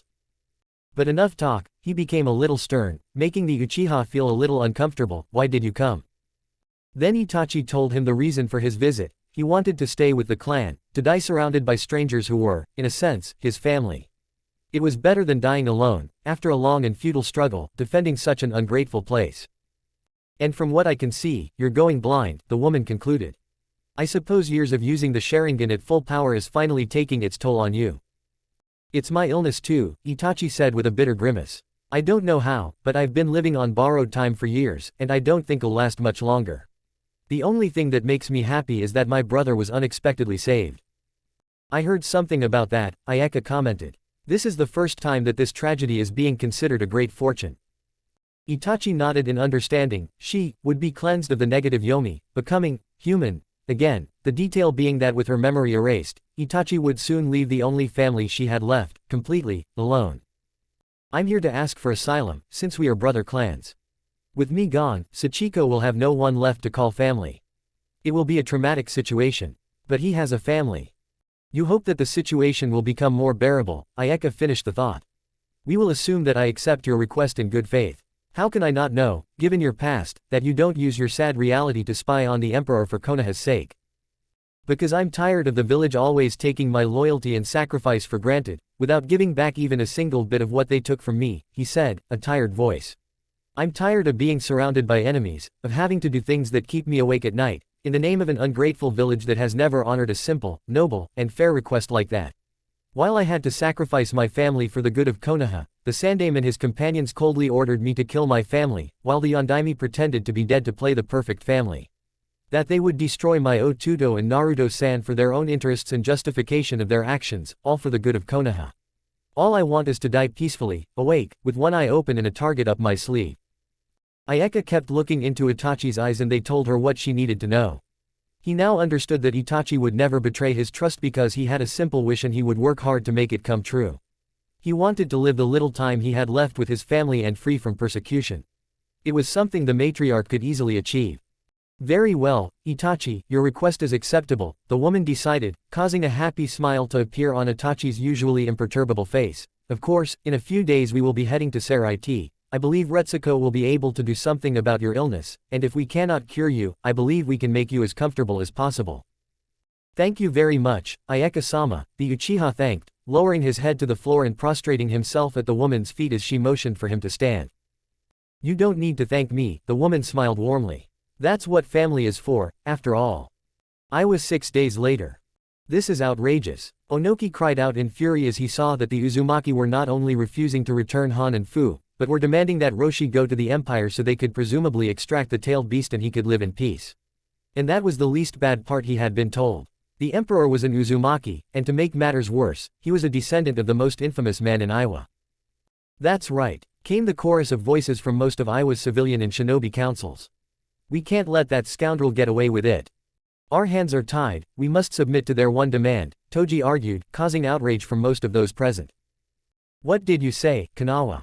The Tsuchikage muttered in a tone that said, choose your words carefully. Have you lost your honor and patriotism? Do you think you will humiliate yourself to save your life? Not mine, the man countered, and the cage's gaze pierced him even deeper. At least, not my grandchildren. Okay, I don't even have children yet, but that doesn't mean I don't care about them. And in their interests, under no circumstances will I go to war that we will lose disastrously. We're not talking about a man with a jutsu as devastating as Hirishin, we're talking about an empire that spans a territory larger than all the elemental nations, and that was created in a bloody war of unification. Where, as far as I know, I'm fighting demons in some unification of nations that is larger than the 5 great shinobi villages. And all of them, who could conquer the earth on their own whenever they wanted, have fallen to this bastard's army. Or we will surrender to the Yonbi and swallow our pride. Or we are patriots and enter a war that the village will not emerge from unscathed.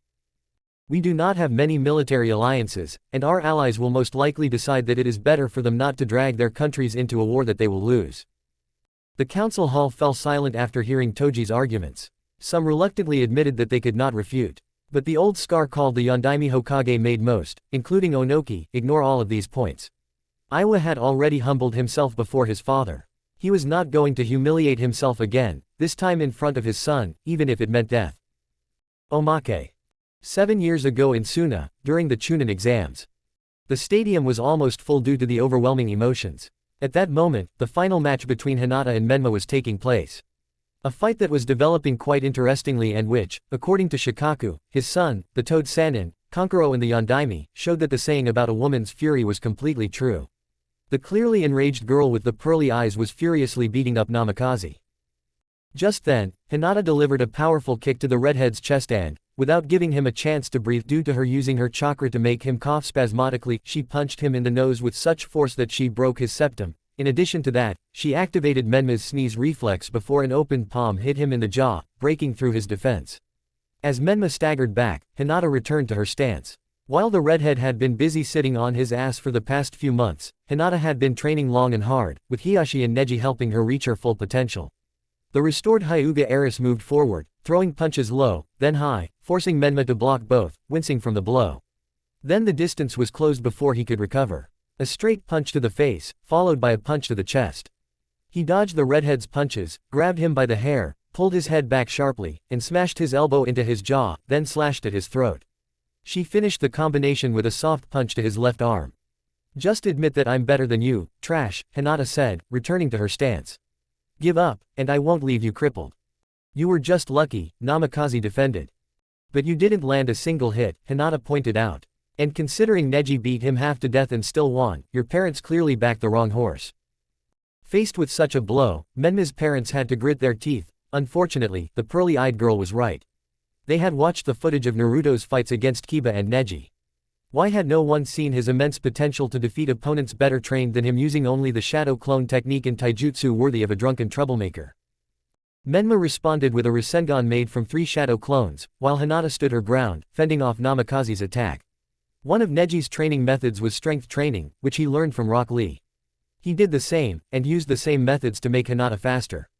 Combined with the occasional sparring with the Hyuga clan leader and himself, Hinata's skill level was on par with his cousin. This was a fact that Menma, and later Shio, would soon learn the hard way. This time, he almost caught Hinata with his jutsu, but Hinata knocked him down with a kick to the jaw. And moments later, he kicked him again in the chest, making him feel like he was ready to spit his lungs out through his throat at any moment. Surprised, Hinata taunted, enjoying the moment. You don't have to be like this. You're the weakest in your family, and it's only by pure luck that you haven't been rejected. I'm far superior to you. Just accept it and spare yourself further humiliation. The red-eyed genjutsu expert watched with pride as Hinata not only fought her sensei's son, but won. She was winning using her clan's skills, and the credit for her training was not hers, but she was still proud to have had a hand in the pearly-eyed girl's development. If only their relationship had been like it used to be. It looks like your student is humiliating the Yondaimi's son, Asuma remarked. Kurenai nodded. It saddened her to see that her student saw Menma not as a comrade, but as a means of expressing her own frustrations, that she and those who supported Naruto treated her brothers the same way most people, including herself, treated him. Speaking of hypocrisy, Hinata ducked, then leaned back to avoid Menma's attacks. He attempted a palm strike, but Hinata caught it and calmly threw it to the ground. Hinata raised one leg into a vertical split before bringing his heel down on Blue Eyes, who stepped aside. However, she landed a swift uppercut to his jaw, stunning him long enough for Hinata to perform a sky spin, sending Menma flying into the air. Hinata quickly summoned her shadow clone, a jutsu she had learned in honor of her beloved Uzumaki, which allowed her to summon a maximum of 2 clones.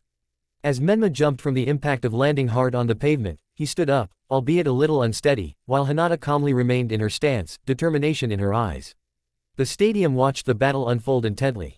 Kurenai and Asuma noticed the Hyuga smiling as Hinata followed Naruto's lead.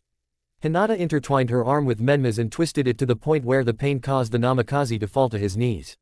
This left the redhead open, allowing Hinata to punch him in the face several times with a clenched fist, much like Neji had done to Kiba in the previous round, before knocking him to the ground. Hinata calmly walked up to the youngest of the triplets, whose eye was swollen shut from the barrage of punches and was coughing up blood when he stood up. Hinata stopped the punch and slapped his hands over his ears, causing them to ring. His left arm was dislocated and his elbow was broken from another attempted attack. A punch to the stomach caused the future head of the Namikaze family to vomit up his breakfast. As Hinata continued to mercilessly deal with Minato's son, Asuma and Kurenai continued to watch from the sidelines, quite outraged by the pearly-eyed girl's behavior. This is wrong, Asuma said angrily. Why doesn't she just knock him out and get it over with? Because he made Hinata's life hell, Kurenai replied. So Hinata thinks she owes him back. I don't blame her. Menma is a jerk and an arrogant guy, and what he's doing to try to woo her despite her refusals and her situation is clearly bordering on bullying. That's right, my dear, Asuma admitted. And soon fell to one knee, coughing up blood. Before Menma could react, Hinata unleashed a hellish battle, calling upon a clone that had been staying away from the fight, and the two attacked at the same time. Watching from the side, Asuma and Kurenai saw the 128 palms in action, but Hinata took it to a whole new level by using a shadow clone. Hinata and the clone hit Menma 64 times each. And in Kami's opinion, it looked painful. As Menma stood up, Hinata decided to end this fight once and for all. And she knew how to do it. Dodging her lover's attack, she struck him with her palm and heel. Unlike the classic version of the gentle fist, Hinata hit Menma 3 times, the first time with his right palm, the second time with his left, and the open palm strike knocked him down. Hinata wasn't finished. A punch to the face, followed by a hard kick to the ribs that broke bones, followed by a kick to the shin and a punch to the throat that stunned Menma and allowed Hinata to deliver a powerful flying kick to him, pushing the redhead away and landing gracefully, causing him to fall into a pile of dirt. Menma quickly stood up. 1 becomes 2. The girl with pearly eyes began. 2 becomes 4. The Hinata clone replied. 8. 16. The Hinata clone continued. 32. Hinata. 64. 128 palms. Both Hinatas chanted, delivering the final blow at the same time, causing Menma to be completely knocked out of the fight, and the entire Suna screamed in delight and happiness at seeing him defeated.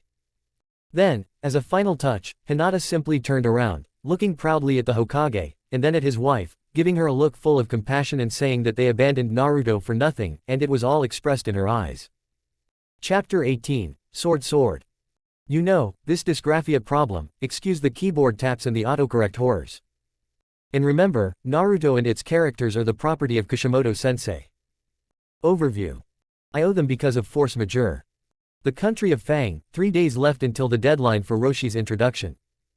In the country's feudal lord's hall, a middle-aged man presided over a meeting of the Kage of Iwa and Kumo, who had gathered at the request of the Tsuchikage for the sole purpose of deciding on the next steps regarding the empire and the ultimatum given to both villages. In addition to the Kage on duty, the most prominent members of both shinobi associations were present, trying to reach an agreement but unable to agree on the same course of action. While Onoki demanded to go and show Uzumaki who his superior was, the Raikage admitted that meeting Naruto would probably be the last action they would take as their respective villages' Kage. That in the end, they would both be remembered for meeting Naruto, as they were the ones who had doomed their villages to utter destruction. I can't believe that someone like you, who boasts of your immense power, is afraid of the possibility of that bastard Kyuubi coming with his troops to confront your village, Onoki pecked, or at least that's what he tried to do, at the depths of A's pride, who, judging by his apparent calm, seemed to have taken an entire bottle of painkillers beforehand. Given the reputation he had before, the Tsuchikage believed that the dark-skinned blonde would not hesitate to demand Naruto's blood, given the grave insult he had brought to his shinobi village. Surprisingly, he took it better than I expected. Considering who delivered the message on behalf of the Empire, it was only natural for it to do so. A few days ago, Kumo Yugito was surrounded by several Anbu in the Raikage's office. It seemed that the Anbu, instead of being happy for her well-being, were disappointed that the demon cat was returning to the village. Once upon a time, this would have upset the blonde, but now she didn't have to feel that way, because she was finally completely free. Honestly, girl, I didn't think that I would ever see you alive again, much less in perfect physical shape in the village, I sincerely admitted, with a hint of guilt in her voice that only the blonde and A's closest acquaintances noticed. Honestly, in that ghost town, I thought that I would never have the opportunity to talk to you again, Yugito exclaimed happily, seeing the man looking at her from his place, standing at the entrance of the village. Yugito, what happened? How did you just return to the village? The Raikage asked her, staring closely at the face of his lost Jinchuriki, who he loved like a daughter, trying to find traces of the lie he was forced to tell when she spoke. During the border patrols you assigned me from time to time, I was attacked by several Akatsuki members. They were talking very loudly about how Kumo sold me out for a valuable Kekkei Genkei, thinking that I would be able to use the Nibi's power against them, and they first tried to weaken me psychologically. They failed because I know that you would never allow that. As he said the last, a huge weight was lifted from the cage's shoulders. Just before they managed to knock me down and thus take me somewhere to extract my biju, Naruto-sama's forces stopped them and took me to the Eastern Empire to recover. I wanted to contact you earlier, but Naruto-sama believes that Kumo has spies from both the Sannin and Akatsuki in the village and he wanted to ensure my safety when he returned, Yugito explained, and the Raikage's eyes narrowed at the last part since the Sannin could indeed use that in a way just to be annoying, and while the Akatsuki had diminished they were still a potential threat. How were you treated in the Empire? The Kage wanted to know what to expect from the Uzumaki. Were you a prisoner or a guest there? The Raikage was persistent since he didn't feel like his kunoichi had lied up until this point. Quote, the guest, Naruto-sama, explained to me that while Kumo was strong, it wouldn't be able to defeat Akatsuki alone. While he explained that I wouldn't have to worry about that anytime soon, Yugito explained as much, and the Raikage nodded his head in agreement and made a mental note to be that he should increase his own training regimen. I heard that the seven-tailed Jinchuriki lives there as well. How are you being treated? The Raikage asked as he watched the others in his office listen intently. She likes it. The girl's name is Fu, by the way. In fact, I live in a nice house across the street since Naruto-sama felt that we should all be united as one family. From what she told me, she wasn't very well liked in Taki and she likes to visit the capital. Naruto-sama assured us both that no one would disrespect us, and I truly believe him. Yugito said with a frown as she remembered her broken promise. You speak as if you were a citizen of the Empire, Yugito. Your instincts are never wrong and there is no lie in your eyes, the Raikage said as he noticed any tone or sign that Yugito was lying or perhaps being manipulated in some way into saying whatever she told him. From a legal standpoint, because of what happened to the Kumo Council, you fall under the category of a political refugee under international law. Have you come to say goodbye to me? That's one reason, Raikage-sama, the blonde admitted. The other option is to convey a message from the royal family to Kumo. The woman the emperor acknowledges as his mother, the one who fought alongside Naruto-sama in many deadly battles, is none other than the Kyuubi no Kitsune. That's why in the East, the Biju are considered part of the royal family. That means you want me to go to the Empire and settle there, the Kage noted, wondering how much they could stand against such a massive military machine as the Empire. Despite his status as a Jinchuriki, he is my brother, with all his annoying rhymes and all. This was the signal the blonde needed. She exposed the neckline where the seal was, and everyone gasped in surprise, seeing that the seal was gone. We are talking about the Uzumaki clan, Raikage-sama, the blonde said, laughing a little at the faces of everyone present. The emperor discovered a way to release the Biju without killing its host, and he also created a method thanks to which, once released, the Biju cannot be detected as such and is sealed in a remote container in which it was found. Currently, Nibi lives with Nanabi and Fu in the same house. And as far as I know, both Sanbi and Gobi already reside in the Empire. I was sent to talk to you and try to convince you that the fight is a hopeless cause. You think so? He asked, analyzing what the blonde had told him. Normally, I would have gone into a tirade when signing a declaration of war and starting hostilities, but with the memories of the tournament still fresh in his mind, he decided to use his head for the first time, rather than his intuition. Since the former Jinchuriki lived in the Empire, she probably knew how catastrophic a defeat would be. Even someone like A knew that if he started this war, he would never win. The fighters in the tournament were representatives of the people living in these lands, Yugito explained. I have actually seen many fighters who were superior to most of them in ways that, believe me, you would never have dreamed of even in your wildest dreams. There are beings like the captain of the Order of the Seven Deadly Sins, two of them, among several others, who asked to crush half of the participants in that tournament. And this statement, which the cage sincerely expected but did not want to be said, convinced it to send B to the imperial capital. Just the thought of someone stronger than Gohan was terrifying enough to swallow his pride and comply with the demands. In the end, an alliance with Onoki had proven completely useless. Let's just say I have a reliable source who assured me that if we comply with this demand, that scoundrel will leave us alone, the cage said. The evidence is clear. As far as we know, there are only 4 members of Akatsuki left, because the previous ones were defeated by his soldiers. And that's not even mentioning the couple of children who, according to the few survivors from Taki, attacked them. Fighting a man who apparently has a huge number of people who fall under the category of S++ class shinobi is a suicidal act. Sorry, old man, but I have no intention of getting involved in this war. After a series of curses, the Raikage left this place, ending the fleeting alliance of Kumo and Iwa. This was the last time both Kage saw each other. The land of water, on an island somewhere in this place. Nagato with his 6 paths and Konan were looking for the Jinchuriki of Rokubi Utakata. After the civil war, the elite Junin left his hideout, facing the brand of a coward. Saiken, the 6-tailed slug, warned him about his sister's strange behavior, and they both came to the conclusion that someone was somehow manipulating Jagara. They also came to the decision not to interfere in the conflict, so as not to become a pawn in the war. If she took command of one of them, the 2 Jinchuriki would not leave Mei with a single chance to win. And since I sympathize with her, it was better to hide with her student Hotaru than to be an attack dog of an external force. When the war ended, the Mizukage found him and learned of Utakata's motives, which made him doubt that his predecessor was a monster. So, after some investigation, the Yondaime Mizukage's diary was found, which confirmed the objections of all the other Jinchuriki to fighting by his side. And left the identity of the son of a bitch who plunged Kiri into civil war a mystery. Returning to Akatsuki, they managed to find the place where the couple lived, and soon after arriving in the region, they found a cozy hut. Since the only inhabitants of this island seemed to be the Jinchuriki and his apprentice, who seemed to be something more, they immediately assumed that this cabin belonged to the pair. So, thinking of setting an ambush for them, the 6 paths decided to infiltrate the cabin, but found Meliodas, the captain of the Order of the Seven Deadly Sins, and Escanor playing cards inside. Sat, the childish-looking blonde smiled maliciously as he saw how excellent his poker hand was. Well, my dear Escanor, win this. And he showed a royal flush, causing the chestnut to discard his quads in frustration, as he believed that he would rather be the winner of the game. It seems, Captain, that our target is outside of this cabin. The man stood up and grabbed his axe, ready to quickly finish the fight. It seems so, Meliodas agreed, and you're right, the sooner we finish here, the sooner I can fall asleep using Elizabeth's chest as a pillow. Leaving the hut, they saw Pain in his ways, looking at them analytically.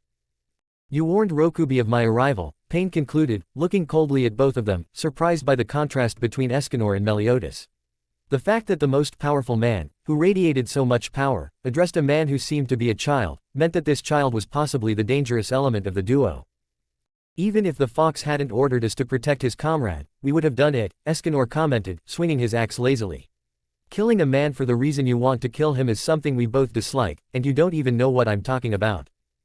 Escanor is right, the small blonde nodded, not even the demon race would ever dare to cause such an insult to one of us if he was created in the same manner as the so-called Jinchuriki.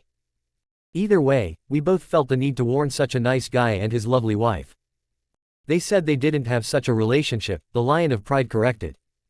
My dear Escanor, you still have a long time to live, the Wrath Dragon playfully patted him on the lower back, in short, less talking and more fighting. I don't have time for you. Naraka paved the way to sweep them both away so he could find the Rokubi Shirai Tensai. A circular shockwave erupted from the body of the red-haired man, who had been the best friend of the man behind the scenes in his past life, and collided with Escanor as Meliodas hid behind the huge brown-haired man. And to Payne's horror, the self-proclaimed pinnacle of the human race didn't even flinch from the attack. The shockwave caused him to retreat a few meters from his position, not because he was thrown back, but because it dragged him a little, like a furrow formed by his feet planted firmly on the ground. If you are one of the most powerful beings this side of the wall, then I am extremely disappointed. Escanor lowered his axe and crossed his arms over his chest. The Emperor's Shirai Tensai would have sent me flying a few kilometers, not a few meters. Captain, I will rest and wait for the fight to be over. This man is not worthy of facing me. As you wish, the blonde shrugged and disappeared from Payne's sight.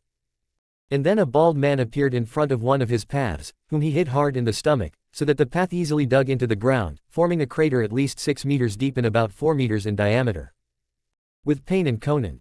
The azure-haired beauty watched with concern as her friend began to sweat, clearly from fear, and she did not like it. He told him that 2 agents of the H-Biage Empire intercepted his target and helped him escape, and that now he was facing them. What he did not like at all was that, judging by what he saw, they were destroying the 6 paths, and his friend could do nothing about it. Nagato, what's going on? She asked, extremely worried. I guess I shouldn't have underestimated the Empire's strength, the sickly-looking red-haired girl admitted. Outside, Diana the Snake of Envy was waiting for her moment to strike. I guess the captain and Escanor have already attracted their attention, he thought with a sly smile, so it's time to put a vice on them and keep them from escaping. So she headed towards the cave where the red cloud-cloaked couple was hiding. It was time to deal with them. The border between Iwa and the United Eastern Empire. Today was the deadline for handing over the empire to Roshi, the Yonbi Jinchuriki, but Onoki had arrived accompanied by the vast majority of his shinobi village's forces, without the Jinchuriki and with the clear intention of making the Uzumaki and his disgusting mother regret ever demanding anything from their village. Onoki's army, beating their war drums to keep pace, headed for the nearest entrance to their village, which, oddly enough, led to the city of Ginger, known for 3 things. 1. Your top-quality vegetables. 2. Your harvest festival in the fall. 3. This was the residence of the one whom many consider to be the most powerful being in the world.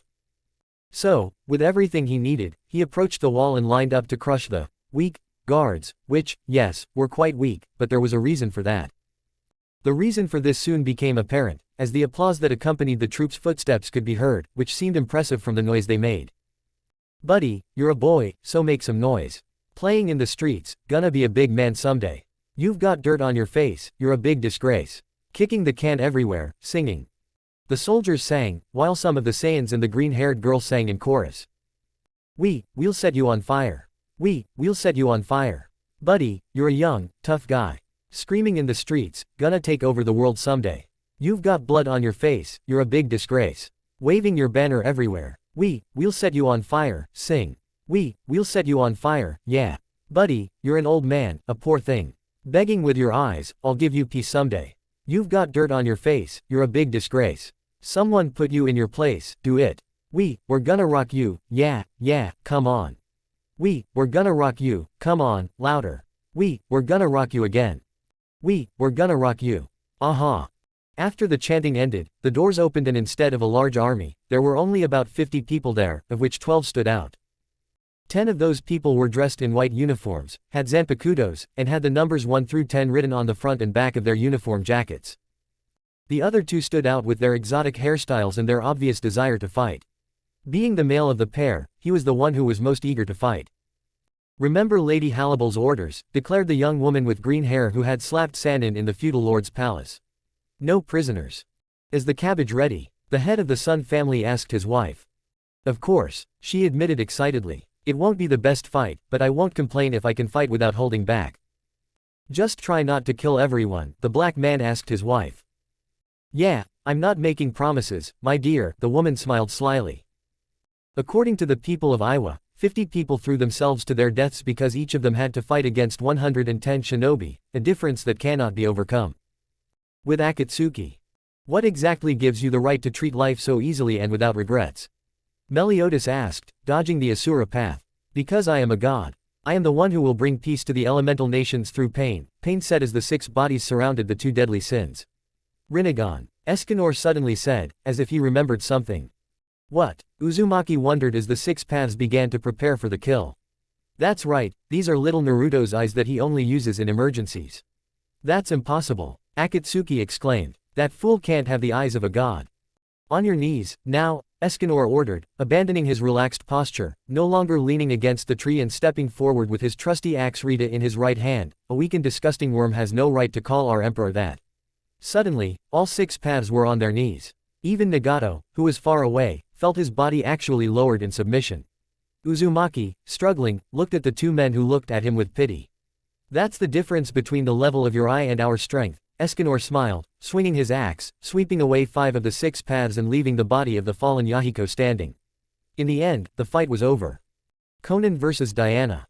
Conan was suffering a crushing defeat. Not only did the giantess who had entered his cave have armor or something that had hardened her skin to the point where it was harder than stone, preventing his origami jutsu from harming her, this woman was very skilled in wielding a large war hammer and had the best control over the earth element he had ever seen. Suddenly, Conan felt all of Nagato's puppets fall except for ESA, which scared her a little. Nagato, she screamed, giving up the fight and running towards him. However, Diana intercepted her again. Where do you think you're going? The beautiful giantess asked, forcing the blue-haired girl to continue fighting, swinging her hammer to stop her from rushing to the redhead's aid. Get out of the way! Conan screamed, using all of her chakra for the final attack. A whirlwind of papers surrounded Diana. Most of them were explosive. They were all about to explode when suddenly, Iron Skin. He hardened his skin to resemble polished steel and took out a shell, taking control of the explosive tags using a pre-charged Emperor Jutsu. Violent Storm. The paper that the stamps were made of suddenly shattered into pieces without even exploding. Conan gasped at the sight of Diana in something like that. But before she could do anything, the sin of envy attacked her. Stone Spear. Too quick to dodge, Conan found herself impaled on a stalactite that had grown out of the ground, bleeding profusely. What a pity, Diana commented, quite upset that she had to kill her. You don't seem like a bad person. I even think we could be friends. I only followed Nagato because she survived and I was her only friend, she simply replied, tired both physically and mentally. Even if it meant destroying my own principles. With that said, Conan could only cry. Nagato's plan was now doomed to fail and she couldn't even help her last friend. Her last connection was with Yahiko. True, all of Nagato's plans had broken her heart into pieces, but for the sake of their connection, she stayed with him. So, as the only favor she could do for her, Diana slowly removed her from her spear and carefully placed it on the ground. Now she had to deal with the last of the Akatsuki, who, to the giant's anger, was not affected by the woman's death, he was simply disappointed that she couldn't protect him. It's your turn to die, he swung his hammer before forcefully striking the very exhausted Uzumaki, who was unable to do anything to protect himself. No, I am a god. You can't stop me from fulfilling my destiny, Nagato groaned. The giant shrank back in size thanks to the PIM particle launcher and took a few steps forward before wiping the blood off of Nagato's face with his finger. No one has the right to erase life at will, the young woman countered. I'm a god. I have the right, Nagato replied. That kind of belief reminds me of the mindset of guys like Thanos or Cold. Diana shrugged, sitting down to wait for Nagato to die. The worst part is, you're not even the worst one on this side of the wall who thinks that way. After his death, he placed his body and Conan's in a sealed scroll.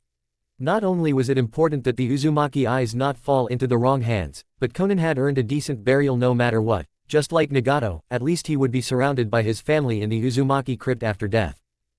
Iwa. You should know that it is dangerous to manipulate things you cannot fully understand, Cage, Barrigan said, appearing behind the surprised Tsuchikage through the garganta.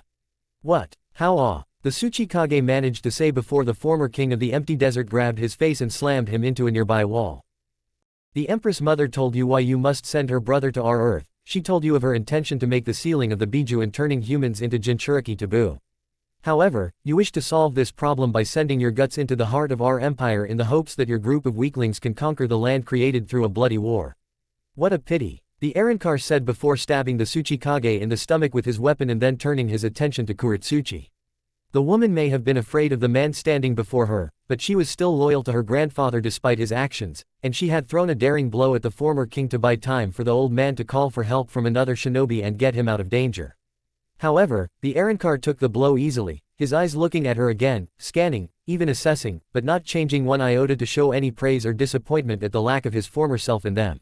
I will not let you kill my grandfather, nor will I let his troops march on the village, Kuretsuchi challenged the Arankar, but she cried out in pain as Barrigan clenched his fist tightly and she was punched in the stomach with such force that the woman was sent flying from the impact that landed on her body.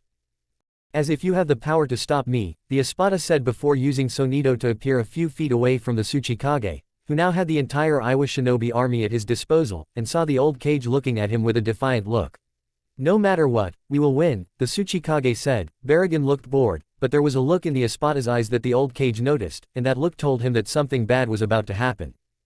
I hoped it wouldn't come to this. It's almost insulting that I had to use my true power against all of you. However, it can't be avoided, since none of you will listen to reason and choose to pursue power at the cost of countless lives. And for what? All this so that you can become stronger than your rivals. That's not strength. That's greed. If you truly want to become stronger than others, you must train hard. To go beyond their capabilities and not rely on the Jinchuriki as a support. That doesn't matter anymore, since the 5 major shinobi villages are now on equal footing, and none of you have an advantage that the other can't overcome with time, the oldest living hollow said before drawing his Zanpakuto from its sheath and clutching it lazily but firmly in his hands. You're lying. Not even the Yondaime's son can stop us. What do you possibly have that has the ability to do something that no other shinobi village has been able to do since the First Shinobi War? The Jonin said, while Baragan continued to look into the Tsuchikage's eyes inquisitively, making the old man nervous. Despite all the power you felt, the truth is that I have not yet revealed my full power, and ever since I became what I am now. A greater being has forbidden me from doing so, he said simply, because it was true, as Tyr had given orders to everyone between the first and third ranks of the Espada to never use their maximum power unless necessary. You lie. No one has that kind of power, the other terrified Junin said, showing all the horror on his face. His colossal power quickly paralyzed all the Westerners in the area and some people on the other side of the wall. I'm not lying, the Espada stated, continuing to look at the Tsuchikage, who was looking him straight in the eye and knew that this was no lie. His power has already reached terrifying heights, and he has yet to show his true power. A power that someone stronger than himself has ordered never to be released without reason, the Tsuchikage thought as he saw what appeared to be a yellow aura similar to chakras swirling around the old man like Espada. Feel yourself a respected shinobi of Iwa. From the Genin to the Tsuchikage, you will be the first people on this side of the wall to see my full power unleashed, and those lucky enough to survive my wrath will be able to tell the world about it. Rotten, he said as he released his resurrection, never stopping looking into the Tsuchikage's eyes. I think it's time for us to go home, Goku said disappointedly as he walked away with his wife. Well, I guess we'll have to ask the Gaki for a mission on this side, the beautiful Saiyan suggested to her husband, who watched as the Espada and Arankar retreated while the embodiment of death prepared to attack. Zero, he simply said, sweeping away everything in his path and vaporizing the Tsuchikage and his granddaughter along with those who were caught in the middle of the blow. A blow that was clearly felt by both the Raikage and several spies in the elemental countries, clearly demonstrating the vast difference between the Uzumaki army and the army of all the other Western countries combined. Chapter 19, The Beginning of the End. The beginning of the end. You know, this dysgraphia problem, sorry for the keyboard taps and the horrors of autocorrect. And remember, Naruto and its characters are the property of Kishimoto-sensei. Review. I had a problem, and so although I responded to several reviews, I was unable to respond to all of them. I will do so within a week. Let's begin. They say that the best way to convince a man is to show him the terrible consequences of refusing to listen to reason. It seems that this proposal was successfully tested, because that same day, the Raikage sent Killer Bee to the door in the wall closest to the village, which, incidentally, was located near the Forest of Sighs. This was not the only consequence of the massacre unleashed by the Empire. The new Tsuchikage, Onoki's son, had ordered Roshi to be sent to the Empire with great regret to prevent the invading forces from the east from destroying the weakened Iwa. Of the 8,000 shinobi who originally made up the entire armed forces of the village, 2,000 remained, and of the total army that his father commanded, only 1,500 returned. And many of them were forced to retire from service, either due to injuries that cut their shinobi careers short, or due to the terrible mental trauma they suffered after witnessing with their own eyes the terrifying power of the Empress's so-called elite group. Another person who would also arrive at the Empire would be Utakata himself, who would be accompanied by his student, both accompanied by Ban and King, who had taken care of Zetsu, both halves, turning both into stone, before Ban, as a pure precaution, smashed the statue that the Fairy King's spear had turned them into. And so, with the Biju out of Toba's or rather Obito Uchiha's reach, Uzumaki had won the game, the set, and the match against the one who had been the student of his feeble-minded biological father. Yes, the benefit of having the most incredible abilities imaginable, whether directly or through a friend, was that he could investigate the true identity of fake Madara Uchiha, so he could act accordingly. Speaking of whiny emo, Obito had not given up. In his opinion, he was not that close to achieving his dream now without the annoying opposition of Nagato and Konan. The question was how to achieve his goal. With no allies and no way to recruit new members to his organization, he would have to work hard to achieve his goal. And no one but himself was crazy enough to challenge the imperial forces. Not with the terrible display put on by the second Espada, because that display had demonstrated the empire's incredible military might. And everyone from the daimyo to the most notorious bandits rightly believed that the former empty king was just one of several monsters with terrible destructive power. And it would be bad for any of their health to challenge something that shouldn't be challenged. Konoha, 2 days after Iwa's failed raid on the Eastern Empire. In the wake of the Eastern Empire's massive display of power, the civilian and shinobi associations had demanded an emergency council meeting. Minato knew that none of the associations had any unreasonable reason to be afraid, at least from their perspective. And considering the fact that the few people who could stop Naruto from attacking the village no longer lived there, the fear that they would be the next ones Naruto would destroy wasn't all that far-fetched. And considering the fact that there were only people who had truly harmed him in one way or another, they certainly had reason to be paranoid about this grim prospect. The meeting took place, and an hour passed in which no clear decision could be reached, an hour of mutual recriminations and accusations between the council members about how they had brought this misfortune upon them. An hour in which only Minato, Kushina, and Jiraiya remained silent, so they decided to adjourn the meeting until the passions between the council members died down, although it seemed that this would not happen anytime soon. When the majority left the meeting, only the aforementioned individuals remained in the hall, and the Sannin had to break the silence in the hall. No matter what, it seems that the Gaki and the witch that is his mother, even if they don't want it, are eliminating the major threats to the village one by one, he said with great impudence implied in the way he said it. In the end, I think it would be better to leave him alone and thus not attract his attention in a negative way. Attract their attention in a negative way, the redhead repeated with anger in her voice. Don't you understand, stupid toad, that Konoha will always attract their attention in a negative way from now on? The only people left in this city are those that my Sochi considers potential enemies, and any move on our part will always be viewed with suspicion by them. Unfortunately, Kushina is right, Minato nodded wearily. Perhaps, as she points out without even intending to, she has been eliminating one potential threat after another to us, eliminating Danzo, Orochimaru, and Akatsuki, paralyzing Iwa and Kumo, and leaving the only Jinchuriki in the elemental countries who is beyond the reach of the other 4 shinobi villages, although something tells me there are none left on this side of the wall. He did everything because it served the interests of his nation and family. The first 3 were potential threats. Iwa was trying to attack them by surprise, and Kumo was smart enough to evade such a threat. So don't insult my emotional intelligence by trying to paint these actions as some unconscious way for Naruto to protect the village. Jiraiya was really trying to sell this idea, not just to provide some comfort and repair the damage he had done. He did it because he was trying to sell another idea that could save his life. And he knew full well that the only reason he was still alive was because he was still needed, thanks to his spy network. Since there was no hidden war and there was a sudden calm between the elemental nations, Jiraiya knew full well that his days were numbered. Minato, I wasn't trying to insult you, the Sannin tried to defend himself. I understand what you mean, but that doesn't change the fact that he protected us. Maybe if we work with him slowly, we'll at least make him forgive us, and in the long run, maybe. Maybe what? Namikaze was fed up with, playing according to our interests. Fulfilling that stupid prophecy. No, Jiraiya, you'll never see that. My Sochi was absolutely right, we should never have listened to you. A prophecy does not come true if it is meant to guide you. Now I know and will always remember what a terrible stupidity I fell into, listening to both of them. So no, at least you do not count on me for your stupid plans. And he left. He had enough. In fact, today he would talk to Minato again. In short, this was supposed to be the straw that broke the camel's back, the one that would finally make him execute Jiraiya. True to her promise, the woman, accompanied by Itachi and his sister Sachiko, formerly Sasuke Uchiha, as well as Satsuki herself, who was her daughter, made the long journey from the capital to the Valley of Souls, the abode of the Shiraiti. Eastern Empire, Sarate. 2 weeks after Itachi's visit to Ayeka. What is your professional opinion on her health? Matriarch Miyamoto turned to Yakiru Unohana, who was considered by many to be the best doctor in the United Empire.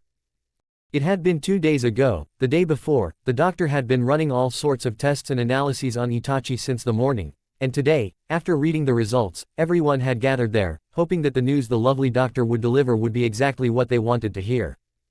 Well, cancer is certainly incurable in most cases, the woman began with the seemingly bad news. Luckily for you, the cancer has miraculously not metastasized, and so with a long course of treatment to regenerate the lungs and slowly eliminate the tumors, there is a good chance that you will recover."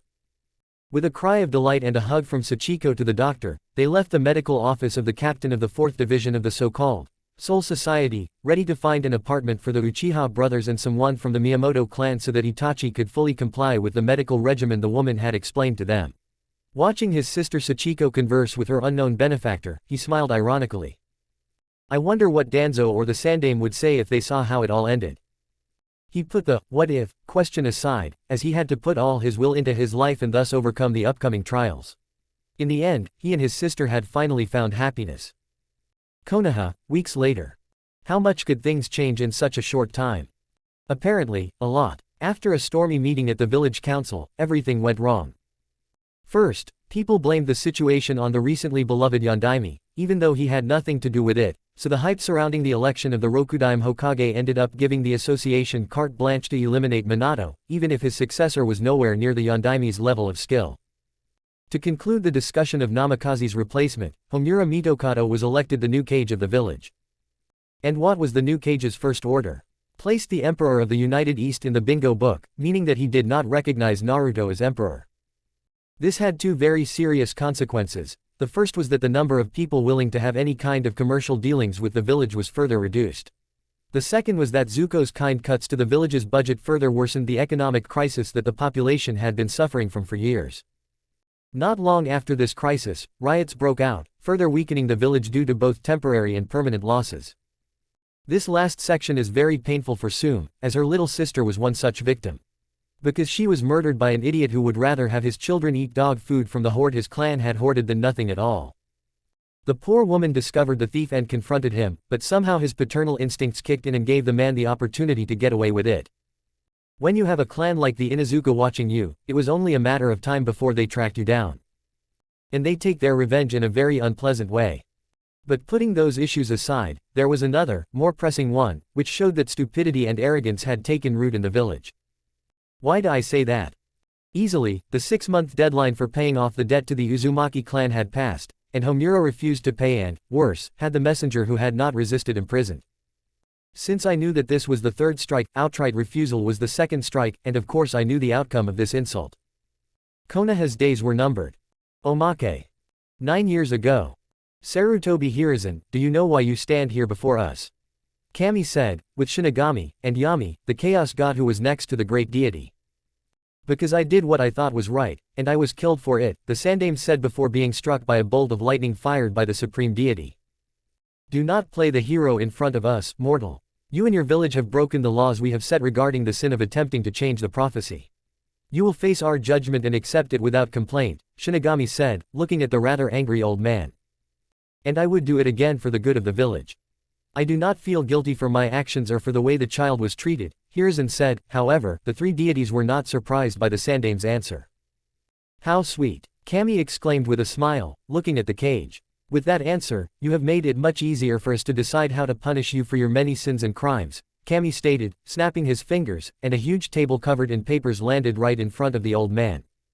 No, no, no. Hiruzen said, scared to death by the unexpected sight of the greatest terror of a man with some power in front of him. That's right, Yami enjoyed the look on the cage's face. Sarutobi Hiruzen, your punishment for ignoring our laws, and admitting that we do not repent for the treatment of Naruto Uzumaki and Konoha. You are hereby ordered to do our bidding for all eternity, Yami sentenced, snapping his fingers. He took out a chair with a seat that had a 12-foot device and a sign that said, idiots sit on me. With a list of them.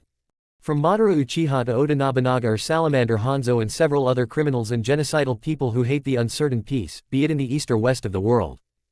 And that's not all, Kami said before depicting Danzo in his prime having sex with Hiruzen's wife when she was also in her prime, right in front of the old man. 4. Make it stop, Hiruzen begged before Shinigami picked him up and sat him down on a chair. You've had your chance to feel remorse, you old fool. Now watch as your wife gets fucked in the ass by the man she hated the most, and yours gets a chair. Shinigami said before the deity hit the man on the sharp object that was now impaling his ass. Enjoy it, Sarutobi Hiruzen, or you'll regret hurting a child, and if not, we'll increase the thickness, length, and strength of the phallus that needs to be shoved up your ass. Kami stated as the three of them left the once great Sandaime Hokage to do some paperwork while he watched Danzo fuck his wife from behind while Hiruzen himself was being raped in the same hole, propped up against a chair. At least it can't get any worse, Hiruzen thought as he tried to numb the pain in his raped ass and ignored the way his hot young wife was being fucked in the ass right in front of him by young Danzo, both of them claiming that he was a man, unlike the Sandaime, as they fucked like rabbits. Oh, one more thing I forgot. We installed this little thing on the chair centuries ago, and forgot to activate it, Yami reminded as he fired an energy blast at the chair, causing it to rise and fall to different heights, making Hiruzen, who was already being raped, feel even more humiliated. What the hell? Hiruzen thought in surprise and screamed in pain. I love hydraulics, the dark deity stated, laughing at the old cage's pain. Omake 2. A few weeks ago. Danzo Shimura was dead. He died painfully, suddenly, and like Hiruzen, without any mercy from the Reaper who came for his soul. Unlike the Sandaime Hokage, the old war hawk felt no remorse for what he did to Uzu. On the contrary, he was proud of it, and he too was mercilessly destroyed by the enemy who was tasked with wiping out a monster like him from the face of the world. And here he was, standing before three deities who were preparing to judge him. Shimura Danzo, do you know why you are here? Kami asked, seeing the man glaring at all the gods present. I know, but you will not judge me. None of you will do that, Danzo declared triumphantly, thinking that he still had the Sharingan in his eye. And he was quite surprised by the heavenly lightning that struck his body. Your unnatural organs were removed before you got here, mortal. A Shinigami sentenced for growling at an Aztec mummy. It is a great insult that you would even think of using these things on us and expect them to work at all. I do not regret what I did. You may judge me, but I know that it was done to make the world a better place, Danzo said with all the conviction he could muster, and if I had to sacrifice 100 times as many people to achieve my goal, I would do it again in a heartbeat. He stated the last part with great passion, before lightning struck him again with far greater force. That is why your punishment will be befitting of a man of your way of thinking. Yami pronounced the sentence before the deity snapped his fingers and the battle falcon appeared on a grassy plain with trees, flowers, a rainbow in the sky and something that made Danzo shudder at the sight before him. No, no. Anything but that. Danzo screamed in horror and began to run from the sight, and the three deities had to admit that for a crippled old man, he could run quite fast. Especially when hundreds of naked, very horny gay hippies were approaching you to rape you in the name of brotherly love and world peace. How long do you think it will be before they catch him and rape him? Kami asked as he watched the army of gay hippies make great efforts to catch up with their prey. In about 3, 2, 1, now. Yami smirked as he made a rock appear just a few feet away from Danzo, causing the old war hawk to trip and fall to the ground with his ass in the air. Even if I wanted to, I couldn't have embarrassed him more. Ah, no, it's coming back. Ah, no, no that. Danzo shouted as the naked hippies rushed at him. Should we feel sorry for him? Shinigami asked and all three of them stared at each other for a second. Nah, the three deities said at the same time. Omake 3. Sometime in the future. Jiraiya the Toad Sanin, do you know why you? Kami was tired of repeating the phrase for the third time. Oh, who are we kidding, you know very well why you're here. Yes, may I offer you three a copy of Ika Ika Paradise in exchange for not harming me? Jiraiya attempted to bribe the deities, but was struck by lightning from 3 different directions. Simultaneously. You dare try to bribe us with that filthy book? Kami asked angrily before glaring at the man again. As if we need all that stuff when we can just show up in a mortal body, follow Zeus' advice, and fuck the old-fashioned way. Yami said as he had done this countless times in the past, only unlike the king of Olympus he didn't leave the children scattered all over the place. Back to the topic why we brought you here, you, Sanin Jiraiya, will receive the maximum punishment a man like you can receive for your actions against Naruto Uzumaki, the Shinigami said as he saw Jiraiya groan in fear. But, what about Naruto? He did bad things and should be punished for his actions against Konoha. Jiraiya protested but Kami struck him with lightning again. He wouldn't have done so many bad things if you were his actual godfather. Kami countered. That's why when Naruto dies, we want him to live in his own kingdom, surrounded by busty angels willing to please him in any way he sees fit, and live in peace in that place, enjoying his harem, he admitted at the end as the others watched as Jiraiya's jaw dropped to the floor. What? How can this be fair? Jiraiya protested and the 3 deities loomed over him, their auras threatening. You have no right to challenge our judgment. Yami shouted, causing Jiraiya to cower in fear of the deity. I'm sorry, Jiraiya said meekly. As for your punishment, Jiraiya, It's time to pay, Kami declared, snapping his fingers, and the Sannin found himself in the village as it was in its prime.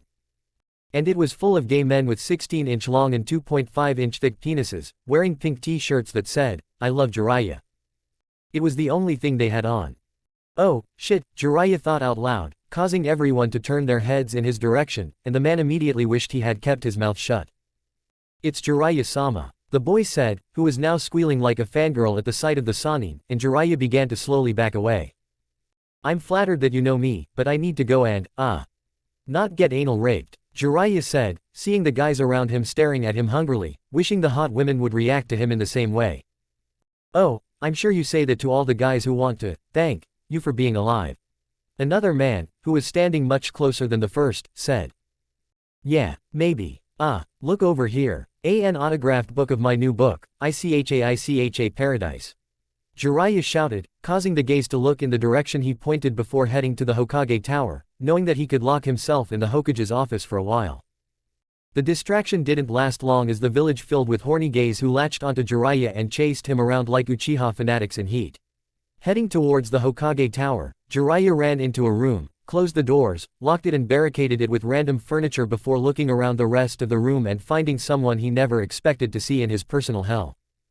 "Hello Jiraiya-kun." "Surprise," Tsunade said, seeing him looking at her like something was wrong and quickly tried to dispel the genjutsu she thought was cast on her. "Okay. You're real. That's good, I guess," the Sannin said in relief as he let his guard down to relax a bit. "Look Jiraiya, I talked to Kami, Yami, and the Shinigami about the punishment they gave you. I found a way to repay your debt to Naruto, me, and everyone you ruined," Tsunade stated, making Jiraiya's eyes light up with hope. "Oh really? How? What should I do?" Jiraiya tried to help her out, knowing it was probably better than being attacked by the horny gays that seemed to like her. Then again, why couldn't hot women do the same to him? "It's simple, you're having sex with me," Tsunade surprised the Sannin, who didn't see anything suspicious about it. "Oh really? So good." Jiraiya was jubilant, not noticing the evil smile on Tsunade's face until it was too late. A few moments later. "Don't worry, Jiraiya-kun. When this is all over, your debt will be paid and you can go to the regular hell where the rest of the idiots are," Tsunade announced, standing behind a naked Jiraiya, bent over the Hokage's desk, his hands tied behind his back and his feet on the corners of the desk. Wait, this is not what I meant when you said we would have sex eventually. I was thinking of something more romantic." Jiraiya struggled before finding his mouth gagged with a red balloon tied to his mouth. "As always Jiraiya-kun, your way of leaving is completely different from mine, and there is one more thing you should know about me." Tsunade began to walk towards him, smiling evilly. "Why you've ECKSHF?" the Sannin asked fearfully, which translated meant, "What is this?" And it only made the smile on Tsunade's face become even more sinister. "Yami turned me into a futa," Tsunade admitted before pressing her rather large manhood against the Toad Sannin's back door. "Yuff," Jiraiya screamed through his gag, struggling harder to get free. This can't be. This is a bad dream." "Yes, that's it. A bad dream. I'll close my eyes tightly, and when I open them again, I'll be safe in my little hut with my books, ready to banish this nightmare from my head forever," Jiraiya thought, closing his eyes and clenching his buttocks. "A small gift from Yami, Kami, and Shinigami, after they thought I should take part in your punishment." The Sannin explained why she was there. "Oh, about the debt I owe Naruto, the poor victims of your spy network, and me." "I lied," Tsunade said, watching Jiraiya squirm even more, trying to free himself. "Ow, so you're going to fight me until the very end, huh, Jiraiya-kun?" The Sannin expressed sensually into the floor. "Good, I want you to do it. Now, scream for me," he requested before pushing his cock forward, and Jiraiya let out the loudest scream he had ever let out in his life. "This is not a dream. This is a nightmare. A terrible and cruel nightmare." Jiraiya thought as Tsunade rode him furiously and laughed at him the entire time. "Should we feel guilty this time?" Shinigami asked as he noticed the other two deities thinking for a moment. Maybe," Kami thought as he shrugged. "Maybe just a little. What about you?" Yami simply stated. "I keep checking and looking for my own answer." "No," Shinigami said before removing the barricade on the door to the Hokage's office to let the horny gaze in. "Now?" Yami asked as he raised an eyebrow. No, I don't have anything yet. Who would want to bless the emperor with a harem of strong and horny women now?" Shinigami asked as he saw Kami and Yami sweating. "What did I tell you about showing an anime show to our brother?" Yami asked, and Kami felt sorry for him. Don't show them that under any circumstances, Kami replied with a lewd smile and a smirk on his face before Yami hit him on the head. Chapter 20, Black Sheep Black Sheep. You know, that dysgraphia issue, sorry for the keyboard taps and autocorrect horrors. And remember, Naruto and its characters are the property of Kishimoto-sensei. Review. I swear, I'll fix the problem that's preventing me from responding to reviews soon. Let's get started. There were few scenarios in the world that would truly make Seraiti 10th Division Captain Toshiro Hitsugaya sweat, but unfortunately for Homura, Kaharu, and the rest of the idiots who followed them, this wasn't one of them. The teenager would have been far more terrified if he had been caught ogling any of the nurses of the 4th Division, especially if the one who caught him had been their captain, than the fact that he was standing in front of Ibiki Morino, who was doing an impression of Kenpachi Zaraki, the captain of the 11th Division. So, after confirming that none of his tactics had worked, after 10 hours of awkward interrogation because the IT chief didn't really want to interrogate a messenger, or rather a debt collector, for the first time in his career he admitted that someone had beaten him at his own game. The Hokage's office. Nothing, the new Kage asked Ibiki angrily. It's been 10 hours after you've invested so much time into him, and you've gotten nothing. The man nodded and added. No, as I said, I got nothing from my direct questions. His body language was completely indifferent. He began to explain, he remained calm the entire time, unperturbed.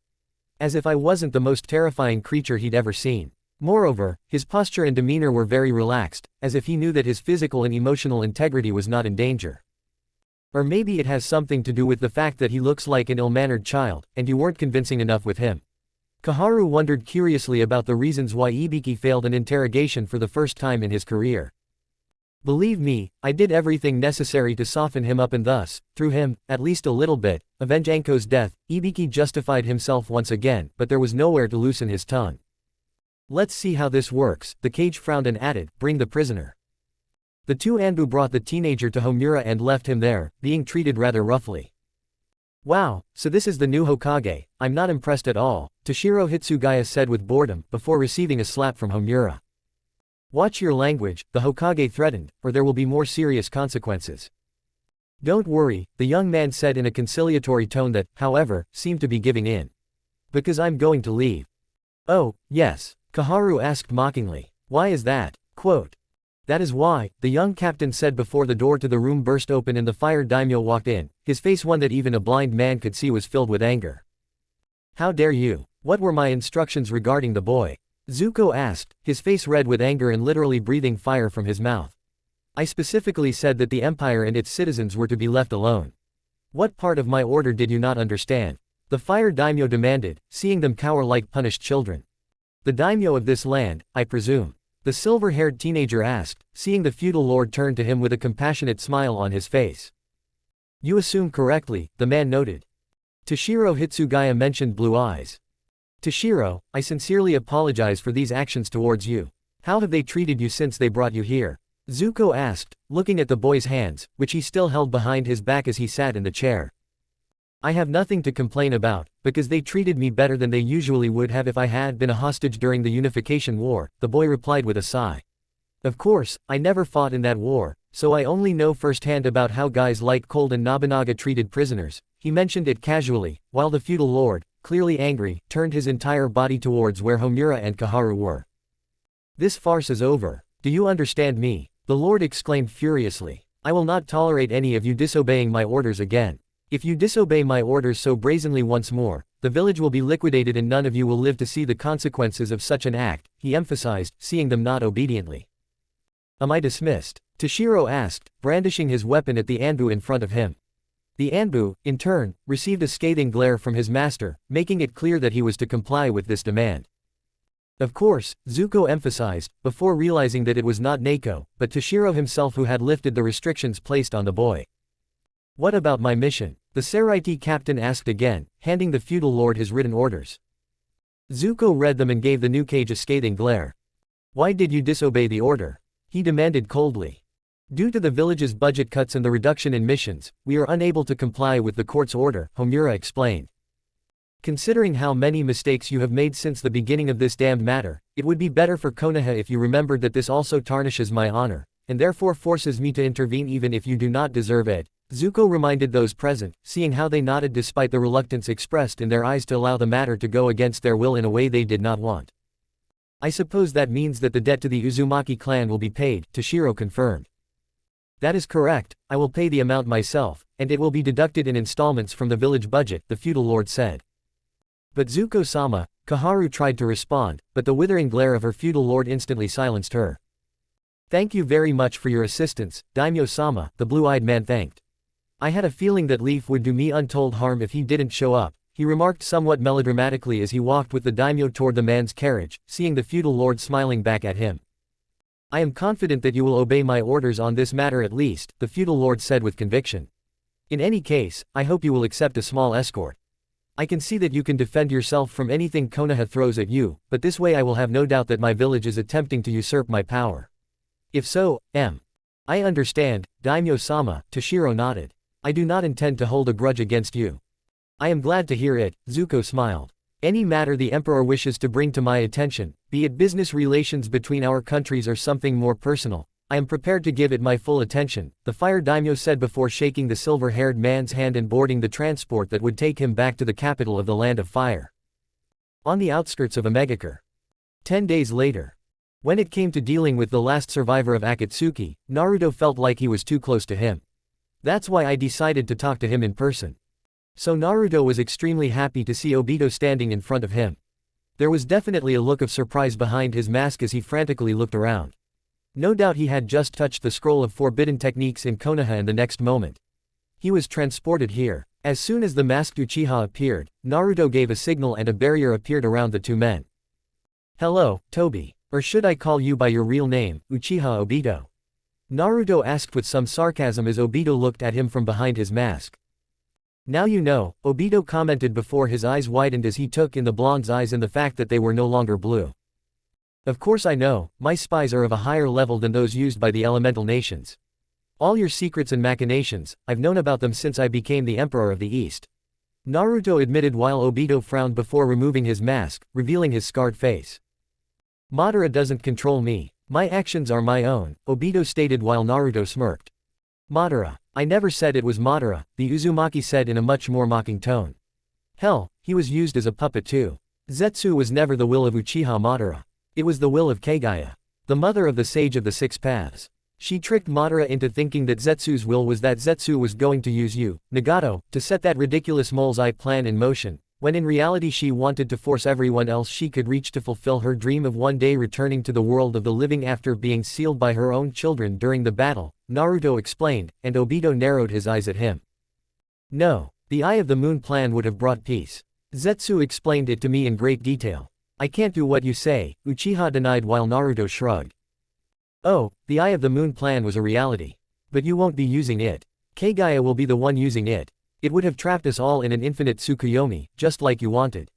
But unlike your version of events, those who oppose her will either be dead or trapped in a genjutsu, living a lie created in their own minds until they eventually mutate. Naruto replied while Obito looked furious at his words but then calmed down a bit. It doesn't matter, the Eye of the Moon plan will bring peace to the land. With it, Rin will be by my side. With it, my dream will come true. With him, I don't care how many people die and the ones I knew are gone. Obito exclaimed, clearly upset, while Naruto frowned. Quote. Even after hearing the truth, you still want to continue like this. What is all this for? A girl who died and can't come back to you, unless it's an illusion. A fake created from your own imagination and the memory of her. What happens when you get tired of your existence, Obito? When the joy of living in an illusion and a lie becomes painful every time you see how fake it is. Or Naruto, while Obito looked angry and unhappy.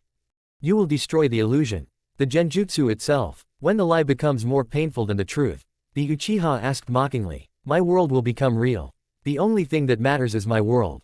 Rin is the only thing that matters. I will bring Rin back. One way or another. Obito let out an excited exclamation, and Naruto started teasing him again. If that was true, why not use Edo Tensei to bring her back? Uzumaki asked. You could have tricked Orochimaru and taken control of her with your Sharingan.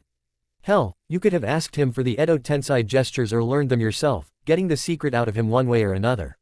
But you didn't. Because you know that if you did, the real Rin wouldn't approve of your actions. You want to live a lie because fake Rin doesn't care, and you can lie to her face every time if the question ever comes up, accept it, Obito.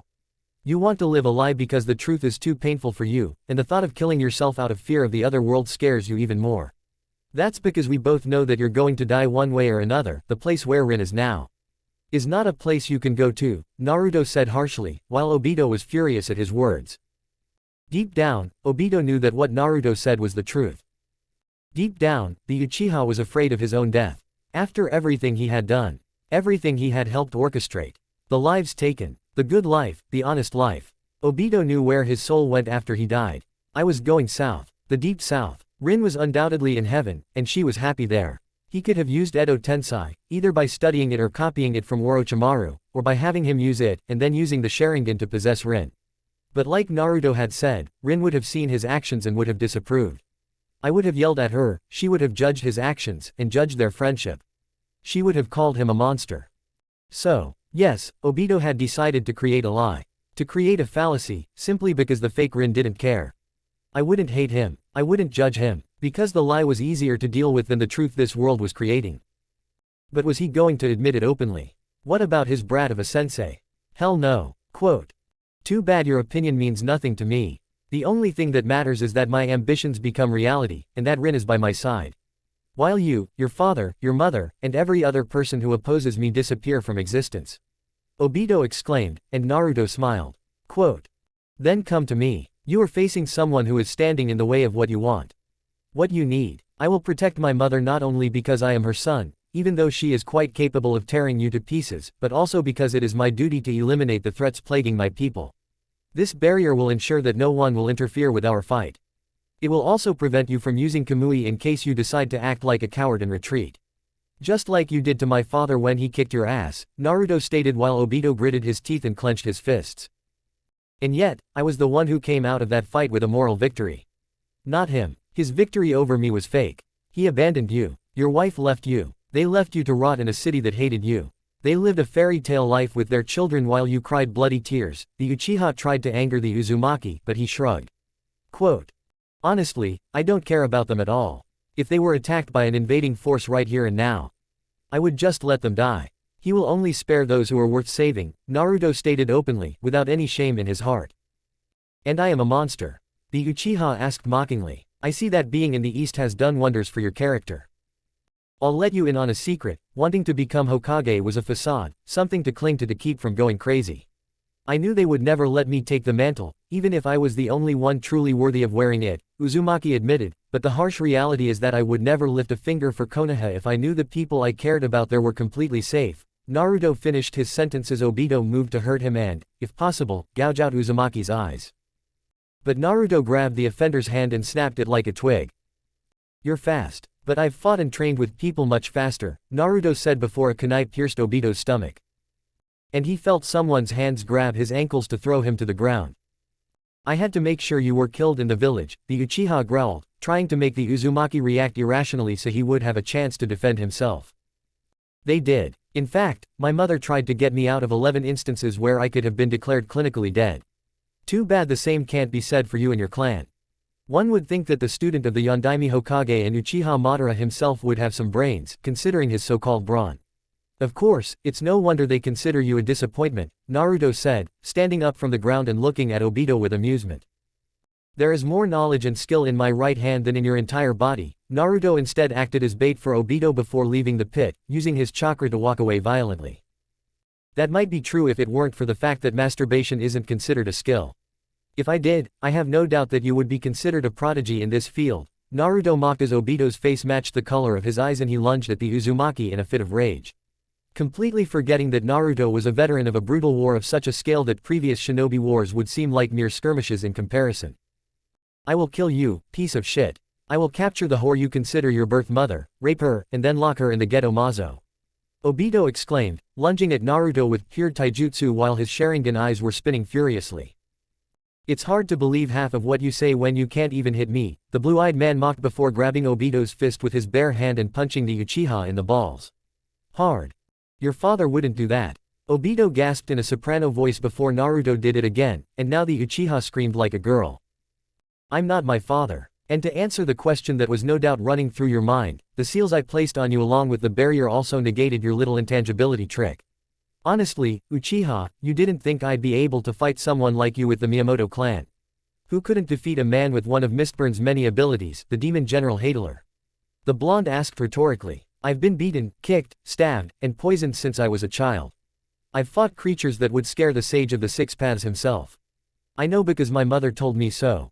Ha! Madara must have been desperate to choose you as a disciple before he died, since one punch practically makes you want to pee like a baby, Naruto mocked before quickly headbutting Obito, while the helmet he was using dealt additional damage. How strong are you? Obito thought before Naruto punched him again and again, causing the blonde to destroy the Uchiha's right leg. What kind of monsters did you face to become so powerful? You're a weakling, Obito. No wonder you hid from everyone under that damn mask. You didn't train. You didn't fight. Just use your damn Sharingan to do all the work for you. The Uzumaki sentenced with pity. What if it's about leaving your precious dojutsu aside and fighting someone like me on level ground? You're easy prey for someone like me, Naruto said before pulling out a kunai coated in wind chakra and slamming it into Obito's face in an X shape, causing his Sharingan-equipped eye to pop out of the Uchiha's sockets. Moreover, the parts of him that were Zetsu's spare parts, like the arm that had replaced the one he lost in that fall, were cut off next. Obito would have screamed in pain even more, but Naruto threw the kunai until the base of the weapon hit the Uchiha squarely in the jaw 4 times. 2 from the left and 2 from the right. The force of the blow was great enough to completely break Obito's jaw and then cut off his tongue. It wasn't supposed to end like this. My dream. My ambition. I could have been with Rin again. My precious Rin. Obito thought that blood was pouring out of his mouth, and only the darkness of the recent blindness greeted him. Don't feel bad, Obito. If it's any consolation, your former teammate, Kakashi, is a loser too. I was his sensei's son. Yet what does he do? He trains the Uchiha on my team and pretends not to see anything so he doesn't have to protect me when I was younger. And let's not even talk about the blatant attempt to sabotage my training. And you know what happened next? My teammate tried, using the same skills my sensei taught him, to kill me, to stop me from dragging his ass back to Konoha, doing everything he could to kill me. All for power. And all for the sake of killing his brother, who was a far more skilled ninja than he would become after 1,000 years of training. Well, it doesn't matter anymore. Too bad the only person on that shitty team was the one who lost her life, ironically at the hands of the idiot she loved. Naruto gave a short monologue before cutting off Obito's real hand at the wrist. I need to do something. Anything. Minato-sensei. Kushina-san. Rin-chan. Hell, even Kakashi Baka. Someone please help me. Obito thought for a moment before hearing Naruto's last words.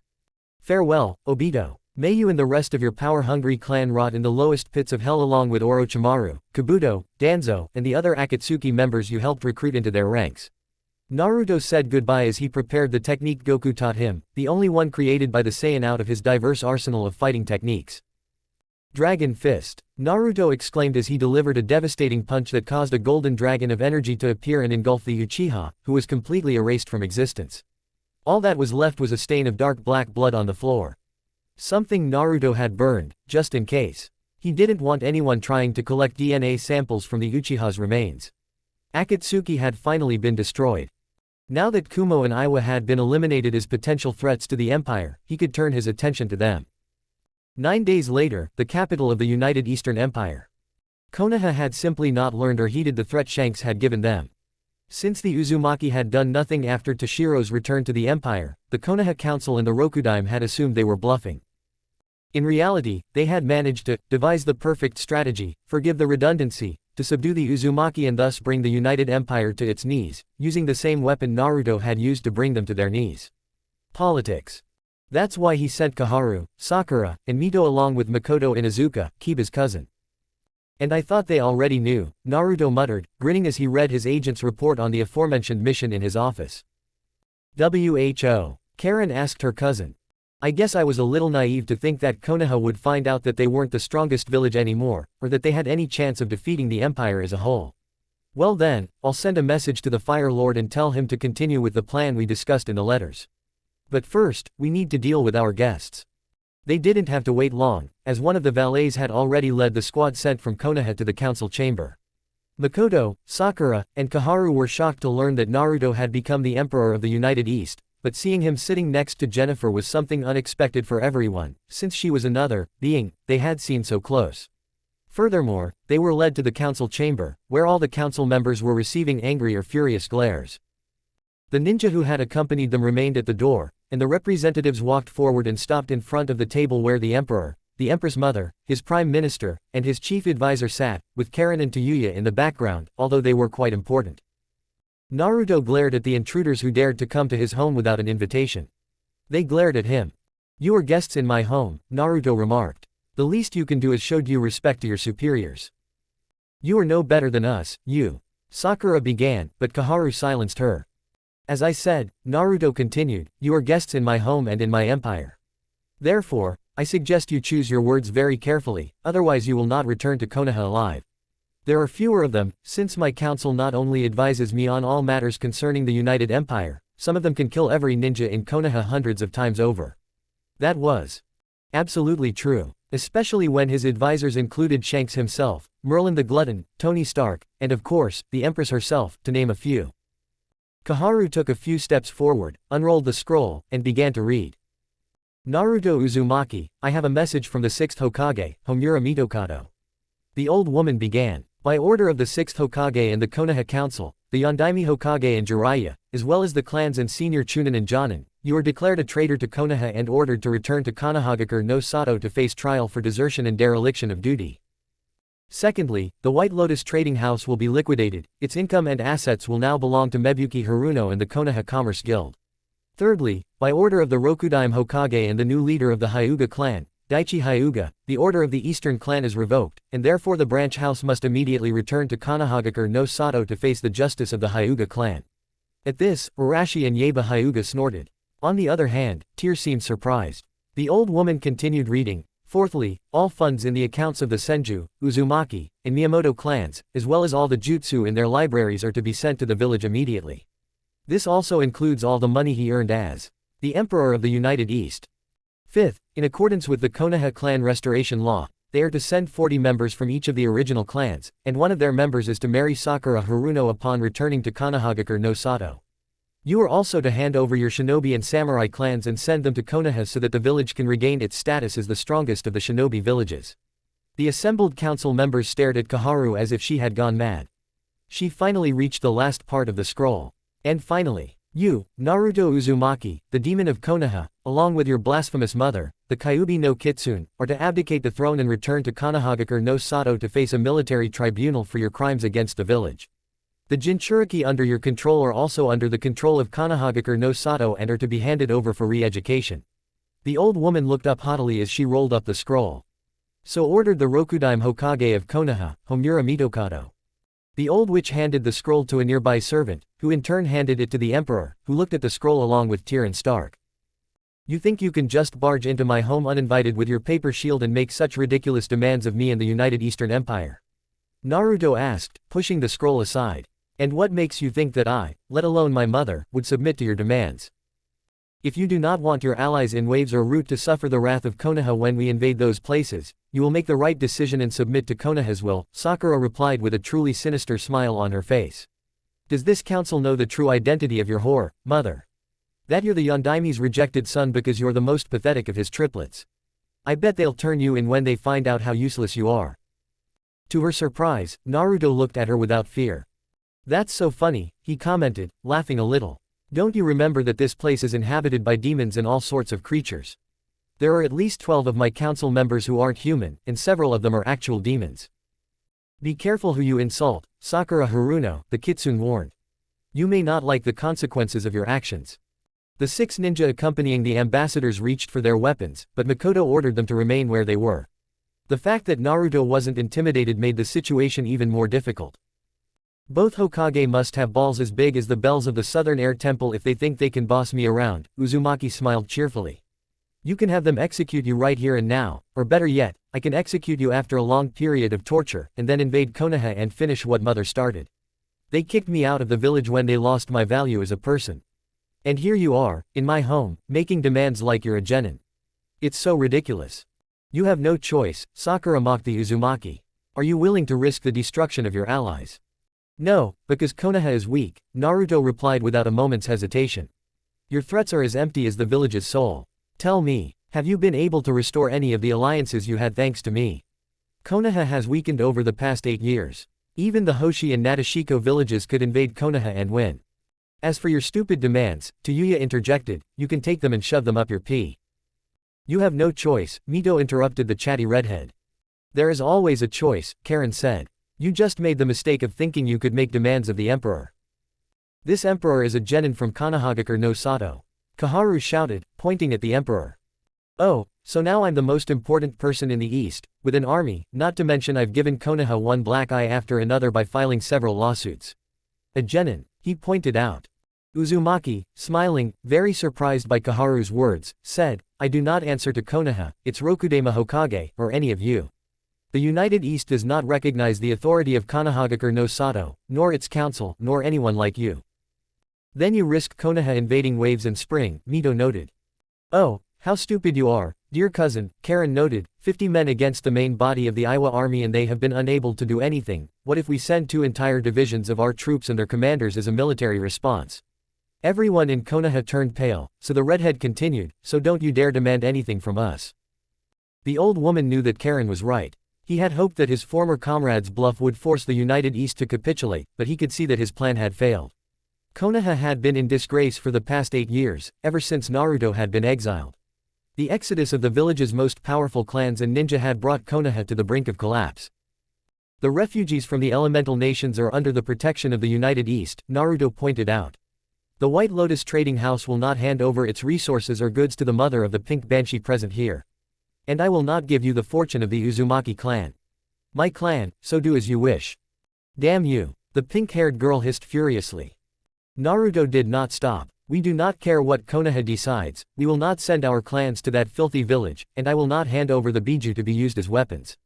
Finally, I will not give up my throne. He stood up from his seat with a very threatening aura. You think you can command me as a genin? I can kill them myself and send their bodies to Konoha as a warning. But I will not do that.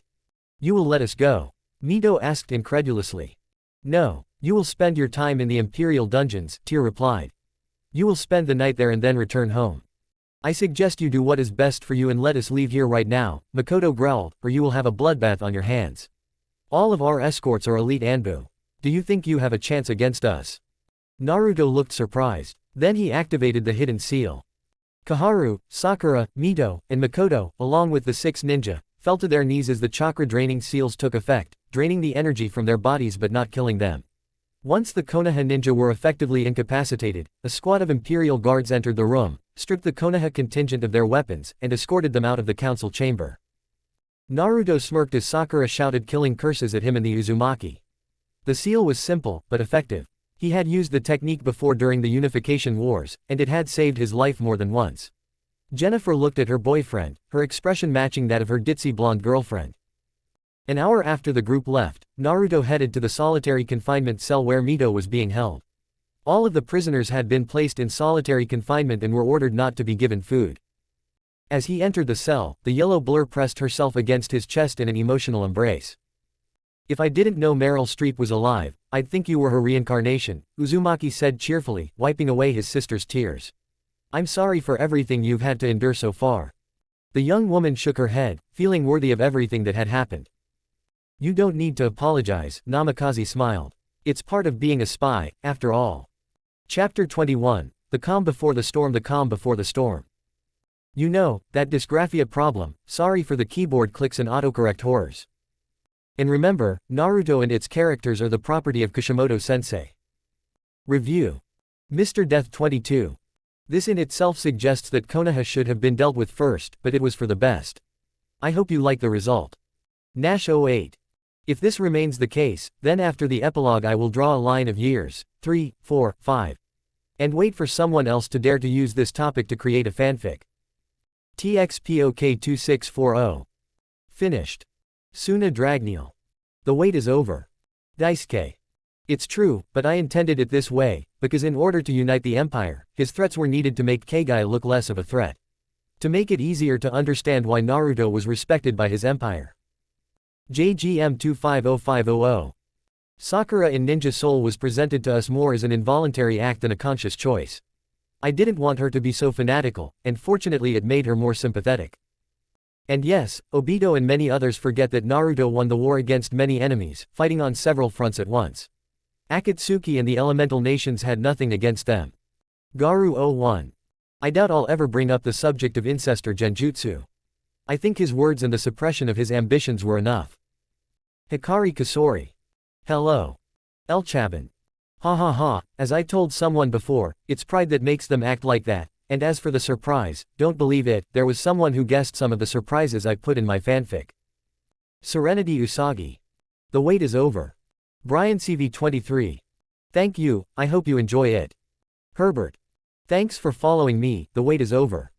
Anjuru Haidshikina J-san. Ha ha ha, I'll see what I can do with them.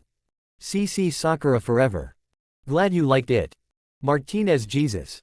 Ready, read the next chapter. Of Otaku Fire. Muaha, Muaha, lightning strikes behind me. Irina Akashira. Siststadi via MP. Gatakan. Verified via MP. Pirate virus.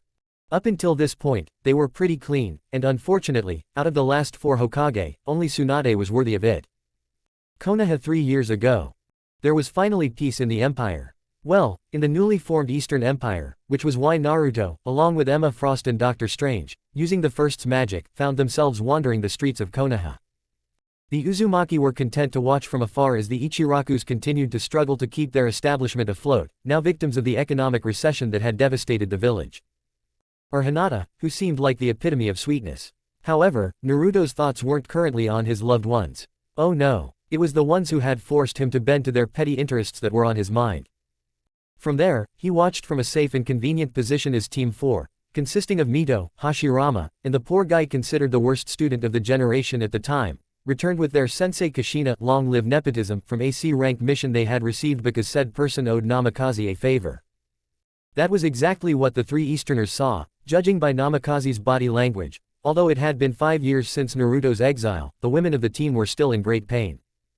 Only while Kushina's body language initially expressed guilt, Mito's showed anger and regret. Interesting, especially since Hashirama seemed to be the most level-headed of the group.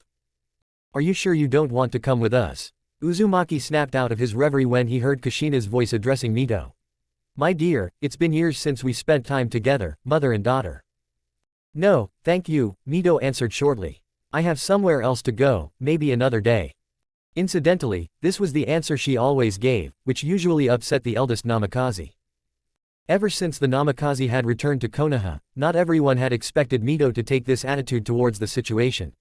Shio and the others, as well as Mito herself, were saddened by what had happened, but the blonde was the one who blamed her parents the most for what had happened. And he did not do it out of pleasant motives. Just 2 days ago, Kushina, tired of hearing her youngest daughter constantly accuse her of being a bad mother, had hit her so hard that a mark from her hand remained on her cheek.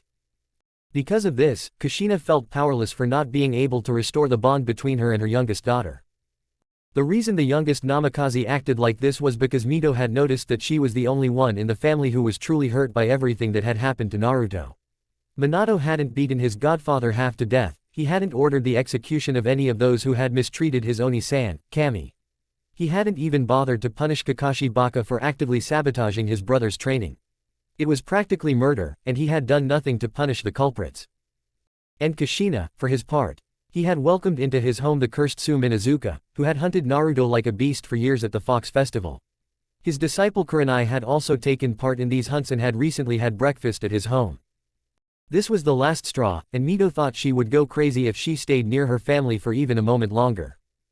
So, with disappointment on their faces, the Namikaze left Mito, who headed to the Hokage monument and lay on the Shodime's head, watching the clouds lazily floating by that day. You have a terrible sense of stealth, the Kunoichi suddenly spoke up, feeling that someone was watching her. You better leave, or you'll regret it. Then, a figure appeared from the thicket of the forest around the monument. It was a teenager with onyx eyes and medium-length brown hair.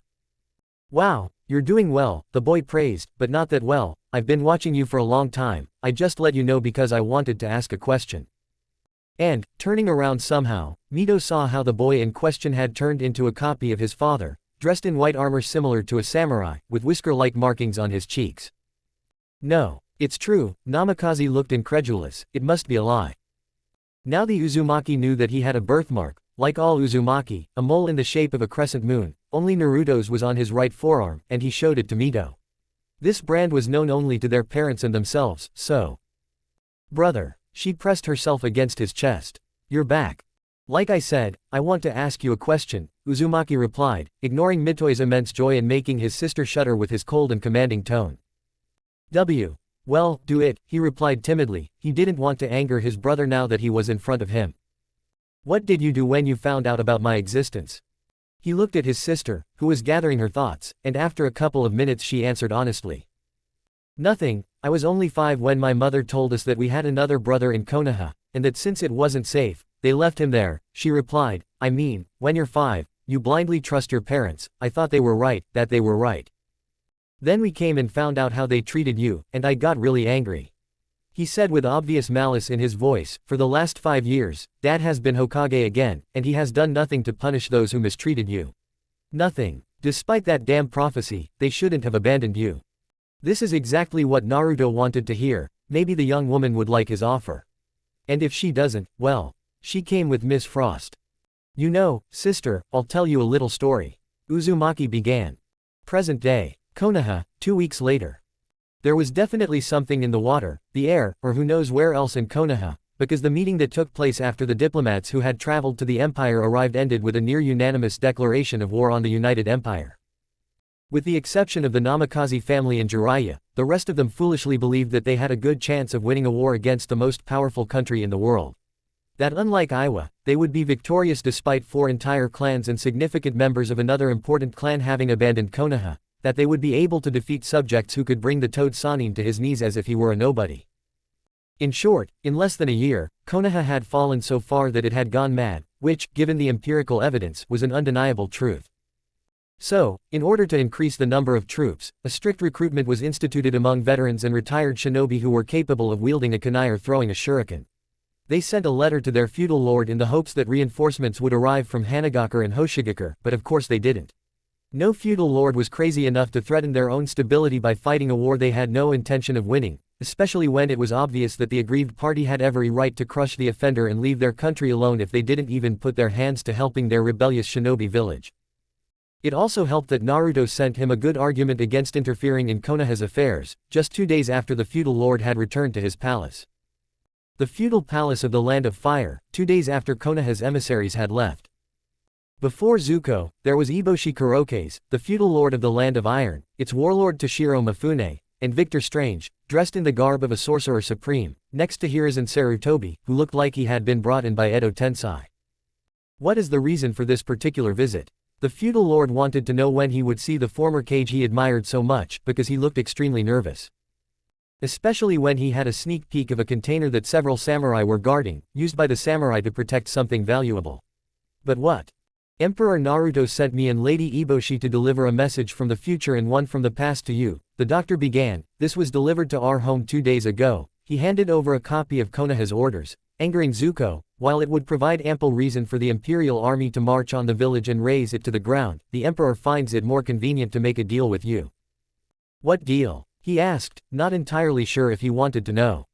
I give this to you in exchange for carte blanche to do whatever my emperor wishes with Konoha, promising to do nothing to the rest of the Land of Fire. The ambassador then made a sign, and the feudal lord did the same, ordering an object to be taken out of the box, a scroll that made the Kage more nervous than Zuko ever had. The emperor instructed us to examine each of these documents months ago. The feudal lord, who had a well-earned reputation for being very honest and upright, began. I am disgusted to tell you that all of this is true. He also confirmed that the Sandaime had only been given the order to answer all questions, even against his will. So, Sandaime Hokage, why don't we start with the first of these scrolls? The Kage tried to resist the order, but in a monotone voice he finally explained everything he had done regarding this particular document. The Kumo incident all those years ago, when Hinata Hyuga was kidnapped, was actually a plot by Konoha. So the outcome will be in Konoha's favor, not Kumo's, and thus they will give the Nibi to us, and thus we will have a new Jinchuriki of our choosing, Hiruzen added, while Zuko looked surprised by the news. How did you plan this? Mifune demanded, while Hiruzen seemed to struggle for a second. It was quite simple. The ninja leader sent by Kumo to Konoha to complete the overall peace treaty negotiations was actually one of Danzo's root agents who had infiltrated Kumo to spy on his village. The spy had gone to find out who the 2 Jinchuriki were, in the hopes that he could one day capture them.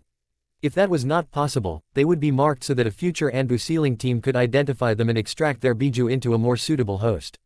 The plan was for the ninja ambassador to kidnap Hinata, but the ambassador was going to be captured by one of our Anbu border patrols on the outskirts of the Land of Fire, and since the treaty had already been signed, it would make Kumo look bad, Hiruzen replied while Zuko just glared at him. He had thought for years that his counterpart from the Land of Blue Lightning, the feudal lord of that same land, was a hypocrite for repealing the shameful policy called blood stealing along with and in fact, he was the hypocrite without even realizing it. What else is there? Eboshi asked, looking at Zuko before focusing on Hiruzen. Danzo and I secretly hid the Kiri bloodlines in Konoha while we ensured that not only the civil war continued but also escalated at various points, as it would make it easier for us to capture more bloodline users that fled the fighting or stole them, as everyone assumes that those that were stolen died or simply abandoned the war. Hiruzen replied while the feudal lord frowned, knowing that Mei had lost many loyal and good shinobi during the civil war, some of them having died due to ambushes or plans that were ruined before they could be implemented. The current Mizukage told Eboshi, who she was good friends with, that she had long suspected that an outside group had done this, but until now, Mei had no evidence on the matter, and she made a mental note to kill everyone alive after today if possible.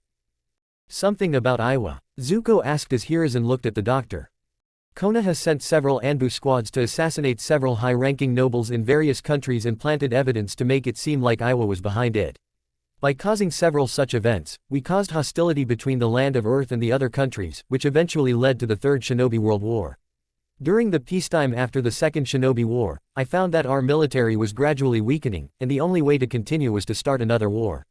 One of the reasons was that Iwa was considered a monster, and since Kumo was an ally, it was natural for them to join the fight with Kiri as the Dark Horse.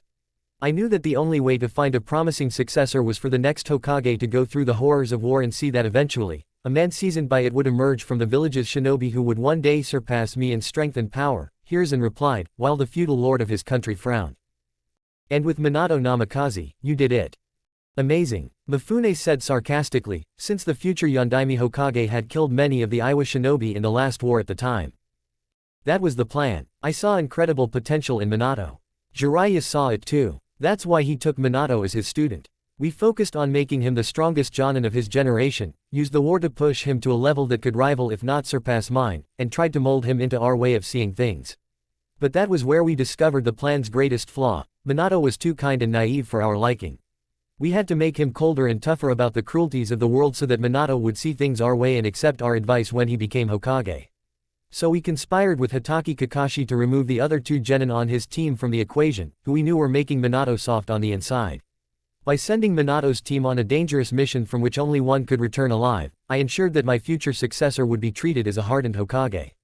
Or rather, it would have been, if Uzumaki Kushina hadn't influenced him in her own way, and they hadn't fallen in love with each other, Hiruzen replied, his voice sounding a little bitter at the end. And his head was hurting badly from the pain the doctor had sent him, using his power to punish the man for saying that with such regret. I've heard enough, Zuko said. I don't need to know what you have planned for Suna. Well, at the very least, I won't reveal how Danzo and I approved of Orochimaru's work in passing on the bloodline to a non-clan member. Not to mention the funding we gave my former student to extend his life and even support him to the point of possible immortality. Unfortunately, I had to sacrifice Orochimaru when Minato planned to become Hokage, and he would have found some sensitive information related to my influence in the matter. To make matters worse, I had to keep Orochimaru in the dark about it, and he took my act of betrayal for granted. Jiraiya tried to contact him later, but he wouldn't listen and swore revenge on Konoha. Hiruzen thought to himself. Hanagakure, 3 days after the return of the Konoha delegation. In a small bar, the former residents of Konoha, namely the trio of Ino Shikacho, Jin Sarutobi, and Shibi Aburame, saw the document that Zuko had sent them and could do nothing but breathe a sigh of relief. The feudal lord of the Land of Fire had decided to strengthen Hanagakure to make it his premier shinobi village, appointing Shikaku as the first Hinokage to the position. The reason for this action? The Emperor of the East had sent him proof that Kusa was just as rebellious as Konoha, sending him documents that not only told of Kusa's abuse of Karen and her mother, but there were also documents showing a certain collusion between Hiruzen and the leader of Kusa to keep Kushina from finding out about her sister, and to keep Karen, left an orphan, from finding out about Naruto. Of course, I was ignoring Konoha. The declaration of war they had declared on the United Empire made it clear that Zuko had agreed with Naruto to destroy Konoha. And it was true, almost immediately after the feudal lord learned of Homura's foolishness, he had sent a letter to his borders ordering them to clear the way for the imperial army, as well as another letter from Uzumaki, which he had sent almost at the same time as receiving Naruto's letter asking him to strengthen Hanagakure as he planned to take Konoha once and for all.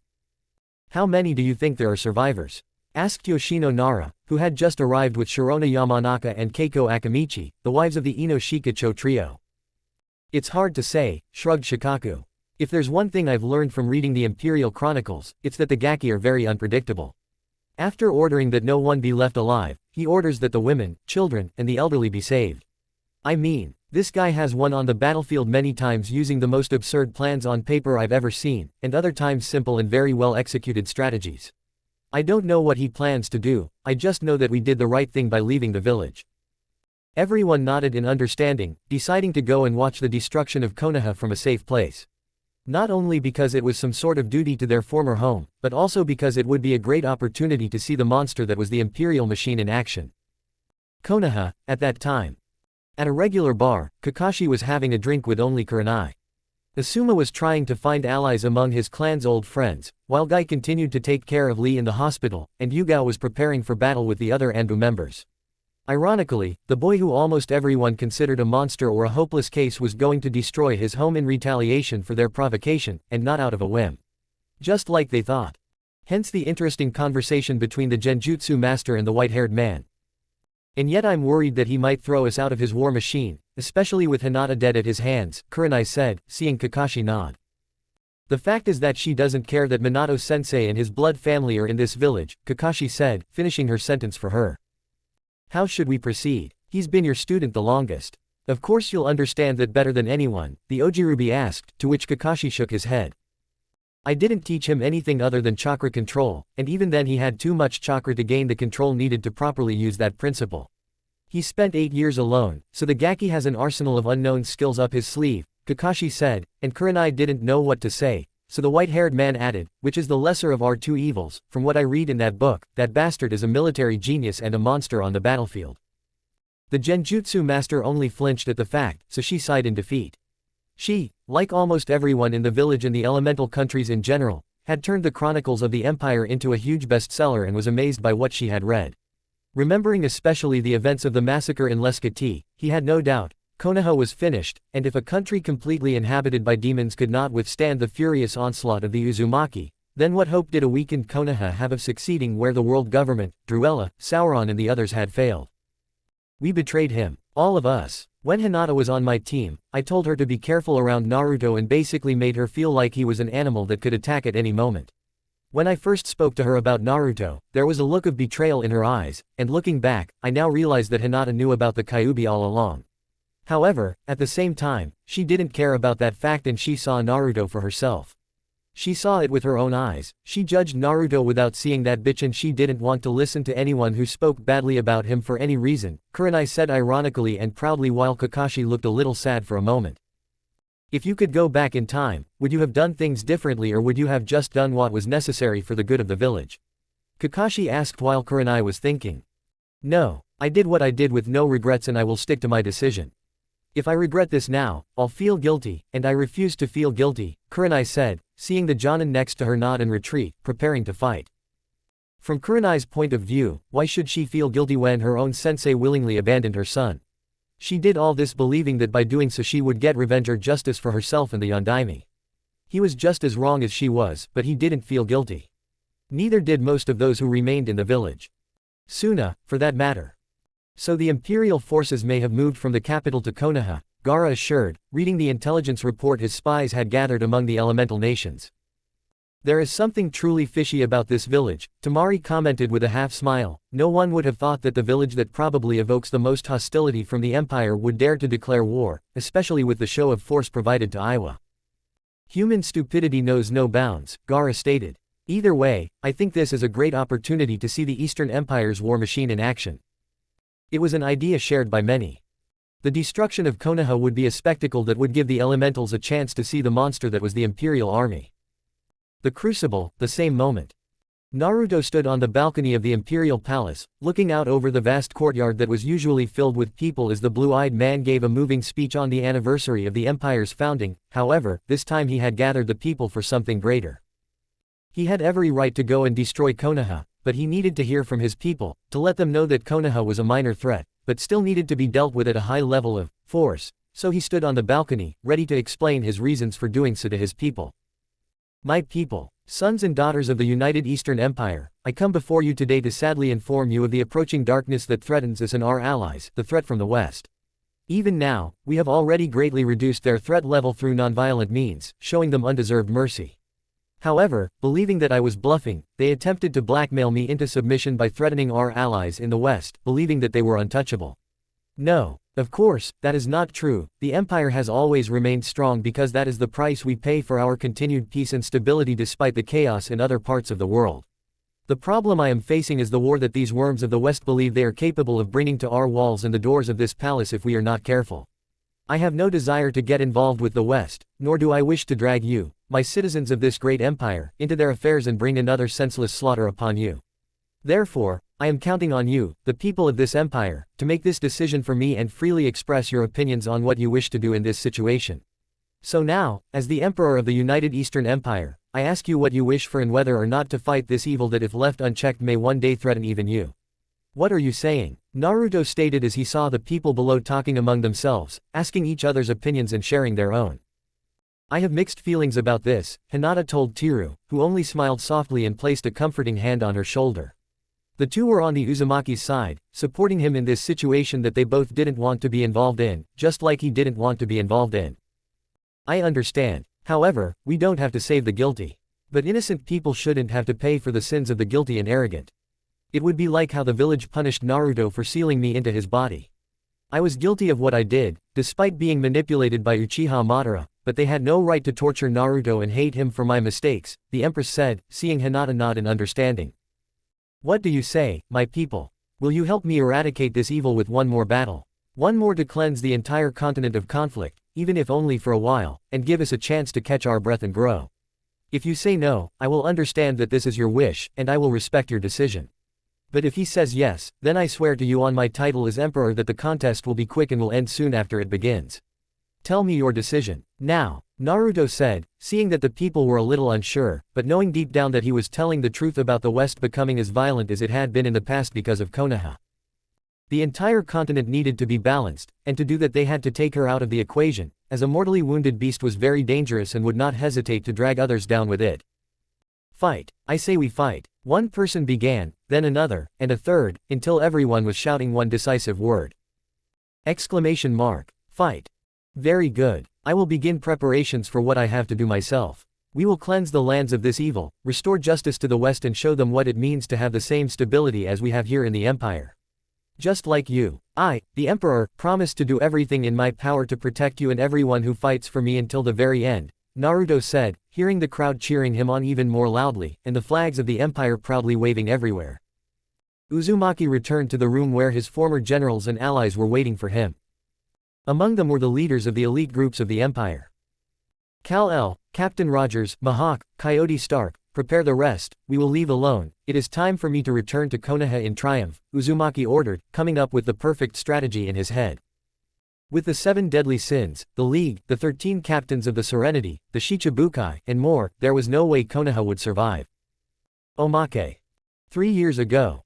Neji Hyuga was walking through the village with Tenten and Hinata, the three of them running a few minor errands for Hiyashi, more out of a favor to the clan leader than a sense of duty, so after finishing early, they headed to the village's shopping district, where they were going to buy the last of the groceries they would need for dinner that evening. Today was March 27th, so Hanabi would have turned 16, a special date for Kunoichi, as it was the legal age at which women on active military duty could legally claim their full rights. For the daughter of the leader of such an important clan as the Hyuga clan, this meant that the day had come where Hanabi could officially be declared the heir to the Hyuga clan.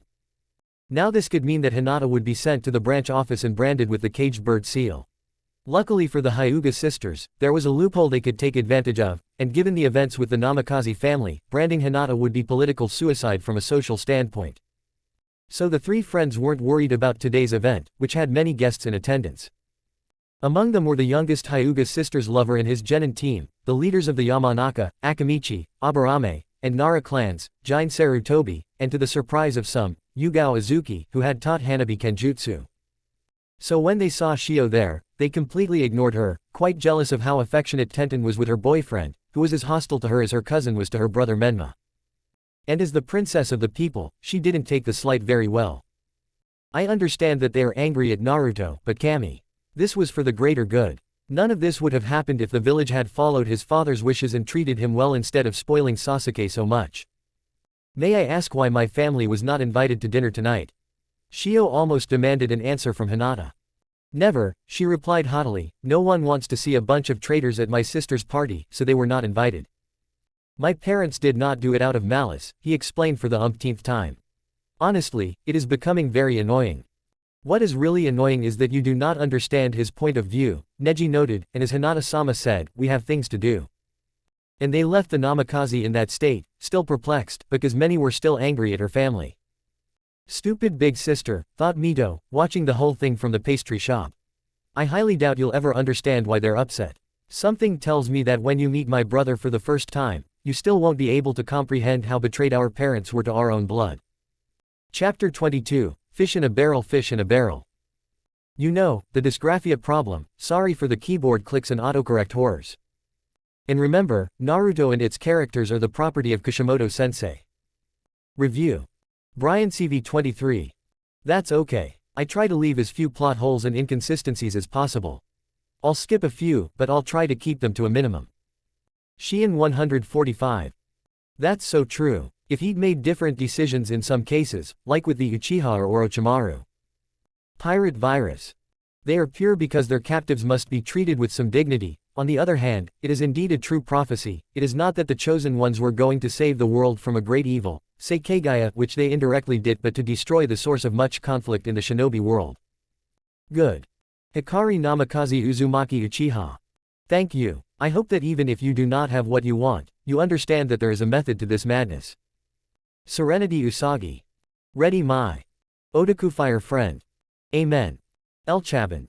It is practical, you just need to learn to act logically, but also be unpredictable. Naruto Aguero. I will accept your offer, but not in this chapter. However, I like your fanfic, Naruto-sensei, and something tells me that there are a couple of references to me. Maybe I am a little stupid, but okay. Thanks for reading the fanfic. Marizno 538. Not now, but it will happen. Guessed. Yes, the only one worthy in her family. Black 25.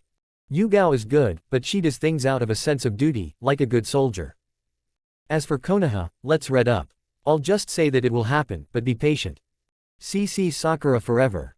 Thanks. Samuel Gomez. Not everyone has to die for justice to prevail, sometimes death is a reward, not a punishment. Just look at what I have planned for them all. Kurasanu. Answered via MP. Irina Akashira. Answered via MP. TXPOK2460. Thank you. We begin. An army, or rather a small imperial battalion, was quickly transported by Hercules helicopter through the elemental countries, showing that they do not need to cross borders at any time to harm Konoha. The high altitude at which the device was flying made it obvious that they could do anything to crush their enemies, and, I might add, without being subject to armed reprisals. Hence the horror that gripped many of the combatants as they saw the machine descend into the clearing by the southwest gate, and almost immediately saw its occupants. And seeing who was descending made the blood drain from most of those who had read this book. Shit. Jiraiya cursed loudly as he watched everyone exit the helicopter. They saw Mihawk and Escanor emerge first, followed a few seconds later by Tony Stark and Bruce Wayne, who was wearing a heavier suit than the one the Dark Knight usually wore.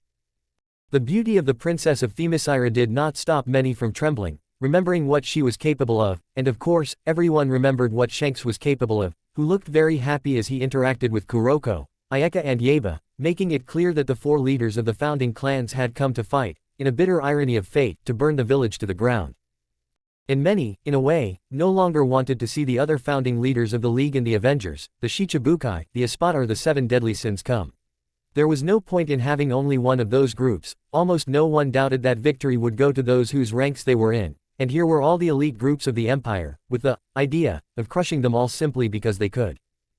The last to get out of the car were the members of the Imperial family, all of them dressed in battle attire, since Tayuya said that everyone had to take part in this matter, so Karen changed from the elegant dress made by the tailor to a battle kimono, like Tayuya, who abandoned the kimono that Tyr almost forced her to wear to now wear battle armor, like Naruto and Tyr, who wore their battle attire. Naruto's Anbu suit, like tears, gave him an impressive appearance, despite all the cleavage and exposed legs. Then, to the surprise of many, El Cap came out with a flag that was 3/4 white and 1/4 cobalt blue, which in the language of the elemental nations meant that the commanding general wanted an audience with the enemy general. And so, with great pride, Homura, Kaharu, Minato, Jiraiya, and Kushina, along with a squad of Anbu, set off to find out what the Uzumaki wanted. "So you have come to hand over your elite soldiers and surrender," the Rokudaime said haughtily. "The flag is not completely white," the Uzumaki noted. "I have come to do something contrary to my principles and in accordance with them, but in a contradictory manner. Normally, I would have attacked them without further ado, considering what happened. However, I have a habit, inherited from one of my best friends, of giving the enemy the opportunity to surrender. So this is your last chance, Homura Mitokado, Konoha's surrender or its destruction." "We will never surrender," the Rokudaime was very stubborn, "the will of fire will prevail in Konoha." "Okay, then I hope you can live with your decision," Naruto commented as he left, "but I promise you something, tonight, there will not be a single stone left in Konoha that would identify its location." With that said, the emperor and his enemy returned to their positions, ready to begin the war effort. "Get into position," Uzumaki ordered with aplomb, causing the battalion to quickly line up, ready to begin the attack. "They're about to start, get ready," Minato ordered, having been left in charge of the army while the Cage went to hide like a rat in one of Danzo's old bunkers while he called for backup along with Jiraiya and his sons, as well as every on-call shinobi in the village. "I feel really bad about this," Kushina muttered while her husband tried to console her. "I do too," Minato admitted, "but we have to protect our homes since we brought this evil upon them." All of the Namikaze, with the exception of Mito, felt bad. They had to agree with their father and husband, so with renewed determination they enlisted in the army. They would surely die, but they would do so fighting for the village. "Please show me the honors," Naruto asked kindly. Diana of Envy, Janet Van Dyne, and Scott Lang moved forward and ran in front of the village's wall, all of them having reached their normal size and no longer standing in front of the wall, they had become giants. Bang! The sound of Diana's hammer rang out as it took down a large portion of the wall that couldn't withstand its onslaught, as did the strikes of Wasp and Giant, who made a good hole in the wall, ignoring the toads and the wave of jutsu that tried to stop them. Escanor, along with Hulk, took command of the amphibians, while the magical aura courtesy of Merlin gave the Colossi the ability to ignore the defenses of their opponent's attacks. "Oh, shit," Hashirama whispered, shocked at how easily the village's walls had been destroyed. There were still quite a few toads and other summoned creatures, but even so, he and almost all of the Konoha shinobi doubted they would make a difference. "Advance," Uzumaki ordered and launched an attack on Konoha, quickly taking the lead and knocking down the Anbu who had the misfortune of being the one to block Uzumaki's path, which would lead to chaos breaking out within the village's walls. With the Avengers, several Chunin went into shock due to the electric shock caused by the taser. The immobilizing weapon was used on the group due to an arrow fired at them by a man in a black suit and brown glasses. Not far from there, Donald Blake, the wielder of the legendary Mjolnir, mimicked his comrade's intentions by releasing a bolt of lightning that incapacitated about 20 shinobi, after which he looked smugly at the archer. Boastful, the experienced archer muttered under his breath before staggering slightly due to the shockwave that reached him rather diluted. The Emerald Giant clapped his hands furiously, sending an entire battalion of Anbu flying, so he smiled arrogantly at the two of them before picking up speed and jumping towards his next targets. Meanwhile, the now tiny Wasp was flying around, stinging the shinobi with her electric stingers who didn't know how to defend themselves, giving her partner Scott the opportunity to use his taser on them, knocking down all the enemies in front of him. And while the pair of insects were attacking, the red-haired Romanova was fighting Kurenai, who couldn't do anything to defend herself. Stark had given them all glasses so that the genjutsu wouldn't harm them and would make it easier for them to fight. So the red-eyed girl couldn't do anything as the red-haired girl easily defeated her. "Come on, fight," Widowmaker admonished the defeated Kurenai, who was watching her fight until Mito showed up, giving hope to the genjutsu master.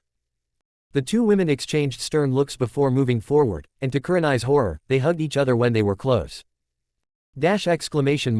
Husband sister, they both greeted each other at the same time, leaving the Jonin and several others with their jaws on the floor before Iron Man took out several of them with his sonic cannon so he could greet his protege.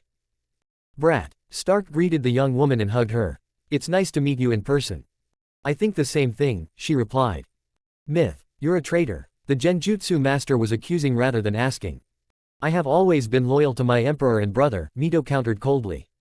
Besides, he's not the type to speak of betrayal, since he dared to treat my brother so poorly, insulting my naive father's request to see him as a hero.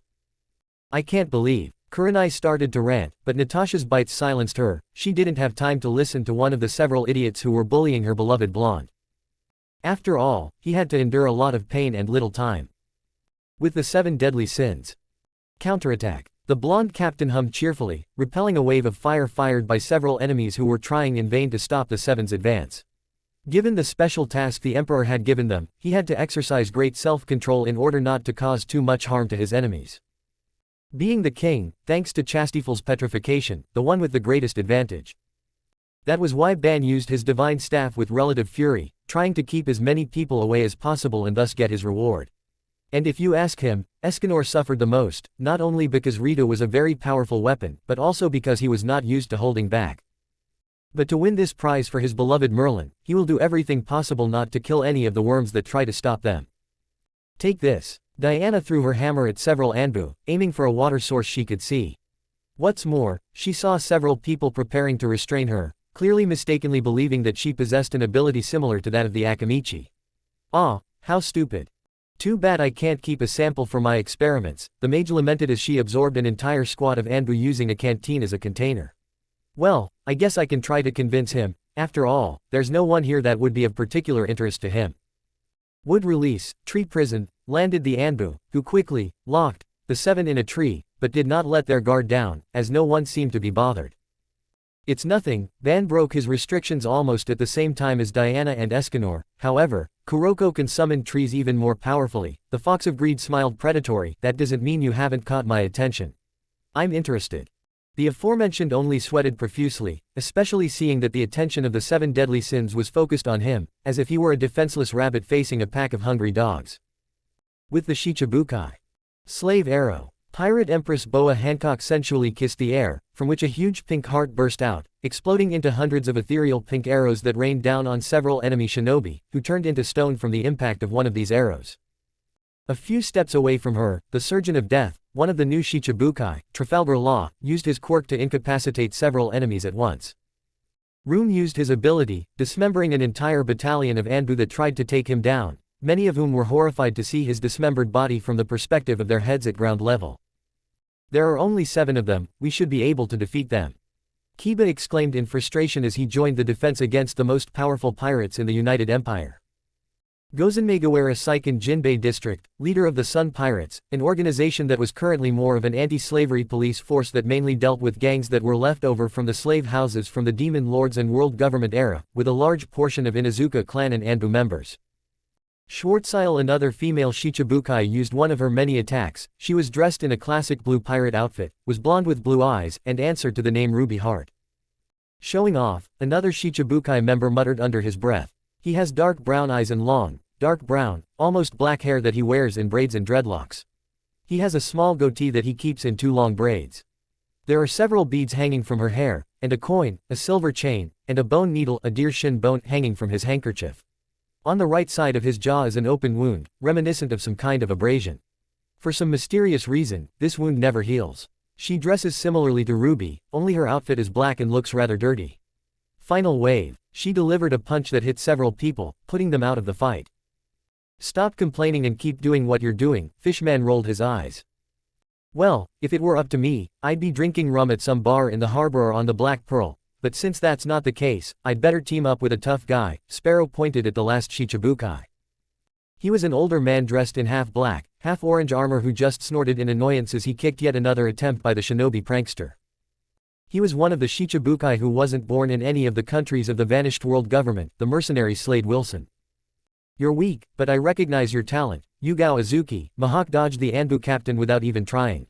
I find it unfortunate that someone like you would choose to protect this pathetic place no matter what. I know that boy won't kill innocents, the purple-haired woman admitted, but even so, I must continue, for it is my duty. I understand, the world's greatest swordsman nodded, so if it makes any difference, I apologize 1,000 times. And he charged at Yugao, ready to end the fight. With the JLA. My ears. Many exclaimed at the sound of Black Canary's ultrasonic scream, before being knocked out by Night Knight's batarangs or the Emerald Archer's arrows. The 3 weakest of the 7 surviving founders of the League, remember, Barry Allen died in the Unification War, banded together to avoid casualties, while the heavyweights fought nearby, slowly pulling the brand closer to them. The double clap of the Man of Steel and his cousin gave Shazam the opportunity to release lightning, which incapacitated most of the enemies who tried in vain to stop them, and finally, the stragglers in this battle tried in vain to stop the Amazon princess, who easily dealt with the rest. I should have gone with Caulifla, the Amazon princess thought, feeling that she would have more fun with the Saiyan, but it was not until Asuma and several members of the Sarutobi clan arrived on the battlefield. In the end, she thought she would have fun with the Sun family. The 7th gate is open, Might Guy proclaimed, rushing forward to engage Son Goku, who was already waiting for him in a defensive position. Guy had encountered the Sun family while going to help defend the village, leaving Lee behind in the hospital shelter. Upon seeing Gohan, he simply flared up and attempted to attack him with the 6th gate, but a blow from the Saiyan's father's axe prevented him from even getting close. Being the strongest in the area, Goku had chosen Guy as his opponent, almost denying the bushy-browed Jonin the chance to get revenge on the Saiyan who had crippled his favorite student. "Well, while my husband is having fun, I guess I'll have some fun with you," Caulifla remarked, seeing Sum and her trusty dog growl menacingly as she took aim at them. "I'd like to see you try it, bitch," the Inuzuka head growled as she performed Gatsugu. And failed to land a direct hit. But the Saiyan didn't miss a single blow she wanted to land in revenge against Inuzuka. With or without a mask, with a fake voice or not, it was always clear to Naruto that the Inuzuka head always led the hunt for foxes, as she always brought her faithful dog with her. Seeing the connection between Akamaru and Kiba, Naruto only had to look at the Inuzuka, the owner of that damn dog, to know the identity of both his most ardent enemy and one of the few angels who protected him in life. I will never forget Inuzuka, who cornered him like a wolf or rabbit, and the one who knocked him out and left him in the care of Ayame and Kyuki, and somehow prevented the continuation of this shameful unofficial tradition. And of course, since Caulifla was his 3rd mother figure, the little fox told him about both women. The description of that dog was very accurate, hence the maternal fury with which Caulifla methodically destroyed Sum. Her emperor and almost son had ordered her not to kill anyone, she would carry out his orders, she would give him beatings that would not threaten his life, that he would then die from the blows or not wake up from the coma he would probably fall into. It did not matter to her whether he followed the ambiguous parameters of not to kill anyone. With the Espada.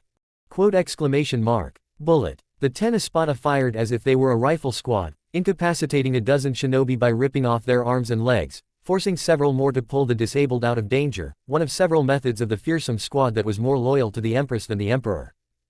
It's a shame the Empress denies us the right to end lives. The 5th Espada, Grimjow Jaegerjaquez, said bitterly. It suits me just fine, he said, yawning, either from boredom or fatigue, as it was difficult to tell what state the strongest Espada was in. The less effort he puts in, the better.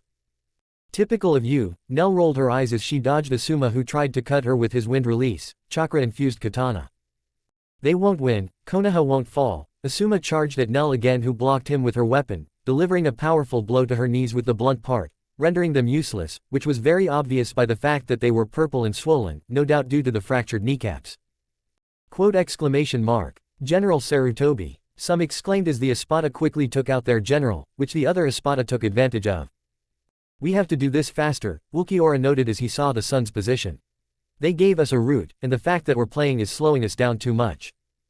You remember sound, right? Ariniero Arururi said sarcastically. We still have time. Look at it this way, he said monotonously, though there was a glint in his eyes. The Saraiti hasn't finished their task yet, and if we finish first, it'll be a nice kick in the pants. And that argument was worth it, because they were preparing to conquer the Konoha zone, as their empress had instructed them to do, and at a tremendous speed.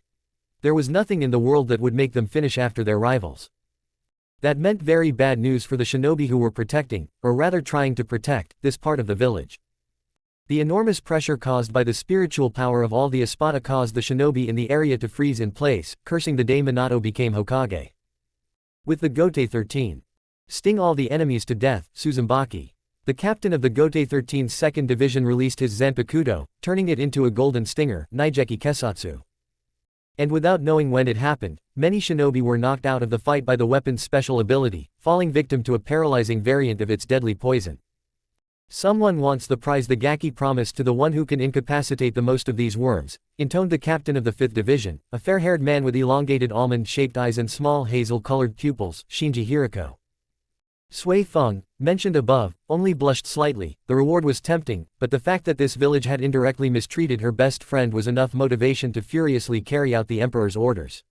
Even though Karen would also be fighting a few blocks to the right, Sui Feng was not about to tell Karen that she was not the one who killed the least hostile shinobi among the 13 captains of the Seraiti. Anyway, I think we can all agree that we've wanted to do this for years, said Kyoraku Shunsui, a man with a muscular build and mature appearance, wearing a traditional peasant hat and a pink kimono with flowers over his captain's uniform. Her hair was tied back in a loose light blue ponytail with 2 small red flowers on the back of her head, her hair was a dark brown, and her eyes were black and narrowed. Everyone gathered nodded in complete agreement with the lazy captain. The chilling smile of the 11th Division leader Kenpachi Zaraki was quite eloquent, as was the sweetly painful smile of the mature captain of the 4th Division. Spread out, Senbon Sakura, the captain of the 6th Division ordered his weapons, thus gaining a much greater advantage in the fight. And that was the moment when the Espada's pressure became palpable, causing Kenpachi's gaze to take on an even more chilling hue if that was possible before he charged at the enemy shinobi with more force, overwhelming Hashirama who had just joined the fight, leaving him out of the fight. "These smug Espada," the sickly captain of the 12th Division snorted in amusement, "guess we're not going to leave it like this." The others, instead of reacting, simply dropped their weapons, those who didn't, and the rest stopped playing. No hollow was going to rub their noses in the fact that they were the most effective in serving the emperor. With Arashi, Ayeka, Kuroko, and Yeba. Atomic Blast. The Hyuga Patriarch unleashed his best technique. Using his highly developed armor haki and wind release chakra, he managed to recreate the small shrimp pistol's ability. The pistol shrimp is capable of squeezing its claws at such a high speed that it creates a shockwave of approximately 100 km per hour. It also creates a cavitation bubble similar to a mantis shrimp, but with its own punch that quickly collapses and can reach temperatures close to 4,000 degrees Celsius. Impressive, right? Imagine how devastating this feat would be when the clan leader replicates it perfectly on land. Thus, despite this strike being a very restrained version of his most powerful strikes, he incapacitated quite a few enemies with the shockwave. Chain Attack, Lightning Wave. Arashi commissioned golden diamond chains infused with lightning chakra. The chains gained a sharpness similar to that of a kunai and were launched at several enemies, giving them no time to react. The chains knocked them down but didn't kill them, leaving behind a shock similar to that caused by Teaser. Good, Ayeka cheered, preparing to attack. Blind.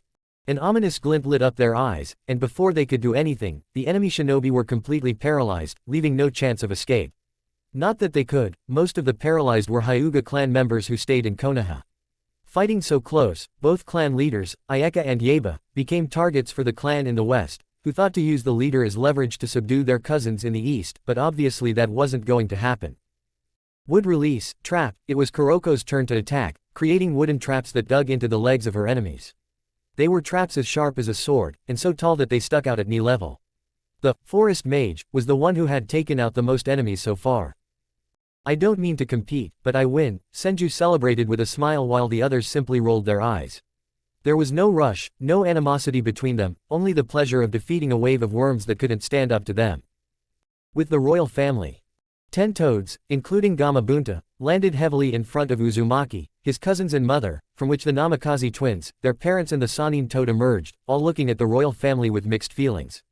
On one hand, Jiraiya looked angry that not only would his ambitions not be realized, but also because his questionable actions had come back to bite him in the ass. For their part, Minato, Kushina and the twins were saddened that they had to fight against their family. The overconfident Menma had a hard time accepting the fact that he wasn't the one chosen to bring peace to the shinobi world, but that didn't mean he would enjoy watching his brother destroy the home he had learned to love. For his part, Shio thought the overall picture was sad and was forced to agree with Mito. 3 years ago, she had made a truce with her family, telling them that she would no longer demand anything until Naruto could speak out, keeping her promise and maintaining a warm relationship with all of them. After what had happened, Mito had only told them, "I told you so," and then warned that it had already come true. If they continue down the path they are on, the family will eventually be destroyed. And since his younger brothers had apparently died in the fight, no matter what happened, the bond between his family would be severed.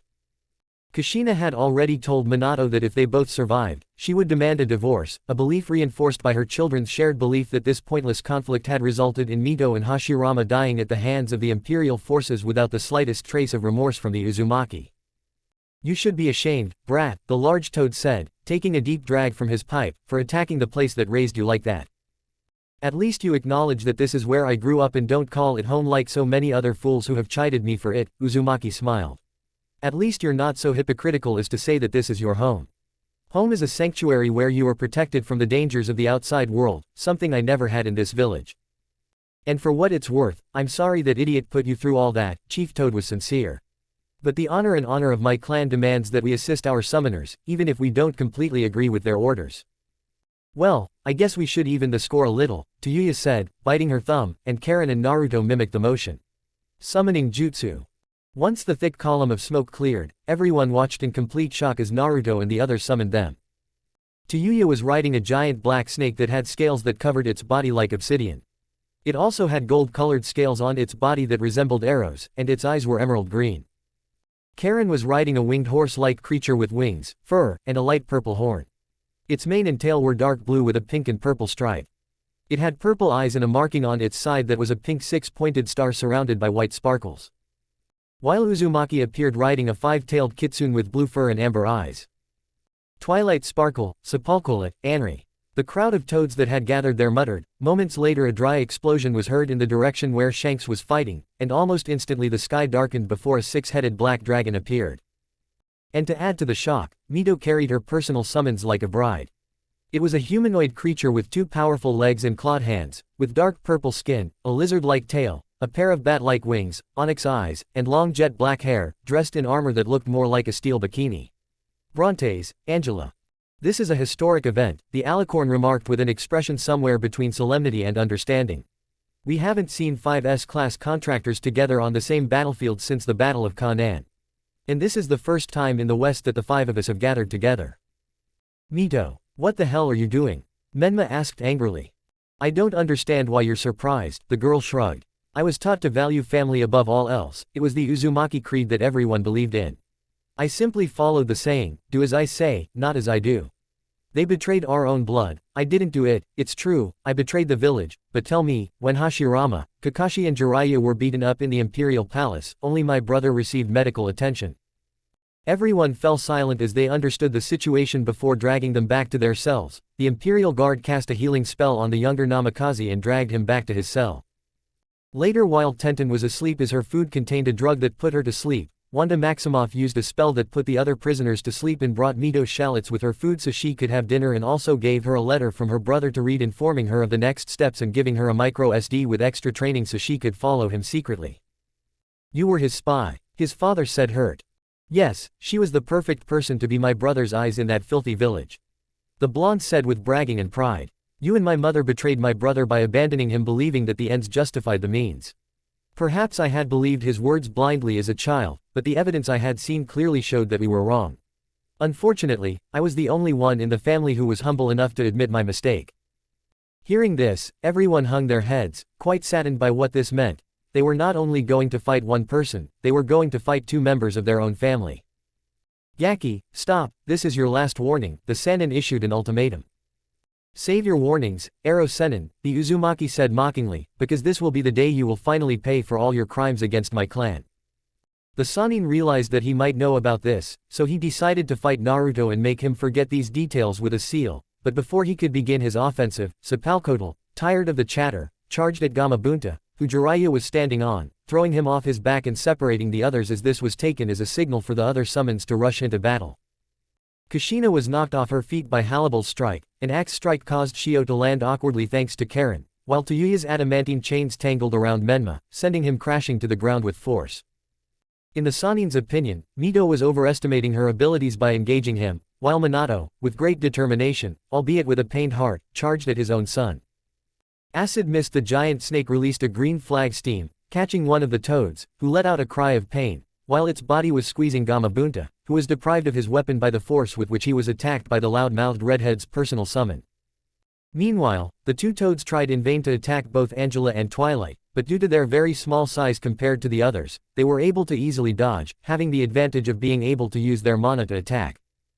While they had it easy, Brontes and Anri used their multiple jaws and tails to their advantage, which they could use as extra limbs, and managed to keep the other toads at bay so they couldn't help Namikaze or Jiraiya, who were having a terrible time. "There are people in this city that I've known since I was a kid. They deserve a second chance. They deserve the right to redeem themselves." Minato explained his main reasons for standing up to the royal family while his biological son mocked him and his adoptive mother fought Kushina, letting out a cruel laugh that made it clear to the Yondaime Hokage that the Biju thought his answer was a cruel joke.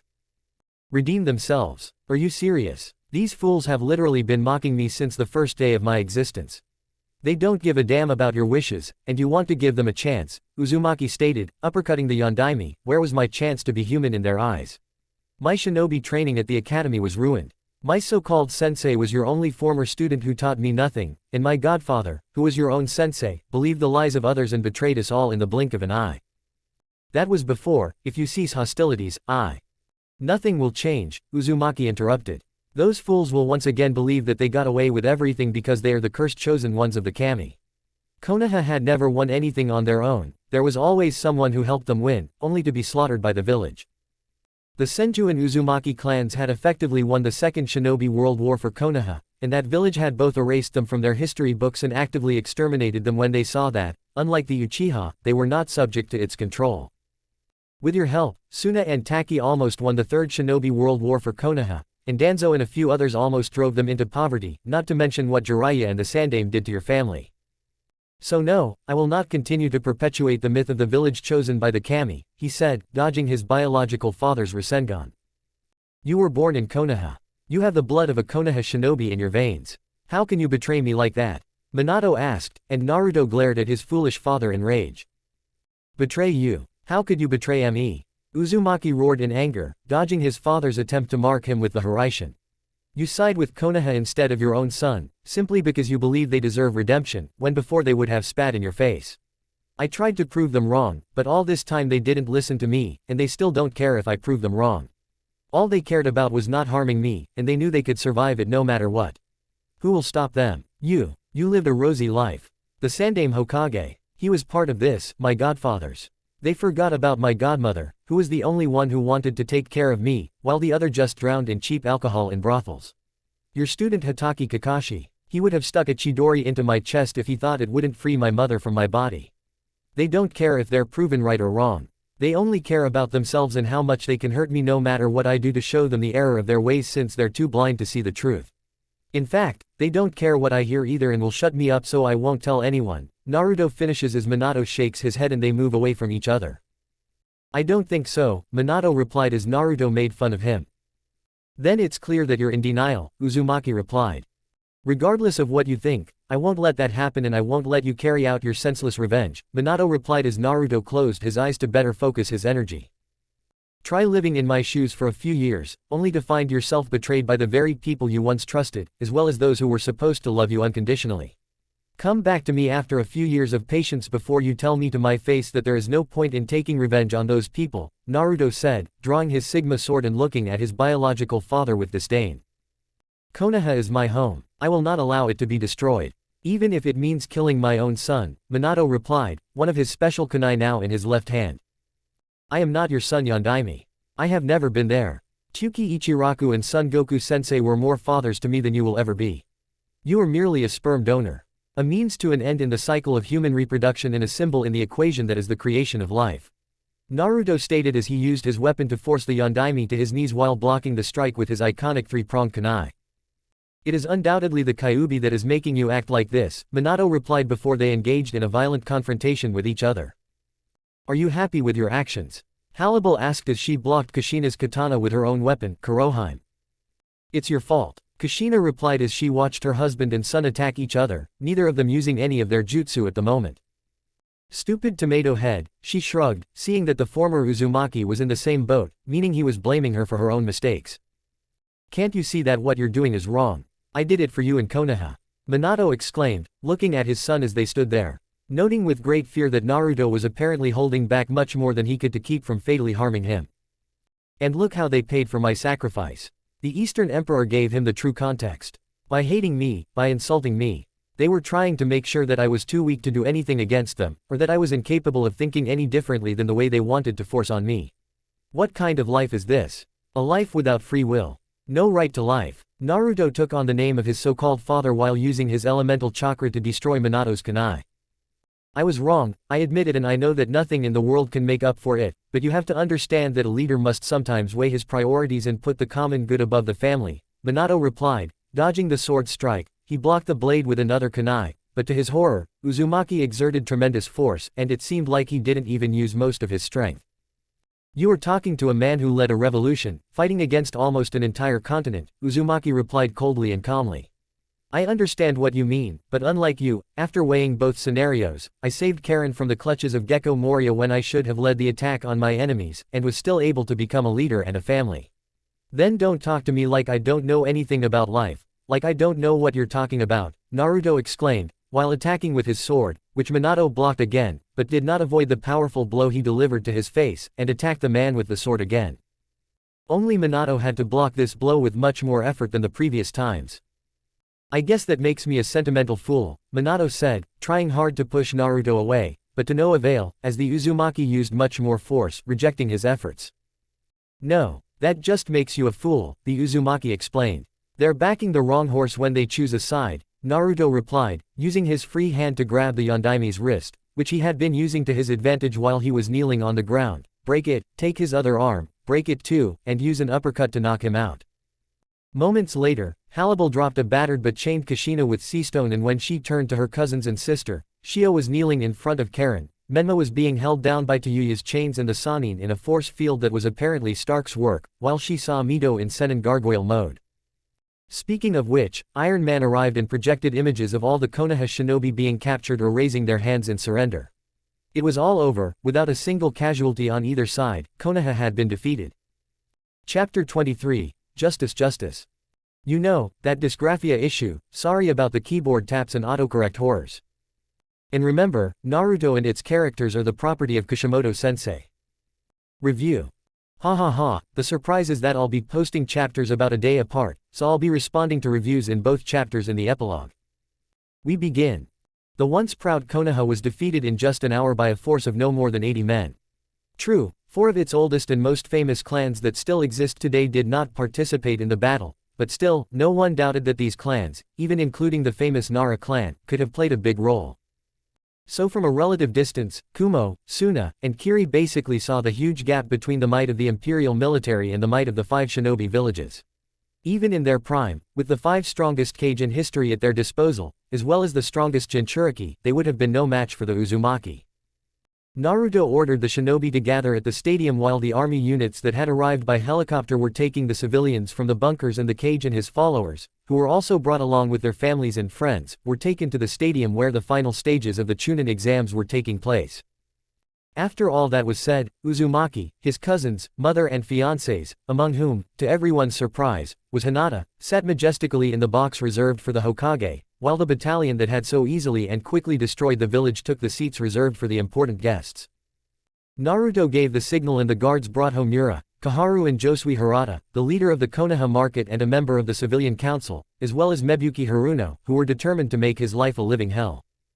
You should have accepted my offer, Uzumaki said mockingly, implying a very satisfied, I told you so, in his voice, and now your fate is in my hands.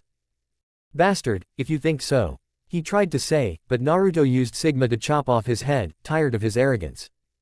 Uzumaki sheathed his sword and nodded to Byakuya and Sui Feng, who had killed the other pair after both captains had used Shunpo to get into the same box with their emperor. Well then, people of Konoha, now is the time to bring what you never believed in, the victims of your arrogance, the day that the one you tried to subdue for your amusement and the belief that he was a demon. Naruto began his speech. What I have come to bring is not revenge, but justice, not just for me, but for all the elemental nations, Naruto proclaimed, preparing his Rinnegan to cast the Genjutsu, flashback.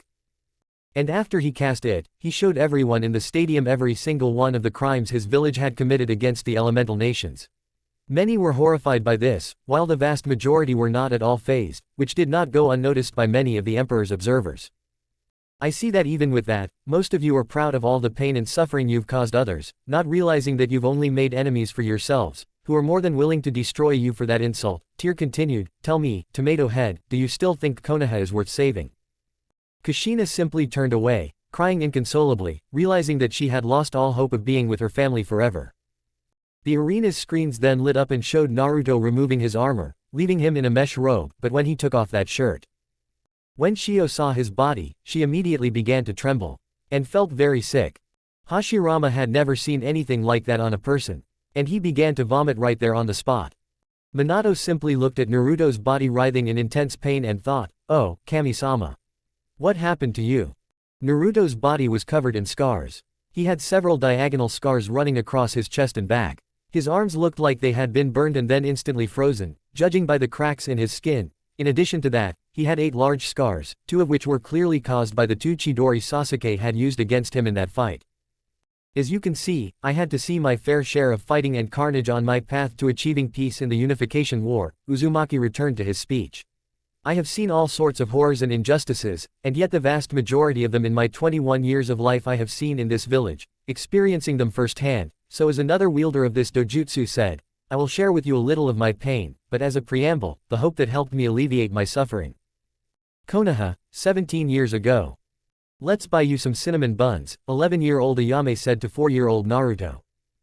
The would-be waitress found Naruto rummaging through the trash and, upset by this, invited him to her house for lunch.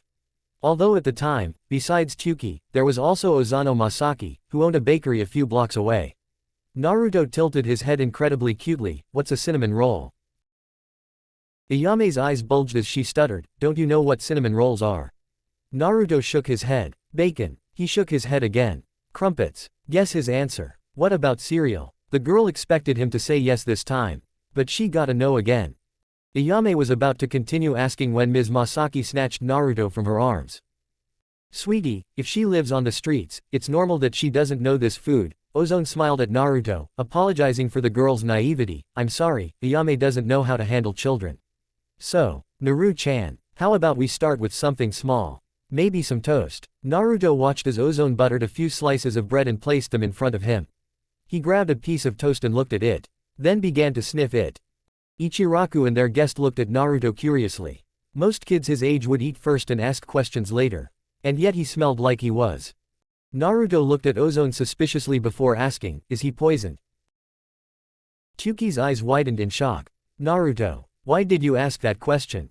Naruto shrugged. "It's happened before. Once or twice," Naruto replied before sniffing the toast again. "It seems okay." "Ah." Naruto took a bite of the toast and began to chew on the buttered bread. His first memory was painful for those in the stadium. But what happened next horrified many of the younger generations of spectators. When Naruto was 3 days old.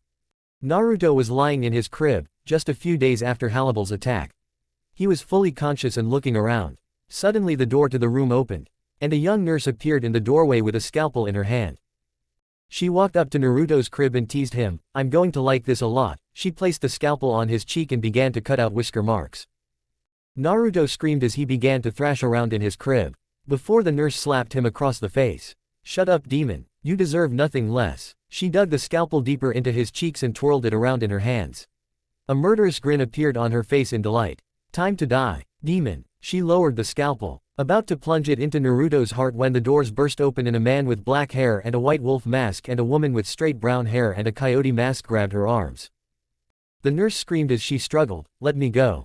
The demon has to die." The woman was hit in the left temple as she was being led out of the room. Not even a minute later, 13-year-old Anko walked in. Her eyes widened as she screamed at the 2 men, "Ibiki, Sango, help me. We have to stop his bleeding." She looked at Naruto, took out some cotton balls and began to rub the scars. Her eyes closed as the pain became too much to stay conscious, preventing the Biju from continuing to see what was happening to the little boy. Mito brought her hands to her mouth, her eyes filling with tears, and she whispered, "You heartless bastards. How dare you?" Shio gripped the edge of the seat tightly. She tried to hold back her tears. And failed. How could a nurse do something like that? He thought, finally realizing the depth of his parents' stupidity. For a year and a half. Naruto sat in the closet. And grabbed a blanket for himself. He was no more than a year and a half old. And he lived in the dampest part of the orphanage. The basement. He hadn't been given food for days and he was incredibly hungry. Suddenly, he heard something fall. And saw a small rat climbing onto a fallen barrel of bolts. Naruto felt his stomach rumble. He looked at the rat and without a second's hesitation, he ran towards it. The rat jumped to the ground and ran towards a hole in the wall. Naruto managed to grab the rat by the tail. The rodent quickly turned towards him and sank its teeth into his flesh. Naruto wanted to scream, but instead, he grabbed the rat by the neck and squeezed. Crunch, the rat went limp in his arms and Naruto looked at it. He swallowed, and then bit the rat's head off. The taste was absolutely disgusting, but he was too hungry to care. He continued to eat the raw meat and felt it sliding down his throat. He could feel the bones pressing into his stomach, but he didn't care. When all that was left of the rat was its tail, it shoved it into its mouth and swallowed it like spaghetti. He coughed up the fur stuck in his throat and crawled back into the blanket. It was riddled with moths and so thin it felt like paper. Naruto curled up in the corner of the room and tried to sleep. Menma clutched his stomach, trying to hold back the vomiting, but ended up adding another bodily fluid to his form, stained with his own blood. Yugao curled up in her place and began to moan. Ibiki, who was strong, was barely holding on, his eyes starting to water. 4. 2.5 years. Naruto sat outside, waiting to be let in. He was left outside for the day, and was supposed to stay there until the caretaker let him in. The door opened, and the caretaker came out with a smile on his face. "Hello, Naruto-kun, how are you?" Naruto looked at him with slightly scared eyes. The man knelt down and smiled. But the man who had undergone shinobi training could clearly see the evil glint in his eyes. "Now listen," she sat down next to him and put her hand on his shoulder. "I want to apologize for being so cruel to you all these years. I had no excuse for it." She smiled at Naruto, who was incredibly confused. But Naruto fell silent when the man patted his head. "Oh, don't worry." Before Naruto could think, the guy pulled him into a hug. At first, Naruto was surprised. But the hug was so warm that he simply melted into it. He never noticed the poor man's smile, which did not bode well. "Die, demon," he exclaimed before plunging the rusty knife into his chest. Naruto screamed in pain, falling backwards and trying to pull the weapon out. The poor man grabbed his arm and broke his wrist before he could do so. "Please, I can't believe you actually believed that," the man mocked. "Why should I regret giving you exactly what you deserve?"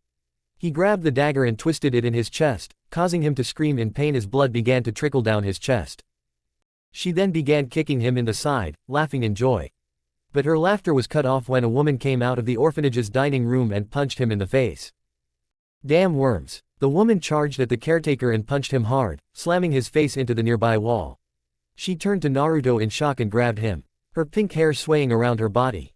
"Oh Naruto, I'm so sorry." Her eyes closed as the poor boy passed out from blood loss. The woman was Sakura Haruno, the younger sister of Hiyashi Haruno, Sakura's father and the only person in the orphanage who treated him well. The woman died a few days after the event, an act that cemented her family's hatred for the Uzumaki. The women in the stadium began to sob uncontrollably, trying in vain to undo the genjusta. Henna Inuzuka pressed herself against Tsume's chest and began to sob. Kushina growled with absolute hatred, mentally snarling, "That fucking bitch. That bitch is going to die if I ever see her again." 3 years. Naruto was no more than 3 years old when he was thrown into a cage, with fox ears and 9 fox tails sewn onto his body and stapled in place. Outside, over 50 people with torches and pitchforks laughed at him, and they all began to place bets on his head. 5,000 ryo, 6,000 ryo, 10,000 ryo. The bidding continued, and the one holding the iron rod in one hand and the money in the other smiled. "Now then, let the fox hunt begin." The cage opened, and the man placed the tip of the iron rod, which had the kanji for killer written on it, against his bare skin. Naruto ran out of the cage and through the streets, with the crowd chasing after him with knives, torches, and pitchforks. Naruto ran down an alley, with the civilians surrounding him throwing rotten food at him. He ran down the alley until he came to a fork in the road. He quickly turned left and found himself in the clan district. The crowd followed him, unaware that the poor boy was in the last place they wanted to be right now. In front of the Inuzuka compound. "All right brat, time to pay up." Tsume smiled sinisterly before ordering her dog to tear the boy's body apart before being stopped by Shibi Aburame and his insects. "I can't believe you'd help your best friend's killer," the matriarch said with a hint of venom in her voice. Unfazed, the Aburame simply picked the boy up and carried him back to his compound.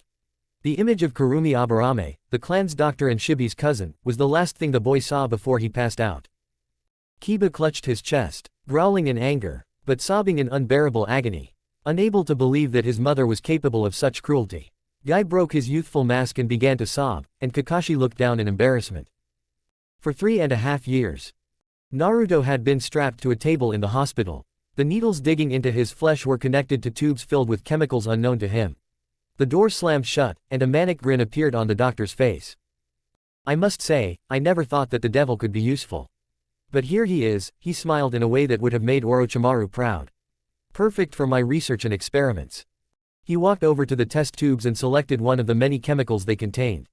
This, little demon, the little chemical I got my hands on, it's an amazing chakra steroid. However, I have yet to conduct any real-world testing on it, and I'm afraid I don't have permission to use it on another person yet. So I decided to use it on you. He received a large dose of the chemical with a syringe and injected it into the child. As it entered Naruto's bloodstream, his veins and chakra network began to stretch and contract, causing him intense pain. Exclamation mark. AAAGGGGHHHH.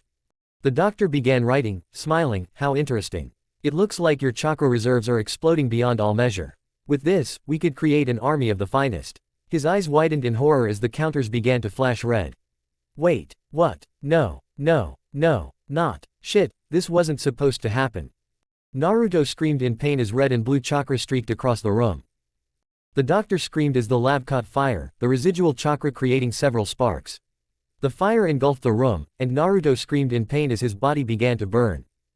Even though it was a useless gesture, Jiraiya had to look away, finally admitting how stupid he had been. 21 years too late, only 21 years too late. For 4 years. Naruto had been running from a crowd shouting words like, demon, and, fiend of hell. He tried to enter a store, only for more people to come out, shouting insults at him. He turned around to see that the crowd had completely surrounded him. The one in front shouted, kill the demon. At which point he was surrounded by dozens of people, hitting and beating him, while another member of the crowd shouted, hey, I have something we can try. He pulled out a harpoon from the scroll and ordered a few people to hold the blonde down. Naruto was lifted off the ground as the men began to laugh like idiots. Fire. The harpoon was thrown straight at Naruto's stomach, narrowly missing anything vital. Naruto screamed in pain as another member of the crowd threw a handful of kunai at him. He was then pinned to the ground as a woman approached him with a 9-pronged whip. I'm sure you'll like this whip. Tie it up. A group of people from the crowd grabbed Naruto and held him in place as they ripped the back of his shirt off. She smiled, take this. Thud. The tips of the whip cut into Naruto's flesh, leaving 9 deep cuts on his back. His screams pierced the air as the crowd began to laugh at his failure. Thunder, the whip cut into his flesh again. The crowd continued to do so until someone shouted, hey, here come the shinobi. Let's get out. The crowd dispersed, leaving Naruto to bleed out in the street. The Tubo were recognized by several of the people present, many of whom had children, and they felt their hatred upon seeing what monsters they truly were. 5 years old.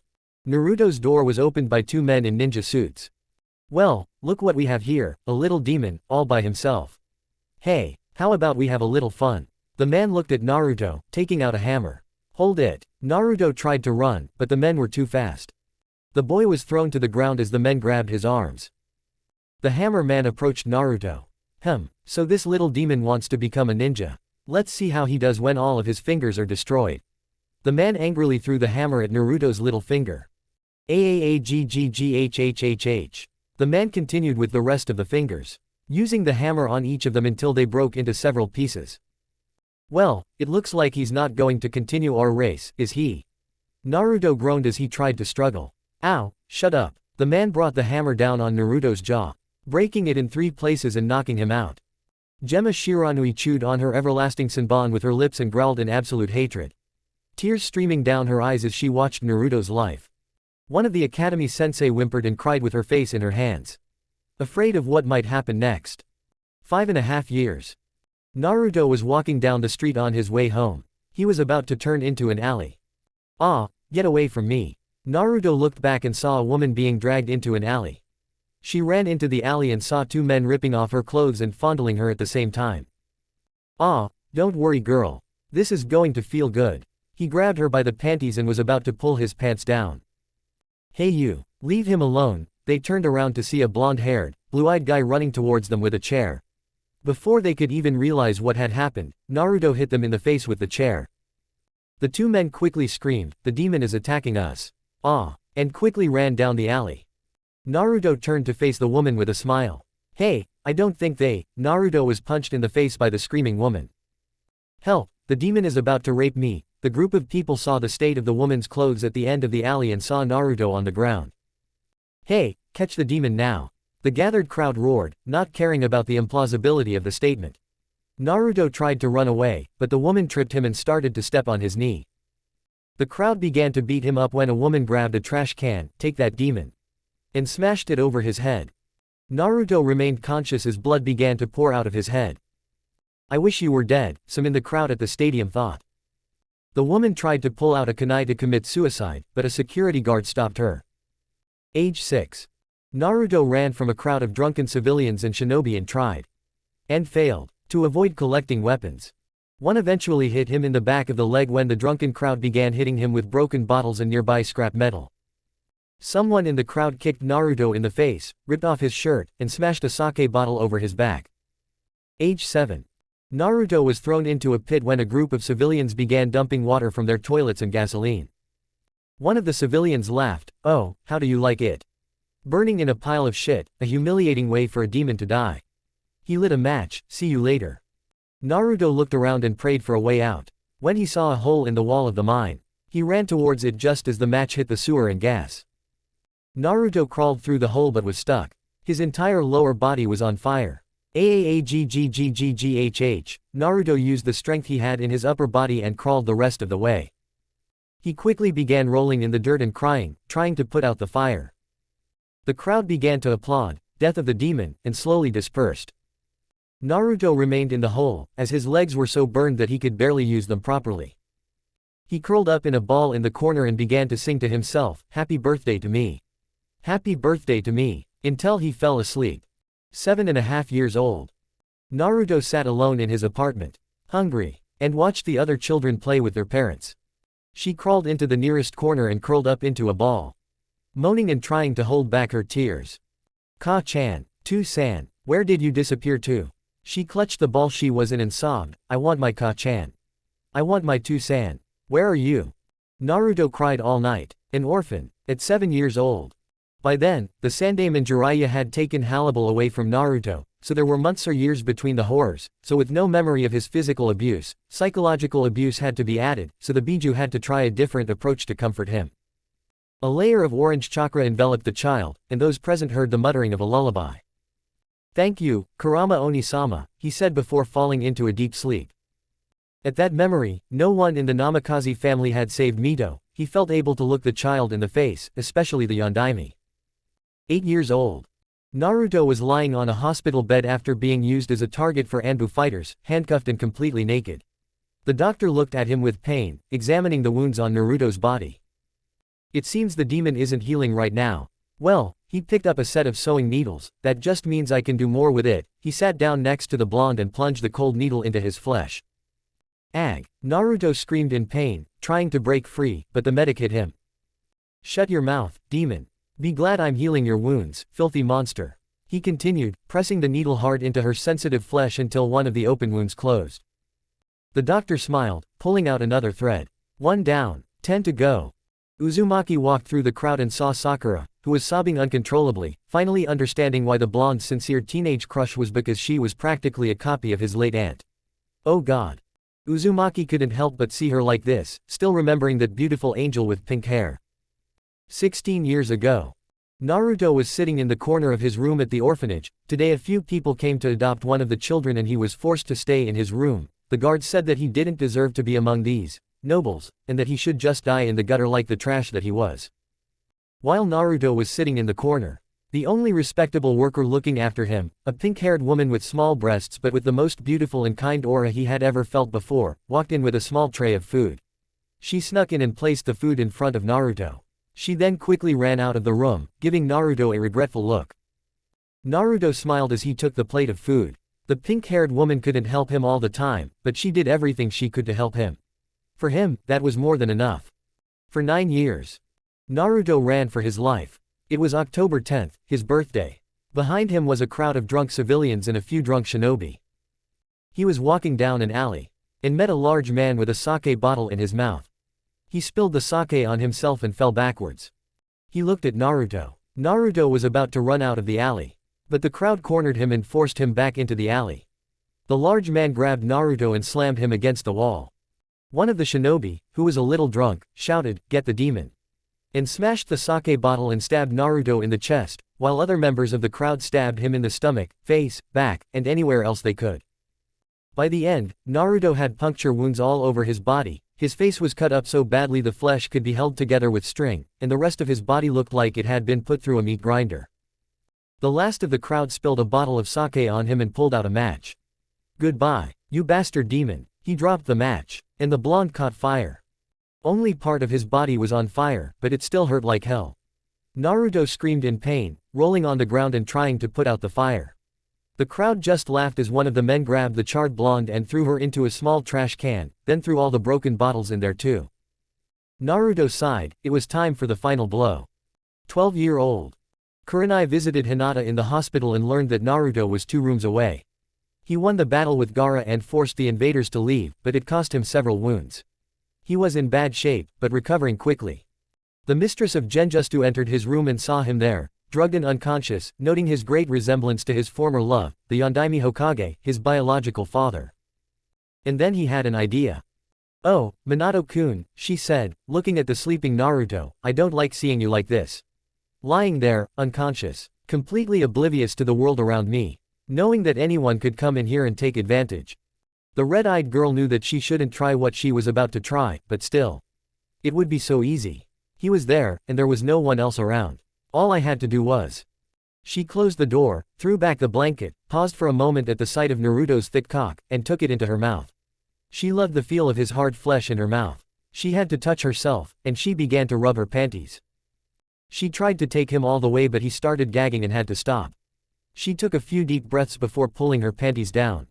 She leaned over Naruto's cock and slowly lowered herself down. She gasped as he entered her.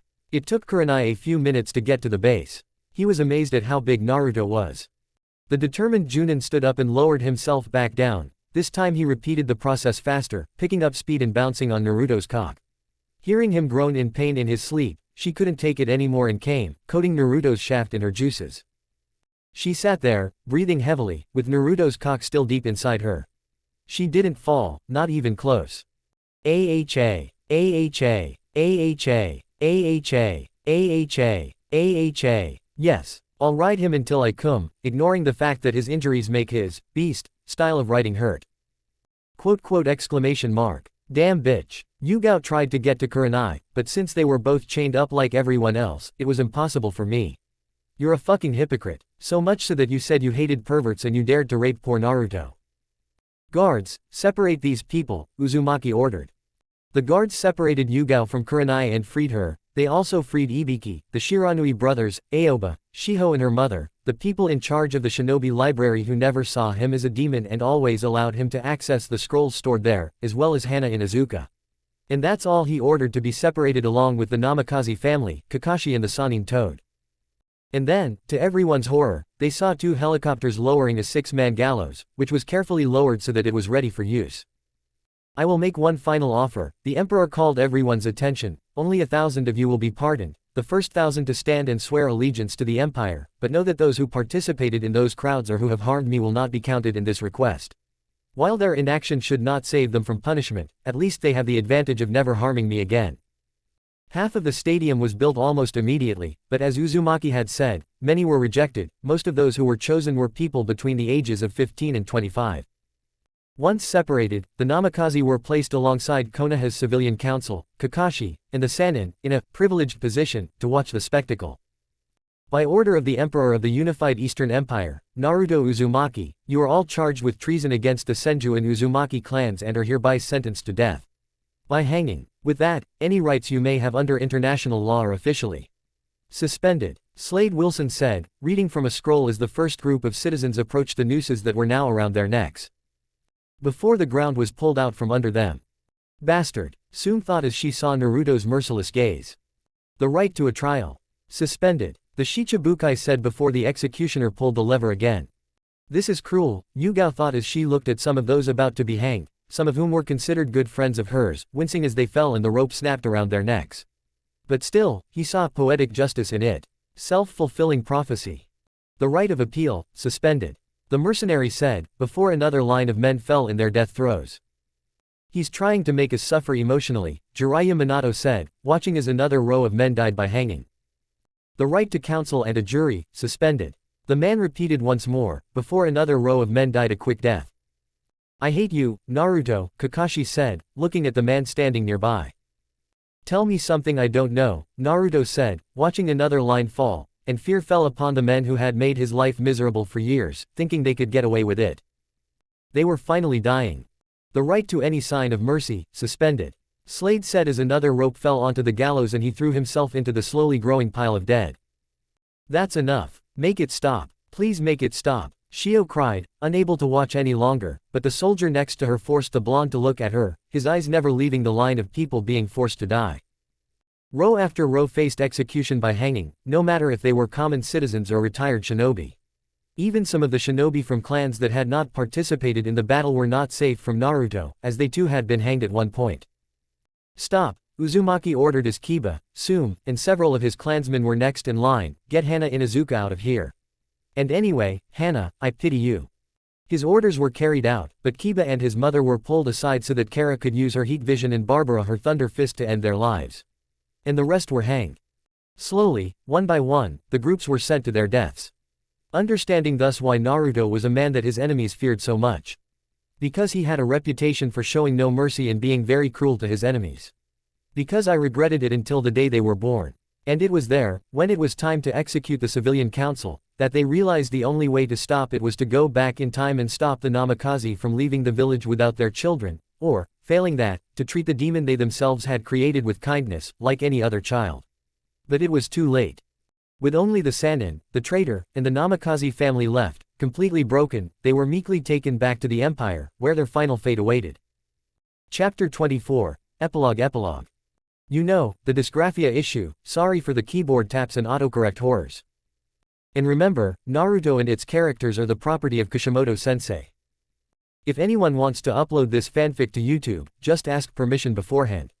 If I see it without permission, I swear I will let you know for copyright, because my work cost me so much that you can take it without asking permission.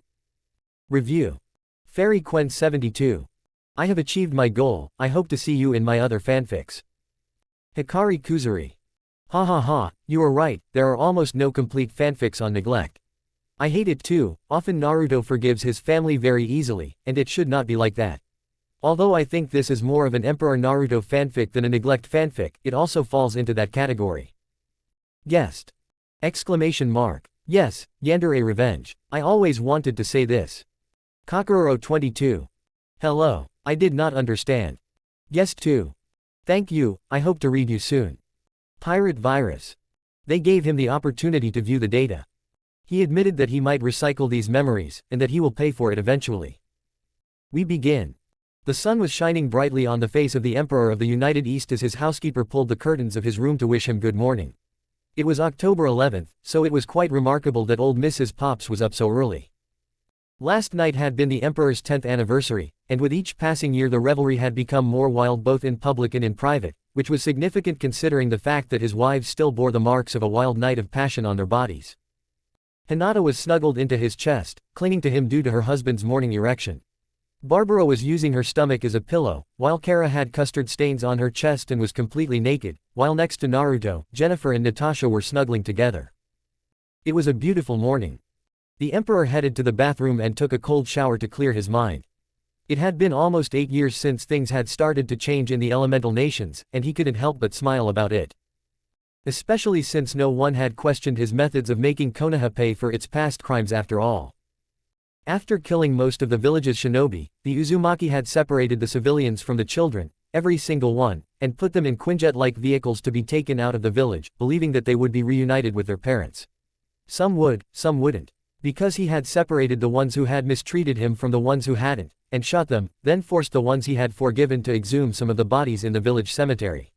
It had been wrong for Naruto, especially since it would mean leaving some of the bodies in the village. Thus, the Senju, Aburame, Akamichi, Nara, and Yamanaka clans were completely exhumed, as well as Sakiri Haruno, the children who died in the Uchiha massacre, as well as Makoto, Izumi, and Shisui Uchiha, and Bawako Sarutobi. After the bodies were collected, a package the size of a hydraulic jack was left in the village. It was a super compact atomic bomb with a yield of 5 megatons, capable of destroying Konoha and making it uninhabitable for generations. The prophecy was finally coming true. Once this was done, no one would dare challenge the United Empire anymore, especially with its overwhelming display of an invincible war machine, which would please Suna and Kiri, as they were the only elemental villages to sign a treaty with the Empire. Kumo had to settle for being the third shinobi force out of the now 4 villages, with Iwa obviously being the weakest due to the fact that it would take several generations to repair the damage the Empire had dealt them.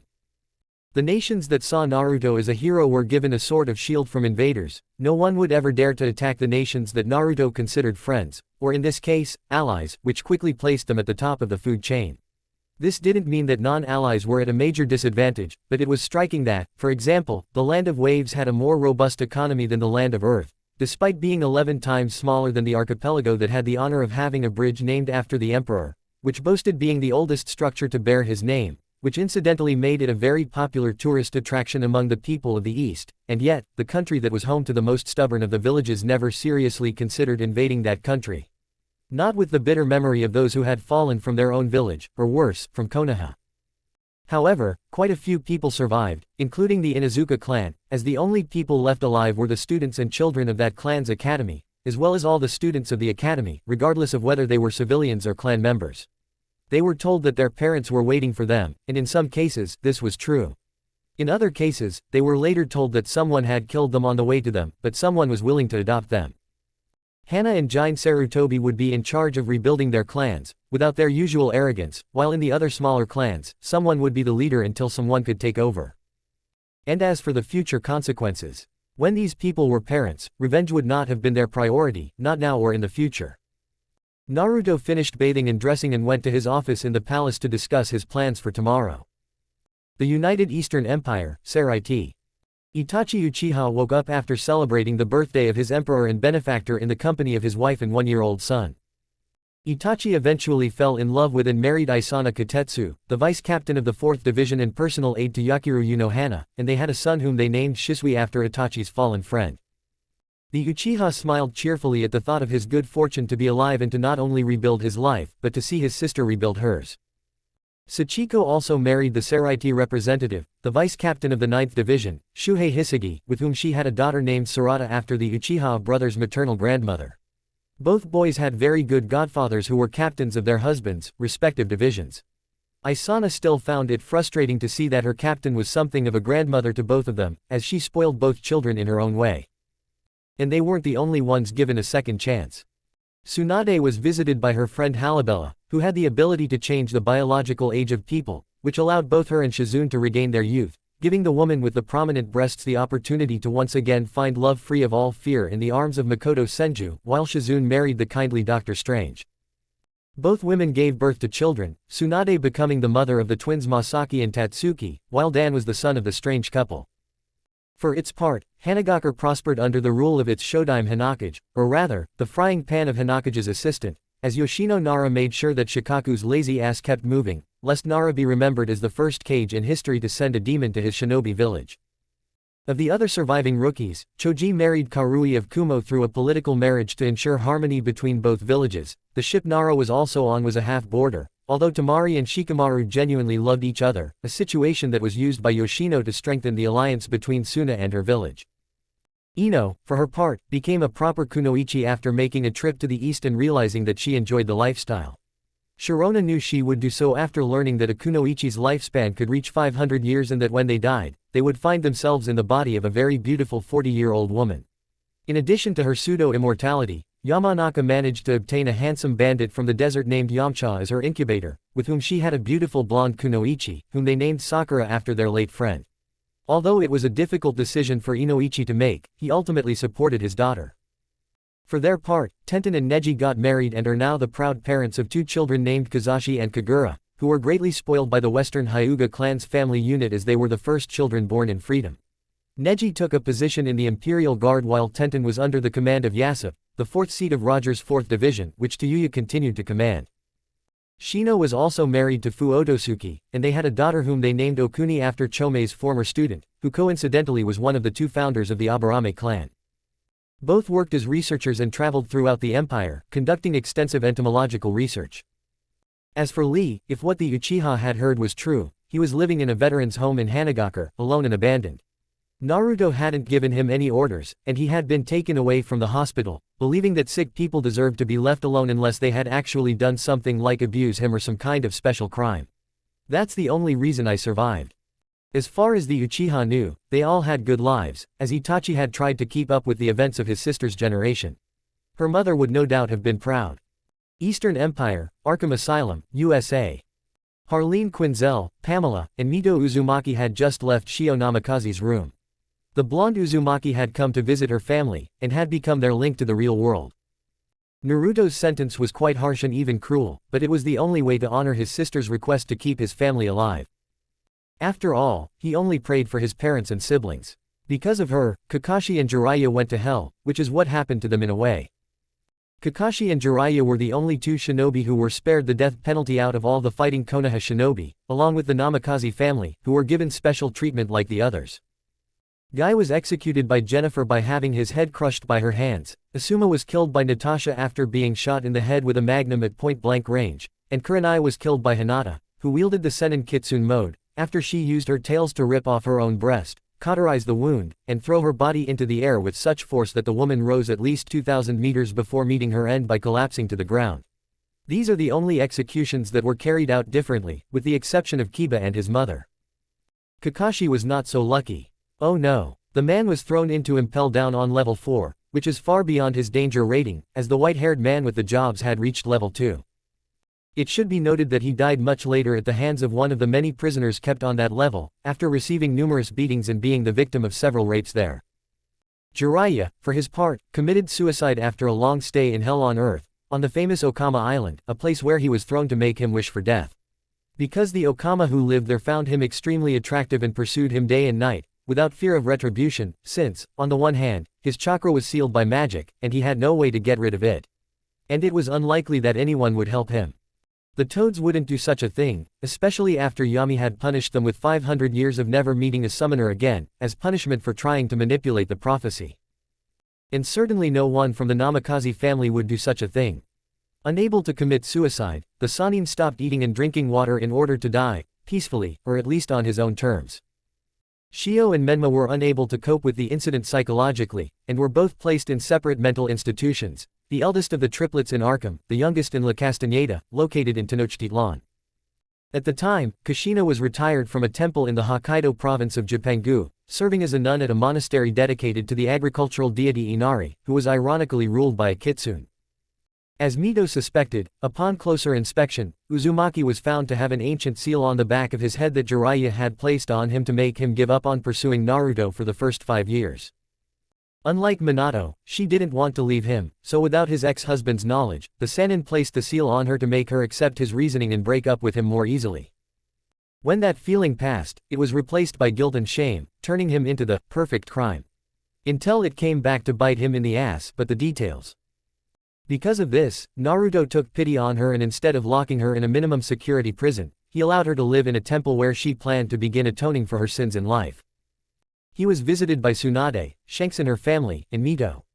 And very rarely from Naruto, who would simply ask if he needed anything, as that was the only thing he could get from the Uzumaki from the bond they were supposed to have.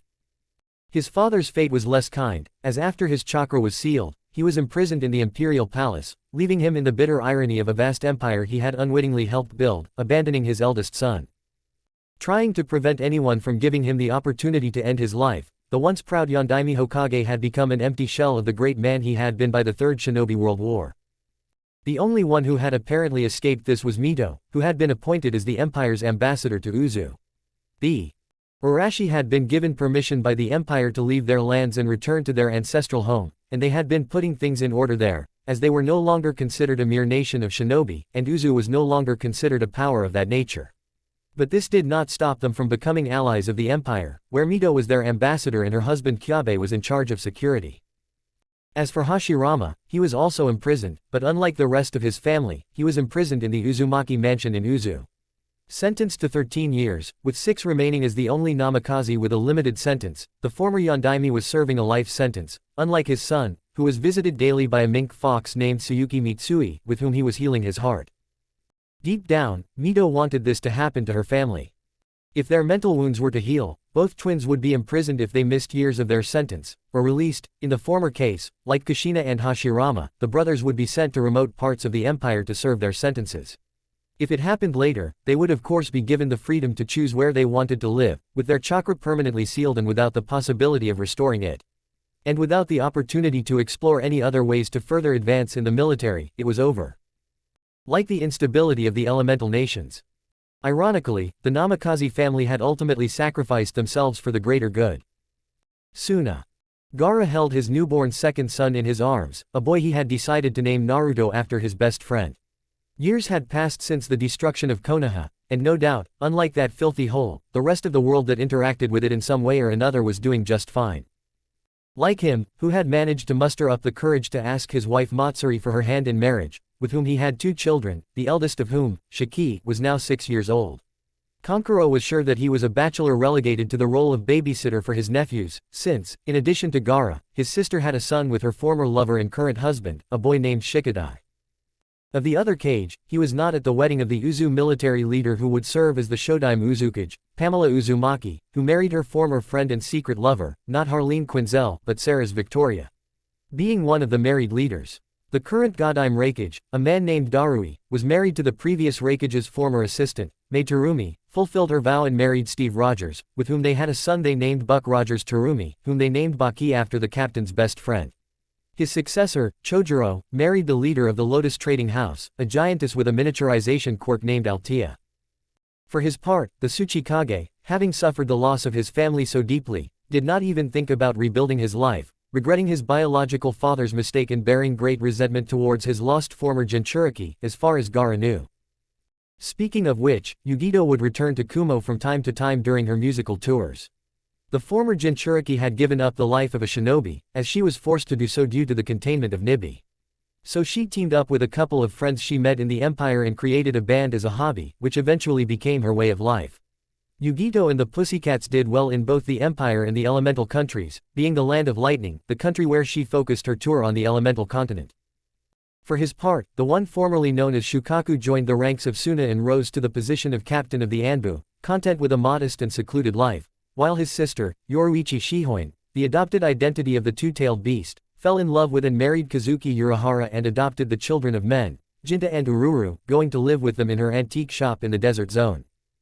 Riruka was still the ruler of the empty wasteland, no changes had occurred there. Goku, the Yonbi, changed his name and went to live in the mountains of Zepengu. Roshi spent his days traveling around the eastern continent, experiencing all sorts of adventures and writing many of them down in various books. Kokuo was interested in electronics and studied at Miskatonic University in Arkham, specializing in mechatronics. Han was executed out of mercy for brainwashing, while Udakata and his wife were the owners of a thriving cafe in New York, with Rokubi becoming a popular spot thanks to Udakata's wife Hotaru. The Biju that the man was holding also had its happy ending when it returned to its lover Katsuyu, as the Biju slug was the lover of the summoning leader. The two spent most of their time making up for the years of separation, using human forms as before, thanks to one of the most jealously guarded secrets of the 5 great summoner clans, but which of them shared this secret with them due to their great friendship. Chome was a very affectionate grandmother to her former Jinchuriki's daughter and adopted daughter, so she showered her with love while her parents went on scientific expeditions. Gookie changed his name to Walter Wilson and became a famous action actor, while Killer Bee remained the same, much to A's chagrin.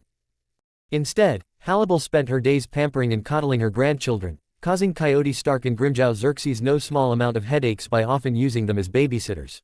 Nell and her faction, Sun Sun, Emila Apache, and Mila Rose, could also often be seen caring for their grandchildren, more out of pleasure than duty.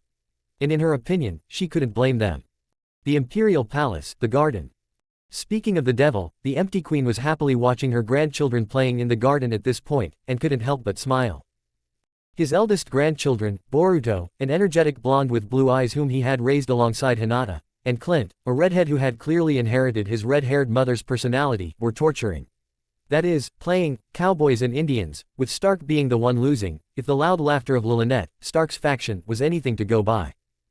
A little further away, Kon-El, Naruto and Kara's son, was playing a little rough with the 5th Espada, teaming up with his brothers Jond, an adorable boy with a tail and cheetah ears, and Roger, Natasha's second son, more like the late captain in personality with whom he shared his name, and an invited guest, Ryu, the son of Anko Mitarashi and Hikota Senju, Kuroko's younger brother. Meanwhile, Nell and the others were playing quietly in a slightly more secluded area, pretending to be having a tea party or a fashion show. The participants of the event were Himawari, the youngest Uzumaki daughter who looked very similar to Hinata, Ayla, Barbara's eldest daughter, Murajan, a beautiful girl with green hair as well as skin and irises, and Lara, Kara's youngest daughter. As the former Biju watched this scene, she had no doubt that her father would be proud not only because Kagaya would no longer be able to set foot on Earth, but also because there was no threat that the empire could not stop. It was true that Tonari Otosuke had attempted to kidnap Hanabi Hyuga but was quickly captured, while some of the other threats that arose afterward, such as Imperiex, the Demon Lord's attempt, the Shuma Gorath cult's attempt to unleash that interdimensional demon, or Asakura Hao's army of shamans, were weak threats to Naruto and his friends. The Empress Mother knew that her Sochi would one day go to the next world. She had come to terms with it, but for now she could only enjoy every day of her life. Tomorrow, when his many great-great-grandchildren asked him about it, he would tell the story of his ancestor with a smile, about how a boy, abandoned by his biological parents in favor of younger ones, through one stupid act after another ended up in these lands and settled there, performing colossal feats to pacify the wild lands of the East and turn them into a united Eastern Empire. Chapter 25, The Letter Scene. Greetings to all. It has been a long time since we last saw each other, and perhaps, or rather, probably, you were glad to see the activity of this fanfic. Are you going to put an end to what is left of the war you promised to end 3 years ago? I wish I could say yes. But the reality is that due to life circumstances, that plan has been pushed back. A prequel to United Eastern Empire is currently in the works, to be called Chronicles of the Empire, and will cover the period from the exile to Darkseid's defeat. But before that, I have other plans, and I want this prequel to be the end of my work in the fanfiction genre as a Naruto author. Notice I said this would be the last Naruto story I write, not the last fanfic for this fandom. Now, the reason I'm doing this is to create a copy of The Idiot. I've said in a few of my stories that I don't like to post them on YouTube. I don't, but there is a channel that I explicitly authorized. Out of the 4 I authorized, it's still up, that has this fanfic among my other stories. So, if I did it when they asked me to before publishing the stories, it was never when I caught them in the act. Some of my friends say I should leave it as is because it doesn't hurt me. And that's certainly not true. It's blatant piracy, and in that case, I'm against it. This is why I pay for Crunchyroll, Netflix, etc. Because it's a cheap way to get a lot of legal content for a relatively low price. For the most part. So while I don't do it for profit, it pisses me off that most of these people do. The vast majority of these channels already have ads, they're financially compensated by our efforts, and almost all of these people don't even bother to give credit. One of the arguments a lot of people make to me is that the story is already known whether it's acknowledged or not, and that's relatively true. But I insist, they're stealing something that costs them nothing to make money off of it. So, as I've learned along the way, the correct term is piracy, not plagiarism, and I'm taking new steps to prevent this from happening again, and others to hit where it hurts those who want me to reduce the size of my complaint, even though, I emphasize, they never deigned to respond when I asked them to remove the video by making a logical demand that I know they won't comply with. And that is to demand financial compensation from them under the current Mexican law on damages. Which is 5 times the minimum amount if it's on real estate, $20, which becomes $100. I've used the service 5 times since the last time, and only one has paid that much and refrained from uploading my stories and my friends' stories, as well as a couple of stories I included Please, Kamen Rider Predator as part of a withdrawal agreement. So this week the Naruto Fanfics art channel refused to delete the videos, and only when the one who deleted them came to him I applied damage control with an apology and economic sanctions, and the son of a bitch accused me of extorting his subscribers and also gave them my data. I put quotation marks because it is clear that I grabbed the first unfortunate person with my name who is from Puebla, unemployed and also much younger than me, and send his orangutans, that is, YouTube subscribers, to intimidate him, which is what he did. He tried to intimidate me by saying that he has good feelings for me. Surprise, genius. I am several years older than this poor boy, I am not from Puebla, I am actually from the capital, and I am not unemployed because I have my own business. So your claims are lies, including that I gave you permission to publish this story and then revoked it, or that I can't sue because I'm using multiple fandoms to create my story. What's interesting about fanfiction is that this idiot didn't bother to investigate, unless the intellectual property owner of the work has stated their objection to such manifestations by and for fans, which is why there is nothing about Archie Comics or Anne Rice. For example, they said, "We don't want to know anything about fan fiction or fan art," then creating a story is legal. What is illegal is profiting from it. So the copyright on it only applies to distribution. My claim for compensation I can base on how much money I made from my story, or could make over a given period of time. And that's how I calculate it, using the Imperio del Este channel as an example. And they are not profiting from my story. So you orangutan bastards, rot and go on living in your mediocre and happy worlds, I am not affected. The reason I am writing this is more for my fellow writers. We need to stop asking these people to remove our work when we have not asked for permission to upload it. I don't know about you, but I don't like being robbed. He says goodbye to you.